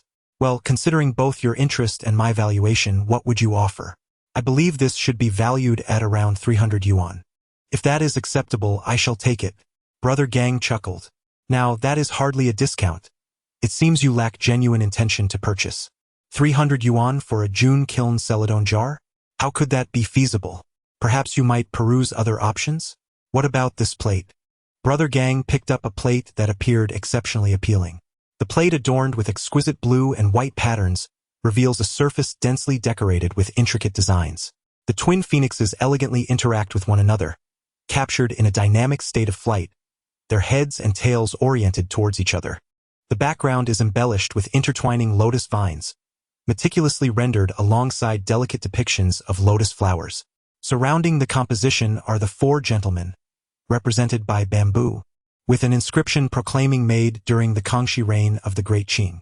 This piece indeed belongs to the Qing dynasty. If you find it appealing, I would ask for 5,000 yuan. Your asking price is rather exorbitant. Examine the plate yourself. Its condition is rather average. Observe the bottom mark, made during the Kangxi reign of the Great Qing. Yet it is evident that this plate is a late Qing imitation. Brother Gang interjected. What kind of negotiation is this? You are attempting to undermine my stall. If you are genuinely interested, offer me a reasonable price. I have provided you with a fair price. Let us settle on a lucky number, 600 yuan. What you propose is haggling, not bargaining. The lowest you should offer for this plate is 800 yuan. No further negotiations. Very well, 800 it is. I will take the plate. Upon concluding his statement, Brother Gang handed the money to the vendor. The vendor accepted the payment with a smile, saying, you are always welcome here. I shall set aside good items for you. This truly is a Kangxi blue and white phoenix patterned appreciation plate. The celadone jar I brought is a counterfeit, primarily used to divert attention from this plate. Brother Gang chuckled. Everyone, please prepare yourselves. Xiaoyu, drive the bread truck from home. It's quite suitable. We shall depart the day after tomorrow.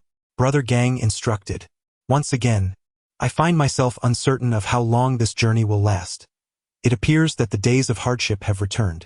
In the past, I might have felt a twinge of anxiety, but through these recent tomb raiding experiences, I have developed a new understanding of the craft, embracing it as a form of work. After all, engaging in labor is what matters most. Chapter 67. Wuhan. The next morning, I rose early and called Brother Hua. Brother Hua, do not go to the shop today. Accompany me to repair the van. It has been abandoned for far too long, and we must tidy it up to prevent it from breaking down mid-journey. Just drive the vehicle to a repair shop and have them inspect it. There's no need for me to come along, right? Brother, I am not knowledgeable about cars. Please accompany me just this once, and then you may leave. Very well. I will come by shortly after I drop everyone off at the shop. I waited for Brother Hua in the courtyard, sipping tea and scrolling through my phone until he finally arrived. Brother, could you not be so tardy? What time is it now? The van had been left idle for nearly 2 months, and despite our efforts, we struggled to start it. After attempting to jumpstart the vehicle, we finally delivered it to the repair shop. The mechanic inquired about the situation and examined the van, informing me to return in a few days to collect it. Please, I urgently need this vehicle. It is essential for transporting goods. My family relies on it for our livelihood. Is there any way you could expedite the repairs? I remarked while offering the mechanic a cigarette. Even if I were to rush, it cannot be taken today. At the earliest, you may collect it tomorrow, replied the mechanic. I handed him 50 yuan and said, please, do your best to complete the repairs promptly. I will return tomorrow morning to retrieve it. Keep this for a pack of cigarettes. The mechanic, smoking a cigarette, placed the money in his upper pocket and cheerfully remarked, all right then, come to collect it tomorrow morning. I turned to Hua and said, you go to the shop. I have some matters to attend to. I'll tidy up and join you. Early the next morning, I went to retrieve my vehicle, only to find the repair shop still closed. I knocked on the door, but no one answered. A dog in the yard barked incessantly. I climbed over the wall and discovered my car had been repaired, sitting in the yard while the mechanic was still asleep. I called out to rouse him, informing him that I was there to pick up the vehicle. The mechanic appeared bewildered and inquired how I had gained entry. I replied, I never left yesterday. Sister Hua and Lu Yi were preparing a meal. As I approached, Lu Yi exited with a bowl of congee. I handed Sister Hua 20,000 yuan, requesting her assistance in sending it home. She accepted the money with enthusiasm. Hua drove with Ganggu, while I drove the van with Zhang Tao. During lunch, Hua mentioned to me, let us take the Jingangao Expressway straight to Wuhan. Just as we were about to enter the highway, Zhang Tao suddenly asked, is our fuel gauge functioning properly? Tao Gu, the car has just been repaired. Of course it works well. I chuckled, not fully grasping Zhang Tao's intention behind the question. So, does our fuel gauge indicate that we are out of fuel? Zhang Tao inquired. I accompanied Zhang Tao to the gas station, and while refueling, I said, brother, could we please skip the roundabout conversation next time? Just tell me directly if we are out of fuel. Zhang Tao chuckled and replied, I thought the fuel gauge might be malfunctioning. I was merely inquiring. After refueling, Zhang Tao and I proceeded to meet Brother Hua. We embarked on the Jingangao Expressway, heading towards Wuhan. Departing shortly after 9 in the morning, we arrived in Wuhan well past midnight, having driven for over 10 hours.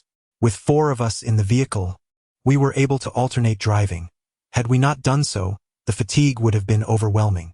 At such a late hour, we sought out a modest inn.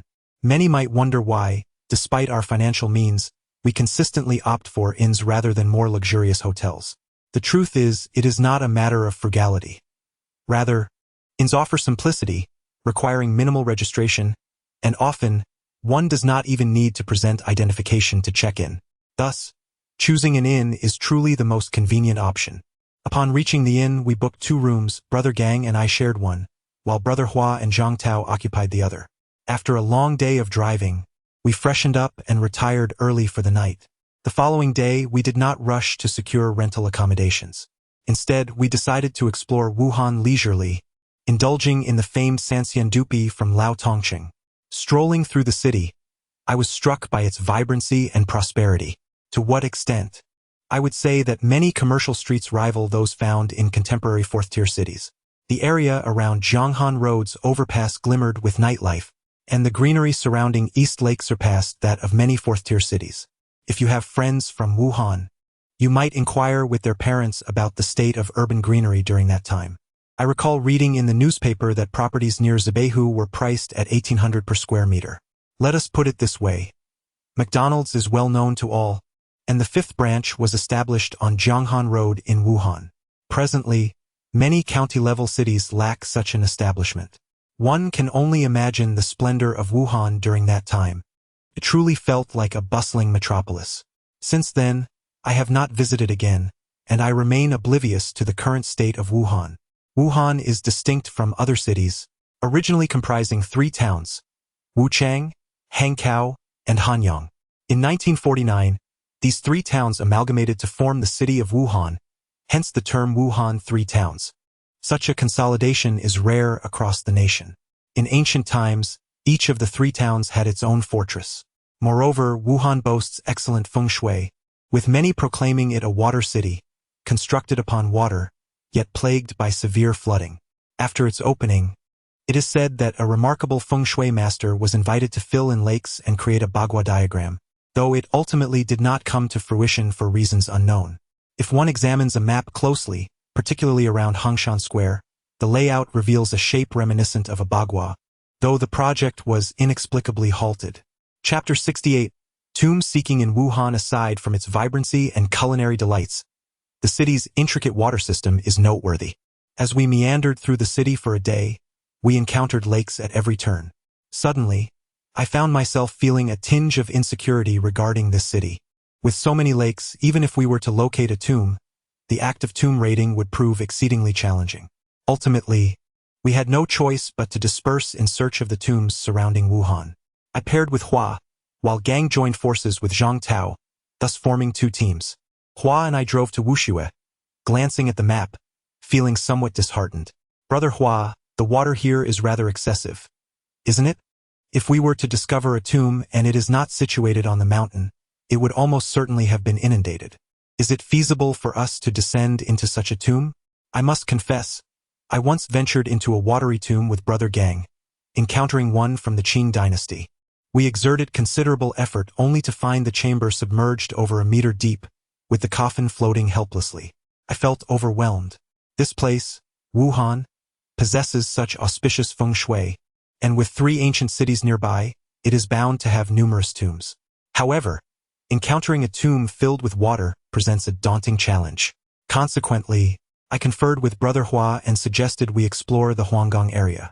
Upon arriving in Huanggang, I realized it bore no distinction from Wuhan.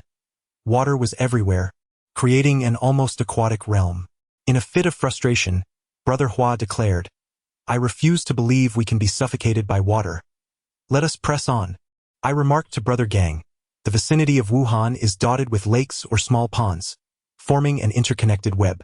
If there are any tombs, they too would be submerged. We must seek higher ground.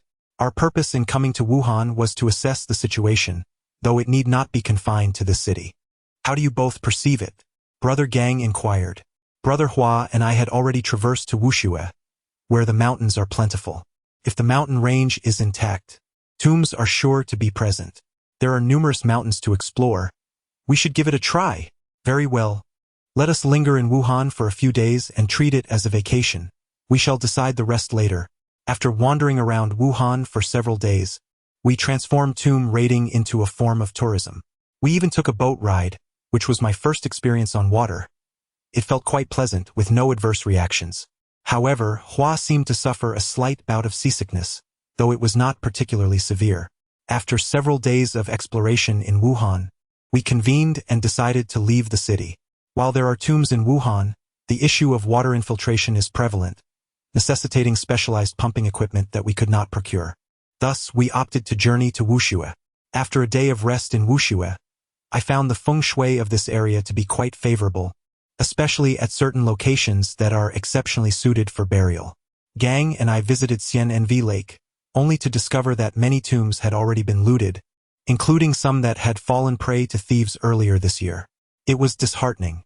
Had I known, I would have accompanied Hua during the reconnaissance. With no choice but to change locations, this trip has been rather unfortunate, feeling more akin to tourism than our intended pursuit. Subsequently, we traveled to Chichuan, a decision made by Gang. According to the map, there were no issues. This time, we directly rented a courtyard. After securing our accommodation, we maintained a low profile, refraining from wandering around the county. We stocked up on provisions sufficient for half a month in Wuxue, and that evening we held a discussion. Gang proposed that we venture into the mountains the following day. The mountains here are part of the Taiping Mountain Range's foothills. Crucially, the entire range remains unbroken, constituting a small dragon vein. Although the mountain paths are arduous, the presence of imperial tombs is unlikely. However, the county records indicate that several notable figures are interred here, including the renowned tomb of Li Shizhen. Hua Ge did not accompany us up the mountain. Instead, he remained in the car at the foot of the hill, patiently awaiting our return. Gang Gu scrutinized the map, marking several locations. Following his pointed places, we discovered, rather surprisingly, that each site contained a tomb, all of which were grand mausoleums from the Ming dynasty. However, these tombs were exceedingly difficult to plunder, as they were situated perilously close to the village, making any reconnaissance fraught with danger. Reluctantly, we resolved to ascend the mountain. Gang Gu, are the tombs you marked off-limits? I inquired. They are too close to the village. And these are not mere small graves. They are substantial Ming dynasty tombs. If we were to attempt a theft, we would undoubtedly attract attention. Gang Gu sighed in response. Hubei, encircling Wuhan, is indeed home to numerous Ming dynasty princes, such as the tomb complex of the Ming Chu king in Wuhan, as well as the tomb of the Jing king in Sichuan. Other notable figures include the king of Tan, the king of Xiong, and the king of Liao Zhuji, among the 20 vassal kings of Huguang, illustrating the considerable favor Hubei held with the Ming emperors. Our arrival in Sichuan placed us within the territory of the Jing king, and notably, records concerning the Jing king's mausoleum are remarkably scarce, with no excavations having been conducted. Whether it has been plundered remains a mystery. At the break of dawn the following day, our vehicle traversed along the mountain range for quite some distance until we reached a quaint town. This town boasted a uniquely shaped mountain, resembling a concave ridge, with a mighty river flowing at its forefront. Gang Gu instructed us to halt, declaring, "Park here. There are tombs." We hastily disembarked and followed Gang Gu up the slope. Before we could reach the summit, we stumbled upon a dilapidated structure. Upon closer inspection, we found that many of the Ming-era buildings had lost their original form, leaving us to ponder the history that had led to such devastation. After searching for a while, I discovered a piece of blue stone, prominently inscribed with the character for Ancestral Hall. "Is this a shrine?" Hua asked. Chapter 69. The Ming Tomb. Observing the memorial pillar, I remarked, "This is indeed a Ming tomb. Given its vastness, it should belong to a prince of the Ming dynasty. Yet, in Sichuan, there is only the king of Jing, and their tombs should not be situated in this mountainous region." Curiously, I inquired of Gang, "This doesn't seem right. The memorial pillar is from the Ming era, and such a grand scale shouldn't be associated with the king of Jing, should it?" "Not necessarily." Gang furrowed his brow and replied, "Historical records indicate that the tomb of the king of Jing is shrouded in mystery, with burials scattered rather than gathered together like those of the Chu kings. Regardless of whose tomb it is, when it comes to gaining wealth and status, it matters little. My primary concern is whether this tomb has been plundered. If it remains untouched, we should act swiftly," Hua declared. Continuing our ascent, we stumbled upon a modest burial mound. This mound was considerably smaller than the previous Ming tomb we encountered, which struck me as peculiar given the opulence of the memorial pillar. We circled the mound and discovered a looted tunnel behind it. The tunnel had collapsed, now entirely buried, leaving us uncertain if it had indeed been plundered. Upon seeing the tunnel, Hua was furious, exclaiming, "Damn those tomb raiders." It seemed he had momentarily forgotten that he too was implicated in his outburst.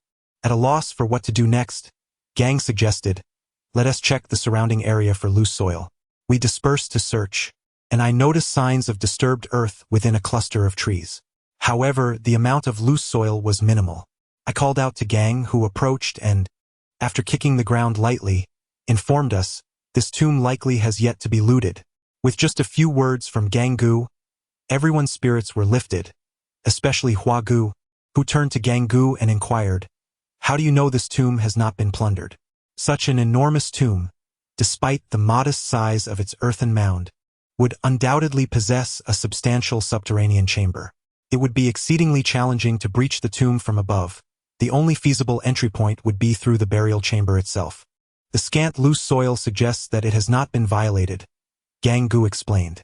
After a day of preparations, they set off in their vehicle towards the tomb under a clear night sky. The journey was remarkably smooth, with all necessary equipment packed, including sleeping bags and provisions. They drove until they reached the vicinity of Wangzhou, where Hua Gu accelerated into the woods. Uncertainty loomed over whether the tomb had been disturbed or the identity of its owner. It was only by accessing the burial chamber that they could unveil the secrets within. Thus their preparations were thorough, hoping not to be disappointed. In the mountains, politeness was unnecessary. Armed with a Luoyang shovel, they excavated several exploratory holes. Eventually, Gang Gu instructed them to create an entry point from the side, descending further.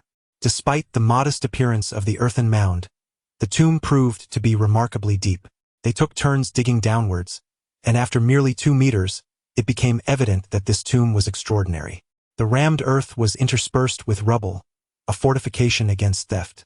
As they continued to dig at an angle, they reached approximately 7 or 8 meters, finally arriving at the corridor, revealing a brick tomb. I emerged and called out to Hua Gu, who descended into the hole with a small probe. The faint clinking sounds echoed, leaving us uncertain of when the barrier would yield. After waiting for over half an hour, impatience grew, prompting me to join Hua Gu in the hole. I inquired about the situation, to which Hua Gu replied, "The tomb walls are quite thick. We must wait a little longer. Remain outside, and I will call for you once we are finished." I prepared to descend into the tunnel when Gang Gu said to me, "Allow me to take the lead. You wait above." After more than an hour, Gang Gu finally emerged, informing us, "The passage has been breached, and I am currently working between the corridor and the antechamber. The situation inside is rather dire. The antechamber is completely empty. Let us wait a while before we venture further into the tomb."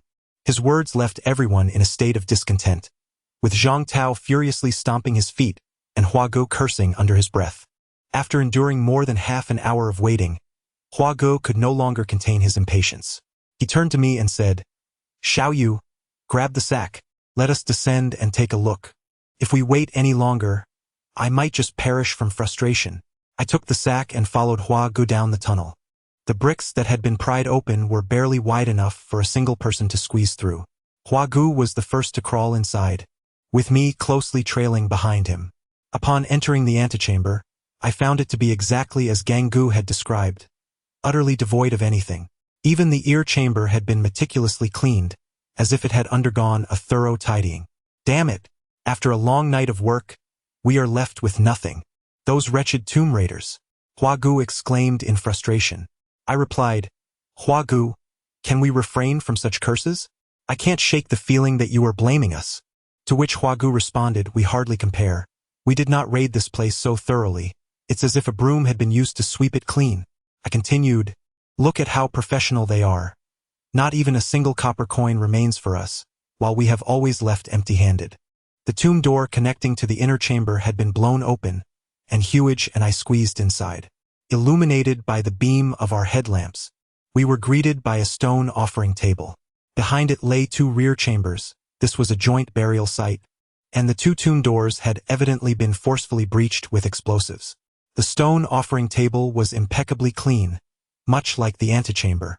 If it weren't for our intent to plunder, one might assume we were here for a visit. There was nothing of value to be found. We ventured into the right rear chamber, where a coffin bed stood at a height of 1 meter, adorned with an opened coffin. The wooden casket lay scattered across the floor. The entire tomb had been ransacked. I remarked to Huage, "This is astonishingly tidy." Huage retorted, "You're right. It's as if they just needed a vacuum cleaner to finish the job." Feeling somewhat discontent, Huage circled the stone bed, shaking his head at me. I remained silent as we proceeded toward the left chamber. Upon entering, we were taken aback. The area surrounding the coffin bed was cluttered with burlap sacks piled together. Huage gave a sound of curiosity and asked, "What is going on?" I directed my headlamp toward the scene and noticed the coffin had been opened. In a flurry, Huage tore open one of the burlap sacks and laughed heartily. "The treasures are still here. They haven't taken everything." I shone my light into the sack and discovered numerous funerary items. Could it be that the previous group came to aid us? I speculated. Huage climbed onto the tomb bed and ventured further back, declaring, "There is someone here. They're already dead." "What? Someone?" I hastily climbed onto the sarcophagus, and under the beam of my headlamp, my gaze was immediately drawn to the mummified remains within. The contents were thoroughly desiccated. As I moved to the rear of the coffin, I spotted an individual clad in camouflage. Leaning against the tomb wall, beside him stood a crowbar and an axe. Brother Hua picked up the crowbar and nudged the individual, who then toppled to the side. Behind him lay a theft tunnel, and Brother Hua leaped down, illuminating the passage with his light. He turned to me and remarked, "The tunnel has collapsed. This person might have been trapped within the tomb." His companions did not come to his aid. Isn't that utterly inhumane? How could they abandon a comrade in peril? I exclaimed in disbelief. Xiao Yu, you fail to grasp the perilous nature of tomb raiding. Typically, it is a gang endeavor. Involving outsiders often leads to such dire situations. The tunnel's collapse is one aspect. While there are instances where individuals are deliberately murdered within the tomb to ensure a larger share of the spoils, Brother Hua replied, shaking his head in resignation as he ascended the sarcophagus. Chapter 70. Surprises in numerous archaeological endeavors. It is not uncommon to encounter such occurrences. Discovering individuals within a tomb who do not belong to the same era as the burial. These individuals are often grave robbers, victims of discord over the division of spoils or greed leading to murder within the tomb. Furthermore, it is not uncommon for outsiders, upon witnessing the treasures brought forth, to seal the tunnel, ensuring that those trapped within the tomb remain eternally ensnared. Those who descend into the grave will ultimately unseal the coffin, for it is within that vessel that the treasures of the tomb reside. To obtain the most valuable artifacts, one must ascend. There are also those ruthless individuals who inter the deceased within the tomb, returning after several months, by which time the soul has departed, leaving all possessions to them. The specifics of this grave remain a mystery to me, and I harbor no desire to uncover them. After emerging from the rear chamber with Brother Hua, I remarked, "Not bad, we've managed to complete our task. Let us hasten to tidy up and make our ascent." I grasped 2 bags and placed them beside the stone doors of both the anteroom and inner chamber. I squeezed through, while Brother Hua handed over the items one by one. I transported everything to the vicinity of the theft tunnel in the anteroom. Brother Hua informed me that there were no more items left, and then he followed me through. I was the first to exit the theft tunnel, spotting Zhang Tao waiting for us by the shaft. I crawled over and signaled for Zhang Tao to ascend, passing the items to him. Took us over an hour to transfer everything to the surface. Once we emerged, I recounted all that I had observed within the tomb to Brother Gang and Zhang Tao. Brother Gang remained silent, merely nodding in acknowledgement, while Zhang Tao reacted strongly, exclaiming, "So ruthless, not even attempting to save the person." After a day of rest, having missed lunch, we gathered for dinner that evening. Following the meal, Brother Gang instructed Brother Hua, "Please call Huzi. You both should discuss a location to deliver the items to him, allowing him to expedite the transport to Beijing. If there is an opportunity for sale, act swiftly. You should depart after finishing your meal." In contemporary times, tomb robbing has become exceedingly arduous, as many significant tombs have been safeguarded. Attempting to plunder these tombs is tantamount to courting death. Thus, one can only seek out those that remain unprotected and are nestled deep within the mountains. However, these sites present a dilemma, as they typically lack grandiose tombs, comprising predominantly the sepulchres of officials from various dynasties, alongside a number of noble tombs, with the majority being from the Ming dynasty. In ancient times, burial sites were constructed in proximity to ancient cities, which were far smaller than our modern urban landscapes. Those who have visited Xi'an are aware that it served as the capital for 13 dynasties, encompassing a relatively compact area. The dimensions of other ancient cities can be similarly inferred. Presently, as many cities undertake subway constructions or erect buildings, they often unearth tombs. These tombs exhibit a distinctive characteristic. One will notice the absence of burial mounds, statues, or passageways. In truth, these are also significant tombs, even if one is cognizant of their presence. The bustling urban environment renders it impossible to excavate them. Any attempt to do so would likely result in immediate apprehension. There are, however, audacious individuals. In the early 1990s, Xi'an witnessed a surge in tomb robbing, with many discovering tomb chambers located within residential properties. These individuals would rent or even purchase homes to facilitate their illicit activities, and some even masqueraded as archaeological teams. Remarkably, despite their efforts to completely loot the tombs, they went unnoticed for a time.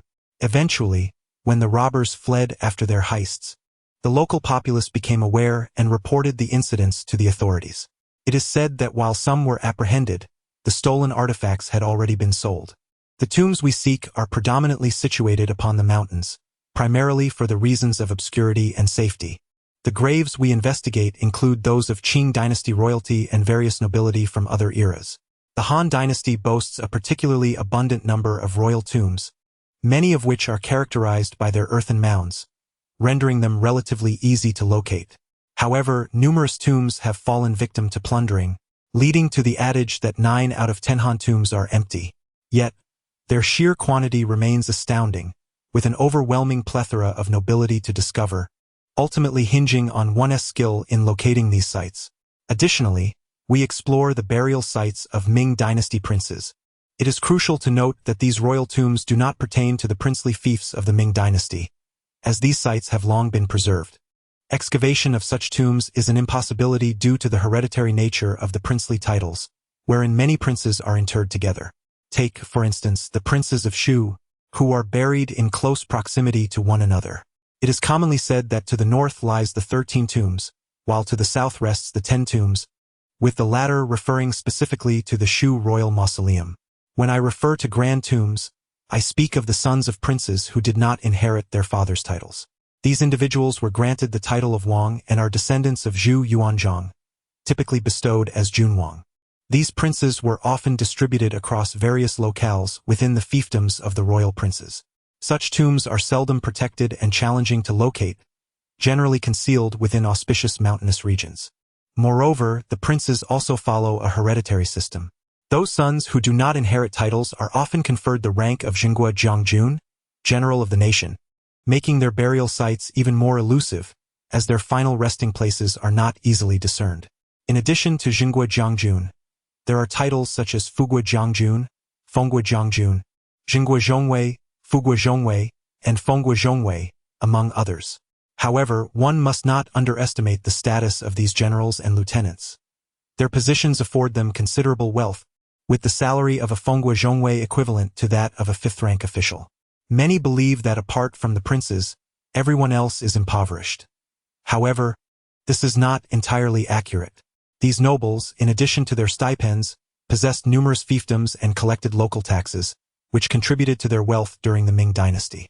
By the late Ming period, it is said that there were over 100,000 of them. One can only imagine the number of tombs associated with such a multitude. Brother Gang, what is our next plan?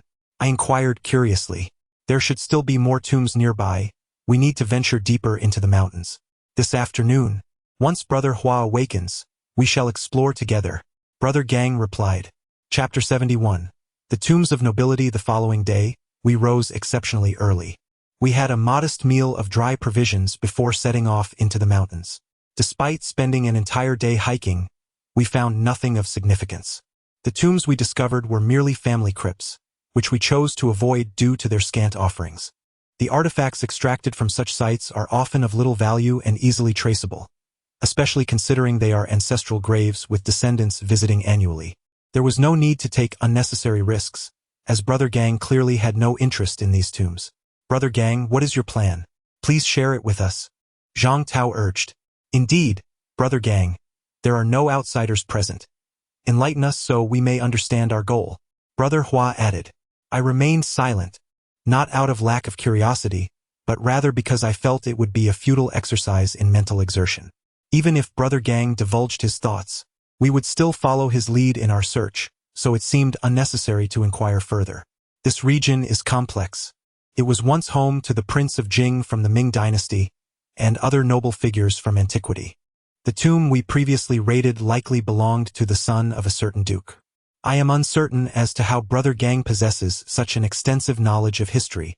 I even suspect that he has committed the entirety of our nation's history to memory. Whenever we pose a question, he is able to articulate a response, while I, alas, struggle to retain information. What is conveyed to me today may very well be forgotten by tomorrow. Brother Gang, do you mean to say that aside from the tomb of King Jing, we cannot disturb the many tombs of princes and great generals in this region? I inquired. Brother Gang nodded and replied, Hubei is a treasure trove. There are an abundance of nobles. Throughout the ages, it has been a coveted stronghold for military strategists. So let us explore further. Despite my prolonged inquiries, I gleaned little more than the historical significance of this place. My objective remains to locate tombs in Sichuan. Aside from the tomb of King Jing, we shall excavate any others we discover, clear and straightforward.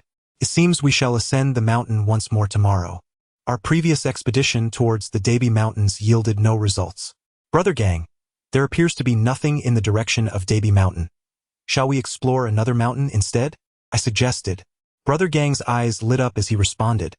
Let us consult the map. Xiao Yu, your expertise in feng shui has significantly improved. Tomorrow, we shall venture there, Brother Gang remarked. The morning air, perhaps due to the mountainous surroundings or the lack of pollution, was exceptionally refreshing, with a touch of mist that rendered the scene ethereal as we drove upwards. After more than an hour, we arrived at the foot of the mountain. The four of us ascended to the peak, where we beheld the undulating expanse of the mountain range. The feng shui here is splendid. Had we arrived sooner, we would have chosen to search for tombs at this location rather than encounter the one with a looted cavity during our previous ascent. There were no signs of human construction across the entire mountain range. After a lengthy observation, we ultimately conceded defeat. On our descent, we encountered a gently sloping hillside, which was also deemed unsuitable for burial due to its unfavorable geomantic conditions. It was certain that a grave existed nearby. We simply had not yet discovered it. Feeling quite disheartened, we made our way down the mountain. Upon reaching the foot of the hill, Brother Gang suggested, let us visit the nearby households. From our vantage point at the base, we noticed a small river, with several homes situated not far from its banks. As we drove past, an ancient structure caught our eye, starkly contrasting with the surrounding residences. Inscribed on the building were the words, Family Ancestral Hall. I called out that dinner was ready, and everyone emerged. After our meal, Brother Hua prepared tea for us. As the four of us sipped our tea, Zhang Tao, intrigued, inquired, Brother Gang, what is troubling you today? Upon entering the village, why did you seem so anxious for us to leave upon seeing that ancestral hall? We must have been searching in the wrong place, having focused solely on the mountain's geomancy and overlooked this hall. Brother Gang replied, taking a sip of his tea. Whose tomb could this be? Brother Hua asked. If I am not mistaken, this tomb likely belongs to a noble from the Eastern Han Dynasty, I ventured. Brother Gang nodded and smiled, stating, historical records indicate that a great general was granted the title of Marquis during the Han Dynasty, and his son was bestowed land here. This ancestral hall should correspond to his burial site. It seems we may need to remain in the mountains for several more days. Let us prepare accordingly. Brother Hua, we may require explosives. Please make the necessary arrangements. Upon hearing of the Han tomb, or perhaps a royal mausoleum, we felt an exhilarating surge of excitement. At long last, we had discovered this grand sepulchre. If we could successfully plunder this tomb, it would indeed lead to riches untold, justifying all our recent toils. The vehicle, lacking proper headlights, advanced at a sluggish pace, yet the moonlight provided a faint illumination to guide our way. Upon reaching our destination, we concealed the car in a cleared area at the foot of the mountain, shouldering our equipment as we ventured forth. Approaching a few homes near the ancestral hall, we noticed lights still aglow, indicating that the residents were yet awake. Given the distance, we felt little fear of being detected. I turned to my companion, Brother Gang, and inquired, Brother Gang, why are there no stone statues here, nor any inscriptions? He speculated that they might have been destroyed, recalling the ravages of that era, particularly in rural areas where such treasures were more susceptible to ruin. In this vast mountainous expanse, it was not uncommon for such artifacts to be dismantled, perhaps even carted away by local denizens. As fortune would have it, we soon encountered a damaged stone tablet halfway up the mountain, though the inscriptions were too obscured to decipher, compelling us to abandon our efforts and continue our ascent. Chapter 72. The azure mud. The mountains, shrouded in night, appeared tranquil beneath the moonlight, occasionally disturbed by the calls of birds. The four of us, paired into teams of two, were utilizing a Luoyang shovel to probe the tomb. I've discovered compacted earth, I exclaimed. I have also unearthed compacted earth, Brother Hua called out. What magnitude does this tomb possess? I pondered aloud, as I teamed with Brother Gang while Brother Hua partnered with Zhang Tao, maintaining a distance of over 10 meters between us. Brother Gang, furrowing his brow, remarked, this tomb is no ordinary site. It seems to be a mausoleum hewn from the mountain itself. Let us persist in our exploration to unveil its full extent. Cave tomb? I inquired with curiosity. Indeed, it appears to be a cliff tomb carved from the mountain, where the entire mountain has been excavated down to the bedrock, creating an elaborate burial chamber, Brother Gang elucidated. Most Han tombs are characterized by earthen mounds, numerous cliff tombs, and brick chamber tombs.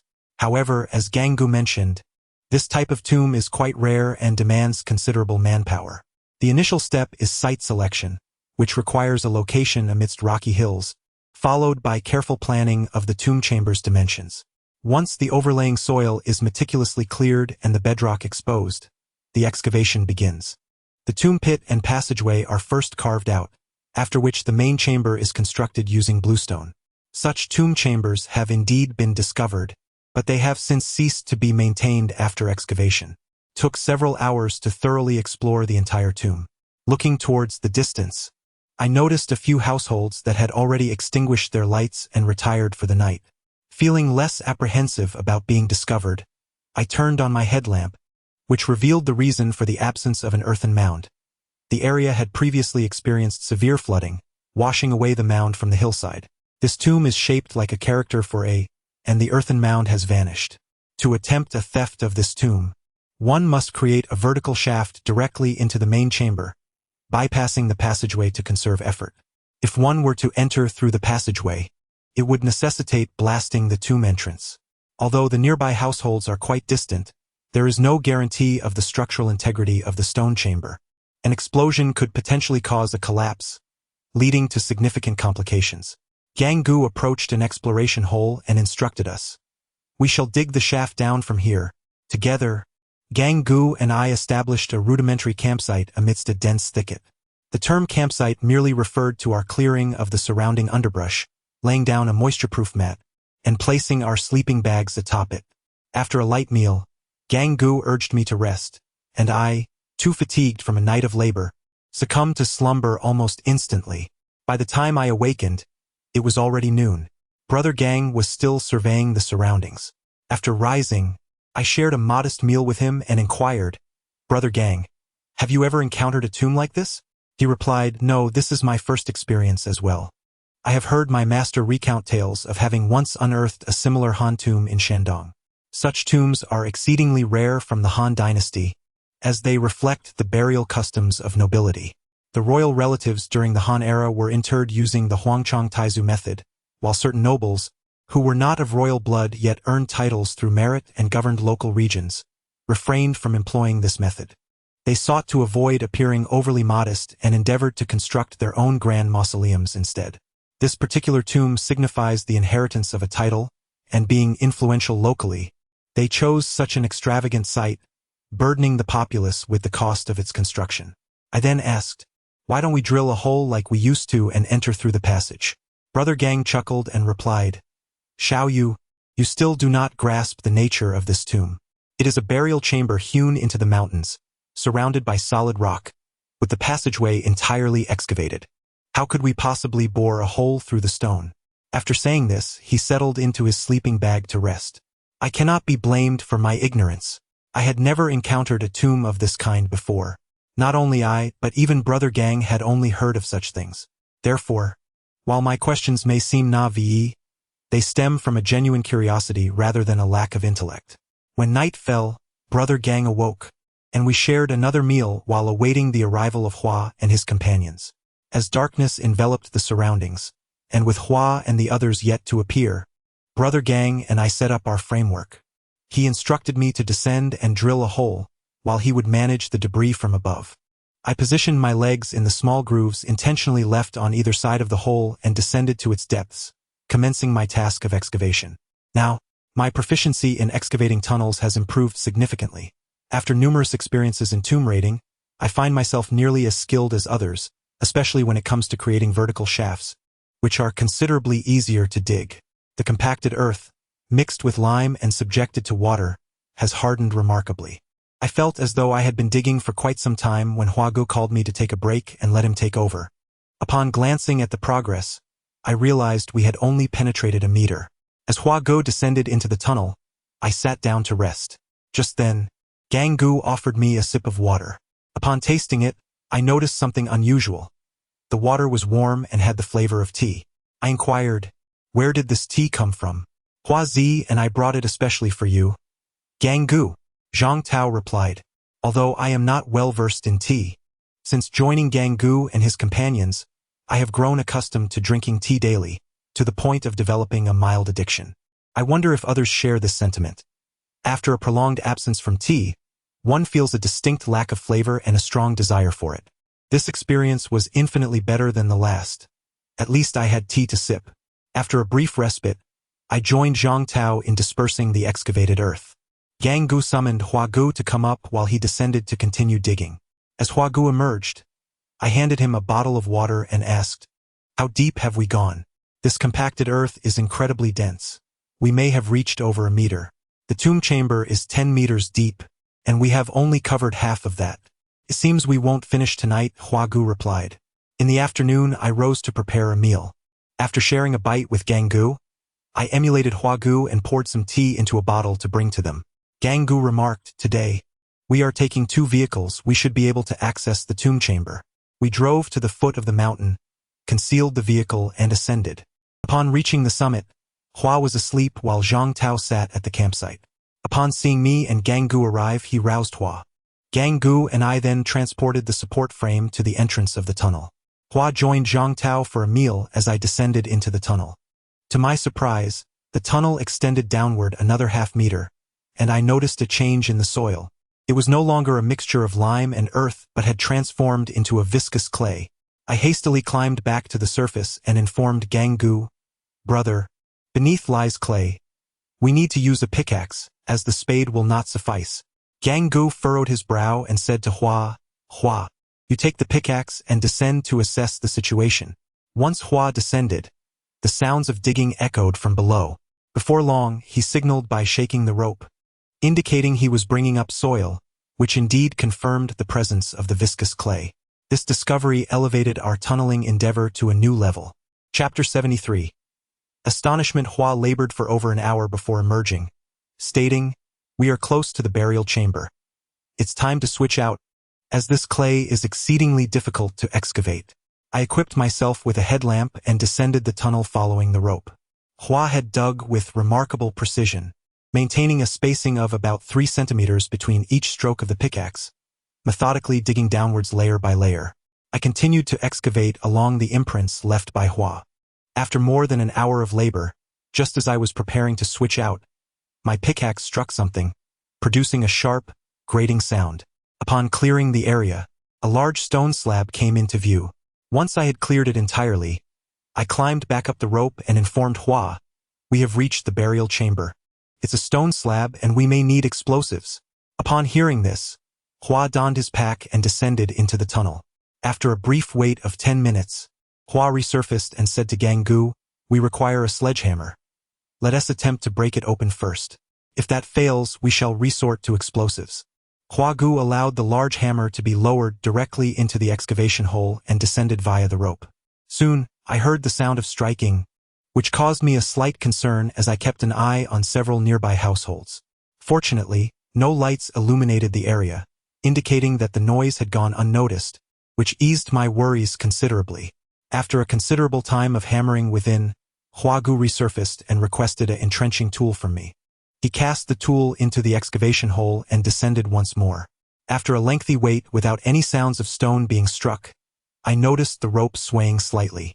I promptly pulled the rope up, revealing a bag filled to the brim with earth. It seemed that Hua Gu was in the process of widening the hole. After transporting 3 bags of soil, the sound of hammering resumed, and after some time, Hua Gu emerged again, sitting on the ground. He remarked that it was time to switch roles, as he could no longer continue. He had managed to break through 1 slab of stone, and once the adjacent slab was breached, entry into the burial chamber would be possible. Gang Gu cast a glance at me and confessed that he was genuinely unable to continue, stating that his physique was the weakest in our team. I glanced at Gang Gu and, with a smile, suggested, "Tao Gu, it's your turn." With my build, it would take until dawn to break through. Before I could finish my sentence, Zhang Tao had already prepared to descend into the excavation hole. Upon entering, Zhang Tao began to strike the blue stone slabs. Hua Gu took a sip of water and commented, "These slabs are too thick. If we were to dig the hole from the side, we would require explosives. Fortunately, Gang Gu has instructed us to proceed directly downwards. After hammering for a considerable time, Zhang Tao climbed back up, exclaiming, "I've broken through. But this is not the main burial chamber. It's filled with jars, though I could not discern the material. Let us take a brief rest. I'll descend first to investigate. Please wait for my return," Gang Gu declared. I assisted Brother Gang in supporting the framework as he descended into the tomb via a rope. Illuminating the depths of the excavation with a flashlight, Brother Gang entered the burial chamber while we awaited his return outside. After a considerable half-hour, he finally emerged. The tomb was substantial, featuring over 10 burial chambers, with the antechamber housing a horse and chariot pit, and the main chamber surrounded by smaller stone rooms for accompanying burial items. "Brother Gang, does this mean we will strike it rich this time?" Brother Hua inquired with a smile.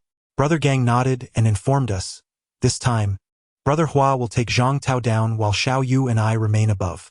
"Brother Gang, may I descend to take a look?" I asked.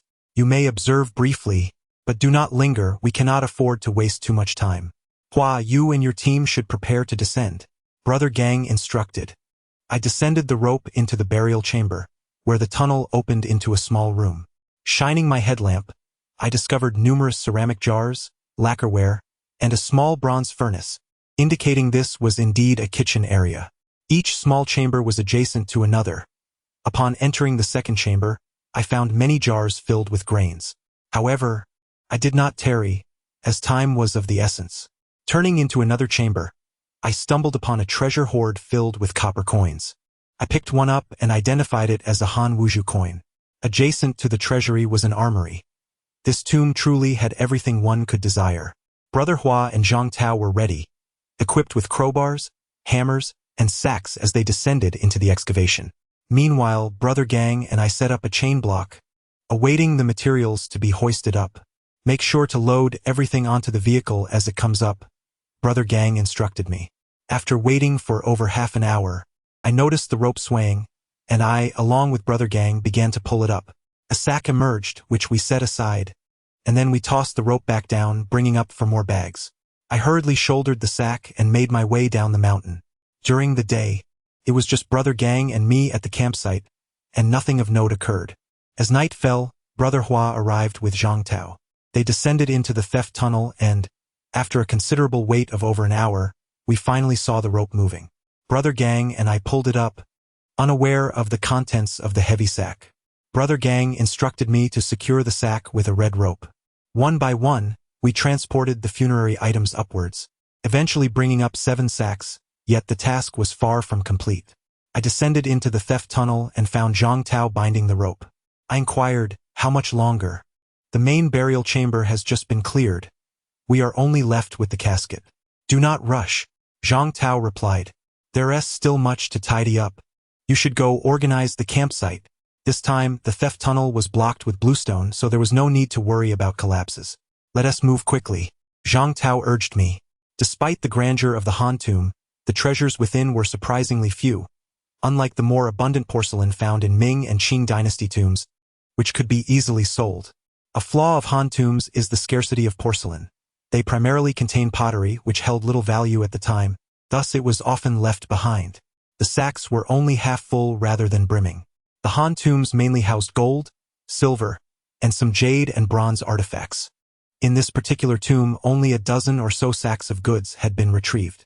Chapter 74. Delivery. After unloading the goods at home, I quickly freshened up and stepped out to procure some breakfast, urging everyone to eat before retreating to rest. Having endured a long night, our appetites were quite diminished, and we merely took a few bites before succumbing to slumber. Once Hua Gu awakened, we managed to have a modest meal, but Gang Gu was quick to urge us to hasten the delivery. As twilight descended, we loaded the vehicles, both cars brimming with cargo. With Hua Gu and I each at the helm of a vehicle, we ventured onto the highway towards Beijing. "Well, I am no longer in Sichuan. I shall rest well and await further news." Upon finishing my statement, Gang Gu hung up the phone. His words eased my urgency as I glanced at Hua Gu, still immersed in sleep. I was unsure whether Gang Gu had contacted him. Thus, I decided to visit the shop. Upon arrival, I found Sister Hua at the bar, diligently calculating accounts.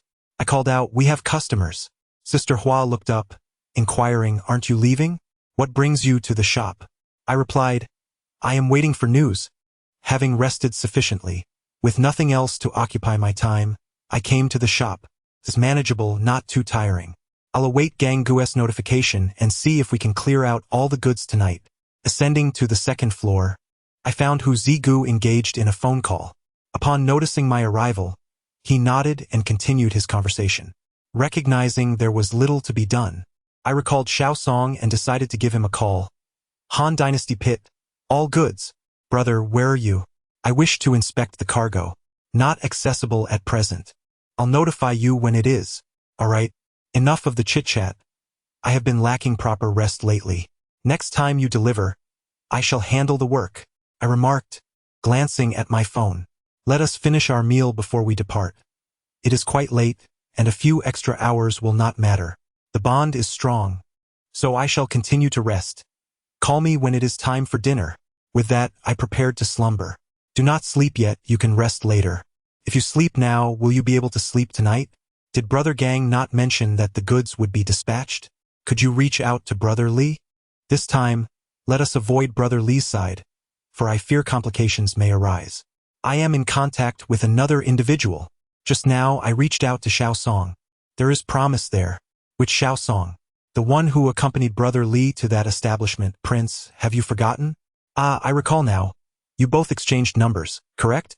Bring along 2 items to show him, and I shall take another 2 to present to other acquaintances.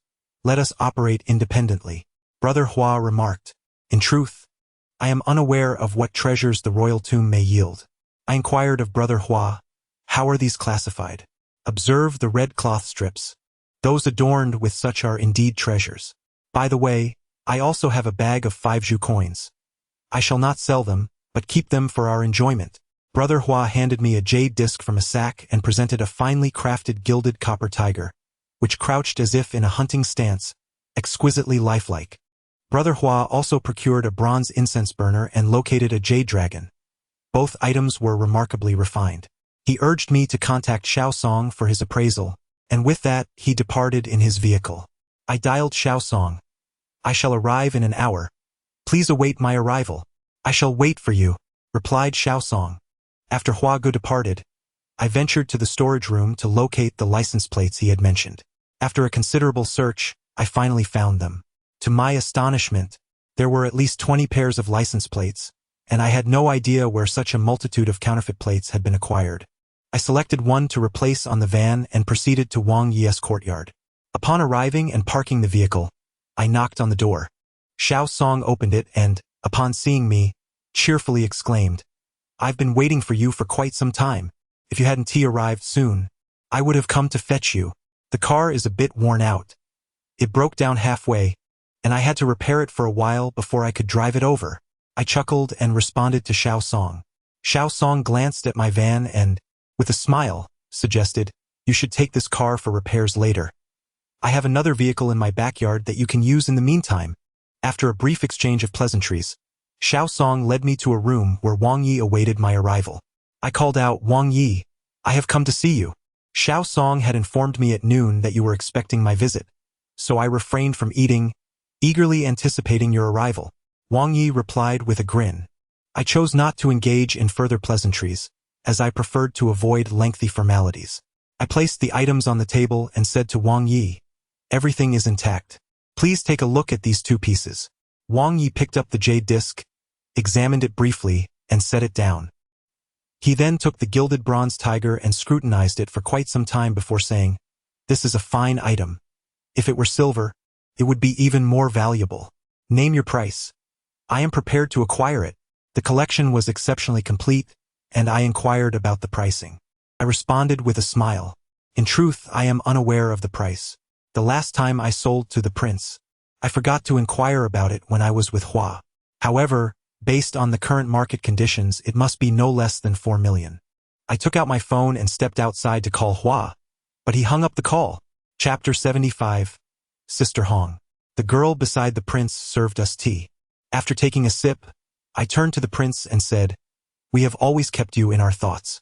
Upon my departure, clients inquired about the price, so I have brought 2 items for you to examine. I continued. The head mentioned that our last collaboration was satisfactory, and this time the bundled price is 500. 500? Could you possibly lower it? Your Highness, please refrain from haggling. To be frank, you witnessed that my call to the head went unanswered. There are others seeking this item as well. The head's sentiment is that you are a valued client, yet you still wish to negotiate? Allow me some time to gather the funds.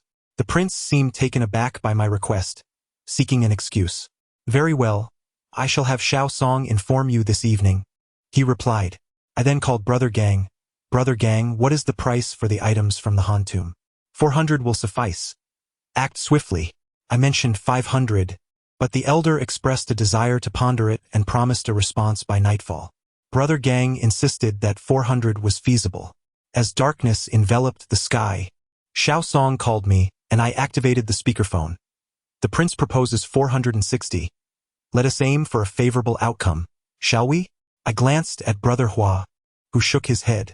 I turned to Xiao Song and said, wait for my news. Around 8 o'clock in the evening, Brother Hua received a phone call that lasted about a minute. He informed me. They said they can offer a maximum of 480. Let us go with that. Having one more client would be beneficial. It seems like the prince has shown his utmost sincerity, especially since he hasn't called all day. Sister Hua did not anticipate such swiftness. She and Brother Huzi promptly opened the sacks. After a prolonged selection, they found nothing appealing. Eventually, Lu Yi arrived, and we all participated in the selection process. In the end, the shop chose 2 gilded bronze pieces. I gave Sister Hua the gilded little tiger that I had shown to the prince today. The shop virtually selected nothing else. As night fell, around 10 o'clock, we all gathered to load the vehicles. Brother Huzi joined us, and we drove 2 cars to Qinglong Lake. Brother Hua made a phone call, and shortly thereafter, 3 sedans arrived. 8 individuals emerged from the vehicles, led by a young woman, appearing to be in her 30s, dressed quite revealingly for the summer. Brother Hua greeted her, and this woman, accompanied by a man in his 40s or 50s, approached the van to inspect the goods. After a brief examination, she declared there were no issues and prepared to unload the vehicle. With a smile, Brother Hua replied, Sister Hong, let us not rush to unload. We haven't received the payment yet. Sister Hong then approached us and said, if you have such goods next time, please contact me directly. As she spoke, she handed Brother Hua a business card. Hua generously bestowed a name card upon me, which I promptly saved in my contacts. I then handed the card to Sister Hong, who appeared momentarily taken aback, seemingly surprised that I would present her with it. She misconstrued my gesture as a lack of respect, believing I held her in low regard. With a smile, she quipped, what, is my business card so worthless? Oh, Sister Hong, you jest, I replied. We find it rather impractical to carry such cards. As you well know, our line of work is inherently perilous. Should we encounter trouble, it would be ill-fated for you as well. Hence, I opted to save your number instead. I chuckled. I then called out to her, by the way, Sister Hong, there are goods in that sedan as well. Could you kindly arrange for someone to unload them? Sister Hong seemed momentarily perplexed, mistakenly believing that only the van contained cargo. Upon hearing my words, she turned to a man nearby and conveyed the message. The man waved his hand and, accompanied by 2 others, proceeded to unload from the sedan. After issuing the instruction, he pressed the accelerator and drove away. I addressed Sister Hong, Sister, you carry on with your affairs. We shall take our leave for now. Brother who remained in the vehicle, following our car into the city. Truth be told, I initially found amusement in Sister Hong's earlier disdainful demeanor. However, I soon reconsidered. It was better to avoid unnecessary conflict, especially as future dealings may arise with them. Hua, what is Sister Hong's background? I inquired. Do not underestimate Sister Hong, Hua cautioned. She is quite renowned in Beijing, with an extensive network that includes not only esteemed collectors from within the country but also numerous merchants from Hong Kong. Moreover, she possesses a peculiar taste. She neither eats nor drinks much, but has a profound interest in funerary objects. Many shops in Panjiayuan are engaged in her service. Hua Gu expressed his envy, saying, how did you get to know Sister Hong? I inquired curiously. Who do you think I am? In the antique circles of the capital, I hold a certain reputation. In the past, people would address me as master. Hua Gu replied with pride. What master? Landlord master? Honestly, how did you meet Sister Hong? I chuckled. If you win over Sister Hong, wouldn't we have nothing to worry about when it comes to food and drink? I remarked to Hua Gu. Am I someone who relies on others for a living? Even if I wish to, she wouldn't look my way. Who knows how many wealthy suitors she has behind her? Hua Gu retorted, cigarette in mouth. You must have confidence. If it works out, I could be your chauffeur and occasionally Master Hua might toss you some cash. How wonderful would that be? I laughed, saying you'd sell me out for money? It's not about the money. It's primarily because I find Sister Hong quite attractive and affluent. You are handsome. Isn't this a match made in heaven? It has nothing to do with wealth. I responded. Save her number and keep in touch. People like her are not short on funds. If there is something urgent to sell in the future, you can offer it to her. Hua Gu advised me. Chapter 76. Sister Hua Gu. Why don't we buy a large Jinbei van? I saw that vehicle is considerably larger than this minivan. It would be wise to have 2 cars for our deliveries. I suggested. There aren't many license plates left in the office. You should purchase a few more. I added. So soon? Hua Gu questioned. Brother, we've been making deliveries lately. Once they're used, they're discarded. You should keep some on hand. Don't end up without plates when you need them, I replied. Apart from the genuine license plates, we used them merely 3 or 4 times before discarding them. In those days, obtaining a license plate in Beijing was not as challenging as it is now, where one must enter a lottery. Acquiring a vehicle and its license plate was relatively straightforward. For instance, the new car we purchased for our shop was registered with the C plate. However, the situation has drastically changed, and now winning a lottery for a license plate seems nearly impossible. Brother Gang hasn't called either. I wonder where he has gone. We should take some time to rest these few days, as we have plans to go out, I suggested. Yes, indeed, let's wait for the call. We should indulge in some good food these days. Please inform Sister Hua to prepare more meat. Brother Hua replied with a smile. That sounds perfect. It spares us the trouble of delivering goods. Supplies are dwindling, and finding graves has become increasingly difficult. I roamed around Wuhan but found nothing, only the tombs of feudal lords, which I dare not disturb. I sighed. After taking a shower, I intended to rest when my phone rang. It was a call from Louis. Brother Yu, are you asleep? Not yet. I was just about to sleep. What's the matter? I'm quite concerned about my senior brother. Is he doing well? There's nothing to worry about. He is doing quite well, eating and sleeping soundly. Rest assured, there's no need for concern. If you're worried, feel free to give him a call. My senior brother advised against contacting him unless it was necessary, urging me to focus on my studies at the shop. Everything is fine, so rest easy. Get some sleep. We have to go to the shop tomorrow. After hanging up, I lay down to sleep. When I awoke and checked the time, it was already noon. As I freshened up, I called Brother Hua. Once the call connected, I inquired, Brother Hua, where are you? I just came out of the bank. I will head to the shop shortly. You should come over once you wake up. All right, I will head over now. After hanging up the phone, I finished my morning routine. I drove to the shop, where Sister Hua and Louis were busy selling goods on the first floor. Ascending to the second floor, I found Brother Hu serving a gentleman, while Brother Hua leisurely sipped tea at the tea table. Upon seeing my arrival, he poured me a cup and remarked, I suspected you would struggle to rise this morning, so I went to the bank without waiting for you. Have you contacted Brother Gang recently? I inquired. I called him this morning. Brother Gang mentioned there's no rush and suggested we await further news. Brother Hua replied. I responded with a simple "oh," realizing there was nothing to worry about. I then descended to the first floor to assist Sister Hua. At the bar counter, I approached Sister Hua and began to massage her shoulders. You must be exhausted lately, I remarked. Not at all, you all seem more worn out.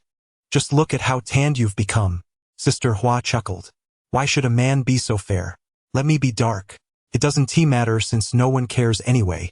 Xiao Yu, there is a lovely little girl at the Shen paper shop next door. I'm thinking of introducing you to her. Perhaps something might blossom, Sister Hua said with a smile. No, Sister Hua, please don't play matchmaker. You should know what I do. I might not have a future, and I wouldn't want to burden anyone. Sister Hua playfully pinched me. causing me to yelp in surprise. Can't you ever say something nice? I apologize. Please stop pinching me, I responded. Sister Hua reclined on the lounge chair I had purchased for her, and I continued to massage her shoulders. What are we having for lunch? I've been craving meat lately.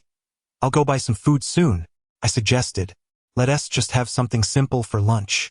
I'll prepare something delicious for you tonight, Sister Hua replied with a grin. I have never regarded Sister Hua as a stranger. In my heart, she is akin to my own sister, although I do not have a biological sister and am unfamiliar with the dynamics of sibling relationships. Sister Hua constantly considers my well-being in every aspect, be it food, clothing, or any other matter, never allowing me to fade from her thoughts. Just as I was about to rise and purchase a meal, Brother Hua came downstairs and volunteered to buy it instead. As he stepped out, Sister Hua handed me a remittance receipt. I glanced at it and was taken aback to see 50,000 yuan, sent to my family. Why such a substantial amount? I inquired with curiosity. The other day, when I sent money, I chatted with your aunt for over an hour. She mentioned wanting to build you a house, and there were still several thousand yuan needed, so I decided to send a little extra, Sister Hua replied with a smile. Sister Hua. I found myself at a loss for words. Had she not mentioned it, I would have remained oblivious to her generosity. Sister Hua cares for my parents even more than I do, leaving me speechless. She placed her hand over mine and reassured me. At your age, still shedding tears? Don't worry. Focus on your endeavors, and I will take care of things at home. To be honest, if it weren't for Sister Hua's assistance, I would have no grounds to speak of her kindness. Our relationship is akin to colleagues at work. Her help is a favor, while her lack of assistance would simply be her obligation. Whether it be for me or my family, Sister Hua has always provided unwavering support, a level of care that is rare. Thus, in my heart, she holds the position of family. Similarly, with brothers Hua and Huzi, our bond embodies a fraternal sentiment. Although I have never served in the military, I have heard from neighbors that comrades share a bond akin to that of brothers in arms, and that is precisely the nature of our relationship. Chapter 77. Opening the safe, Brother Hua prepared some snacks for everyone, and we gathered to share a bite. The afternoon was rather quiet with few guests. Brother Huzi mentioned he needed to deliver goods to a client, and feeling rather idle, I decided to accompany him. We arrived at a quaint villa, and after Huzi knocked on the door, a dapper gentleman in a suit and tie greeted us. Delivery for Uncle Lee, Huzi announced. The well-dressed man ushered us into the villa, where the opulent living room dazzled with exquisite decor. He directed us to a sofa and instructed us to wait, promptly leaving without even offering us a glass of water. We sat there, somewhat foolishly, waiting in silence. After a while, a young lady descended from the second floor and addressed us. You must be Brother Huzi. Uncle Lee is expecting you upstairs. We followed the girl to an office, where she knocked on the door. A voice from within beckoned. Come in. The girl opened the door, and Huzi and I stepped inside. My first impression was of the spaciousness of the office, where an elderly gentleman with snow-white hair was engrossed in writing at his desk. Huzi approached him, glancing at the calligraphy, and chuckled. Look at this, Uncle Lee's writing exudes the aura of a master.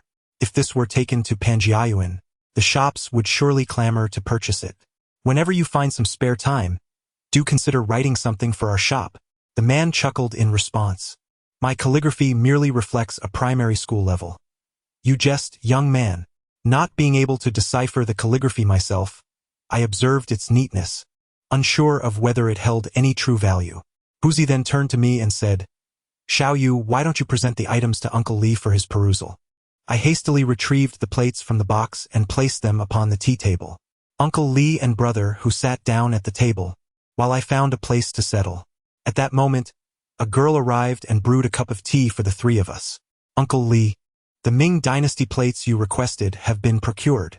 Brother Hu exclaimed with a smile. Uncle Lee picked up the two plates, examining them closely, and remarked to Brother Hu, These are exquisite. I told you, there is nothing you cannot accomplish. Uncle Lee, you flatter me. We devoted ourselves entirely to fulfilling your request. Brother Hu replied with modesty. How much for this pair of plates? Uncle Lee inquired. This pair of plates took considerable effort to acquire. How about this? I will give you a discount, and you can pay 40,000 yuan, brother Hu chuckled. Xiao Wang, bring 41,000 yuan for the young man, Uncle Li added, generously providing an extra 1,000. The girl who had escorted us to the second floor placed the money on the table and swiftly exited. Brother Hu smiled, saying, Uncle Li, I won't disturb your enjoyment any longer. We shall take our leave. Should you require anything, do not hesitate to command us. Brother Hua interjected, What did you buy this for? It's quite heavy. That cash was left on the counter. If we're not around, it could easily be stolen, and keeping it in the drawer is hardly secure. I replied, I have shared the password with Sister Hua. She is far cleverer than I and learned the simple operation in just a few attempts. Suddenly, I became curious about one question. Can Louis open it? Louis was tidying up the shop, and I called out to him. Louis, come here, I said as he approached. If I do not tell you the password, can this safe be opened? No problem. Just watch me, Louis declared as he retrieved a small leather wallet from his bag. Inside the wallet were various trinkets, hooks, metal pieces, and the like. Louis was preparing to open the safe. The shop had no customers, and everyone was curiously awaiting his demonstration. Louis meticulously turned the dial, taking 10 minutes to complete the task. With a smile, he effortlessly unlocked the safe. Amazing! What a skill! If you handed me the key, even knowing the combination, it would take me a minute to open it. It seems Louis and his team truly possess remarkable craftsmanship. Suddenly, a thought struck me. If Louis and the senior brother were not with us, they could thrive in this trade. With so many shops around, which one does not have hundreds of thousands in cash? They could strike it rich. While I pondered, Sister Hua nudged me. Kid, what are you thinking? Your mouth is agape. Nothing, nothing. Upon returning to the courtyard, Sister Hua asked me to buy some alcohol, suggesting we drink since there was little else to do. I nodded and purchased a case of beer. Back then, beer still came in plastic crates with various brands of large bottles that were quite enjoyable. After returning to the courtyard, I joined Sister Hua in preparing dinner, working until evening to create a grand feast. Everyone had a drink, while I merely had one, relishing the meal. Hua Gu and Huzi Gu were truly heavy drinkers, and it seemed they would continue until midnight. With nothing else to occupy my time, watching them drink became rather dull. The shop's business was flourishing. I curiously inquired, How much money is there in the shop now? Not much, he replied. In the coming days, I plan to settle the debts I owe you. There's a little left in the shop, just enough for its needs. All right, you handle it as you see fit. Everyone is financially secure. I have no objections, and I believe Brother Gang shares the same sentiment. Sister Hua, you are free to make the decision. I inquired with Brother Huzi, and he holds a similar perspective. Currently, Louis is occupied daily at the shop and is able to manage on his own. Speaking of Louis, the wages at other shops are quite competitive. While we do offer the highest salaries in our circle, it remains just that, salary, and I feel somewhat uncomfortable about it. Oh, Sister Hua, you should decide for yourself. No one will voice any dissent, especially since Zhang Tao is with us. We are all one family. Chapter 78. Home. Upon entering the living room, I noticed Hua Gu and Huzi Gu still indulging in their drinks, so I said to them, You two continue. Rest early and do not stay up too late. Sister Hua and I will retire to my yard.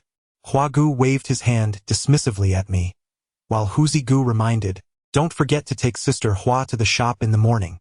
Both were inebriated, their words slurring. Sister, you have wronged me.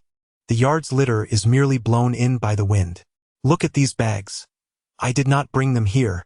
Just because you didn't do it doesn't mean you won't clean it up. This is your own home, Sister Hua remarked as she began to pick up the trash. Once in the living room, I prepared 2 cups of tea. Sister Hua settled at the table, placing her bag on the stool, and said to me, Truly is more comfortable to be at home. Sister Hua has truly made this place her home. She was instrumental in the renovations, infusing her own unique vision into the decor. After a brief conversation, she urged me to freshen up and rest, reminding me that we had to go to the shop the next day. The presence of others in the courtyard brings a certain liveliness. After washing up that night, I quickly fell asleep.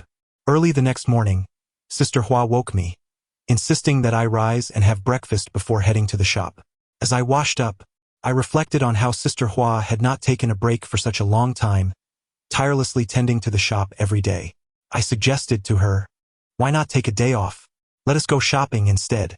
She replied, "That's out of the question. The shop cannot function without me, and I have to keep the accounts." While she had her breakfast, I picked up the phone to call Brother Hu.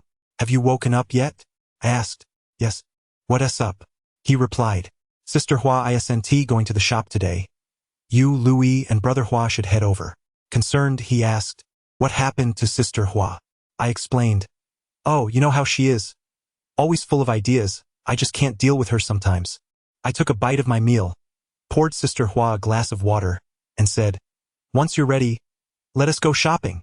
Sister Hua, strong-willed and independent, took her time to prepare. Once she was ready, I drove her to Guamao for a leisurely stroll. She spent quite some time browsing through clothes, but upon seeing the prices, often several hundred yuan, she remarked how expensive they were, especially considering that the average monthly salary in Beijing was around 1,000 yuan back then. The sales clerk approached her, saying, "Sister, if you like it, why not try it on? If it looks good, then you can buy it." Hua Jie shook her head in refusal as I held out the clothing, gently urging her to try it on. After she donned the outfit and emerged to show me, she asked for my opinion. Before I could respond, the sales assistant interjected, "Don't ask your brother-in-law, dear. With your remarkable figure, this dress accentuates your silhouette beautifully." Upon hearing the assistant refer to me as her brother-in-law, Hua Jie chose not to clarify. I genuinely thought she looked stunning in the attire, and ultimately, I insisted on purchasing it for her. Hua Jie was overjoyed, and we strolled around for the entire morning. During lunch, Hua Jie insisted on covering the bill, but I declined, saying, "Regardless of what we do today, I will pay. You simply need to enjoy yourself. You are all adults. I refuse to believe that the three of you can go hungry. I will dine with Hua Jie shortly, so you three take care of yourselves." With that, I hung up the phone. "Let them come here for a meal. I can prepare a few more dishes." Hua Jie chuckled and replied, "They are all grown-ups. They 1T starve. Hua Jie, you mustn't spoil them." Despite my remarks, Hua Jie decided to cook 2 additional dishes and started steaming more rice. Just as Hua Jie and I finished preparing the meal and were about to sit down, we heard Hua Jie's voice calling from outside.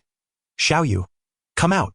All you do is indulge yourself while the rest of us can't even have a proper meal. Return Hua Jie to us." While enjoying my meal, I paid no heed to Hua Gu.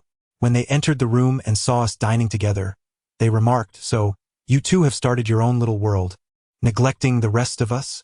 "Hua Jie, you are being too biased." Knowing they would visit, Hua Jie hurried to the kitchen to fetch bowls and chopsticks, inviting them to join us for a meal. "Come on, let us eat together," she said with a smile.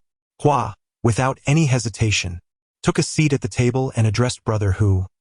"Go to the kitchen and fetch some dishes, and remember to bring mine." After tidying up, I engaged in a conversation with Sister Hua, who recounted the amusing incidents from the shop recently. We were both in high spirits, and I remarked to her, "Sister Hua, aren't you considering finding me a brother-in-law? Why bother? It's quite fine being on my own, and besides, we have everyone here. It's wonderful to have our entire family together." She replied. Surrounding us were prosperous shop owners, many of whom were single. "If it comes to that, perhaps one day I'll play matchmaker for you." With nothing pressing on my mind, I called Brother Gang, wondering where he had been after so many days of silence. To my dismay, he abruptly hung up, saying, "You two wait for the notification," and then the line went dead. After Sister Hua finished her evening routine, she noticed me still in the living room sipping tea and asked, "Still drinking tea? Why aren't you resting?" I explained I just called Brother Gang, and he said to wait for a notification. I'm a bit worried about where he and Zhang Tao might have gone.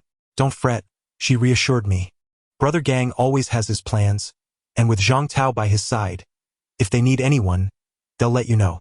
There's no need to worry. I understood her reasoning, yet the absence of Brother Gang made me miss him somewhat. It reminded me of how I often think of her when we don't see each other, worrying about her well-being. It was much better back when we didn't have the shop. We were all together every day. Those were good times, I said with a smile. Chapter 79. A fortuitous find: the entire courtyard was deserted, leaving me as the sole occupant. Breakfast lay untouched in the living room, for my appetite had abandoned me. In the sweltering summer heat, I donned a pair of shorts and settled in the yard, indulging in a cigarette. A profound sense of confusion enveloped me. I was at a loss as to what to do. With Brother Gang having assigned me tasks, I felt a semblance of direction. Yet the shop no longer required my presence, leaving me adrift. Do take care of yourself. I made my way to Pangiayuan, where throngs of people congregated. The fervor for antiques was palpable. Regardless of their knowledge, individuals flocked to Pangiayuan to partake in the excitement. Many, driven by a sense of chance, ventured to purchase antiques, only to find themselves deceived and financially ruined. The adage rings true. The buyer is forever at a disadvantage compared to the seller. As the market for antiques surged, so too did the prevalence of counterfeit items. I wandered through the stalls, each brimming with various antiquities. Should you dare to inquire, vendors would readily claim that last week's items hailed from the Shang and Zhou dynasties. Yet, amidst the bustling activity at Pangiayuan, authentic treasures could still be unearthed, albeit in limited quantities. In recent years, the popularity of antiques had attracted numerous opportunists, who scoured villages in search of relics. In rural areas, where knowledge of antiques was scant, families would readily part with jars and vases, believing they could fetch a price. Curiosity arose regarding the potential for genuine finds through these scavengers. As time progressed, some began to exploit the situation, renting homes in the countryside to stockpile counterfeit goods, subsequently spreading word of their supposed discoveries. This led many treasure hunters to the villages, where they were often misled into believing that certain items, akin to those sold by locals for substantial sums, were genuine. Upon arriving at Pangiayuan, I meandered through the stalls and came across a bald vendor whose display was adorned with numerous scrolls, some inscribed with characters and others showcasing traditional paintings. I must admit, I possess little understanding of such artworks. I observed that many of them bore inscriptions, yet after scrutinizing them for an extended period, I remained perplexed, unable to ascertain their value. I engaged the bald man in conversation, during which he imparted a wealth of knowledge regarding the art of calligraphy and painting. Although I grasped his explanations, I found myself utterly incapable of interpreting the pieces before me. The Pangiayuan of yesteryears differs markedly from its present incarnation. Nowadays, it thrives on commerce, whereas back then, even if one had no intention of purchasing, vendors were often eager to engage in conversation, especially in the absence of customers. If the dialogue flowed well, it was not uncommon to share a drink in the evening, as camaraderie was the essence of the experience. As I stepped outside, I noticed an elderly gentleman selling 2 exquisite vases. In front of him stood 2 individuals inquiring about the price. The old man declared that one vase was priced at 500 yuan, while both could be obtained for 800 yuan. The two seemed quite taken with the vases and attempted to negotiate, offering 500 yuan for one, but the elderly man resolutely refused. One of them remarked, "How can you demand 800 yuan for a mere vase? Have you lost your mind over money?" Ultimately, they turned away in disappointment. When I first entered that particular stall, I had yet to notice the old man. After perusing the shop without uttering a word, I was about to leave when I spotted him, perhaps having just arrived, with the vases casually placed around. I hastily approached and inquired, "Good sir, what is the price of your vases? 500 each, or 800 for both?" He replied, "You certainly have the audacity to ask such a price. In Beijing, a monthly salary barely exceeds 1,000 yuan, yet you seek 800 for these 2 vases." I exclaimed as I reached for one to examine it more closely. The elderly man appeared somewhat apprehensive, clutching his bottle tightly to his chest. I paused for a moment and addressed him, "Sir, regardless of the circumstances, may I take a look at it?" "Yes, sir, you." "I will only examine it before making a purchase. Hadn't I just seen it? What was there to behold? If you desire it, simply offer the money. If not, do hasten away." This old fellow, unwilling to even allow a glimpse, seemed to treasure the bottle like a precious gem. It was no wonder that the previous 2 individuals had departed. It was clear that this old man had denied them the chance to see. "Sir, have you had your meal?" I inquired. The old man, seemingly famished, wore a pair of worn-out rubber shoes, with the tops frayed, and was dressed in black trousers and a white cloth shirt. Upon hearing my offer to treat him to a meal, he appeared somewhat tempted yet hesitant. I reassured him, "Fear not, good sir. I see that you have had a long day. It is already afternoon, and you have yet to eat. I am concerned you may be hungry, and I too have not dined. Let us share a meal together. It shall be my treat." Upon hearing this, the old man lowered his guard and accompanied me. After a short walk, we arrived at a restaurant where I ordered 2 plates of dumplings along with 2 additional dishes. The old man repeatedly exclaimed that it was more than enough. While awaiting the dumplings, I inquired, "Sir, where do you hail from, and what brings you to Panjiayuan to sell items?" "I am from Langfang," he replied. "I was working in the fields with my colleagues when we unearthed a grave. Subsequently, we divided the items we found, and I received 2 bottles. My fellow villagers informed me that these bottles are antiques, and that I could sell them in Beijing for no less than 1,000 yuan. Hence I took a ride here to sell them." The old man, noticing my kindness in treating him to a meal, seemed to relax his vigilance. "Sir, may I take a look at the bottle? If it is indeed the antique you claim, I shall purchase it," I said to the elderly man. After a moment of contemplation, he handed me the bottle. I examined it closely. This porcelain vase, known as a huagu, was adorned with the motif of cranes and deer symbolizing harmony and prosperity. The artistry depicting mountains, trees, and clouds was meticulously executed. There were 2 deer, one solid-colored and the other patterned, and the vase featured a double-ringed base. Although there was a minor flaw at the rim, it did not detract from its authenticity. Chapter 80. Cranes and deer in harmony. I recognized this piece as genuine, and my heart swelled with joy. However, one must not act hastily in such matters. When the dumplings arrived, I began to eat alongside the elderly gentleman. Before I had even lifted my chopsticks, he had devoured several dumplings. Concerned that he might not be satisfied, I offered him half of mine, urging him to take his time and informing him to ask for more if needed. I managed to consume only 4 or 5 dumplings before the elderly man had finished his meal. Seeing that he had completed his portion diminished my own appetite. So I inquired, "Sir, are you full?" Yes, I am quite satisfied," he replied. "That is splendid." Upon hearing his affirmation, I summoned the waiter to settle the bill. Afterward, I turned to the elderly gentleman and said, "I admit my ignorance regarding antiques. Could you kindly tell me how much you would sell this exquisite bottle for?" "Young man, you are kind. Let us agree on 700 yuan, he said, looking at me earnestly. Despite his reluctance to accept any payment, I insisted, and he graciously expressed his gratitude. Upon exiting the restaurant, I pointed him in the right direction, assuring him that a straight path would lead him back to the spot where he had set up his stall. Throughout the journey, the driver incessantly engaged me in conversation, which I found quite irksome. I feared that a moment's distraction might lead to the shattering of the 2 exquisite vases I was carrying. With great restraint, I suppressed my irritation until we arrived at the shop. After paying the driver, I swiftly exited the vehicle. Upon hearing of my fortunate find, Sister Hua placed the vases on the table and called Lu Yi to summon Brother Hua and Brother Huzi upstairs. After observing the vases for a moment, Sister Hua remarked, "I must say, these are indeed Kangxi vases." When Brother Hua and Brother Huzi descended, they scrutinized the vases for quite some time before inquiring about their origin.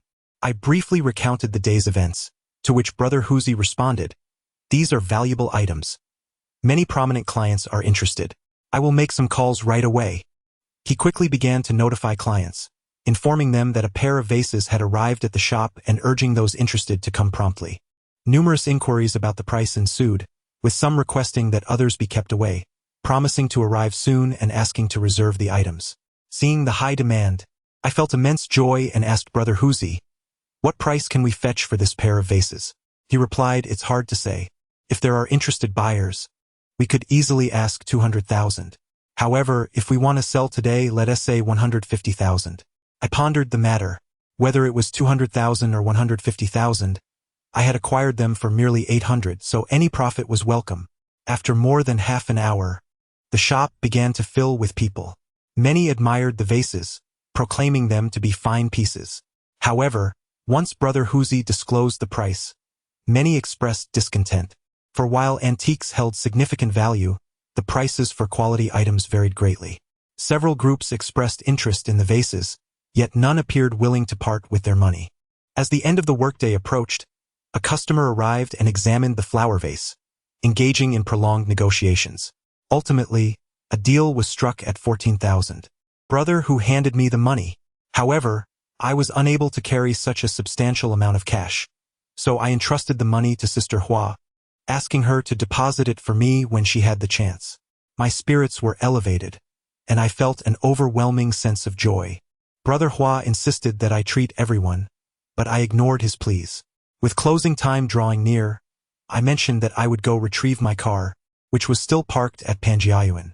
Sister Hua indicated that she would transfer the money for the vase to me tomorrow, but I paid little heed to this matter as I prepared to take Sister Hua to get the car.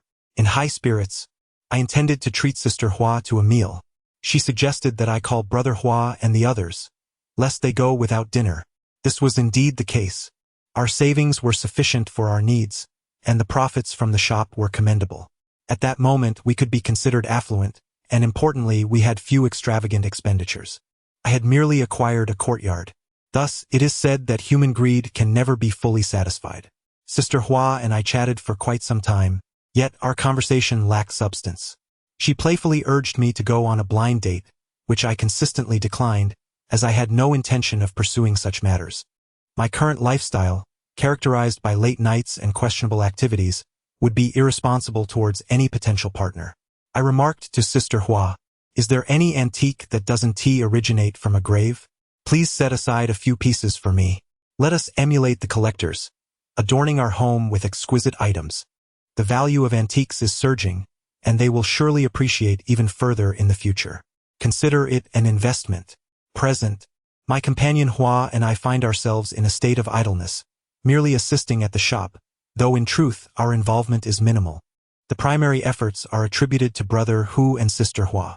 Observing that I had acquired something of value, Hua insisted on accompanying me daily to wander through Panjiayuan. Each day we would escort them to the shop, gather there, and then meander through the stalls at Panjiayuan.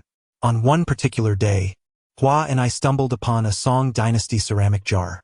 The jar remained sealed, albeit it was quite diminutive, comparable in size to a modern kettle. The vendor priced it exorbitantly, and most passers-by exhibited little interest. However, upon spotting the jar, I devised a playful scheme to tease Hua, regaling him with tales of its provenance and the potential treasures it might conceal within. Upon our return to the shop, Sister Hua noticed Hua cradling the jar and assumed he had unearthed yet another hidden gem. She inquired about the newfound treasure, to which Hua proudly declared, "A precious find." Chapter 81. Deceived Hua led me to the second floor, with Sister Hua curiously trailing behind. Treating the ceramic jar as a prized possession, Hua gingerly placed it upon the table. I remarked, "Brother, the coins are corroded. Why are you handling this jar with such care? There is no need for your concern. I shall fetch a hammer." With that, Hua turned and descended to the first floor. Sister Hua regarded the jar and inquired, "You too haven't been duped, have you? This kind of Song Dynasty buried ceramic can easily yield gold or silver ingots. Hua is willing to take a gamble and see what it contains." I chuckled in response. Upon concluding his words, a decisive blow was struck. The container, already modest in size, lay shattered into countless fragments, with copper coins scattered across the ground. Hastily, Brother Hua began to rummage through the debris, yet after an extensive search, he found nothing, leaving him somewhat bewildered. The sight of his perplexity amused us greatly. "Xiao Yu, did you not mention the presence of gold and silver ingots? Where might they be? Why is it merely copper coins?" Brother Hua inquired. I replied, "It is possible. They are not guaranteed. This depends on fortune. With a stroke of luck, one might indeed uncover something." I continued, "Such finds have become increasingly rare. In the past, numerous such containers existed, and many have faced losses, much like my last encounter when I unearthed nothing at all. However, there have been instances where others have discovered silver ingots, resulting in a modest profit. As for Panjiayuan, there are indeed valuable items available, yet none of substantial worth. The late Qing dynasty replicas abound." While penning this account, I made another visit to Panjiayuan and encountered a beautifully painted dragon and phoenix plate. The artistry was exquisite, though it bore significant flaws. The depicted creatures were vividly lifelike, and the surrounding floral designs were equally appealing. It was inscribed as being made during the reign of Emperor Qianlong of the Qing dynasty. Many claimed it to be authentic Qianlong, yet I believed otherwise. It seemed more likely a late Qing imitation. The asking price was considerable, and had it genuinely been from the Qianlong era, such a price would be inconceivable. Countless individuals seek to seize a hidden treasure, but after observing for a while, I decided to depart. Hua is feeling quite disheartened on the second floor, while Sister Hua and I occupy the first. As the store approaches closing time, two individuals enter and begin examining the merchandise displayed on the shelves. They engage in a casual conversation, with Lu Yi accompanying them to introduce the products. However, they seem disinterested in making a purchase, instead discussing matters pertaining to an auction house. Intrigued by their mention of the auction house, I realize I have yet to visit one and am now eager to see it for myself. Hua and brother who descend the stairs to conclude their workday. I address Hua saying, "Master Hua, 2 guests just arrived," mentioning an auction. "How about we pay a visit tomorrow?" Having never been to an auction house, I am uncertain about how to participate. Hua responds, "What is there to see? It's rather dull." I suggest, "Why not ask around? If nothing else, we could take a stroll." Hua agrees. "All right, please inquire for me. By the way, how have you been? Is the shop doing well?" "Quite well, brother Gang. Where are you currently? When can we come see you?" He replies, "In a couple of days. Await my call. This time, tell Huzi to prepare along with the 3 of you." I inquire, "Is brother Huzi also going? What about the shop? It should just be Hua and me. Shall you? Have you grown wings now, ignoring my words? Am I to begin addressing you as the head of the Zhang family?" Although brother Gang's tone is not angry, carries a certain gravity. Realizing I may have spoken too freely, I hastily respond, "Brother Gang, I understand. I will inform brother Huzi tomorrow." As soon as I finished speaking, brother Gang hung up the phone. Sister Hua seemed to notice the shift in my emotions and, with concern, inquired, "Who was that? What happened?" Brother Gang's call had mentioned that brother Huzi would be joining us this time. I questioned what would happen to the shop, and it appeared that brother Gang was somewhat displeased with me, instructing me to be the head. "Do not fret. Brother Gang is merely giving you a gentle admonition, not truly angry. In the future, just follow his instructions without probing too deeply into the reasons. Moreover, you must understand that regardless of the circumstances, brother Gang is our leader, and questioning him is unacceptable. You need to maintain a sense of propriety, do you understand?" I remained silent and exited the kitchen to the courtyard for a smoke. Sister Hua did not come over to comfort me. In truth, I had no doubts about brother Gang's intentions. My only concern was for Sister Hua and Louis, who might find things challenging at the shop, especially with deliveries, as neither of them could drive, making it quite inconvenient. After Sister Hua finished cooking, she called me for dinner. During our meal, neither of us spoke. It seemed that Sister Hua was also quite unhappy. I couldn't discern whether her displeasure stemmed from brother Gang's comments about me or from my own lack of understanding. The following morning, Sister Hua and I arrived at the shop together. Brother Hua and the others were already there. I ascended to the second floor and found brother Hua chatting with brother Huzi. I approached and took a seat at the tea table. Addressing brother Huzi, brother Gang called, "You will be joining us this time." "Really? I'm going too? When do we leave?" Brother Gang did not specify and instructed us to wait for another call, as preparations were underway. "Are we bringing Huzi along? What about the shop?" "Sister Hua and Lu Yi will manage the shop. Can Lu Yi drive?" "Where is brother Gang at the moment?" "I am uncertain. After receiving a call from him yesterday, he did not mention his location. He merely instructed me to await his call." "Very well, I shall wait. Later in the evening, I will discuss this with Sister Hua, as recently, clients have preferred to come to the shop themselves." The 3 of us engaged in casual conversation, and to be candid, I feel somewhat anxious about this upcoming venture into the tomb. Without brother Gang by my side, I am unaware of his intentions. All I can do is wait. The anticipation of an event, when one knows little to nothing about it, can be quite distressing. It evokes a sensation akin to knowing one is to undertake a task. Yet being entirely in the dark about it, waiting can be agonizing. Brother Huzi hastily packed his belongings, ensuring he was ready to depart at any moment. As for Hua Gu and myself, we possessed little more than a couple of garments. Most of our possessions remain with Brother Gang and his companions, so there is no need to carry much. If necessary, we could always purchase what we lack. It is not as if we are short on funds. Chapter 82. Sichuan. In recent days, we have been exceedingly compliant, refraining from wandering about the shop, ever poised for Brother Gang's call. That evening, while we were dining, my phone rang. Glancing at the screen, I saw it was Brother Gang calling. "You are to come to Chengdu." Before I could utter a word, the call ended abruptly. I looked at my phone and said to Huago, "Brother Gang's on the line. He wants us to go to Chengdu." "Why are we going to Chengdu again?" I inquired. "I do not know. Are we departing tomorrow morning? Or are we to leave now?" I asked. "Let us set off tomorrow morning," Huagu suggested. "Shall you? It seems Brother Gang is once again headed to Jinchuan. You must exercise caution, for he has yet to move on from Jinchuan." "What does it mean that Brother Gang has not moved on?" I questioned. "Once upon a time, my Brother Gang was engaged in an exploration of the Eastern Woman Kingdom. I visited there once, and that experience is etched in my memory forever.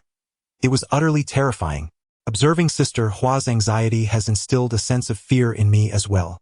I cannot help but wonder if she has endured something or witnessed events that have rendered her so apprehensive." I rose to embrace her, gently patting her back in an attempt to soothe her nerves. Sister Hua sobbed quietly in my arms, and I refrained from asking questions, instead advising her to cease her tears and to rest early. She shook her head and requested that I bring a chair to sit beside her. I fetched a stool and settled down next to her. Sister Hua recounted, "It has been over a decade since that incident. At that time, I had just met your Brother Gang, accompanied by your brother Huzi. They had suffered significant setbacks, and only your brother Hua and Huzi emerged from the ordeal. It was during this period that I also joined their ranks. Subsequently, your Brother Gang recruited another individual named Li Chong, who exhibited remarkable potential in tomb raiding. Your Brother Gang even took him under his wing as a disciple. The 5 of us commenced our adventurous pursuits across the land, engaging in tomb raiding for a decade. Throughout those 10 years, your Brother Gang transformed us into a well-oiled machine, and I too had to learn the art of digging tombs and exploring graves. In the year I met you, we ventured to Jinchuan in Sichuan.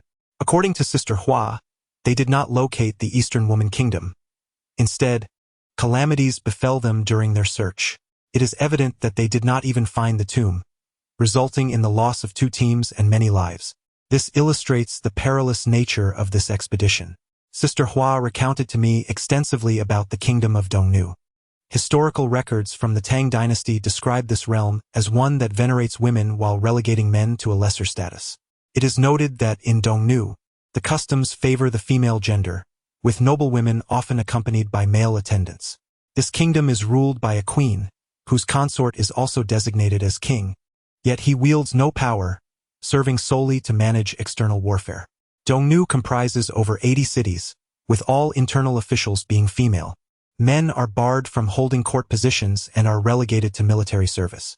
The queen is attended by hundreds of maidservants, who convene every 5 days to discuss governance. Upon the queen's demise, the kingdom collects substantial wealth, often amounting to tens of thousands, and the royal family seeks to appoint 2 women as her successors, with the elder becoming the queen and the younger the lesser king. In the event of the elder's death, the lesser king ascends, or, should the queen pass, her sister may inherit the throne, with no usurpation permitted. The kingdom of Dongnu also practices divination and possesses unique funeral customs. The populace venerates the Azura deity and the tree spirit, offering human sacrifices at the beginning of the year. Historical accounts indicate that, in October, shamans scatter millet in the mountains and invoke birds through incantations. Soon, birds the size of chickens descend, and upon dissection, reveal the harvest for the following year. Should there be frost or snow, calamities are anticipated. This practice, known as bird divination, illustrates the prevalence of such customs in Dongnu. In mourning, individuals do not alter their attire, and for their parents, they refrain from grooming for 3 years, possibly reflecting influences from Han culture. Nobles who pass away may have their skins removed for burial, with their bones placed in vessels, mixed with gold dust for a secondary interment. As the queen was laid to rest, numerous ministers and relatives chose to follow her in death. The Eastern Women's Kingdom represented a pivotal segment of the ancient Tea-Horse Road, which the queen adeptly utilized to facilitate silk trade between the interior and Tibet, thereby flourishing the domestic economy. This prosperity allowed the Eastern Women's Kingdom to maintain a robust status for an extended period. Historical records depict the Queen of the Eastern Women's Kingdom adorned in splendid attire, residing in opulent dwellings, and leading a life of considerable luxury. Much of the discourse revolves around the Eastern Women's Kingdom, and I find myself deeply intrigued by this realm where women hold dominion. Having read Journey to the West, which features the Kingdom of Women, I ponder whether the Eastern Women's Kingdom bears similarities to it. Sister Hua spoke while weeping, and I was uncertain of her emotional turmoil. The recounting of these events seemed to stir profound feelings within her. Despite my attempts to console her, Sister Hua remained inconsolable. Observing the late hour, I realized that if she continued to cry, she would forgo sleep entirely, especially with the obligations awaiting her at the shop the following day. I encouraged her to wash up and rest. Checking the time, I noted it was already the latter part of the night, and I too prepared to retire. I then heard faint sobs emanating from Sister Hua's room. I knocked gently, and she opened the door. It appeared she had merely refreshed herself. Her eyes reddened from tears. Concerned, I urged her not to dwell on troubling thoughts, suggesting that Brother Gang may have simply ventured to pilfer from a tomb in Chengdu, rather than the scenario she feared. However, my room differed from hers. I had placed a bedside lamp on the side, as I occasionally indulged in smoking while reclined in bed. A glance confirmed that the lamp was indeed mine, indicating that I had not been sleepwalking but was in my own room. It became evident that Sister Hua had entered my chamber. Chapter 83. Narrative. I instinctively embraced Sister Hua, for it was summer, and she wore a delicate nightgown. As she lay in my arms, her head resting upon my shoulder, I found myself youthful and in good health. To claim that I harbored no improper thoughts would be disingenuous. Yet, in my heart, Sister Hua resembled a beloved sister, and I constantly reminded myself to banish any untoward notions. The memory of her tear-streaked face compelled me to adhere to propriety and simply sleep. Perhaps due to a restless night, when I awoke, Sister Hua had already vanished, leaving me with a dreamlike sensation. I rose to prepare for the day and, upon stepping outside, I encountered Sister Hua also getting ready. My cheeks flushed with warmth, and I was certain they had turned crimson. "Wake up, Xiao Yu.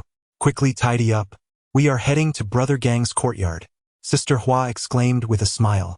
I nodded in agreement, and it was as if nothing had transpired the previous night, rendering the events surreal. Had it truly been a mere dream?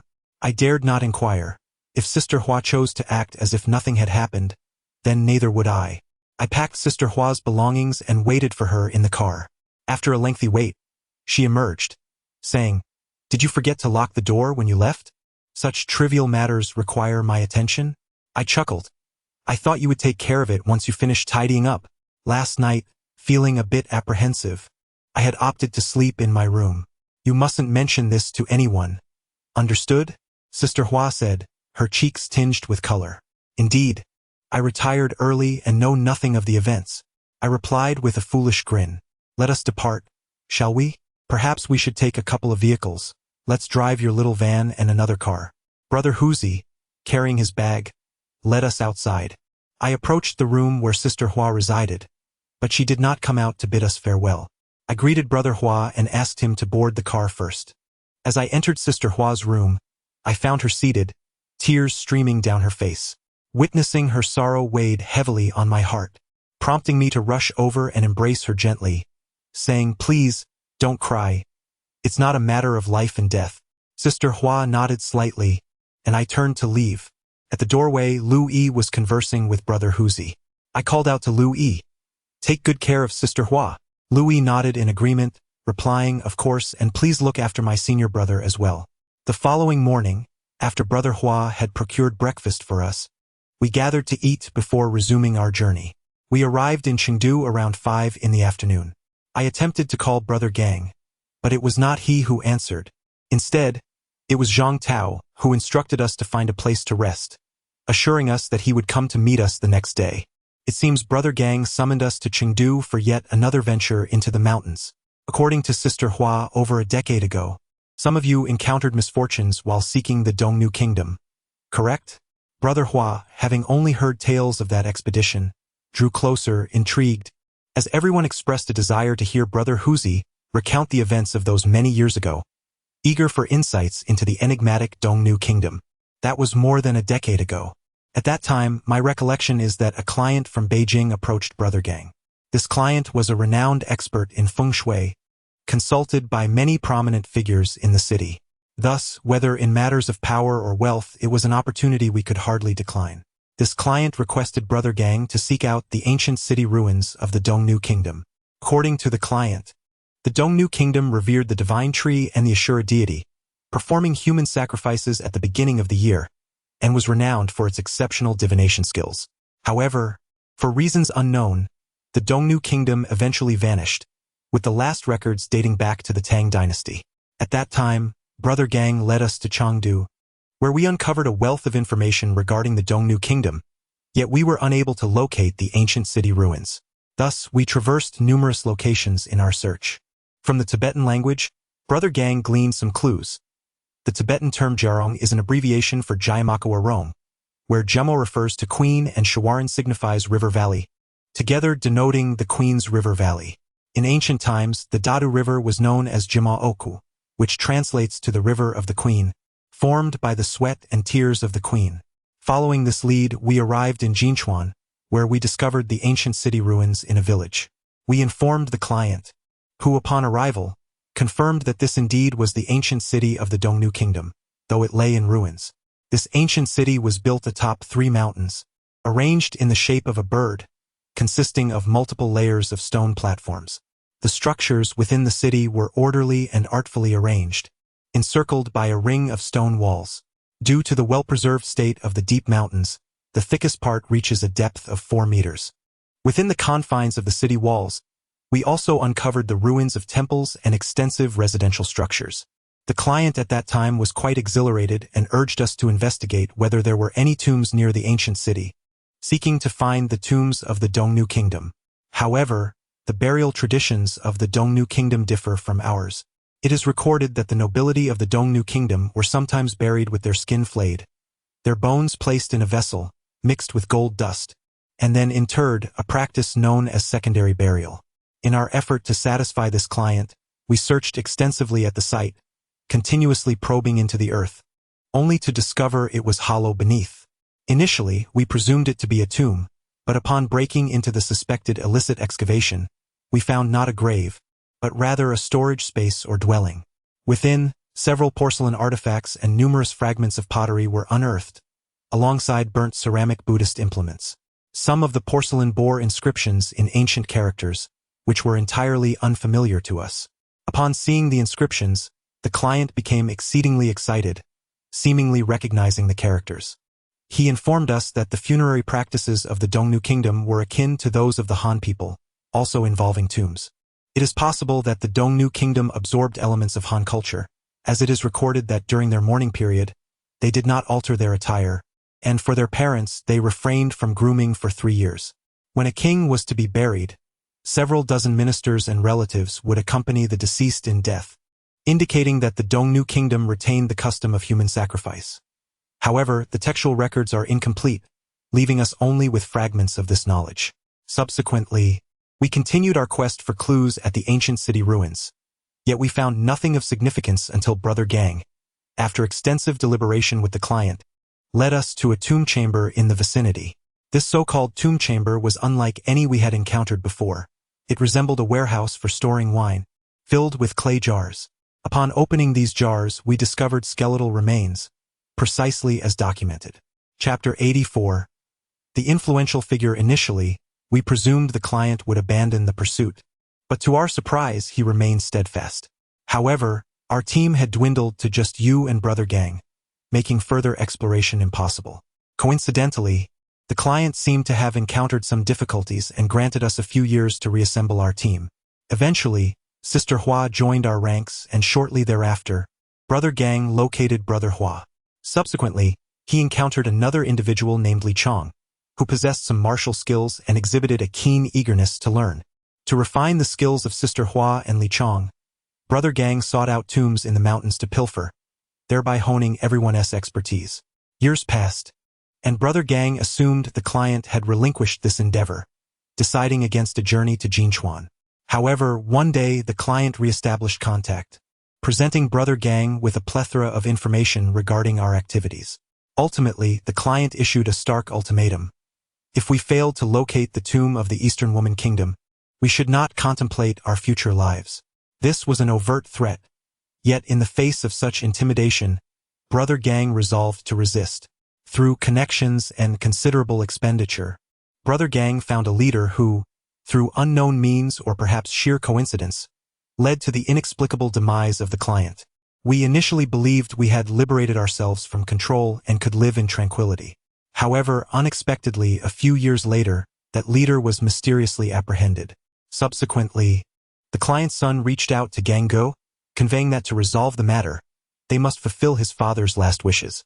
Gang Gu engaged in lengthy discussions with him, but the other party appeared resolute, showing no signs of concession. Furthermore, through his inquiries, Gang Gu discovered that the client's son possessed profound expertise in feng shui, with numerous prominent figures seeking his counsel. Thus, the issue of the Eastern Woman Kingdom still required our resolution. I heard Gang Gu mention that this client's son had sought assistance from various teams and even enlisted official resources for investigation. Yet ultimately, they had yielded no results, leaving us to continue the search. We lingered in Jinchuan for an extended period without uncovering new leads. In desperation, Gang Gu suddenly recalled the watchtowers near Jinchuan, which boasted over 1,000 years of history, dating back to the era of the Eastern Woman Kingdom.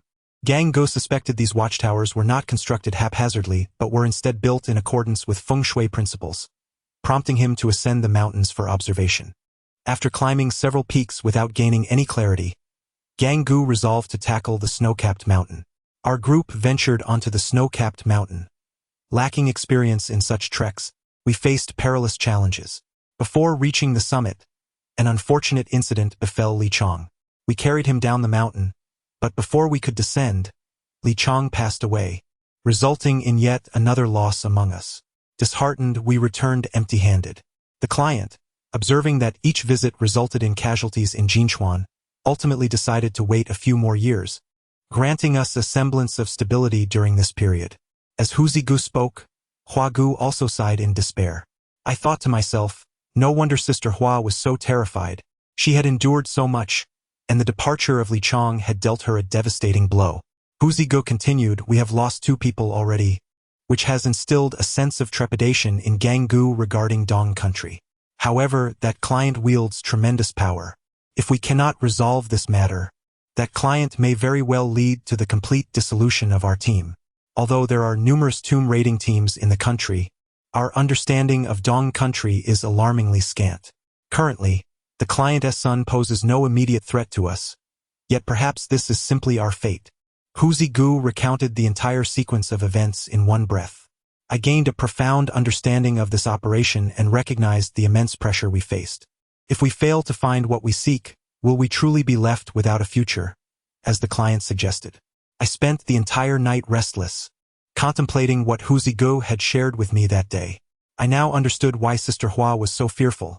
In addition to the dangers of tomb raiding, there were also the constraints imposed by powerful individuals. Zhang Tao, upon seeing us, was exceedingly excited and embraced each of us warmly. He asked us to wait while he took a shower and changed his clothes. As we waited for Zhang Tao, he soon emerged and suggested we go out for a meal, which was fortuitous since we hadn't eaten lunch. Zhang Tao eagerly focused on his food, and it seemed that Gang Gu and Zhang Tao had not been in the city recently. They must have ventured into the mountains. He had come solely to fetch us. Tao Gu, don't just concentrate on eating. No one is competing with you. What's the current situation? Do not mention it. This time it is not just us, but also outsiders. Along with Gang Gu and myself, there are over 10 individuals in the mountains. Gang Gu instructed me to fetch you into the mountains. Over 10 people? Who else is there? There is a group of people whose identities I am unaware of, as Gang Gu did not introduce them. After you departed, Gang Gu and I took a moment to rest.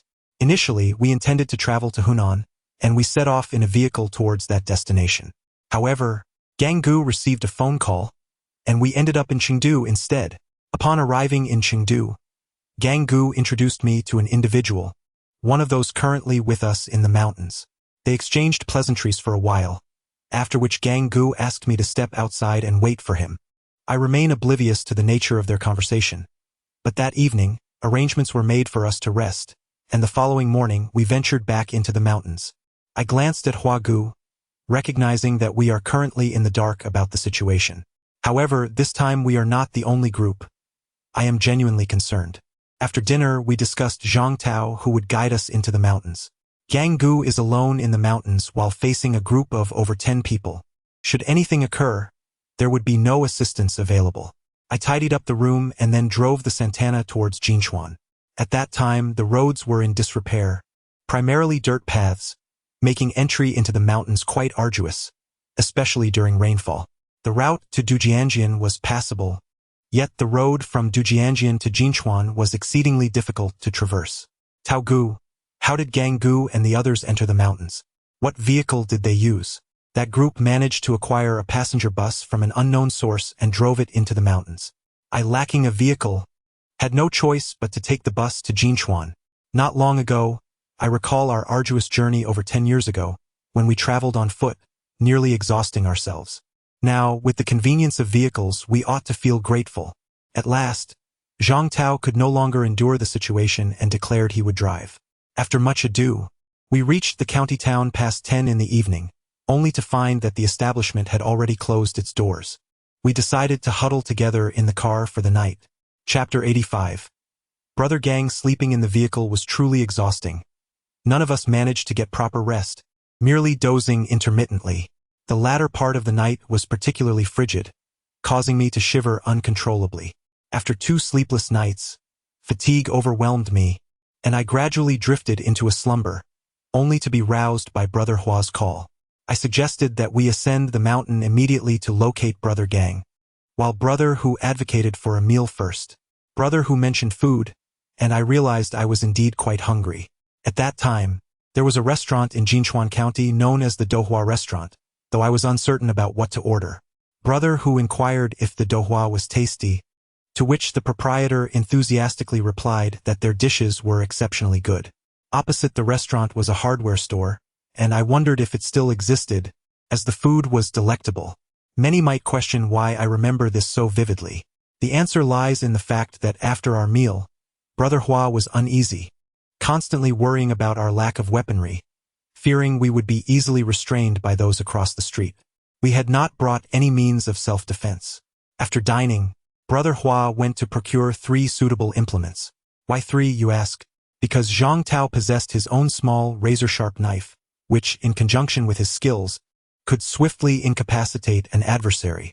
We parked our vehicle at the entrance of a local inn, where the townsfolk were exceedingly welcoming and allowed us to leave our car there. Brother Hu slung his backpack over his shoulder, and Zhang Tao led us out of the county town.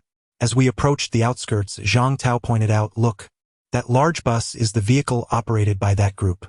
Upon hearing Zhang Tao's words, we approached and discovered the vehicle was empty, with no nearby inns in sight. It appeared the driver had ventured into the mountains. Following Zhang Tao for quite some time, we descended along the river to a quaint village. Zhang Tao gestured for us to ascend the mountain from there, and we commenced our climb. The path into the mountains was not overly arduous, unlike the forests of Yunnan. These hills were covered in grass, making the ascent somewhat easier, as the direction was readily discernible, unlike in wooded areas, where one could easily lose their way. As dusk approached, we noticed the mountains were strewn with stones, resembling those polished by human hands. Zhang Tao informed us, "We are nearing our destination." After more than an hour of trekking, we finally spotted a campsite. However, before we could reach it, a man emerged from the camp and inquired, "What business do you have here? This is an archaeological site. Unauthorized personnel are not permitted to approach." I thought to myself, how audacious to flaunt the banner of an archaeological team. Zhang Tao addressed the man, asserting, "We are with Li Baotou." The man scrutinized us with a skeptical gaze before instructing, "Please wait a moment," and began speaking into his walkie-talkie. After a short while, Brother Gang appeared, patted the man on the shoulder, and smiled, saying, "We are all on the same side." Subsequently, Brother Gang escorted us to the campsite, which featured several large green tents. From what we could see, it was exceedingly professional, far more so than the makeshift encampments we had established during our tomb raiding endeavors. This campsite resembled a resort in comparison. Brother Gang led us into a spacious tent, ample enough to accommodate 4 or 5 individuals comfortably. Surrounding us were 4 additional tents, along with a notably large communal tent. It was evident that this individual was aware of our intentions to excavate. Yet one might mistakenly believe we were merely here for leisure. Given the presence of numerous people, we refrained from conversing with Brother Gang. Once inside the tent, Hua inquired, "Brother Gang, what is the situation here? The client has requested to accompany us, and somehow, they have transformed this endeavor into an official search for ancient city ruins. What incredible influence they must possess. So what is our current status? Alas, we must resolve this matter concerning the Eastern Woman Kingdom. Failure to do so could lead to significant complications. Brother Gang, what is our current situation? Have we located the tomb yet?" I asked. "There are still no leads, but the search continues. I remain uncertain if we shall succeed this time," he replied. "Brother Gang, have you ascended the mountain? Is that watchtower truly aligned with our expectations of feng shui architecture?" Hua questioned. "Isn't this site the capital of the Eastern Woman Kingdom?" I curiously asked. Historical records indicate that the Eastern Woman Kingdom comprised over 80 cities, yet their concept of a city differs from ours. What we perceive as a city may merely consist of several fortifications. It is also possible that this site represents a significant city. Should we fail to uncover this site, we may have to proceed to Danba in our search. I heard from Ganggu that I am quite perplexed. This civilization harbors issues. The known information confirms the existence of the Eastern Women's Kingdom, where the queen led a life of opulence, complete with tombs, and the royal city located in Jinchuan and Danba. Currently, the most significant clue we possess is the watchtowers, beyond which our knowledge is scant. I glanced at the others. Apart from Ganggu, the remaining 4 of us appeared equally bewildered, utterly unsure of our next steps. Feng shui is of no use here, and we lack the skills of divination. Although we have a grasp of the Tibetan language, the language of the Eastern Women's Kingdom, even if they were to convey to us the location of the ancient city in their tongue, it would be futile as we would still be unable to perceive it. Present, we find ourselves as 2 factions collaborating. Despite this collaboration, we must exercise caution. The tent across from us belongs to the client, who is a perilous individual. The people accompanying him, aside from a few experts, are formidable bodyguards. Thus, we should strive to avoid conflict. Although we are cooperating, we must be vigilant, keeping our distance from them and prioritize our safety. Our relationship with them is merely one of collaboration, or one might even say a form of employment. Whatever we undertake, we must remain alert. Ganggu whispered to us. The 4 of us nodded in agreement. This venture entails not only the risks of tomb raiding but also the dangers stemming from our collaboration. It is conceivable that once we uncover the tomb, should we become devoid of value to them, they might eliminate us, which poses the greatest threat. Moreover, we are unable to directly eliminate them. Setting aside their skills, their background comprises individuals we cannot afford to provoke. I posed a question to Ganggu and the others.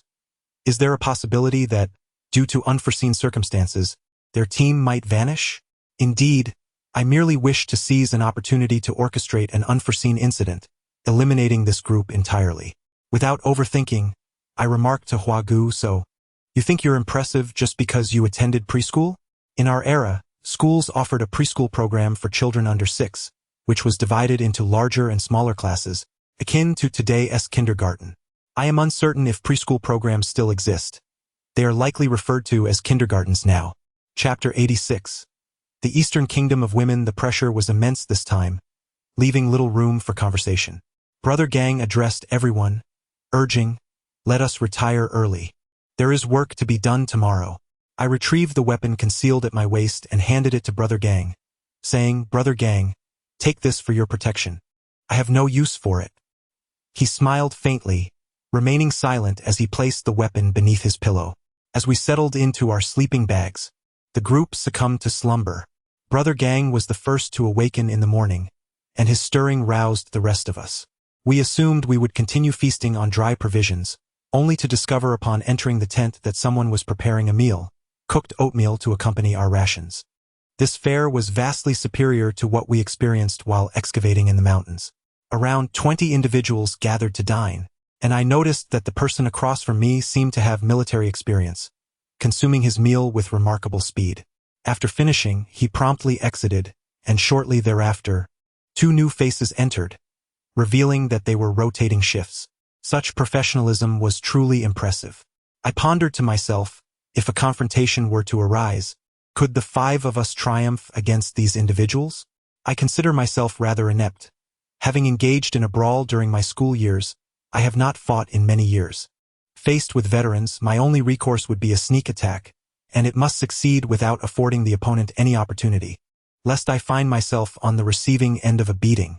During our meal, we divided into 2 factions. Our group gathered together while the opposing group sat across from us. After we finished eating, a man in his 40s approached Brother Gang and inquired, "Li Baotou, what is our plan for today?" "Brother Chen, let us continue our exploration of the ancient city ruins today. We have already surveyed 80% of the area, yet there remain several fragments yet to be examined. If we discover no leads today, we shall need to proceed to Danba." Professor Wang concurred, stating that we had nearly exhausted all leads at the Jinchuan site, while Danba appeared to be a more promising capital. Brother Gang nodded in agreement, remaining silent as a sign of understanding. They assigned 1 individual to stand guard while Brother Gang led the group into the ancient city ruins. The gentleman surnamed Chun did not accompany us, nor did the 3 elderly men whose hair had turned white. I worried for their safety, hoping they would not meet their demise in the mountains. They remained behind in the tent, where a large table was set up, and they were busy retrieving numerous documents from boxes, all of which had aged to a yellowed hue, the origins of which were unknown. Upon my arrival yesterday, darkness had already enveloped the ancient city, preventing me from discerning its true visage. However, today, as I gazed upon the remnants of this historic site, I was struck by its majestic presence. Though time has rendered it dilapidated, the standing city walls and exposed foundations of the watchtowers bear witness to the grandeur this ancient city once possessed. Venturing further into the ruins, I observed numerous signs of excavation and probing, indicative of the diligent efforts made by Gang Gu and his team over the past several days. I pondered whether they had unearthed any clues. Gang Gu had organized the group into pairs for the search. I was teamed with Hua Gu, while Zhang Tao partnered with Hu Zigu. Our midday meal mirrored that of breakfast, consisting of a simple fare. After a morning's labor that left us utterly fatigued and ravenous, Gang Gu, balancing his lunchbox, engaged in conversation with a gentleman named Chan. Once we had finished our meal, we resumed the arduous task of moving stones. It appeared that many had explored their designated areas without success, and they joined us to assist in our labor. Having cleared the stones, the foundation revealed a convex shape. Without further ado, Hua Gu and I commenced our probing. Armed with a Luoyang spade, I began to dig, reaching a depth of approximately 3 meters before encountering an impasse. Logically, this should not have occurred. How could one be unable to penetrate further after merely 3 meters? Could it be stone? I hastily distanced myself over a meter from the exploratory pit and began to dig downward, yet I found it impossible to penetrate further. The individuals across from us were proceeding at a sluggish pace, clearly inferior in their efforts compared to ours. Despite their prolonged attempts, they had uncovered little. With a large number of people present, only 2 areas remained untouched, and as they observed us persist in our endeavor, 2 groups approached. I gestured towards the pit that I had previously struggled to break through and instructed them to continue excavating around it. A crowd gathered around my exploratory pit, and I must admit, it was quite a spectacle. Before long, several individuals had reached a depth of about 3 meters, yet they too encountered resistance. I suspected that something lay beneath. It could not merely be stone. If we were to hit rock, only select pits would remain unyielding. The fact that so many had failed to penetrate suggested an anomaly. Additionally, the surrounding areas permitted digs of 5 to 6 meters, while we were stalled at approximately 3. I turned to one of the groups and said, "Go fetch the entrenching shovel. Call for Hua and Chan. There's something amiss." I informed Brother Gang, "We cannot penetrate here. The surrounding areas yield depths of around 5 meters, yet we are halted at 3. I suspect something is buried." I took hold of the entrenching shovel and commenced digging into the clandestine pit. After delving over a meter, a realization struck me. Why was I laboring alone when such a wealth of manpower was at my disposal? Was I foolish? I was utterly exhausted and unable to continue. I decided to switch out with someone else. A man in his 30s pulled me up and took my place. His movements rapid yet lacking the finesse of a seasoned worker. After digging over a meter, he was drenched in sweat. Brother Gang pointed to a younger individual and said, "Switch out. You go down and dig." I reached out in an attempt to grasp the individual within the theft tunnel, yet he afforded me no opportunity. The tunnel, exceeding 2 meters in depth, allowed him to propel himself upward with a single push of his feet. Upon emerging, he brushed the dirt from his clothes and immediately leapt down, as directed by Brother Gang, resuming his work in the tunnel. The vertical shaft nearly transformed into an inclined one, and after a brief period, a piercing sound of friction echoed from within. "You come up, Huazi, you go down." The young man utilized a military shovel to carve out a few footholds alongside the tunnel, climbing upward with agility. The man above extended a hand to assist him, and he ascended successfully. Brother Hua surveyed the tunnel and remarked, "This tunnel is unmistakably a theft tunnel. Those unaware might assume it to be a dugout." Supporting himself at the tunnel's entrance with both hands and stepping on the excavated footholds, Brother Hua descended. After laboring for some time, he called out, "Throw down a bag and secure a rope." There were neither bags nor ropes available here, prompting 2 individuals nearby to hasten back to the camp. Brother Gang inquired of Brother Hua, "Huazi, what is the situation below?" "It appears to be a stone slab, inscribed with markings. I will further expand the tunnel. Make haste. Do not dawdle like women." The individual surnamed Chun shouted to those returning for the rope and bags. Casting a glance at him, the man nodded, and I promptly tied the rope around his waist, pulling him outward. After moving 4 or 5 meters, I instructed him to remain still. Addressing the gathered crowd, I declared, "Do not stare. Position yourselves 1 meter apart. Hold onto the rope and follow my commands." They found a place on their own. I attempted to sever the rope with a spade, but the rope was a daunting 50 meters long, far too extensive for our needs. Alas, the spade proved ineffective. A man behind me, engaged in digging a tunnel, retrieved a military knife from his waist and handed it to me. I placed the rope upon a stone and began to cut. "Brother, that is not how one wields a knife," he exclaimed, taking the knife from my hands. He bent the rope and commenced slicing. Once severed, the rope was reduced to approximately 15 meters. I called out to Hua and he lowered the rope down. Chapter 87. The underground chamber. Hua filled bags with earth and secured them to the rope. I began to pull upwards. After retrieving the first bag, I tossed another down to Hua, who continued to collect soil. To extract the stone slab, we needed to enlarge the tunnel beyond its dimensions. Hua labored below, preparing to send the slab upward, eager to examine the reverse side for inscriptions. He sent up 7 more bags of soil and called out, "The area beneath the slab is hollow. Secure the slab and hoist it up." "Brother Gang," he instructed. Hua toiled below for some time before calling out, "The rope is taut. I shall ascend first." He climbed up the rope and urged the others, "Everyone, pull with all your strength." United in effort, we swiftly elevated the stone slab, revealing inscriptions that were unfamiliar to us. The individual with the surname Chun grew visibly excited upon seeing the writing, urging others to transport the slab to the tent. We all gathered around the tunnel, peering into the darkness, which hinted at the presence of an underground chamber.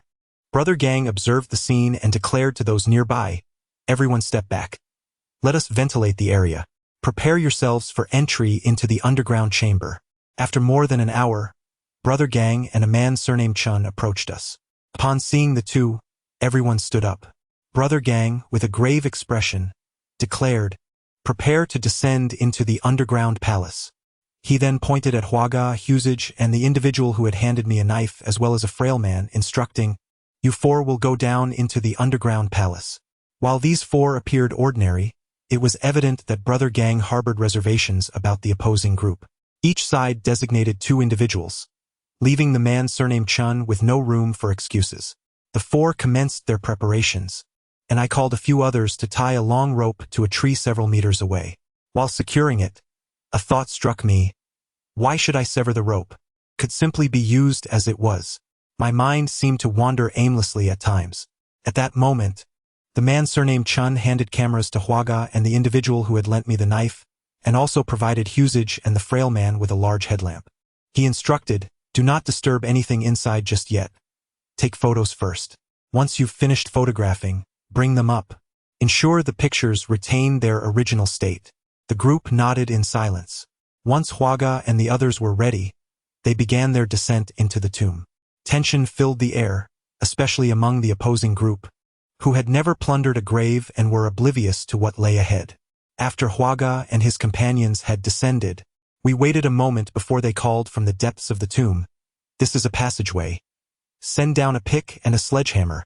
Brother Gang whispered a few words to the man surnamed Chen, then called down the tunnel, "Do not strike the stone door just yet.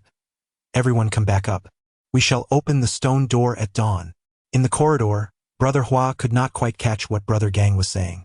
I called out again to him, instructing, "Place the equipment inside, you all come up. We shall open the stone gate tomorrow. Do we have any explosives? The stone gate appears quite thick. I fear we might not be able to break through without them. We do not have explosives, but do not worry. I shall send someone to procure some." After saying this, the man surnamed Chun directed one of the individuals in the tunnel below, "You go and find Li Tsongming. Have him take someone and descend the mountain tonight to fetch the explosives." The individual sitting next to me, who had borrowed a knife, seemed indifferent to the ongoing discussions. He sat quietly, and I chose not to eavesdrop on Brother Gang and the others. Noticing his disinterest in the matter at hand, I leaned in and softly asked, "What do they call you?" "You can call me Old Zhao. We may not be professionals in your line of work, but if you need anything, just let me know." "Brother, did you serve in the military?" "Yes, I did." "Are you still enlisted?" "I have been discharged and found a job in security. This time, it is Boss Chun who has invited us to provide protection for him." "How long has it been since your discharge?" "I have been working in the security company for nearly 10 years now. Despite the years that have passed since my service, I have not neglected my training and remain in peak condition." "Ah, that is quite admirable. I envy those who have served." At the entrance of my village, there is a large billboard that reads, "The military loves the people, and the people support the military. Together, the military and civilians stand united. In times of danger, remember to protect me. Rest assured, with me, Old Zhao around, everyone shall be safe." Lao Zhao is a straightforward individual, robust and sturdy, clearly a person of physical prowess. I have a fondness for such individuals, those who are both capable and industrious, unafraid of hardship, and, most importantly, obedient. In the future, should we require more personnel for our team, I will certainly seek out someone with military experience. Brother Zhao, do you possess a mobile phone? Please share your number with me. Once I achieve financial stability and require security services, I shall reach out to you. Certainly. Our company is quite large, with numerous employees, all of whom are veterans. Should you need assistance, feel free to contact me. He then promptly provided me with his phone number. Noticing that my mobile had no signal, felt as inert as a brick, I saved Brother Zhao's number and shared mine with him, which he also recorded. Through our conversation, I discovered that they were not as unified as I had presumed. The security personnel had been hired by someone surnamed Chun and lacked the cohesion of our team, which was tightly knit. With a smile, I inquired, "If your employer commanded you to commit murder, would you comply?" "Little brother, do not jest. Who would dare to take a life these days? Such demands are beyond our scope. Our duty is solely to ensure safety. As long as Boss Chun is unharmed, we have fulfilled our obligation. If there were a genuine threat to his life, we would protect him with all our might, resorting to retaliation only as a last resort, never taking a life lightly." "Oh, I was merely curious about your security operations, as I have never employed security services before." While Brother Gang and others continued their conversation, I found myself at a loss for words. I turned to Brother Zhao and asked, "Aren't you curious about what they are discussing?" "Not in the least. It does not concern me. I will do as instructed." I nodded, sensing their professionalism. I refrained from engaging in matters unrelated to them and approached Brother Gang and his companions, who were examining the stone slab they had retrieved. The inscriptions were numerous, neither resembling our Chinese characters nor Tibetan script. They seemed to be in Sanskrit. The slab was densely covered with text, with several individuals attempting to decipher it. while an elderly man incessantly flipped through his books. I feared that translating the inscriptions might drive these old men away. Chapter 88. Azura, the foundation was the ruins of a temple from the Eastern Woman Kingdom. I suspected it was not a tomb and worried that danger lurked within. The stone door was intricately carved with a grand tree, adorned with birds. It appeared quite thick, perhaps necessitating explosives for entry. Yet I was uncertain if using explosives would lead to a collapse. Tomorrow, once the explosives are installed, we shall return cautiously, as this ancient city is in such disrepair that it is prone to collapse, posing significant dangers. Therefore, I urge everyone to exercise caution tomorrow. Brother Gang, those individuals are not bodyguards named Chun. I inquired today and learned they are from a security company, so we need not be overly concerned. If issues arise, they will not resort to a scorched earth policy against us. The items we have procured are all valuable and will belong to Boss Chin. Should our endeavor succeed, we will receive a handsome reward. Could we perhaps negotiate with the Chun family regarding compensation based on the value of our finds? The treasures we have unearthed could rewrite history, each possessing immense worth.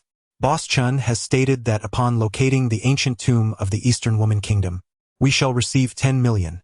Even if we merely uncover useful clues, we would still be rewarded with 5 million. The price is quite reasonable and acceptable. Let us consider it as a venture into a tomb, embracing a little hardship, remarked Brother Hua. We must remain vigilant, for Boss Chun is not a commendable individual. We should exercise caution, as we hold leverage over him, cautioned Brother Huzi. What if, during our descent, we create a little accident while he is distracted? Suggested Zhang Tao. We shall take it one step at a time. Ultimately, our fate will be determined by fortune. With that, he slipped into his sleeping bag. That night, we enjoyed a deep slumber amidst the desolate mountains, reassured by the presence of guards, ensuring that no outsiders would intrude, allowing for a peaceful rest. Upon awakening the following morning, we gathered for breakfast. Brother Hua inquired of the man named Chen. Boss Chen, have you procured the explosives? Soon, I will descend to see if I can break open the stone door with a sledgehammer. If I can, it will simplify matters considerably. Have you taken photographs of the stone door? All captured. Rest assured. Brother Gang remained silent, continuing his meal, while several elderly gentlemen voiced their opinions. If we can avoid damaging cultural relics, we should do so. These artifacts are worthy of study. Old man, you speak so lightly. Why don't you descend and persuade the stone door to open with your words? That way there will be no destruction. Brother Huzi retorted, provoking the elder's ire. This is illegal, the elder exclaimed. Very well, then you may handle it yourself. We shall depart today, and you may find someone who abides by the law. Brother Hu declared. The old man's face flushed with anger, and the atmosphere instantly became tense. Brother Gang observed the quarrel but chose to remain silent. Boss Chen smiled and said, "Oh, everyone, please refrain from arguing. Professor, this is not archaeology. Li is someone I invited as well. Let's discuss matters together."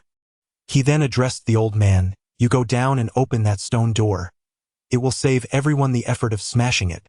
I found this amusing, even as Brother Hu continued to jest about the old man. The old man, however, ignored Hu. Before descending into the tomb, Brother Gang advised Hu, you all should keep your distance from the tomb entrance and be cautious. I'm worried about a collapse. While others may not have understood the implication, we did. Brother Gang was subtly warning Zhang Tao and Hu to remain vigilant. As we entered the tomb, we surveyed our surroundings. The passage was constructed of stacked stones, standing 8 meters high and extending over 2 to 3 meters in length, devoid of any adornment or carvings. Upon reaching the stone door, it was just as Hua described, showing no discernible difference. After inspecting it with our headlamps for a while, we shone our lights into the crevice, but the door was tightly sealed, preventing any view of what lay beyond. Hua then instructed, everyone, please step back. I will break the stone door. We retreated to the entrance of the tomb as Hua picked up a sledgehammer and began to strike the door. After some time without success, he called out to us, someone, bring me the pry bar and help me steady it. Zhao approached with the pry bar, and Hua instructed him, brother, hold the pry bar steady while I strike it to see if we can break it open. After toiling for half a day, Brother Hua felt fatigued and decided to take a rest. Upon my inspection, I noticed several breaches had been made in the stone door. I remarked, "This stone door is at least 20 centimeters thick. We will still require explosives." Boss Chen inquired, "Who among you possesses knowledge of explosives?" Brother Hua took the explosives and proceeded towards the entrance of the tunnel, with everyone trailing behind. Upon reaching the entrance, he declared, "You all need not follow. I shall descend alone." He shouldered the bag containing the explosives and ventured down the passageway. After a considerable wait, with no sign of activity from Brother Hua, he eventually surfaced and addressed the group, "Why are you all gathered here? Once the explosion occurs, you'd best be prepared to flee." After clearing the entrance to the tunnel, Brother Gang led us down into the depths. A pungent scent of explosives lingered in the air, accompanied by a haze of smoke. Fortunately, the passage remained intact, and the stone door had been blasted open. One door lay collapsed while another had shattered into numerous fragments. As we illuminated the interior with our headlamps, we were momentarily struck dumb by the sight before us. In the center of the chamber stood a nearly 1-meter-tall statue of a 3-headed, 4-armed Asura. Its physique was robust and muscular, with a flattened crown, a clearly defined topknot, a square face, and a fierce expression, its eyes glaring and brows furrowed. The upper pair of arms held the sun and moon, while the lower right hand grasped a demon-slaying staff, and the left hand wielded a short, pointed ritual implement.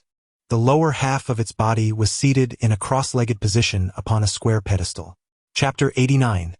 The blood pool. The stone platform rises over 1 meter high, upon which stands a statue of the Asura. In front of the statue is an altar, adorned with 2 bronze trees, each half a meter tall. Perched upon the branches are birds, alongside 2 exquisite bronze lanterns, supported by a bird in flight, showcasing remarkable craftsmanship. There is also a pair of bronze plates, upon which lies something darkened and unrecognizable. As we ventured into the subterranean chamber, illuminated by our headlamps, we discovered the space to be approximately 20 square meters. Approaching the altar, we encountered a large rectangular pit, constructed from stone, several meters deep. The beam of our headlamp revealed a macabre sight. The pit was filled with human skeletal remains, heads severed from their bodies, with ominous red stains suggesting blood. The gruesome scene nearly made me retch. At that moment, unfamiliar with the Asura, I inquired what deity is represented by this statue. This statue is that of the Asura. The altar features bronze trees, and the birds perched upon them are employed for divination, as recorded. "Indeed, this is the ancient city ruins of the Eastern Woman Kingdom," replied Boss Chen. "Are the remains in this pit human or animal?" I asked. "This is a human sacrifice, as documented in ancient records," Boss Chen affirmed. Upon hearing this, I could hardly bear to look any longer. I resolved to circumvent the altar to see what lay behind the Asura. The chamber was adorned with murals depicting a fierce struggle between 2 figures, one resembling the Asura, with 3 heads and 6 arms, while the other remained unrecognizable. As I rounded the statue, I found only the Asura's back, with nothing else of note surrounding it. The entire subterranean chamber was dominated by the Asura's statue, with little else to behold. Boss Chen instructed Brother Zhao to assist with the lighting as he began to capture photographs with his camera. As I surveyed the underground chamber, I found it devoid of anything of interest, which left me feeling rather disheartened. Observing Boss Chen as he took photographs, I assisted him by providing light. He captured image after image until Brother Gang inquired, "Boss Chen, are you planning to take everything here?" Boss Chen replied, "Let us remove the bronze tree, the oil lamps, and the bronze trays, but leave the rest undisturbed. Let these items remain buried." With his words, Brother Hua wasted no time and began to gather the items into bags. Upon witnessing this, Boss Chen shouted, "Don't pack them all at once. Take them out one by one." With the boss's instruction, and having completed his photography, we began to carefully transport the items outside. Upon reaching the entrance of the tunnel, I ascended first, using the rope to reach the surface. While smaller items were manageable for individuals to carry, the half-meter-tall bronze tree proved to be quite cumbersome, ultimately necessitating its placement in a bag. I approached Zhao and asked, "Why don't you take a look?" He replied, "I can't make sense of it, so I chose not to." Zhao, as a security guard, "How much do you earn in a month?" I inquired. He responded, "I earn around 3,000 yuan per month, and occasionally the boss is generous enough to provide bonuses, as does the company." That's not a substantial amount, I remarked. In the 1990s, a salary of over 3,000 yuan was already considered quite high, especially with bonuses included. Zhao, where are you from? I asked. I hail from Tangshan in Hebei, he answered. And how old are you this year? I continued. How old do you think I am? He countered. Judging by your appearance, I would say you are in your 30s, I replied. You are quite perceptive. I am indeed 34 this year. Are you married? I imagine your frequent travels for work might not sit well with your wife, I probed. Still unmarried and a solitary figure. How many years have you been in this profession? Is the salary substantial? It must be a civil service position. Old Zhao's words caught me off guard, as I pondered whether he was unaware of our true occupation as tomb raiders. Surely he does not mistake me for an archaeologist? So I replied to old Zhao, I have been in this field for many years. Do you even know what I do? Aren't you part of the archaeological team? He chuckled. Indeed, you are correct. I am with the archaeological team. How many of you have come this time? We are 8 in total. What about that burly fellow? Huzi asked. Yes, he is the one who descended into the tomb with us. He comes from a military background and currently works in a security company in Beijing, earning around 3,000 to 4,000 yuan a month. You've done your homework? From now on, you shall handle intelligence. Zhang Tao remarked. You underestimate me. In ancient times, I would have been considered a strategist. In ancient times, you would have starved. Tilling the land would be quite a challenge. Hua Gu retorted. All right, let us cease this conversation. You three seem to harbor some disdain towards me. Perhaps I should just sleep. With that, I nestled into my sleeping bag. All right, if you insist on doing nothing, rise and shine. Let us play poker. I addressed them. You three together are nearing a century in age. Can you not exercise your minds? Do you have any cards? I inquired of the trio. Once dressed, they exchanged glances upon hearing my question, only to realize that indeed, they had cards. Observing their foolish expressions, I proposed, if each of you could provide me with 1,000 yuan, I might consider procuring some cards for us. This is sheer robbery. Do you dare demand 3,000 yuan for a mere deck of cards? Enough with the nonsense. Do you wish to play or not? If you desire to partake, hand over the money, and I shall procure a deck for you. Truly, rarity elevates value. If 3,000 yuan seems exorbitant to you, then await my return as I seek out a deck, although I possess none and cannot ascertain whether I will succeed. My intention is to inquire with Brother Zhao and the others to see if they have any. Our tents are not far apart, encircling the barracks tent. Brother Zhao's tent is adjacent to the mountain path.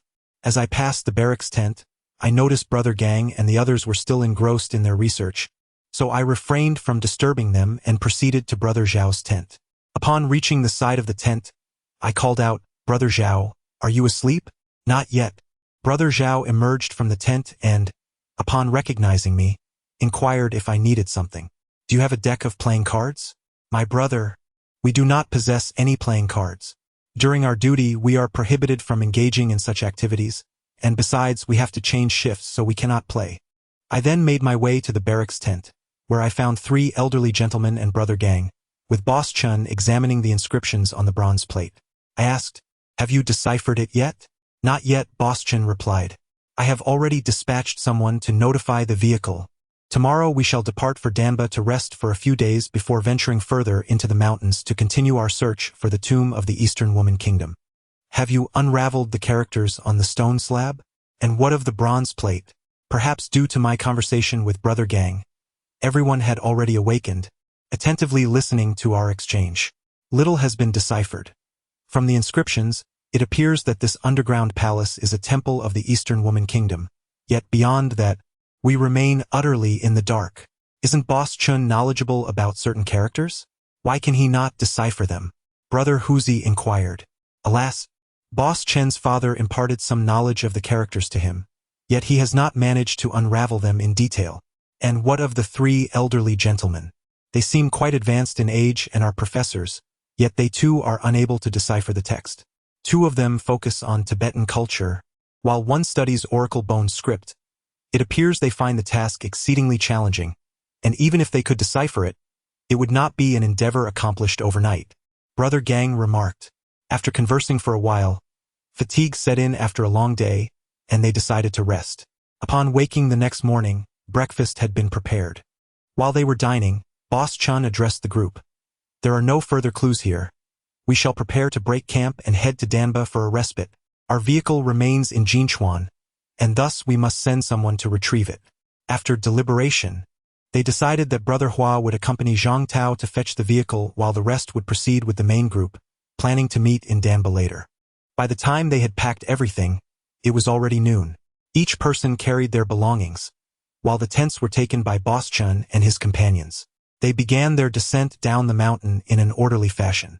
Upon reaching the foot of the mountain, the vehicle had yet to arrive, leaving the group to wait. Local residents passing by were curious about their presence and inquired whether they needed assistance. No one approached to communicate.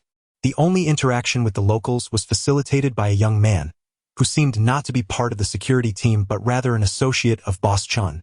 After a prolonged wait, the bus finally arrived slowly. Without hesitation, we discarded everything except our personal belongings onto the bus. Brother Gang sat beside Boss Chun, and they engaged in hushed conversation.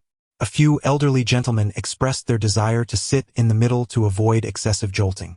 Brother Hu and I settled in together, adjacent to Brother Zhao in the aisle seat. Exhausted from the day's journey, no one was inclined to converse, and we all dozed off. As twilight descended, we entered the territory of Danba, where numerous watchtowers stood erect. Perhaps these were the fortifications that Brother Gang had mentioned. They appeared distinct from what we had previously encountered, resembling large square cigarette butts, with triangular peaks on each corner. From a distance, one could discern windows atop the towers. Upon entering the county, the landscape was dominated by wooden structures, with vendors lining the streets and some individuals leading horses. The attire reflected the local ethnic minorities, characterized by red tops, green skirts, and headscarves. Upon arriving in the county, I had anticipated accommodations akin to a hotel or at least a guest house. However, that was not the case. The vehicle halted directly by the river, and Boss Chun called out for everyone to disembark. We all began to exit in an orderly fashion. After stepping off, Boss Chun led us across the river and up the mountain. I paused, turning to Brother Hu and inquired, "Are we heading straight up the mountain?" He replied, "I don't know. Let us just follow along." We followed along until we arrived at a grand house, where two individuals greeted us. Boss Chun accompanied them to the third floor. This house resembled our warehouse, being a three-story structure with a gabled roof. Upon entering, we discovered a multitude of rooms. Boss Chun announced, "We have rented this building. Everyone, please find a place to stay." Brother Zhao took his group to the second floor, while we ascended to the third floor. With ample rooms available, each of us could have our own space. Ultimately, we selected 3 rooms, each furnished with 2 single beds. Brother Gang occupied one room, while the remaining 2 individuals shared another, with Brother Gang positioned centrally among us. It appeared that the house had been previously inhabited, as it had been tidied up with all necessary items prepared. The bedding was new, and apart from personal belongings, everything seemed well arranged. It was evident that Boss Chun possessed considerable capabilities. As I sat in the room resting, I took out my phone only to find there was no signal. I was startled. Since departing from Chengdu, I had been unable to use my phone and could not contact Brother Hua and the others. Thus, I resolved to wait for them by the riverbank. As I stood there smoking, Brother Huzi remarked, "It's time to eat." I finished my meal. "You should go eat while I wait for them." At last, we were spared the discomfort of sleeping outdoors, and I enjoyed a restful night. Upon waking, I washed up and descended for breakfast. This lifestyle was truly delightful. Having a place to sleep and meals served to us felt like an immense blessing. During the day, Brother Gang and Boss Chun engaged in discussions regarding certain texts in their room. With little to occupy our time, we contemplated a stroll outside. Just as we were about to step out, Brother Zhao cautioned us. "Boss Chun has requested that we refrain from going out. If you need anything, you may inform him, and he will arrange for someone to procure it." During this visit to Danba, "I am uncertain how many days we shall rest," Zhang Tao inquired. "I believe we shall rest at most 3 days before we venture into the mountains. I would rather embark on that journey than remain cooped up indoors," Hua Gu remarked. "I share the same sentiment. What matters most is how many days we will spend in the mountains. As the weather has already turned chilly," I added. "You are all worrying unnecessarily. There is little we can change regarding these matters. Let us await news. We shall follow whatever instructions Gang Gu provides, and that will suffice, Hu Zigu stated. His words effectively ended the discussion, leaving us with little to converse about, and soon everyone retreated to their rooms for a nap. At noon, our meal was bountiful, with plenty to eat and drink, and everyone indulged heartily. Aside from dining, we had little else to occupy our time. We could engage in conversation, but Zhao Gu and his team remained remarkably silent, causing me to worry they might feel stifled. In the afternoon, with nothing else to do, I noticed Zhao Gu alone in his room after his shift change, so I ventured to his quarters for a chat, which was far preferable to lingering with Hua Gu and the others. Chapter 91. The stronghold. Zhao Gu appears somewhat simple-minded at first glance, yet upon getting to know him better, I discovered he is quite intriguing, possessing strong principles. He approaches his work with utmost seriousness and meticulousness, but when engaged in conversation outside of work, he is exceedingly amiable and candid. Zhao Gu, are you all busy every day? I asked. Not necessarily, he replied. There are numerous security companies, each with its own dynamics. In our company, many clients hire bodyguards, while others seek our services for security work. Security work typically involves various activities, often conducted by a team. In this instance, Mr. Chun requested a few individuals, and thus we accompanied him. Additionally, there are bodyguards. Occasionally, a prominent figure seeks our services, necessitating temporary protection. For instance, when a businessman travels abroad or attends certain events, concerns for safety may prompt the hiring of 1 or 2 bodyguards. There are also situations where a company directly negotiates for a particular individual, securing their presence for enhanced safety, with the firm charging a modest agency fee while the employer assumes responsibility for salary and other expenses. Brother Zhao, if I were to hire you as my bodyguard to remain by my side, what would that cost? I inquired with curiosity. I wouldn't consider myself an exceptionally formidable bodyguard. It would require around 20,000 yuan for the company, after which we can discuss my salary. As my bodyguard, what would you do if your employer engaged in illegal activities? Would you choose to withdraw? Not at all. Individuals like us are primarily dedicated to safeguarding our employer's safety. We do not interfere in other matters. Even if ordered to partake in unlawful actions, we would refuse to comply and refrain from involvement. Of course, some employers may be engaged in illicit enterprises and offer substantial remuneration to their bodyguards, which can lead some to succumb to temptation. Ultimately, it depends on the individual's resolve. Not yet. They must still be deliberating with Mr. Chun on certain matters. It seems they have been quite occupied these past few days. It's getting late. Let us retire for the night. With that, I fell asleep. Here, each day drags on in tedium, with no means to venture outside.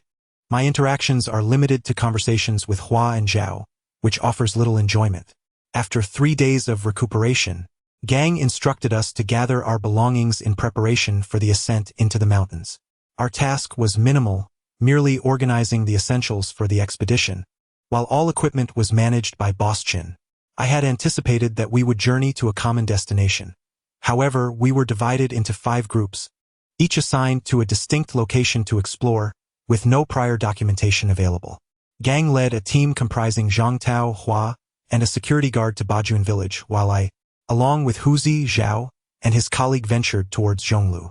Boss Chun, accompanied by an elderly security guard, proceeded to Jiaju, and 2 other elderly men guided Chen's team to Gushirjia. The individual who awaited our arrival had brought several companions to assist in the search around the county. Zhao and his colleague proved to be quite amiable, taking on the heavier items while Huzi and I carried a single large backpack containing sleeping bags and other necessities. With no vehicle at our disposal, we had to traverse on foot, but fortunately, the distance was manageable. After an hour and a half of walking, we arrived at our destination. The area was dotted with villages, and from a distance, the watchtowers did not seem particularly striking. However, upon entering the village, I observed that the watchtowers were intricately interwoven with the houses, constructed from stone and timber. Danba has long been heralded as the city of 1,000 watchtowers. Although the full grandeur of 1,000 towers was not visible, many still stood tall. We pressed onward into the mountain, eager to explore and assess whether this village would be suitable for the establishment of an ancient city. Our current records indicate that the kingdom of Dongnu, perched atop lofty mountains, indeed thrives in such elevated terrain.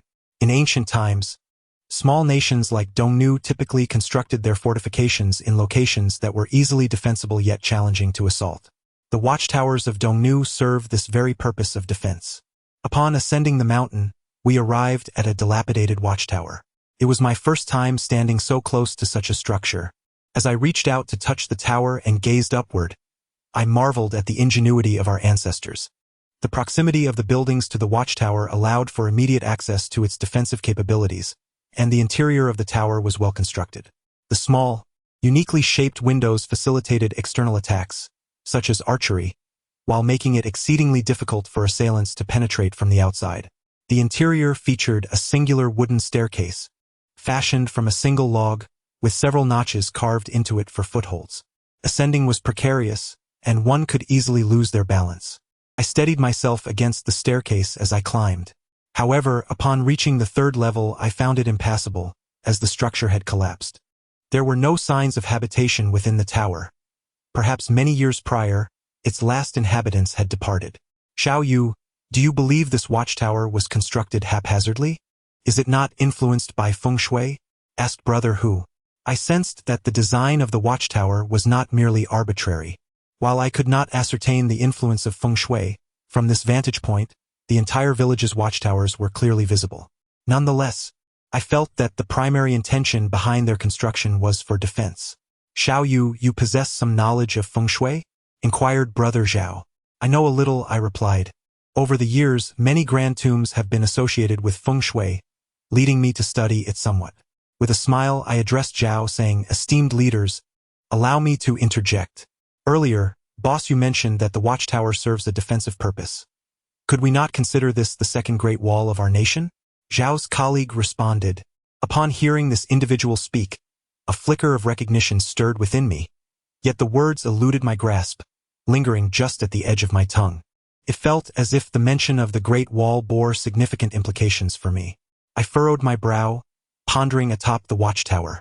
Noticing my silence and somber demeanor, Zhao remarked to his colleague, if you lack understanding, refrain from speaking out of turn. Do not utter anything irrelevant to our work. Taken aback, Zhao's colleague appeared to realize his misstep. Fearing he had overstepped, he quickly turned to me, saying, Boss Yu, I apologize. I was merely observing your conversation and spoke without thinking. Please recapitulate your previous statement word for word. I instructed him with utmost seriousness. Forgive me. I truly did not intend to interrupt. I was merely rambling. Do not take offense. If I have upset you, I shall run 10 kilometers as penance. His earnestness, believing he had erred, prompted an apology. You are absolutely correct. Please repeat what you said earlier verbatim. I feel as though I am on the cusp of discovery, yet I cannot quite seize it. Sensing my own gravity, I softened my expression and smiled at him. Oh, esteemed Master Yu, your earlier remarks regarding these fortifications as defensive structures suddenly brought to mind the Great Wall. I recall an occasion when I ascended the wall, where I heard it said that the beacon towers served not only to facilitate the offensive against foes but also to relay important messages. Thus, I pondered whether this stronghold could be considered our nation's second Great Wall. The individual responded awkwardly, acknowledging, indeed, the purpose of these towers is primarily for defense, making their placement exceedingly significant.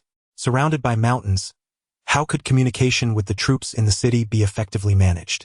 The ascent is slow, and the sole means of swiftly conveying messages would be through the beacon towers. Might I then surmise that these fortifications were constructed in accordance with a defensive formation? By situating towers around the capital, should an outsider attempt to assault the city, smoke signals could be employed for communication. Upon observing the smoke, the inhabitants would commence their defensive preparations. Chapter 92, Feng Shui. Following this line of thought, it suggests that the nearby towers each possess their own distinct purpose. If we could connect all the towers, we might be able to ascertain the ruins of the ancient city of Dongnu. I turned to everyone and declared, we now face a significant undertaking. We must meticulously document all fortifications, whether abandoned or merely remnants of their bases, with paper markers. But we have no paper or pens. What should we do? Inquired Brother Zhao. There are supplies for sale in the village. Let us procure them now. Each person must possess their own. And then we shall disperse to the various villages. I responded, Are you sure you can manage this alone? I have my doubts. Fear not. With Brother Zhao and the others accompanying me, I should be quite safe. You may trust me on this. This task is of utmost importance. Very well. Take care and prioritize your safety. If danger arises, do not hesitate. Just run. Upon uttering these words, Huzi pulled me aside and handed me his knife. This knife would serve you better than me. In my hands, it is merely a tool for kindling. Beyond stripping bark, it holds little worth. Furthermore, you are venturing into unknown territory, and should you encounter a village, it could lead to complications. What is your name, brother? I inquired of Zhao Ji's colleague. Boss Yu. I am Sun Miao. You may call me Xiao Sun. He replied with a smile. Currently, we possess only a single map. I have complete confidence in Zhao Gu, yet I harbor some reservations regarding Xiao Sunday. I fear he might mislead me. After contemplating for a while, I said to Zhao Gu, Take Xiao Sun with you and head south. Once you ascend the mountain, be sure to search diligently. Do not overlook anything. Rest assured, I am fine on my own. I can manage without assistance. However, remember to avoid any conflict with the locals. We shall reconvene here in the evening. If any of you are delayed, remain here for another night before continuing the search. It is imperative to avoid clashes with the locals. I have heard that the local villages are armed and skilled in combat. Should we provoke them, it would not matter if 3 of us were present. Even with the full group, we could easily face annihilation. Before Zhao Gu departed, I instructed him to leave heavy items at the supermarket and retrieve them later. There was no need to carry the weight. Otherwise, it would be too burdensome. After a day of travel, I feared I might collapse before even locating the tower.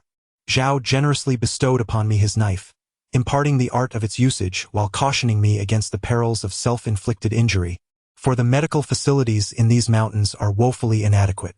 With a semblance of diligence, I endeavored to replicate the techniques Zhao had demonstrated. Yet my efforts were but a pale imitation, lacking the finesse of true skill. Upon witnessing my clumsy attempts, Zhao awkwardly turned away, leaving me in a state of embarrassment as I made my way further up the mountain. I arrived at the watchtower I had previously ascended, peering down yet still unable to discern the landscape clearly. With no alternative, I pressed on, reaching a nearby homestead where the tower remained intact. Curiosity compelled me to explore, yet after knocking for an extended period without a response, I pushed the door open, startled when it yielded to my touch. In a moment of trepidation, I swiftly closed it again, fearing the consequences of any potential loss. After waiting in vain, I resumed my ascent, only to find that the mountainside offered no better view than before. Clarity remained elusive, compelling me to return to the house. The elderly resident spoke at length, yet I grasped not a single word, unsure if he understood my own attempts at communication. Our conversation devolved into a cacophony of disparate narratives, leaving me bewildered. Did none of these individuals speak Mandarin? How was I to navigate this predicament? I resorted to marking my location on paper and sketching a rough outline before descending the mountain. Not far along my path, I encountered a young man, appearing to be in his 30s, who inquired about my purpose for visiting their village. With a hint of playful Mandarin, I found common ground with the young man, which brought me joy as I exclaimed, I am a history teacher here to explore the local watchtowers, aiming to share their beauty with the world, so that everyone may know of the stunning watchtowers we have in Danba. The young man regarded me as if I were a fool, replying, When did these watchtowers become ours? They belong to our village, and have no connection to you. Yes, they are indeed yours. I wish to visit the watchtower above. Might I? I inquired with a smile. Certainly, follow me, he said, leading me up the mountain. I was taken aback by the ease of his acquiescence and followed him uphill to a house where he ushered me inside. We ascended to the 2nd floor, which connected to the watchtower. You may go up, just be cautious, he instructed before departing. As I climbed the watchtower, its interior mirrored that of the collapsed tower I had seen earlier. Upon reaching the top, I discovered stones piled in triangular formations at each corner. Standing atop the tower, I surveyed the entire village's watchtowers and began to sketch fervently. While I was engrossed in my drawing, the young man approached me quietly, startling me with a cough. I pondered how he managed to tread so silently. I smiled at him and asked, "How many watchtowers does your village possess, including those that have collapsed?" "There are far too many to count. We have never kept track. But when I was in the countryside, I heard there are at least 200 in our township." He replied, "Have you heard the legend of the Dongnu Kingdom?" I inquired, for many individuals engaged in tomb raiding, like myself, adopt a persona and venture into villages, seeking any clues. "The Kingdom of Dongnu? I have not heard of it. What era are you referring to? Do you possess any legends or remnants of ancient city ruins? Perhaps relics of bygone fortresses?" "I have not heard of such things. You might want to consult others, for we have no ancient city as you describe." The man replied with impatience. "In truth, it is quite common for people, regardless of age, to recount tales of antiquity or legends, akin to storytelling, passed down from the elders in their families. This is precisely why many tomb raiders engage with the locals." Chapter 93. Clue. Given that the Kingdom of Dongnu is so distant in time, I pondered whether any stories about it could have survived in the local lore, unless one were to find descendants of the Dongnu, who would keep the memory alive through oral tradition. Noticing that the young man seemed disinclined to share further, I refrained from pressing him for more information, understanding that additional inquiries would yield no fruitful results.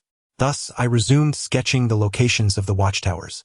Once I completed my drawings, I prepared to descend, politely bidding farewell to the young man. As I glanced towards the elder who was cooking, I noticed a black pottery jar beside him, distinctly different in shape from the vessels I had previously encountered, and not resembling those from the Han Dynasty. Approaching, I picked it up for inspection and asked the young man, "What purpose does this jar serve?" "What jar?" "This vessel is used for storing salt. If you fancy it, I can gift you one. We have plenty here." "No, I cannot accept it without compensation. Allow me to pay you for it." I retrieved 100 yuan from my pocket and extended it to him. However, he declined and turned to enter the house. Once inside, the young man produced a black pottery jar. Upon glancing at it, I discerned that it differed from the jar I had seen for storing salt. I inquired, "Could you possibly exchange your salt jar for this one?" "I shall gladly trade."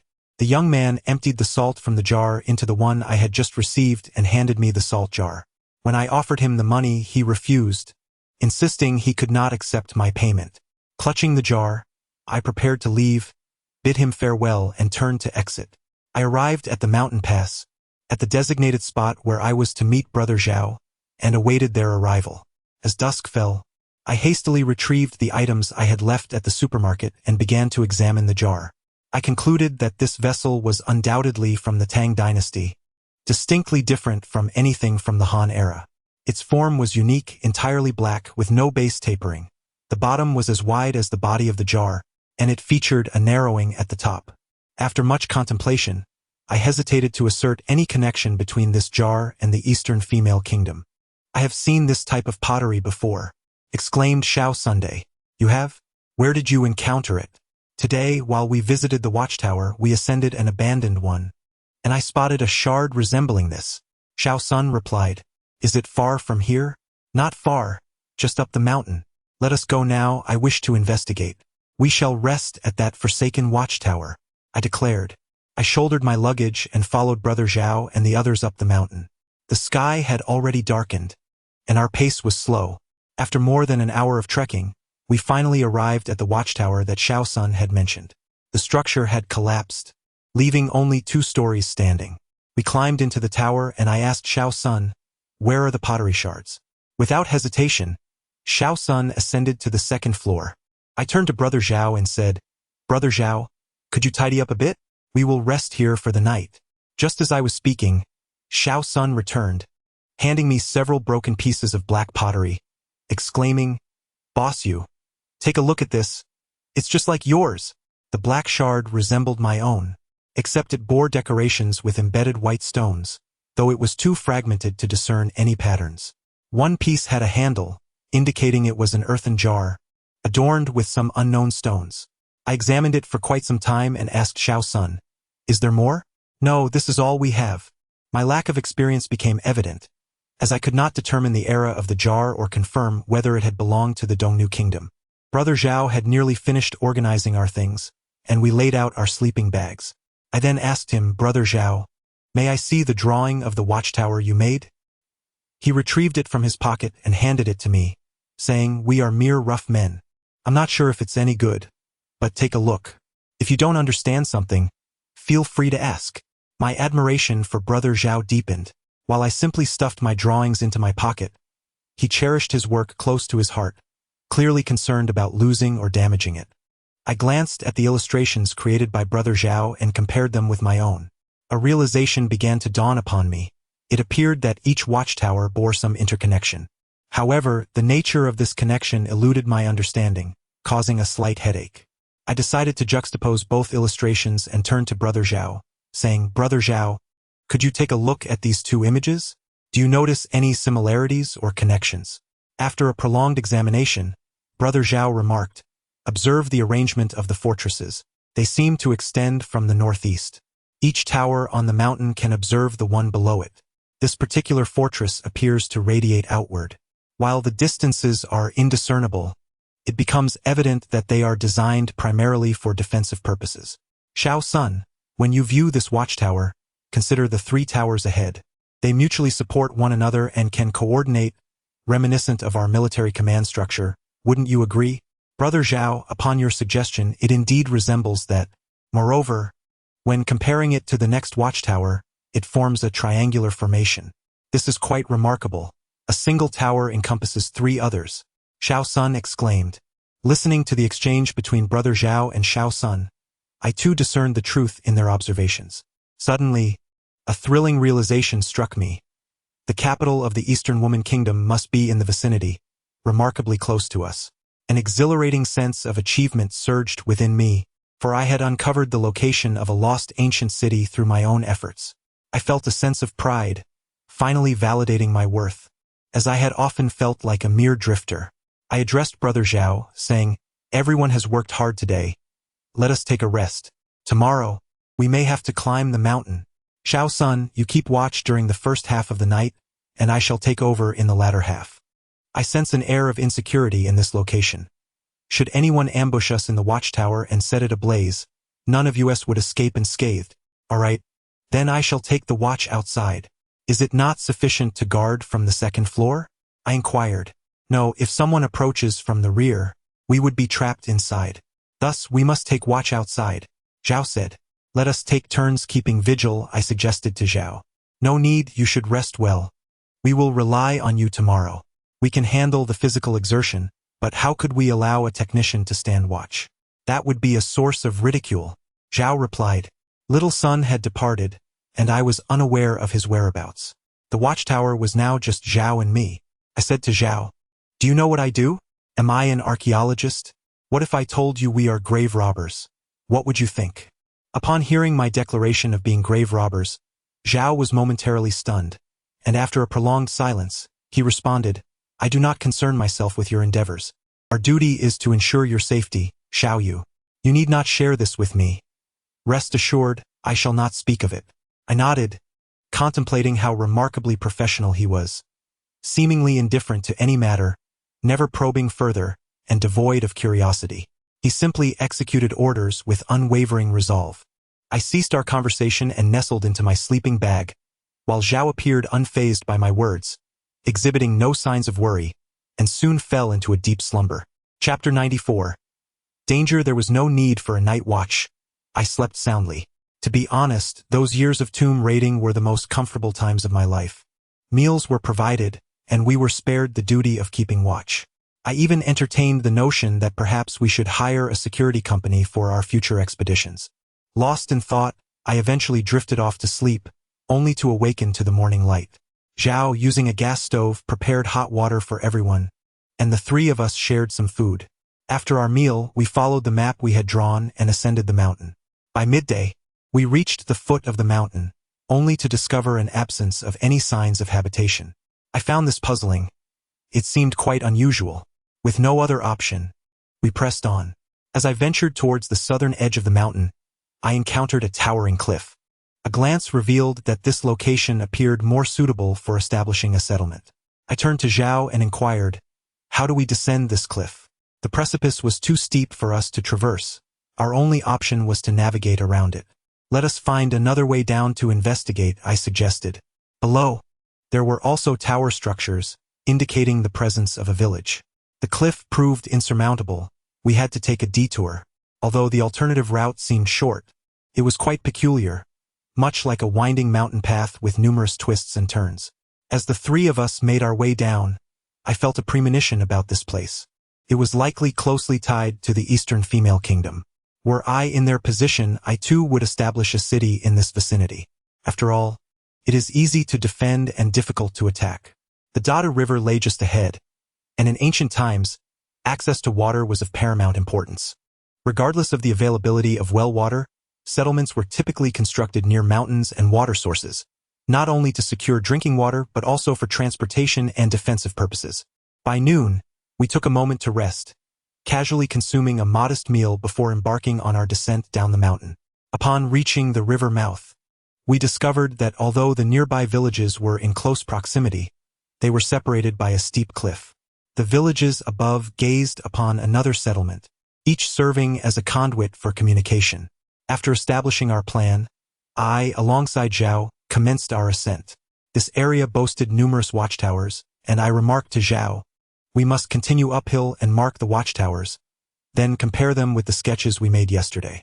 Zhao nodded in agreement, offering no further commentary. With 3 villages in sight, we made our way directly to the highest one to investigate any potential discoveries. Upon reaching the summit, I noticed a path leading further up the mountain.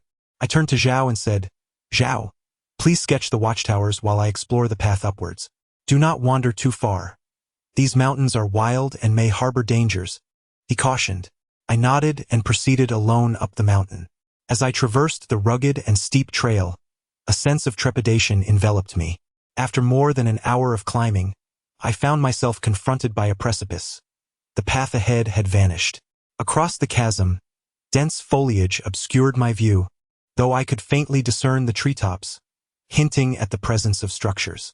Intrigued, I yearned to explore further to determine if any routes were accessible. Reaching the base of the cliff, I noticed artificial grooves etched into the rock, suggesting that a path once existed here, allowing passage to the opposite side. The grooves held remnants of broken timber. I picked up a stone and struck the wood, producing a sharp crack as it splintered apart. After descending a considerable distance, I discovered that this cliff was insurmountable. To reach the mountain on the opposite side, I would have to climb up. Lacking any mountaineering experience, I was nonetheless compelled to attempt the ascent due to the absence of human presence for an extended period. The cliff was adorned with numerous trees. I placed my backpack at the base of the cliff and began to scale the trees. Although the trees offered some support, they were not particularly robust, and I relied solely on my lightweight frame. Halfway up, a sudden realization struck me. I had acted recklessly. My legs began to tremble, and the height below instilled a profound fear. A fall would spell disaster. If not death, then surely a debilitating injury. I found myself in a dilemma, unsure whether to continue upwards or descend. After some contemplation, I concluded that descending was the wiser choice. Without adequate protection, a fall could mean my end, and I would wait for Zhao and the others to devise a plan. Utilizing 3 small trees, I had managed to ascend several meters. Grasping the branches, I cautiously began my descent. Upon reaching the second tree, I stepped onto a protruding rock, descending slowly. As I approached the first tree, I prepared to grasp its branch, but a gust of wind thwarted my efforts. My already trembling legs faltered, and the rock beneath me gave way, sending me plummeting to the ground. The ground was strewn with stones, and near the cliff's edge were a few small trees. Upon impact, my limbs seemed to betray me, unresponsive to my commands. A buzzing filled my ears, and my vision gradually faded into darkness. I cannot ascertain how much time has elapsed. I merely sensed a hand striking my face. I attempted to open my eyes, yet my eyelids felt exceedingly heavy, rendering me incapable of doing so. Subsequently, I fell into a state of oblivion. I was unaware of how long had passed when I sensed someone moving me. However, I could not awaken at that moment. After an indeterminate duration, I found myself groggily regaining consciousness. I exerted effort to open my eyes and beheld a flickering fire. My eyes were finally able to part, albeit only slightly. I coughed softly, and upon hearing my cough, Zhao hurried to support me, aiding in my breathing. I uttered to Zhao, "It hurts. Xiao Yu has finally awakened. You frightened me," he exclaimed. "Do not speak. Rest for a while and drink some water." He offered me water, yet I found it nearly impossible to swallow. Pain coursed through my body, particularly in my head, which ached intolerably, and I felt utterly drained of strength. I communicated to Zhao, "It hurts. Please, refrain from speaking. Wait until morning. I will venture out to seek help. It is night, and I fear it may not be safe. I hope Xiao-sun and the others will come looking for me." I could scarcely comprehend Zhao's words, only able to perceive his silhouette. I yearned to move, but movement brought forth an overwhelming agony throughout my body, and soon I succumbed to unconsciousness once more, left with no knowledge of what transpired afterward. In moments of lucidity, I felt an excruciating ache permeating my entire being, devoid of vitality, and I could hear the sound of my own breath. During my unconsciousness, I experienced a sensation of being in an eerily tranquil place, akin to being ensconced in a pitch-black chamber, surrounded by darkness, as if I were floating in the void. In those moments, I even questioned whether I had succumbed to death. Chapter 95. Fate. I am uncertain how much time has elapsed, but upon awakening, I find myself in a markedly better state than before. To my surprise, Zhao is no longer present, and around me, the embers of a nearly extinguished fire flicker feebly. I am lying in a sleeping bag, still cocooned within its fabric. A troubling thought crosses my mind. Has Zhao abandoned me? How inconsiderate, boasting of his commitment to my safety only to leave me to my fate. It appears that relying on others is far less dependable than relying on oneself. Glancing towards the dying fire, I notice some dried branches nearby, neatly chopped. Zhao, to his credit, has shown a semblance of kindness by leaving me some firewood. I contemplate adding it to the fire, hoping to summon a bit more warmth. However, as I attempt to move, a wave of pain engulfs me, particularly in my feet, rendering me hesitant to stir. I am uncertain whether my injuries are merely bruises or a fracture. My thoughts drift to my backpack. I turn about searching for it, only to discover it has vanished. A surge of frustration compels me to curse Zhao's household. It is one thing to depart, but if he harbored intentions of abandoning me, could he not have at least left me some means of survival?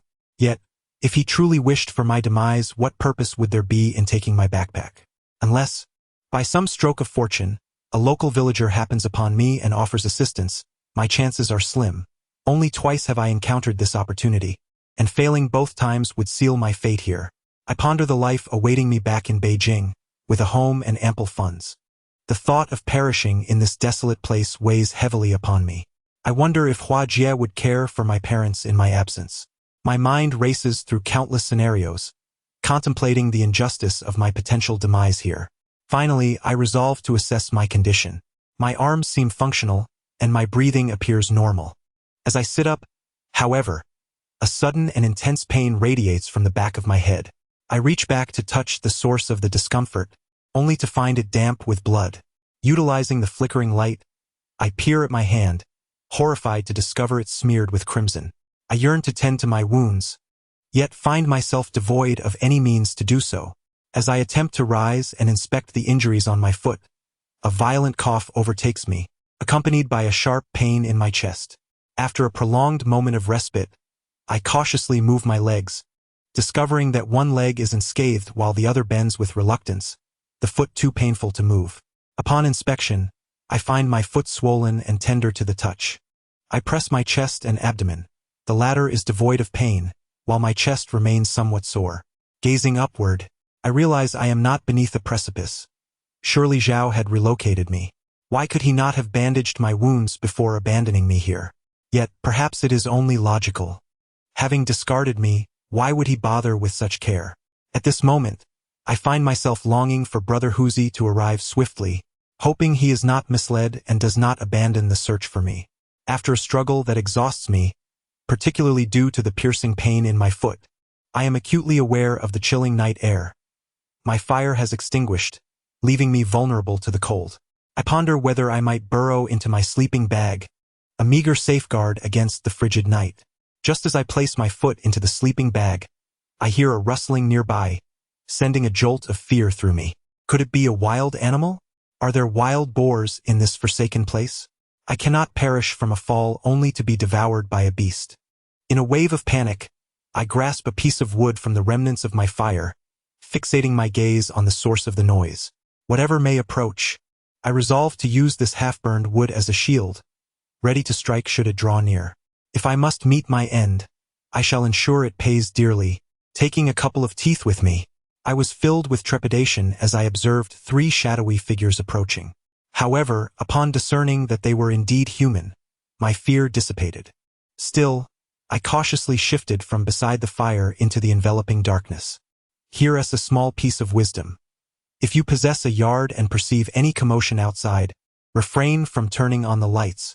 Illuminating your surroundings merely reveals your location, granting the other party an opportunity to prepare. By remaining in darkness, they cannot see you, allowing you to ambush them. Thus, I endeavored to position myself in the shadows, ready to strike. As I crawled, a familiar voice pierced the night. "Xiao Yu, are you all right? Huh? Why does that voice sound so familiar? It seems I have heard it before. I am grateful to the organization for not abandoning me." Brother Hu, upon seeing me, was taken aback and exclaimed, "What happened to you? Are you hurt?" "Brother, please don't concern yourself with my predicament. Just help me bandage my head. It seems to be bleeding profusely." "We have no bandages," Brother Hu replied, swiftly removing his clothing and tearing the sleeves from his long-sleeved shirt to assist me. "What is your current condition? Can you walk? Please be gentle. It hurts. I can't walk at all. My foot is swollen like a bun, and I can only crawl. As long as you can crawl, there's no grave issue. Brother Zhao, I thought you had forsaken me. You promised to protect me, and when I awoke to find you absent, I feared you had left me to my own devices." Brother Zhao remained silent, awkwardly scratching his head, before turning to Xiao Sun and instructing, "Xiao Sun, come with me to chop down a tree. We shall fashion a stretcher to carry Xiao Yu out and hasten to the hospital." Zhao and Xiao Sun ventured into the woods to chop trees, leaving only Huzi and me behind.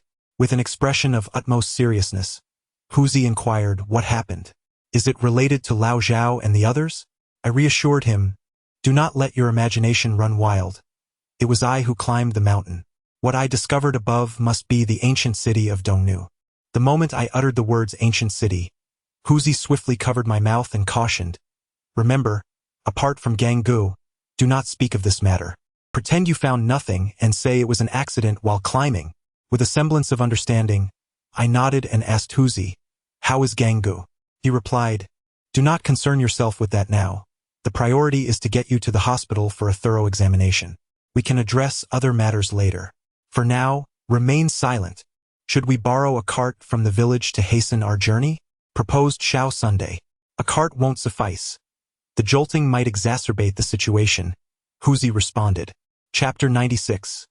An outburst as they carried me. The jostling made me nauseous, and I vomited along the way. Huzi was extremely anxious, fearing that I had sustained a head injury, when in truth it was merely the 3 of them shaking me about. Upon witnessing my condition, the group wasted no time and hurried me to the hospital, which was conveniently nearby. Upon my arrival, the doctors were taken aback and instructed them to place me on a hospital bed. Turning to Huzi, one doctor inquired what happened to this individual. "He fell while climbing," Huzi replied. The doctor proceeded to shave my hair, preparing to stitch the gash on my head. I asked, "What about my foot? Is it broken?" The doctor forbade me from speaking. I endured a long morning before I was finally assigned to a hospital bed. Brother Huzi arranged for Brother Zhao to keep me company while he went to find Brother Gang.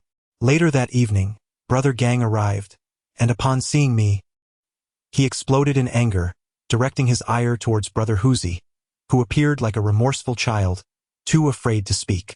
It was evident that Brother Gang was extremely upset, and Brother Zhao seemed to carry a sense of guilt, addressing Brother Gang with, "Boss, please don't be angry. This is all my fault. I failed to protect Xiao Yu." Brother Gang sat beside me, holding my hand with genuine concern, saying, I warned you all to prioritize safety, yet you refused to listen. Brother Zhao glanced at the time and suggested going out to get some food for everyone, taking Xiao Sun with him. Now only the 5 of us remained. I excitedly told Brother Gang, I think I've discovered the ancient city of Dongnu Kingdom. I fell right beneath that cliff. If you go now, you'll find it. The fortress is constructed for defense. Brother Gang replied, don't worry about that. Just focus on resting. He instructed the others to care for me and said to Zhang Tao, you come with me. After he finished speaking, he turned and departed. Brother Hua escorted Brother Gang out, and the 2 of them sat around me, beginning to lay into me with endless reproaches about my lack of safety awareness, questioning why I took risks without Brother Huzi, why I attempted to climb that cliff alone, and whether Zhao and the others had any involvement in this misadventure. I felt a bit overwhelmed by their inquiries, so I interjected, brothers, please stop asking. You're giving me a headache. I didn't do this on purpose. I'm not foolish. Zhao, possessing a keen sense of awareness, understood the importance of knocking before entering, mindful of our concerns and the potential impact of our conversation. He arrived with an abundance of food, and we gathered around to partake in the meal. Zhao prepared a bowl of porridge for me, though it resembled rice steeped in hot water. Later that evening, the doctor visited to check on my condition and mentioned that using the restroom might pose difficulties, suggesting the use of a cane. I found the notion somewhat disrespectful and felt embarrassed. I adamantly refused it. However, as the night progressed, I found myself distressed by the need to relieve myself, reluctant to have Zhao carry me. Ultimately, I had no choice but to lean on Zhao for support to reach the bathroom. Present, only one of my legs is immobile, and while I yearn to rise from the bed, it requires considerable effort. Each attempt to move causes excruciating pain, particularly in my chest and head, leaving me reliant on Zhao's assistance. I managed to doze off during the day, though my slumber was fraught with discomfort, often roused by pain. Perhaps the relaxation of daylight hours made the nighttime agony more pronounced. As I lay in a daze, unable to find true rest, I spoke to Gang, pleading, could you possibly wait a couple more days? I wish to accompany you to see the ancient city. I expressed my desire to visit the ruins I had discovered, assuring him that I would merely observe and not partake in any labor. Gang patted my hand, spending a moment with me before departing with Hua, expressing his intention to explore the ancient city. Zhang Tao, remaining behind, inquired, how did you come across the ruins of Dongnu Kingdom? I recounted everything that transpired after we parted ways that day, and Zhang Tao listened intently. In the end, I also shared with him the incident of my fall from the cliff. Zhang Tao remarked, who climbs a cliff like that? You're courting disaster. Without modern equipment, why would you foolishly attempt to ascend? At that moment, it wasn't foolishness on my part. Anyone in my position would have done the same, driven by curiosity. After all, we were a group of individuals in search of something that now lay before us, merely a cliff separating us from our goal. Perhaps I was a bit rash. Had I waited for Brother Zhao and the others to arrive, such a predicament could have been avoided. As I pondered this, a thought struck me. What had happened to my black pottery jar? I called out for Brother Zhao, who was outside. Upon hearing my voice, he entered and inquired if I needed assistance, wondering if I wished to use the restroom. Brother Zhao, where is my black pottery jar? I asked. I was uncertain of its whereabouts. I recalled that after we had retired for the night, it had vanished by morning. Surely, it hadn't been left in that watchtower. Zhang Tao nodded and left with Brother Zhao. Meanwhile, I lay on the hospital bed, feeling a pain I hadn't experienced the previous day. Today, my entire body ached severely, and I noticed blood-streaked phlegm. I called for the doctor, who explained that the intensity of my fall had been quite severe, and because I had not relaxed during the incident, I hadn't felt the pain at the time. Experiencing pain today is normal. There is nothing to worry about, he reassured me. Chapter 97. Boss Chun. As soon as the doctor departed, Brother Huzi entered, saying to me, it seems that Brother Tao and old Zhao have gone to retrieve that black pottery jar. I'm here to take care of you. I understood. It was I who had sent them. What was this black pottery jar that warranted such a trip? After you departed that day, I ventured to a watchtower to examine its layout, and by chance, I encountered a black ceramic pot, entirely shrouded in darkness. I could not discern its era, Yet I am certain it is neither a Han Dynasty relic nor a contemporary piece. It starkly contrasts with the pottery we commonly encounter. I surmise it may be linked to the Eastern Woman Kingdom. No wonder they were in such a hurry. They exchanged a brief greeting and departed. I pondered what sort of jar it might be. Xiaoyu, next time do exercise caution. I went to find Gang Gu, and throughout the journey, I was anxious for your safety, fearing you might encounter misfortune. You were so headstrong, attempting to scale cliffs. Had you truly faced a mishap, what could we have done? Brother Huzi admonished me. I chuckled and replied, I was overwhelmed with excitement. I had finally discovered that location. I believed I could ascend, but halfway up, I lost my nerve and tumbled down. Had I fallen while climbing, you would never have seen me again. Brother, that ancient city was our discovery. We ought not to follow along. After all the effort we exerted and my unfortunate fall, I insist on going. By the way, Huzi, could you procure a crutch for me? I need to practice first. I got out of bed to try it out, though I struggled to manage it. This natural wooden crutch is merely Y-shaped. After contemplating for a while, I remarked to Zhang Tao, had I discovered this branch earlier, it could have made a splendid slingshot. Zhang Tao, seemingly exasperated, retorted, it was specifically crafted for you. Just make do with it. Stop being so picky. You have no idea how long we labored with the saw and knife, and yet you still find fault.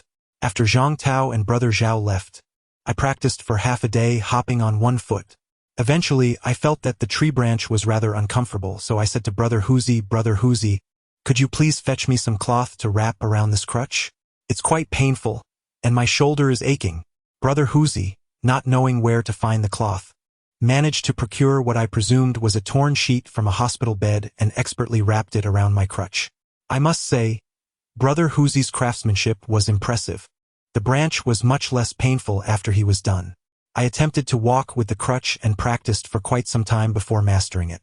The following morning, the doctor, accompanied by a nurse, came to administer an injection. I inquired about when my foot would heal, and the doctor replied that I would need a week's worth of anti-inflammatory injections to assess the swelling, and that it would take another week. Such a lengthy period. How can I possibly visit the ancient city? Just as I was feeling despondent, Brother Gang arrived with Boss Chun, followed by 3 elderly gentlemen carrying some fruit. Upon seeing my bandaged head and swollen foot, he chastised his subordinates, saying, how could you let him get hurt like this? You're all utterly useless. After reprimanding them, Boss Chun quickly took a seat by my bedside and said, truly, you are a prized disciple of Li Baotou. We owe it to you, otherwise, it might have taken us much longer to locate the ancient city of Donggua. Focus on your recovery. All expenses will be covered by the company, so you need not worry about anything else. He then gently patted my hand. Boss Chun praised me, and Brother Gang, being modest, remarked to Boss Chun, young people can be overly eager in their endeavors. Do not praise him too much, lest he stirs up more trouble. The performance was commendable. It began with a reprimand directed at his subordinates, which demonstrated his genuine concern for me. This matter bore no connection to his team, and moreover, Zhao did not actually arrive. This was merely a fade for the benefit of Gang Gu. The 3 elderly gentlemen approached the bed with utmost courtesy, showering me with compliments that left me feeling quite bashful. I addressed Boss Chin, saying, you are being too kind, Boss Chin. This is our duty. It was simply an unexpected turn of events. Please refrain from scolding them. They are not at fault. My own desire for recognition led to this incident, and I regret having wasted everyone's time. Upon hearing my words, Boss Chun smiled and replied, make sure to rest well. As for future tasks, you need not worry. We will handle everything. He then turned to his subordinates, instructing them to inform the doctor that no expense should be spared to ensure no lasting health issues arise. If the medical facilities here are inadequate, they should promptly transfer me to Chengdu for treatment. Boss Chen then proceeded to peel an apple for me. One of the elderly gentlemen, who had been scolded by Hu Zi, approached and asked, young man, where did you find that fragment of black pottery? Is it the one embedded with white stones that the professor mentioned? Yes, precisely that one. I inquired out of curiosity, Professor, based on your expertise, what era does this black pottery fragment belong to, and does it have any connection to the Dongnu Kingdom? The old man glanced at the people around, and the security personnel discreetly exited the room. With a smile, He addressed me.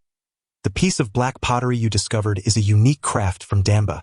The inlay resembles the descriptions found in the records of the Eastern Woman Kingdom. I stumbled upon this black pottery in an abandoned watchtower. I have not encountered it again. If you wish to find more, I suggest searching the nearby villages thoroughly to see if there are any complete pieces. Unfortunately, only fragments remain. If a complete piece could be unearthed, it would greatly contribute to the study of the Eastern Woman Kingdom. The professor sighed heavily. Chapter 98. Brother Zhao, I thought to myself, who doesn't know that this black pottery is a treasure? Not just you, Professor. Even I am aware of its value. How could I possibly part with a complete piece if I found one? It's out of the question. Once I take it to Beijing, who knows what it could fetch? Besides, this isn't something that can merely be evaluated in monetary terms. Boss Chun handed me a peeled apple, and I quickly accepted it. Thank you, Boss Chun. You are too kind to go through the trouble of peeling an apple for me. Amused, you old fox. Why didn't you mention this when you were threatening Brother Gang? Now that you've discovered the Eastern Woman Kingdom, you pretend to be amiable with me. Don't let me get my hands on you. At that moment, Boss Chun added, let us all leave. We shouldn't disturb Xiao Yu's recovery. He needs to rest well. After Boss Chun departed, Brother Huzi left with Brother Gang and the others, while Brother Hua remained to take care of me. He kindly prepared some food, and just as I finished eating, I noticed Brother Zhao's arrival. Observing that I had already dined, he lifted the meal in his hand for me to see and remarked, I arrived late. I was concerned you hadn't eaten, so I made you something. Boss Chun instructed me to have someone look after you. I worried that you might not be familiar with them, which is why I came. They should be heading into the mountains in the next few days. Is it really necessary to rush into the mountains so soon? I inquired. Brother Zhao, how long has Boss Chun employed you? Is it a daily rate or do you earn a profit from this? Brother Zhao, do you have something on your mind? Your brother's wedding, what does it have to do with you? My brother works in Beijing, where the housing prices are exorbitant, making it impossible for him to afford a home. As his older brother, I feel powerless to assist him. I remained silent. Such matters were beyond my ability to resolve. My intention was to recruit Brother Zhao into our team after this task, as an additional hand would strengthen our group. However, this decision required Brother Gang's approval. Brother Hua chuckled heartily, saying, surviving great difficulties surely brings future blessings. It's not a significant issue. Everything will be fine. After receiving my injection, I felt the urge to use the restroom. Brother Zhao offered to assist me, but I declined, wanting to try using the crutch on my own. To my surprise, after some practice last time, I managed quite well this time. Being able to go to the restroom independently was a relief, as I felt it would be an imposition on them otherwise. The following day, Brother Gang arrived with everyone and advised me to rest well, as they would venture into the mountains the next morning. Brother Huzi and Brother Zhao stayed at the hospital to care for me, while the others would ascend together. Concerned, I suggested to Brother Gang that Brother Zhao could tend to me alone, allowing Brother Huzi to accompany him, which would ease my mind somewhat. After some persuasion, Brother Gang ultimately acquiesced, permitting Brother Zhao to remain with me while the rest embarked on their journey. Given the number of individuals on the opposing side, it seemed prudent to have at least one companion with me, for should any unforeseen circumstances arise, being left alone would be quite distressing. On the 6th day in the hospital, I noticed a troubling issue. There was blood in my sputum, which alarmed me greatly. Brother Zhao summoned a physician, who assured us that this was a normal occurrence resulting from bruising sustained during the fall. It would resolve itself in a few days. Over 10 days later, the doctor informed me that the stitches on my head could be removed. As he delicately extracted the sutures, I felt a wave of relief wash over me, no longer needing to have my head bandaged. Meanwhile, the swelling in my foot had also subsided considerably. I inquired if there was a way to expedite the reduction of swelling, and the doctor recommended warm compresses, which would hasten the healing process. Feeling confident that I was on the mend, I expressed to Brother Zhao that I no longer required his assistance and suggested we take a day to rest before heading into the mountains ourselves. While I was not opposed to the idea of venturing into the mountains, I questioned whether he was truly prepared for it. The conditions in the mountains were vastly different from those here. There would be no food or drink, and we would have to camp in tents. He dismissed my concerns, stating that he had endured far worse in this line of work, and that this injury was merely a trifling matter. Thus, we resolved to embark on our mountain journey the following day. Upon observing my resolute intent to depart, Brother Zhao refrained from further discourse. The following day, as I prepared to venture into the mountains, rain began to fall. While rain does not daunt me, it renders the paths perilously slippery. With my legs already struggling to ascend, a fall would complicate matters even further. How are you all faring, Brother Gang? I trust all is well. Brother Gang is doing fine, though he faces some difficulties. It has been raining incessantly for the past few days, rendering exploration impossible, and we are confined to our tents, which has caused a bit of restlessness among the group. Have there been any discoveries in the ancient city? You might be surprised to hear that, according to Brother Gang, this indeed was the capital of the Eastern Female Kingdom. Although it lies in ruins now, stepping inside allows one to feel the echoes of its former grandeur. Thus, we continue our methodical exploration, much like last time. We have delved halfway through the entire city, uncovering numerous shards of black pottery, some inscribed with characters believed to belong to the Eastern Female Kingdom's script. What are the current plans? Is there a subsequent course of action? Is there any raincoat available here, or can one be procured? Chapter 99. Splendor. Can we access the materials? It's not like we're examining unrelated documents. Surely reviewing some historical records poses no issue, right? I shall seek out Chun Boss's assistant to inquire. Given the thickness of these materials, I ponder how many days it would take me to locate what I need on my own. I called for Brother Zhao, who, upon seeing me sifting through the documents, asked what I required. I requested his assistance in finding records pertaining to the Eastern Female Kingdom. I was quite earnest in my search, while Brother Zhao scratched his head in confusion. We continued our search until evening, at which point Brother Zhao remarked, "Whenever I attempt to read, I feel the urge to sleep. I cannot manage this." Among the records regarding the Eastern Women's Kingdom, there exist only two notable accounts. The first is found in the Book of Sway, which serves as the earliest documentation, succinctly encapsulated in a mere 366 characters. The most significant phrase within this account is, "In the 6th year of the Kaihuang era, envoys were dispatched to pay tribute, and thereafter it ceased." The final 4 words of this statement warrant contemplation. Thereafter signifies the ending, while ceased implies a total demise. The term ceased can be interpreted in various ways, yet I perceive it as synonymous with obliteration. Thus, when paired with ceased, it conveys the notion of ultimate death, implying the annihilation of the kingdom. However, 3 centuries later, the Old Book of Tang also documents the Eastern Women's Kingdom, specifically mentioning its last queen.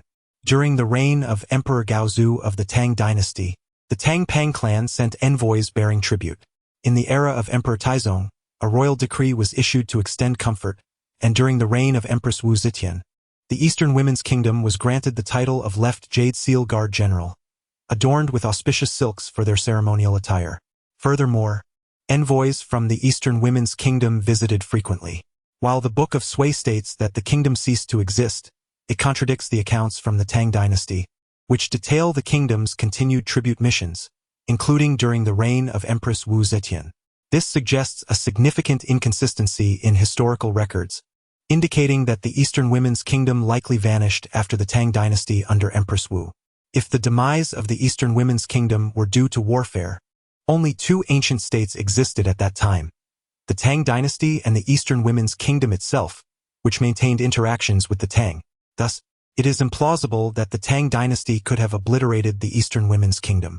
This leads to the conclusion that it was likely the Tibetan Empire that brought about its downfall. The relationship between the Tang dynasty and Tibet was characterized by a tumultuous blend of affection and animosity, featuring both marital alliances and frequent conflicts. Therefore, it is highly probable that the Eastern Women's Kingdom met its end at the hands of the Tibetan Empire. Later, I stumbled upon a rather dilapidated book, its cover long since deteriorated. According to its records, historically, the Eastern Women's Kingdom was annexed by Tubo, subsequently capitulating to the Tang dynasty, while simultaneously adopting a dual strategy to appease both powers. Upon learning of this, Tubo reclaimed the Eastern Women's Kingdom. The queen, along with her tribe, fled, although the whereabouts of their escape remain undisclosed. It appears my conjecture was not unfounded. Alas, where has the king of the Eastern Women's Kingdom vanished to? In the year 660, with so many kings having reigned, where did they construct their royal tombs? Noticing my size, Zhao mused aloud, Xiao Yu, this is no way to proceed. I believe that when the boat reaches the bridge, it will naturally straighten out. Once we visit the ancient city, we may uncover some clues. Historical records suggest that the last king of the Eastern Women's Kingdom, Bin, fled with his tribe. But where could they have escaped to? Is it possible they sought refuge in the Tang dynasty? While it is not out of the realm of possibility, the historical texts do not currently reflect this. Could it be that this group ventured into the mountains, concealing themselves within the vast wilderness? I approached Hua and inquired when he planned to enter the mountains, expressing my desire to accompany him. Hua replied that he would assess the weather.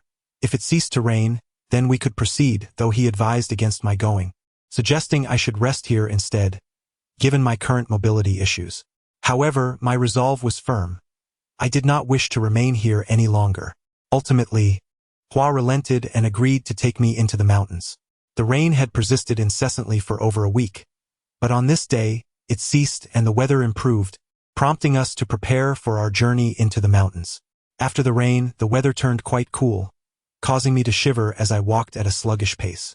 Huage and Zhao Ji had to wait for me, and Huage suggested that we should fashion a stretcher to carry me up the mountain. Concerned about wasting time, I urged Huage to proceed with Chun Boss's men while Zhao Ji and I ambled along at our own pace. After a moment's contemplation, Huage acquiesced to my suggestion and led Chun Boss's men ahead. The journey from the county town to the cliff should take no more than half a day, yet my legs took an entire day to traverse the distance. By the time we reached the precipice, it was already afternoon, and the sky was darkening.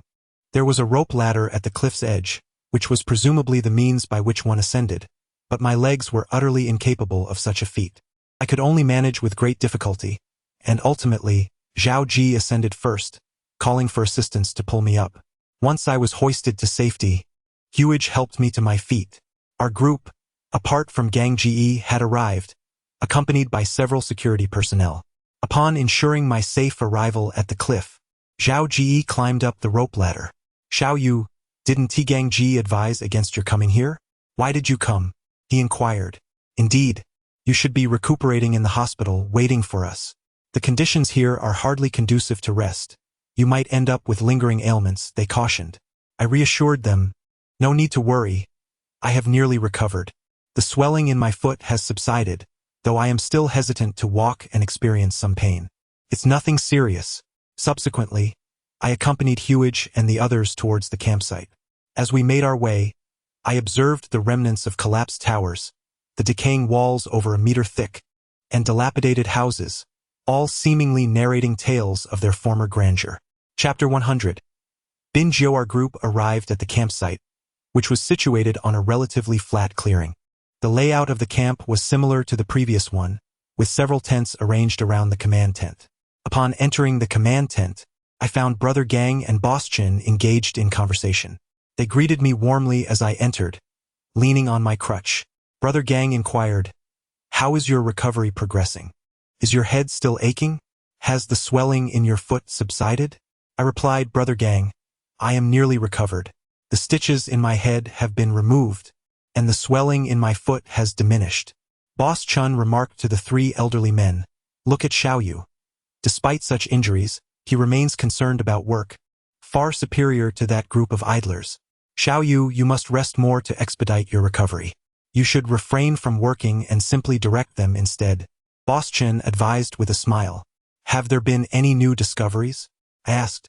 "We have explored more than half of the ancient city, yet still, there is little to show for it," he responded.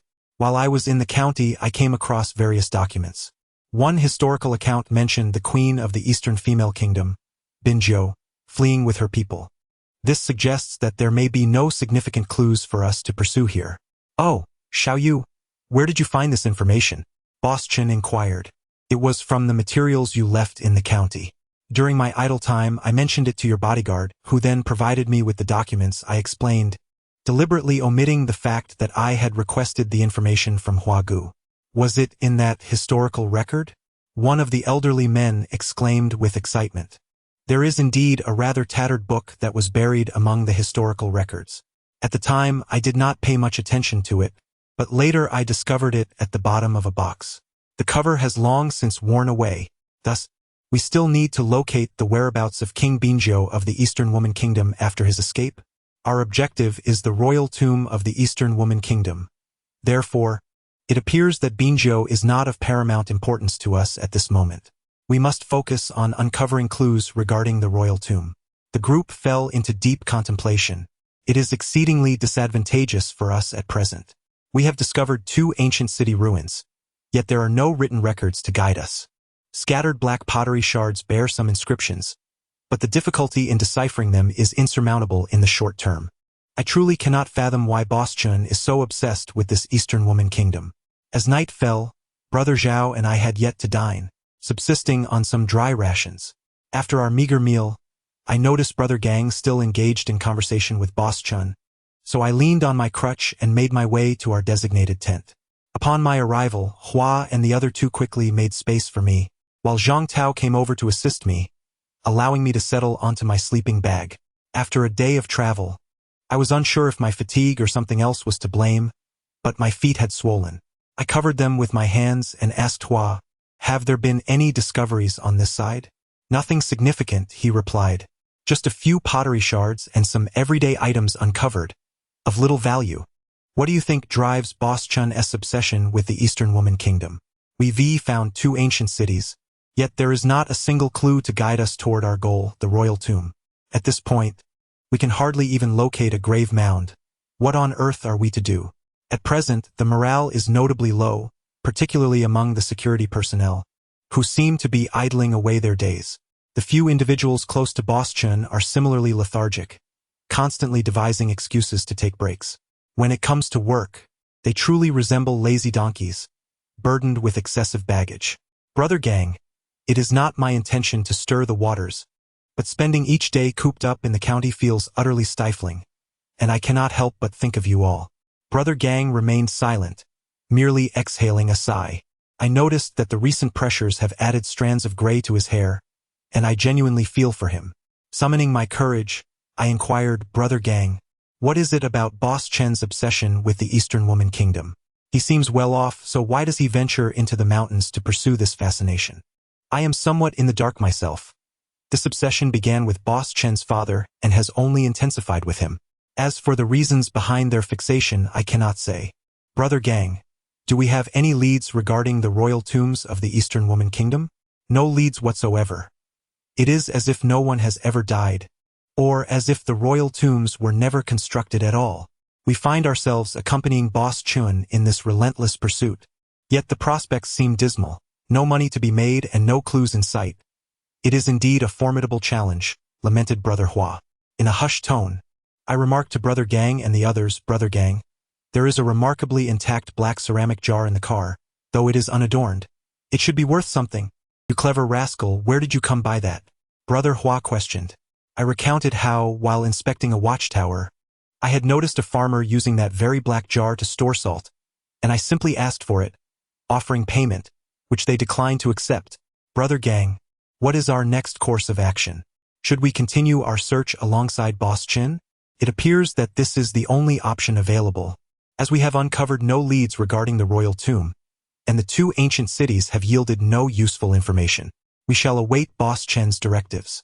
Brother Gang, do you think it is possible that the Eastern Women's Kingdom never had a royal tomb, but rather, as recorded, preserved their dead in jars instead of constructing elaborate mausoleums? I inquired with curiosity. It is uncertain at this point, yet even if a royal tomb of the Eastern Women's Kingdom exists, it would likely not be grand in scale. Considering the entire nation comprises only a few thousand people, such a vast tomb would be implausible.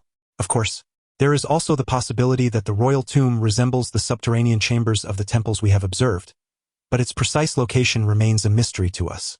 The tribes surrounding the Eastern Women's Kingdom, whether they be the Tanguts, Tibetans, or from the Tang dynasty, practiced earth burial, while only the Eastern Women's Kingdom buried their nobles in a unique manner, either flaying the deceased or placing their bones in jars, intermingled with gold dust before burial. The king would be interred, accompanied by dozens of his ministers and kin who would perish alongside him, though it is not documented whether they were also entombed in jars. Over a decade ago, we discovered a burial chamber that adhered to such practices. Yet it bore no inscriptions, leaving its status as a royal tomb uncertain. Thus, all of this necessitates our unraveling. Chapter 101. The showdown. We conversed for an extended period, and eventually, fatigue overcame us. We succumbed to slumber. After a day of travel, my feet seemed to swell once more, and I wondered if the swelling would subside by morning. It appears that I must avoid exertion. The following morning, we awoke and shared a meal together. Although the flavor was rather mediocre, it truly quelled our hunger. The day's itinerary involved further exploration of the ancient city, and I found myself unable to assist, as I had no tasks assigned to me. Leaning on my cane, I laboriously ascended the city wall, where I beheld the entirety of the ancient town. On the ramparts, I discovered openings that were once used for archery, and between the watchtowers were narrow passages, barely wide enough for a single person to traverse. Within the city, there was a suspected stone well, while some of the watchtowers lay in ruin, half-collapsed structures dotting the landscape. Fortunately, one fortress had largely retained its original form, astonishingly perched upon a cliff. The well-preserved sections of the wall and towers were elegantly cloaked by several grand trees, which I assumed was the watchtower I observed. This ancient city imparted to me the sensation of stepping into a different realm. As everyone busily explored the ancient city, I stood atop the wall, observing their industriousness. It was evident that the security personnel were reluctant to engage in any labor, idly passing the time, while a few of Boss Chen's associates were marginally more diligent. I couldn't help but wonder why, as security, they were obliged to work. Was it not sufficient to merely ensure safety? Brother Zhao was also among those laboring, and I called out to him. He climbed up to the wall and inquired, "What's up, Xiaoyu?" I asked him, "A question for you. Aren't you responsible for security? Why are you working?" He replied, "Isn't it all for the money?" When Boss Chen arrived, he told us that if we worked alongside him, he would discreetly pay us 100 yuan daily. I finally understood. It was indeed Boss Chen's financial prowess at play. I told Brother Zhao, "Never mind, I was just curious."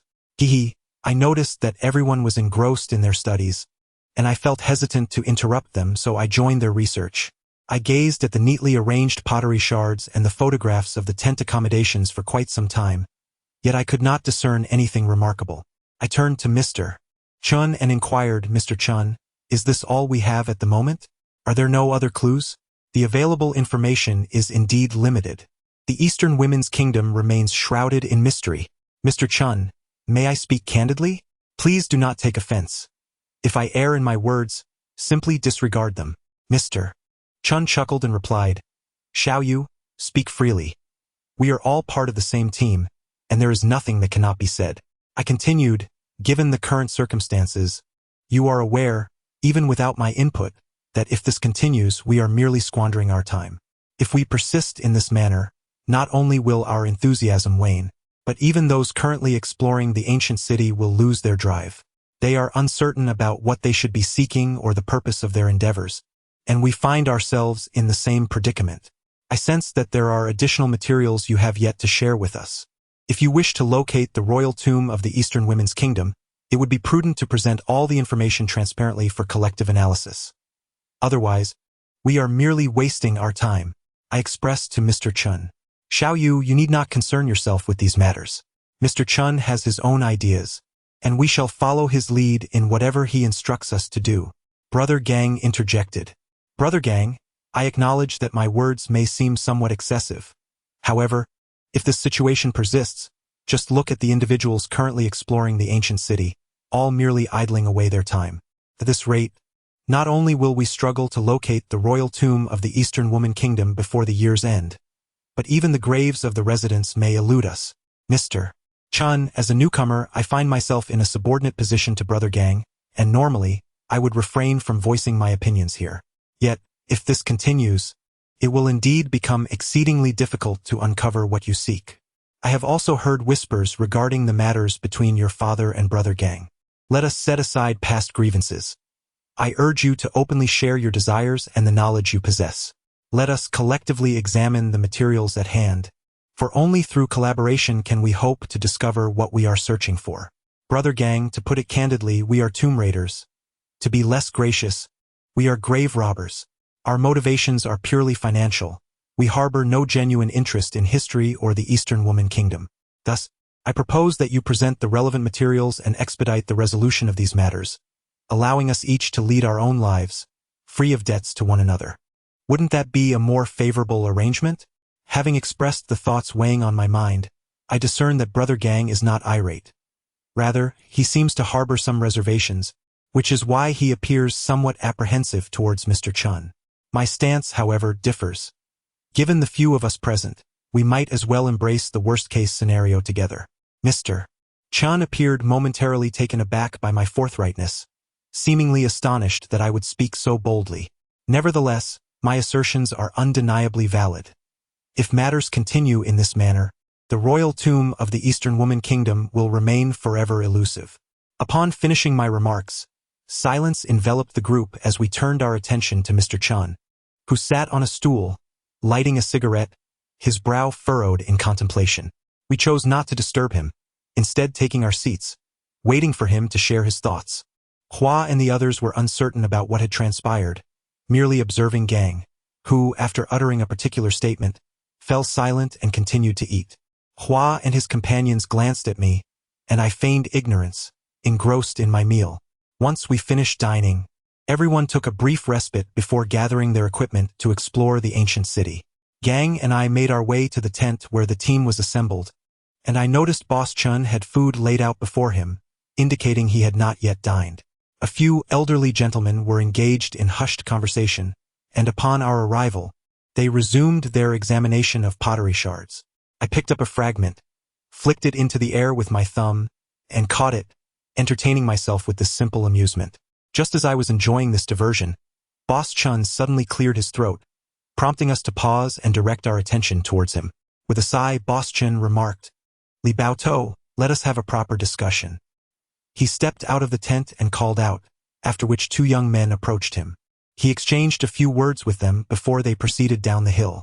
Boss Chun then summoned the cook, who entered the tent and inquired, "What is it, boss?" "Boil some water and brew us some tea," Boss Chun instructed. "All right." We observed Boss Chun directing his subordinates in silence, uncertain of his intentions. I glanced at Gang, who maintained a stoic expression, seated on a stool as he watched Boss Chun. The latter then addressed Gang, saying, "Li Bao To, I believe Xiao Yu has a point, and I wish to clarify the entire matter with you. There are too many prying eyes here. Let us step outside for a moment." Brother Gang remained silent, merely nodding as he awaited the unfolding of events. Chapter 102. The Golden Jar. The cook prepared tea for everyone in insulated cups, each person cradling a cup in their hands, finding warmth in the gesture. Boss Chun addressed us, saying, "Shall we take a stroll?" With that, he stepped out of the tent, and we followed him down the mountain. Upon descending, we arrived at a sloped meadow devoid of trees, where two individuals, as instructed by Boss Chun, were kindling a fire on the ground and had arranged several chairs around it. Boss Chun approached the fire and invited everyone. "Please take a seat. Let us engage in a meaningful conversation." Silence enveloped us as we gathered around the fire, the chill in the air palpable as our attire was insufficient for the cold. However, the warmth from the flames provided a considerable solace. Several of us turned our attention to Boss Chun, who began, "Ladies and gentlemen, I would like to elaborate on the matter concerning the Eastern Kingdom. This tale commences with my father, a figure familiar to many of you present, so I shall refrain from extensive introduction. In his earlier years, my father heard from a prominent individual about a remarkably skilled soothsayer, renowned for his accurate divinations. The challenge of securing a meeting with this soothsayer was akin to an insurmountable endeavor. The influential figure inquired whether my father could facilitate an introduction, aiding him in seeking the soothsayer's counsel. However, my father had no acquaintance with this soothsayer, let alone the ability to assist in such a matter. Subsequently, my father sought out this individual, who was reputed to possess a notoriously irascible temperament. Regardless of one's prowess or stature, he remained indifferent unless he encountered someone with a compatible disposition. However, this man had a penchant for alcohol, which led my father to frequently invite him for drinks, and over time they became quite acquainted. My father then solicited his assistance in divining the official prospects for a prominent figure, yet this individual vehemently refused, dismissing all offers of money or other incentives. On one occasion, after indulging excessively in drink, he divulged much that was perhaps better left unsaid. He claimed to be a descendant of the Eastern Woman Kingdom and asserted that his divination skills were inherited from the ancient practices of that realm, which accounted for the remarkable accuracy of his readings. He further confessed that he had only mastered the rudiments of this craft, and had he fully comprehended it, he would possess extraordinary abilities. The diviner revealed that the secrets of Eastern woman divination were entombed within the royal mausoleum of that kingdom, and he was in relentless pursuit of information regarding its whereabouts, hoping to uncover the complete methodology within his lifetime. Ultimately, my father had no choice but to approach the diviner once more, proposing that he assist in locating the royal tomb of the Eastern Woman Kingdom, with the stipulation that, upon its discovery, he would be obliged to work for the prominent individual, with financial and status rewards assured. The diviner acquiesced, yet my father was unprepared for the arduous quest to locate the royal mausoleum of the Eastern Woman Kingdom. The diviner entrusted my father with the information he had gathered over the years regarding the Eastern Woman Kingdom. I was present at the time and witnessed the records of the Eastern Woman Kingdom, which were quite similar to what we know today. However, there were certain accounts concerning the tombs of the Eastern Woman Kingdom, stating that after the death of the king, dozens of people were buried alongside him, a practice known as secondary burial. The sole distinction was that they were interred in golden vessels. However, there were no records detailing the exact burial sites. The diviner had also crafted a gilded urn himself, a remarkable piece standing at 1 meter tall, adorned with exquisite carvings of divine trees, azuras, and celestial birds. After sharing this, Boss Chun produced a photograph from his pocket and handed it to Brother Gang. After Brother Gang examined it, he passed it to the old man, who scrutinized it with a magnifying glass before passing it to another elder. Each person took turns observing it, eventually handing it to me.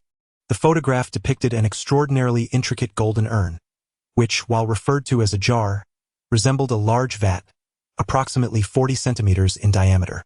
Due to the nature of the photograph, all I could discern were the carvings of the divine tree, upon which a bird appeared poised to either perch or descend. The urn's opening was adorned with gemstones, and its lid was externally set. As Boss Chun sipped his tea in silence, several pairs of eyes were fixed upon me. Noticing their gaze, I too remained silent, returning my attention to Boss Chen, who seemed reluctant to elaborate further. Brother Gang then inquired of Boss Chen, how did that diviner ascertain the appearance of the urn from the Eastern Woman Kingdom? This remains unclear. I merely provided the photographs to my father.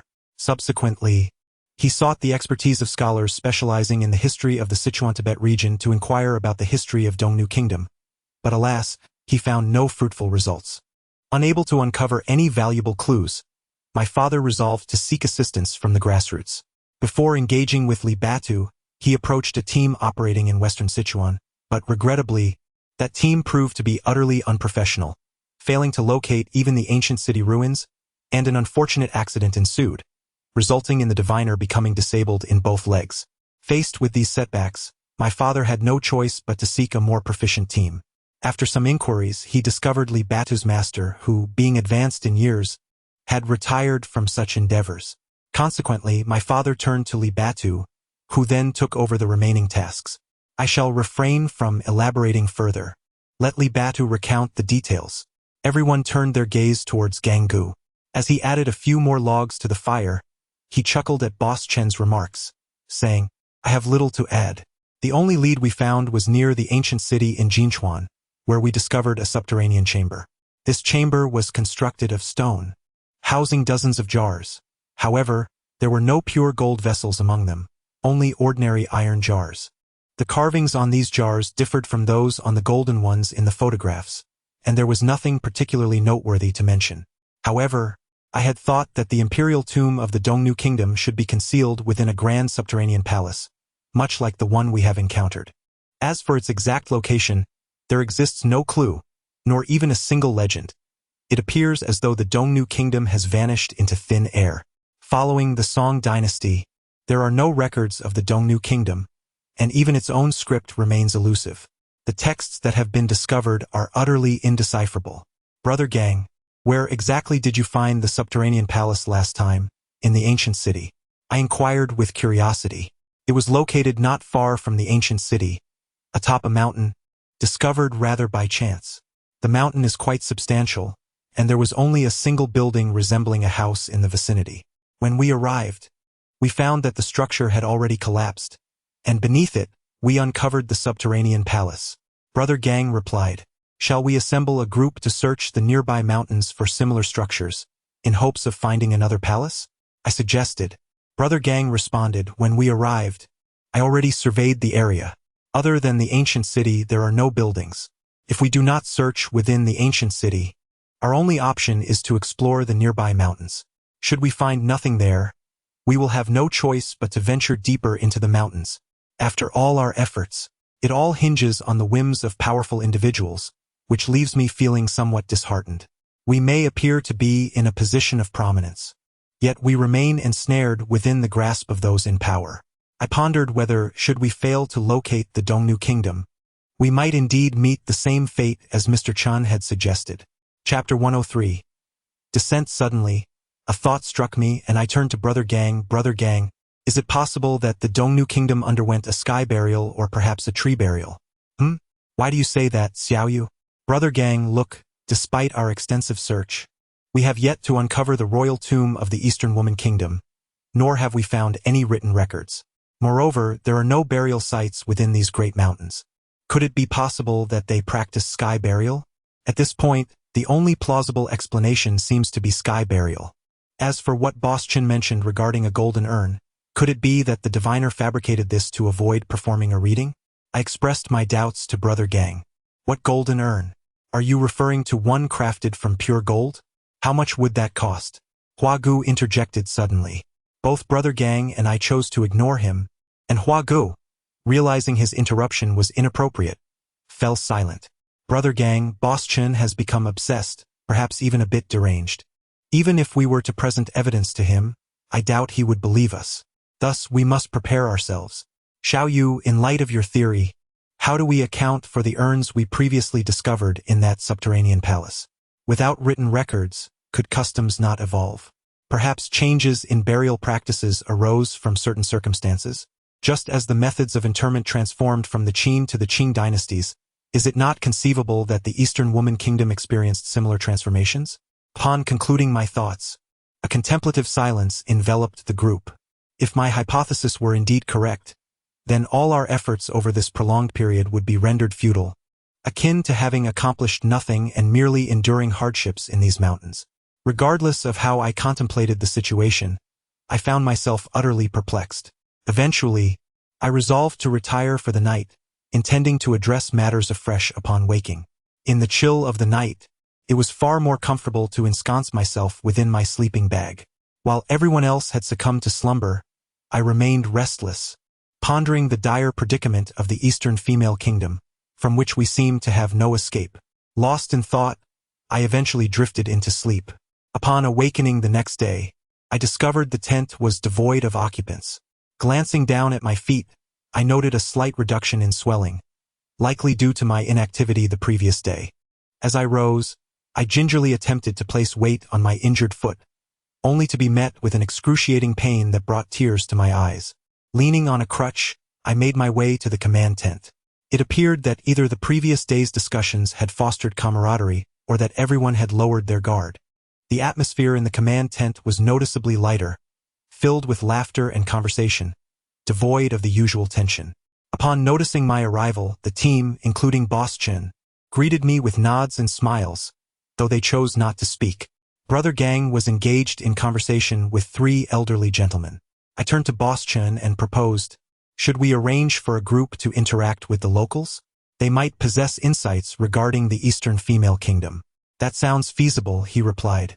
However, the locals' Mandarin is rather imperfect. I can organize a team and secure a guide under the pretense of conducting a study on local vegetation. It's best that the locals remain unaware of our true purpose. We should proceed with discretion. Indeed, your reasoning is sound, I concurred. Let us do this, Li Baotou.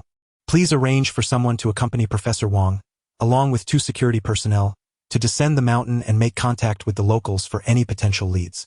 Xiao Yu, please summon your cousin. Supportive of my crutch, I arrived at the ancient city where Brother Huzi, accompanied by a security guard, was inspecting a foundation. I called out to him, Brother Huzi, come here, Brother Gang is calling. It took a couple of calls before he heard me, and with a Luoyang shovel in hand, he approached and inquired, what is it? I relayed, Boss Chin wishes for you to gather some intelligence from the locals. Brother Gang has asked you to go. I suggested, why not go yourself? It would ease your burden and allow you to recuperate from your foot injury. As we walked towards the tent, I remarked, do you think my foot is fit for mountain climbing? Are you worried I might recover too swiftly? Brother Huzi chuckled at my foot but chose not to respond. Upon reaching the tent, he addressed Brother Gang. You called for me. Yes, please take a seat. I will speak with you shortly. You all should tidy up and prepare to descend the mountain. I interjected, at my age, do I still need to be told what to do? Just accompany Brother Gang and rest assured, I am quite fine. With nothing pressing, I ventured to an intact watchtower, climbing and rolling my way up.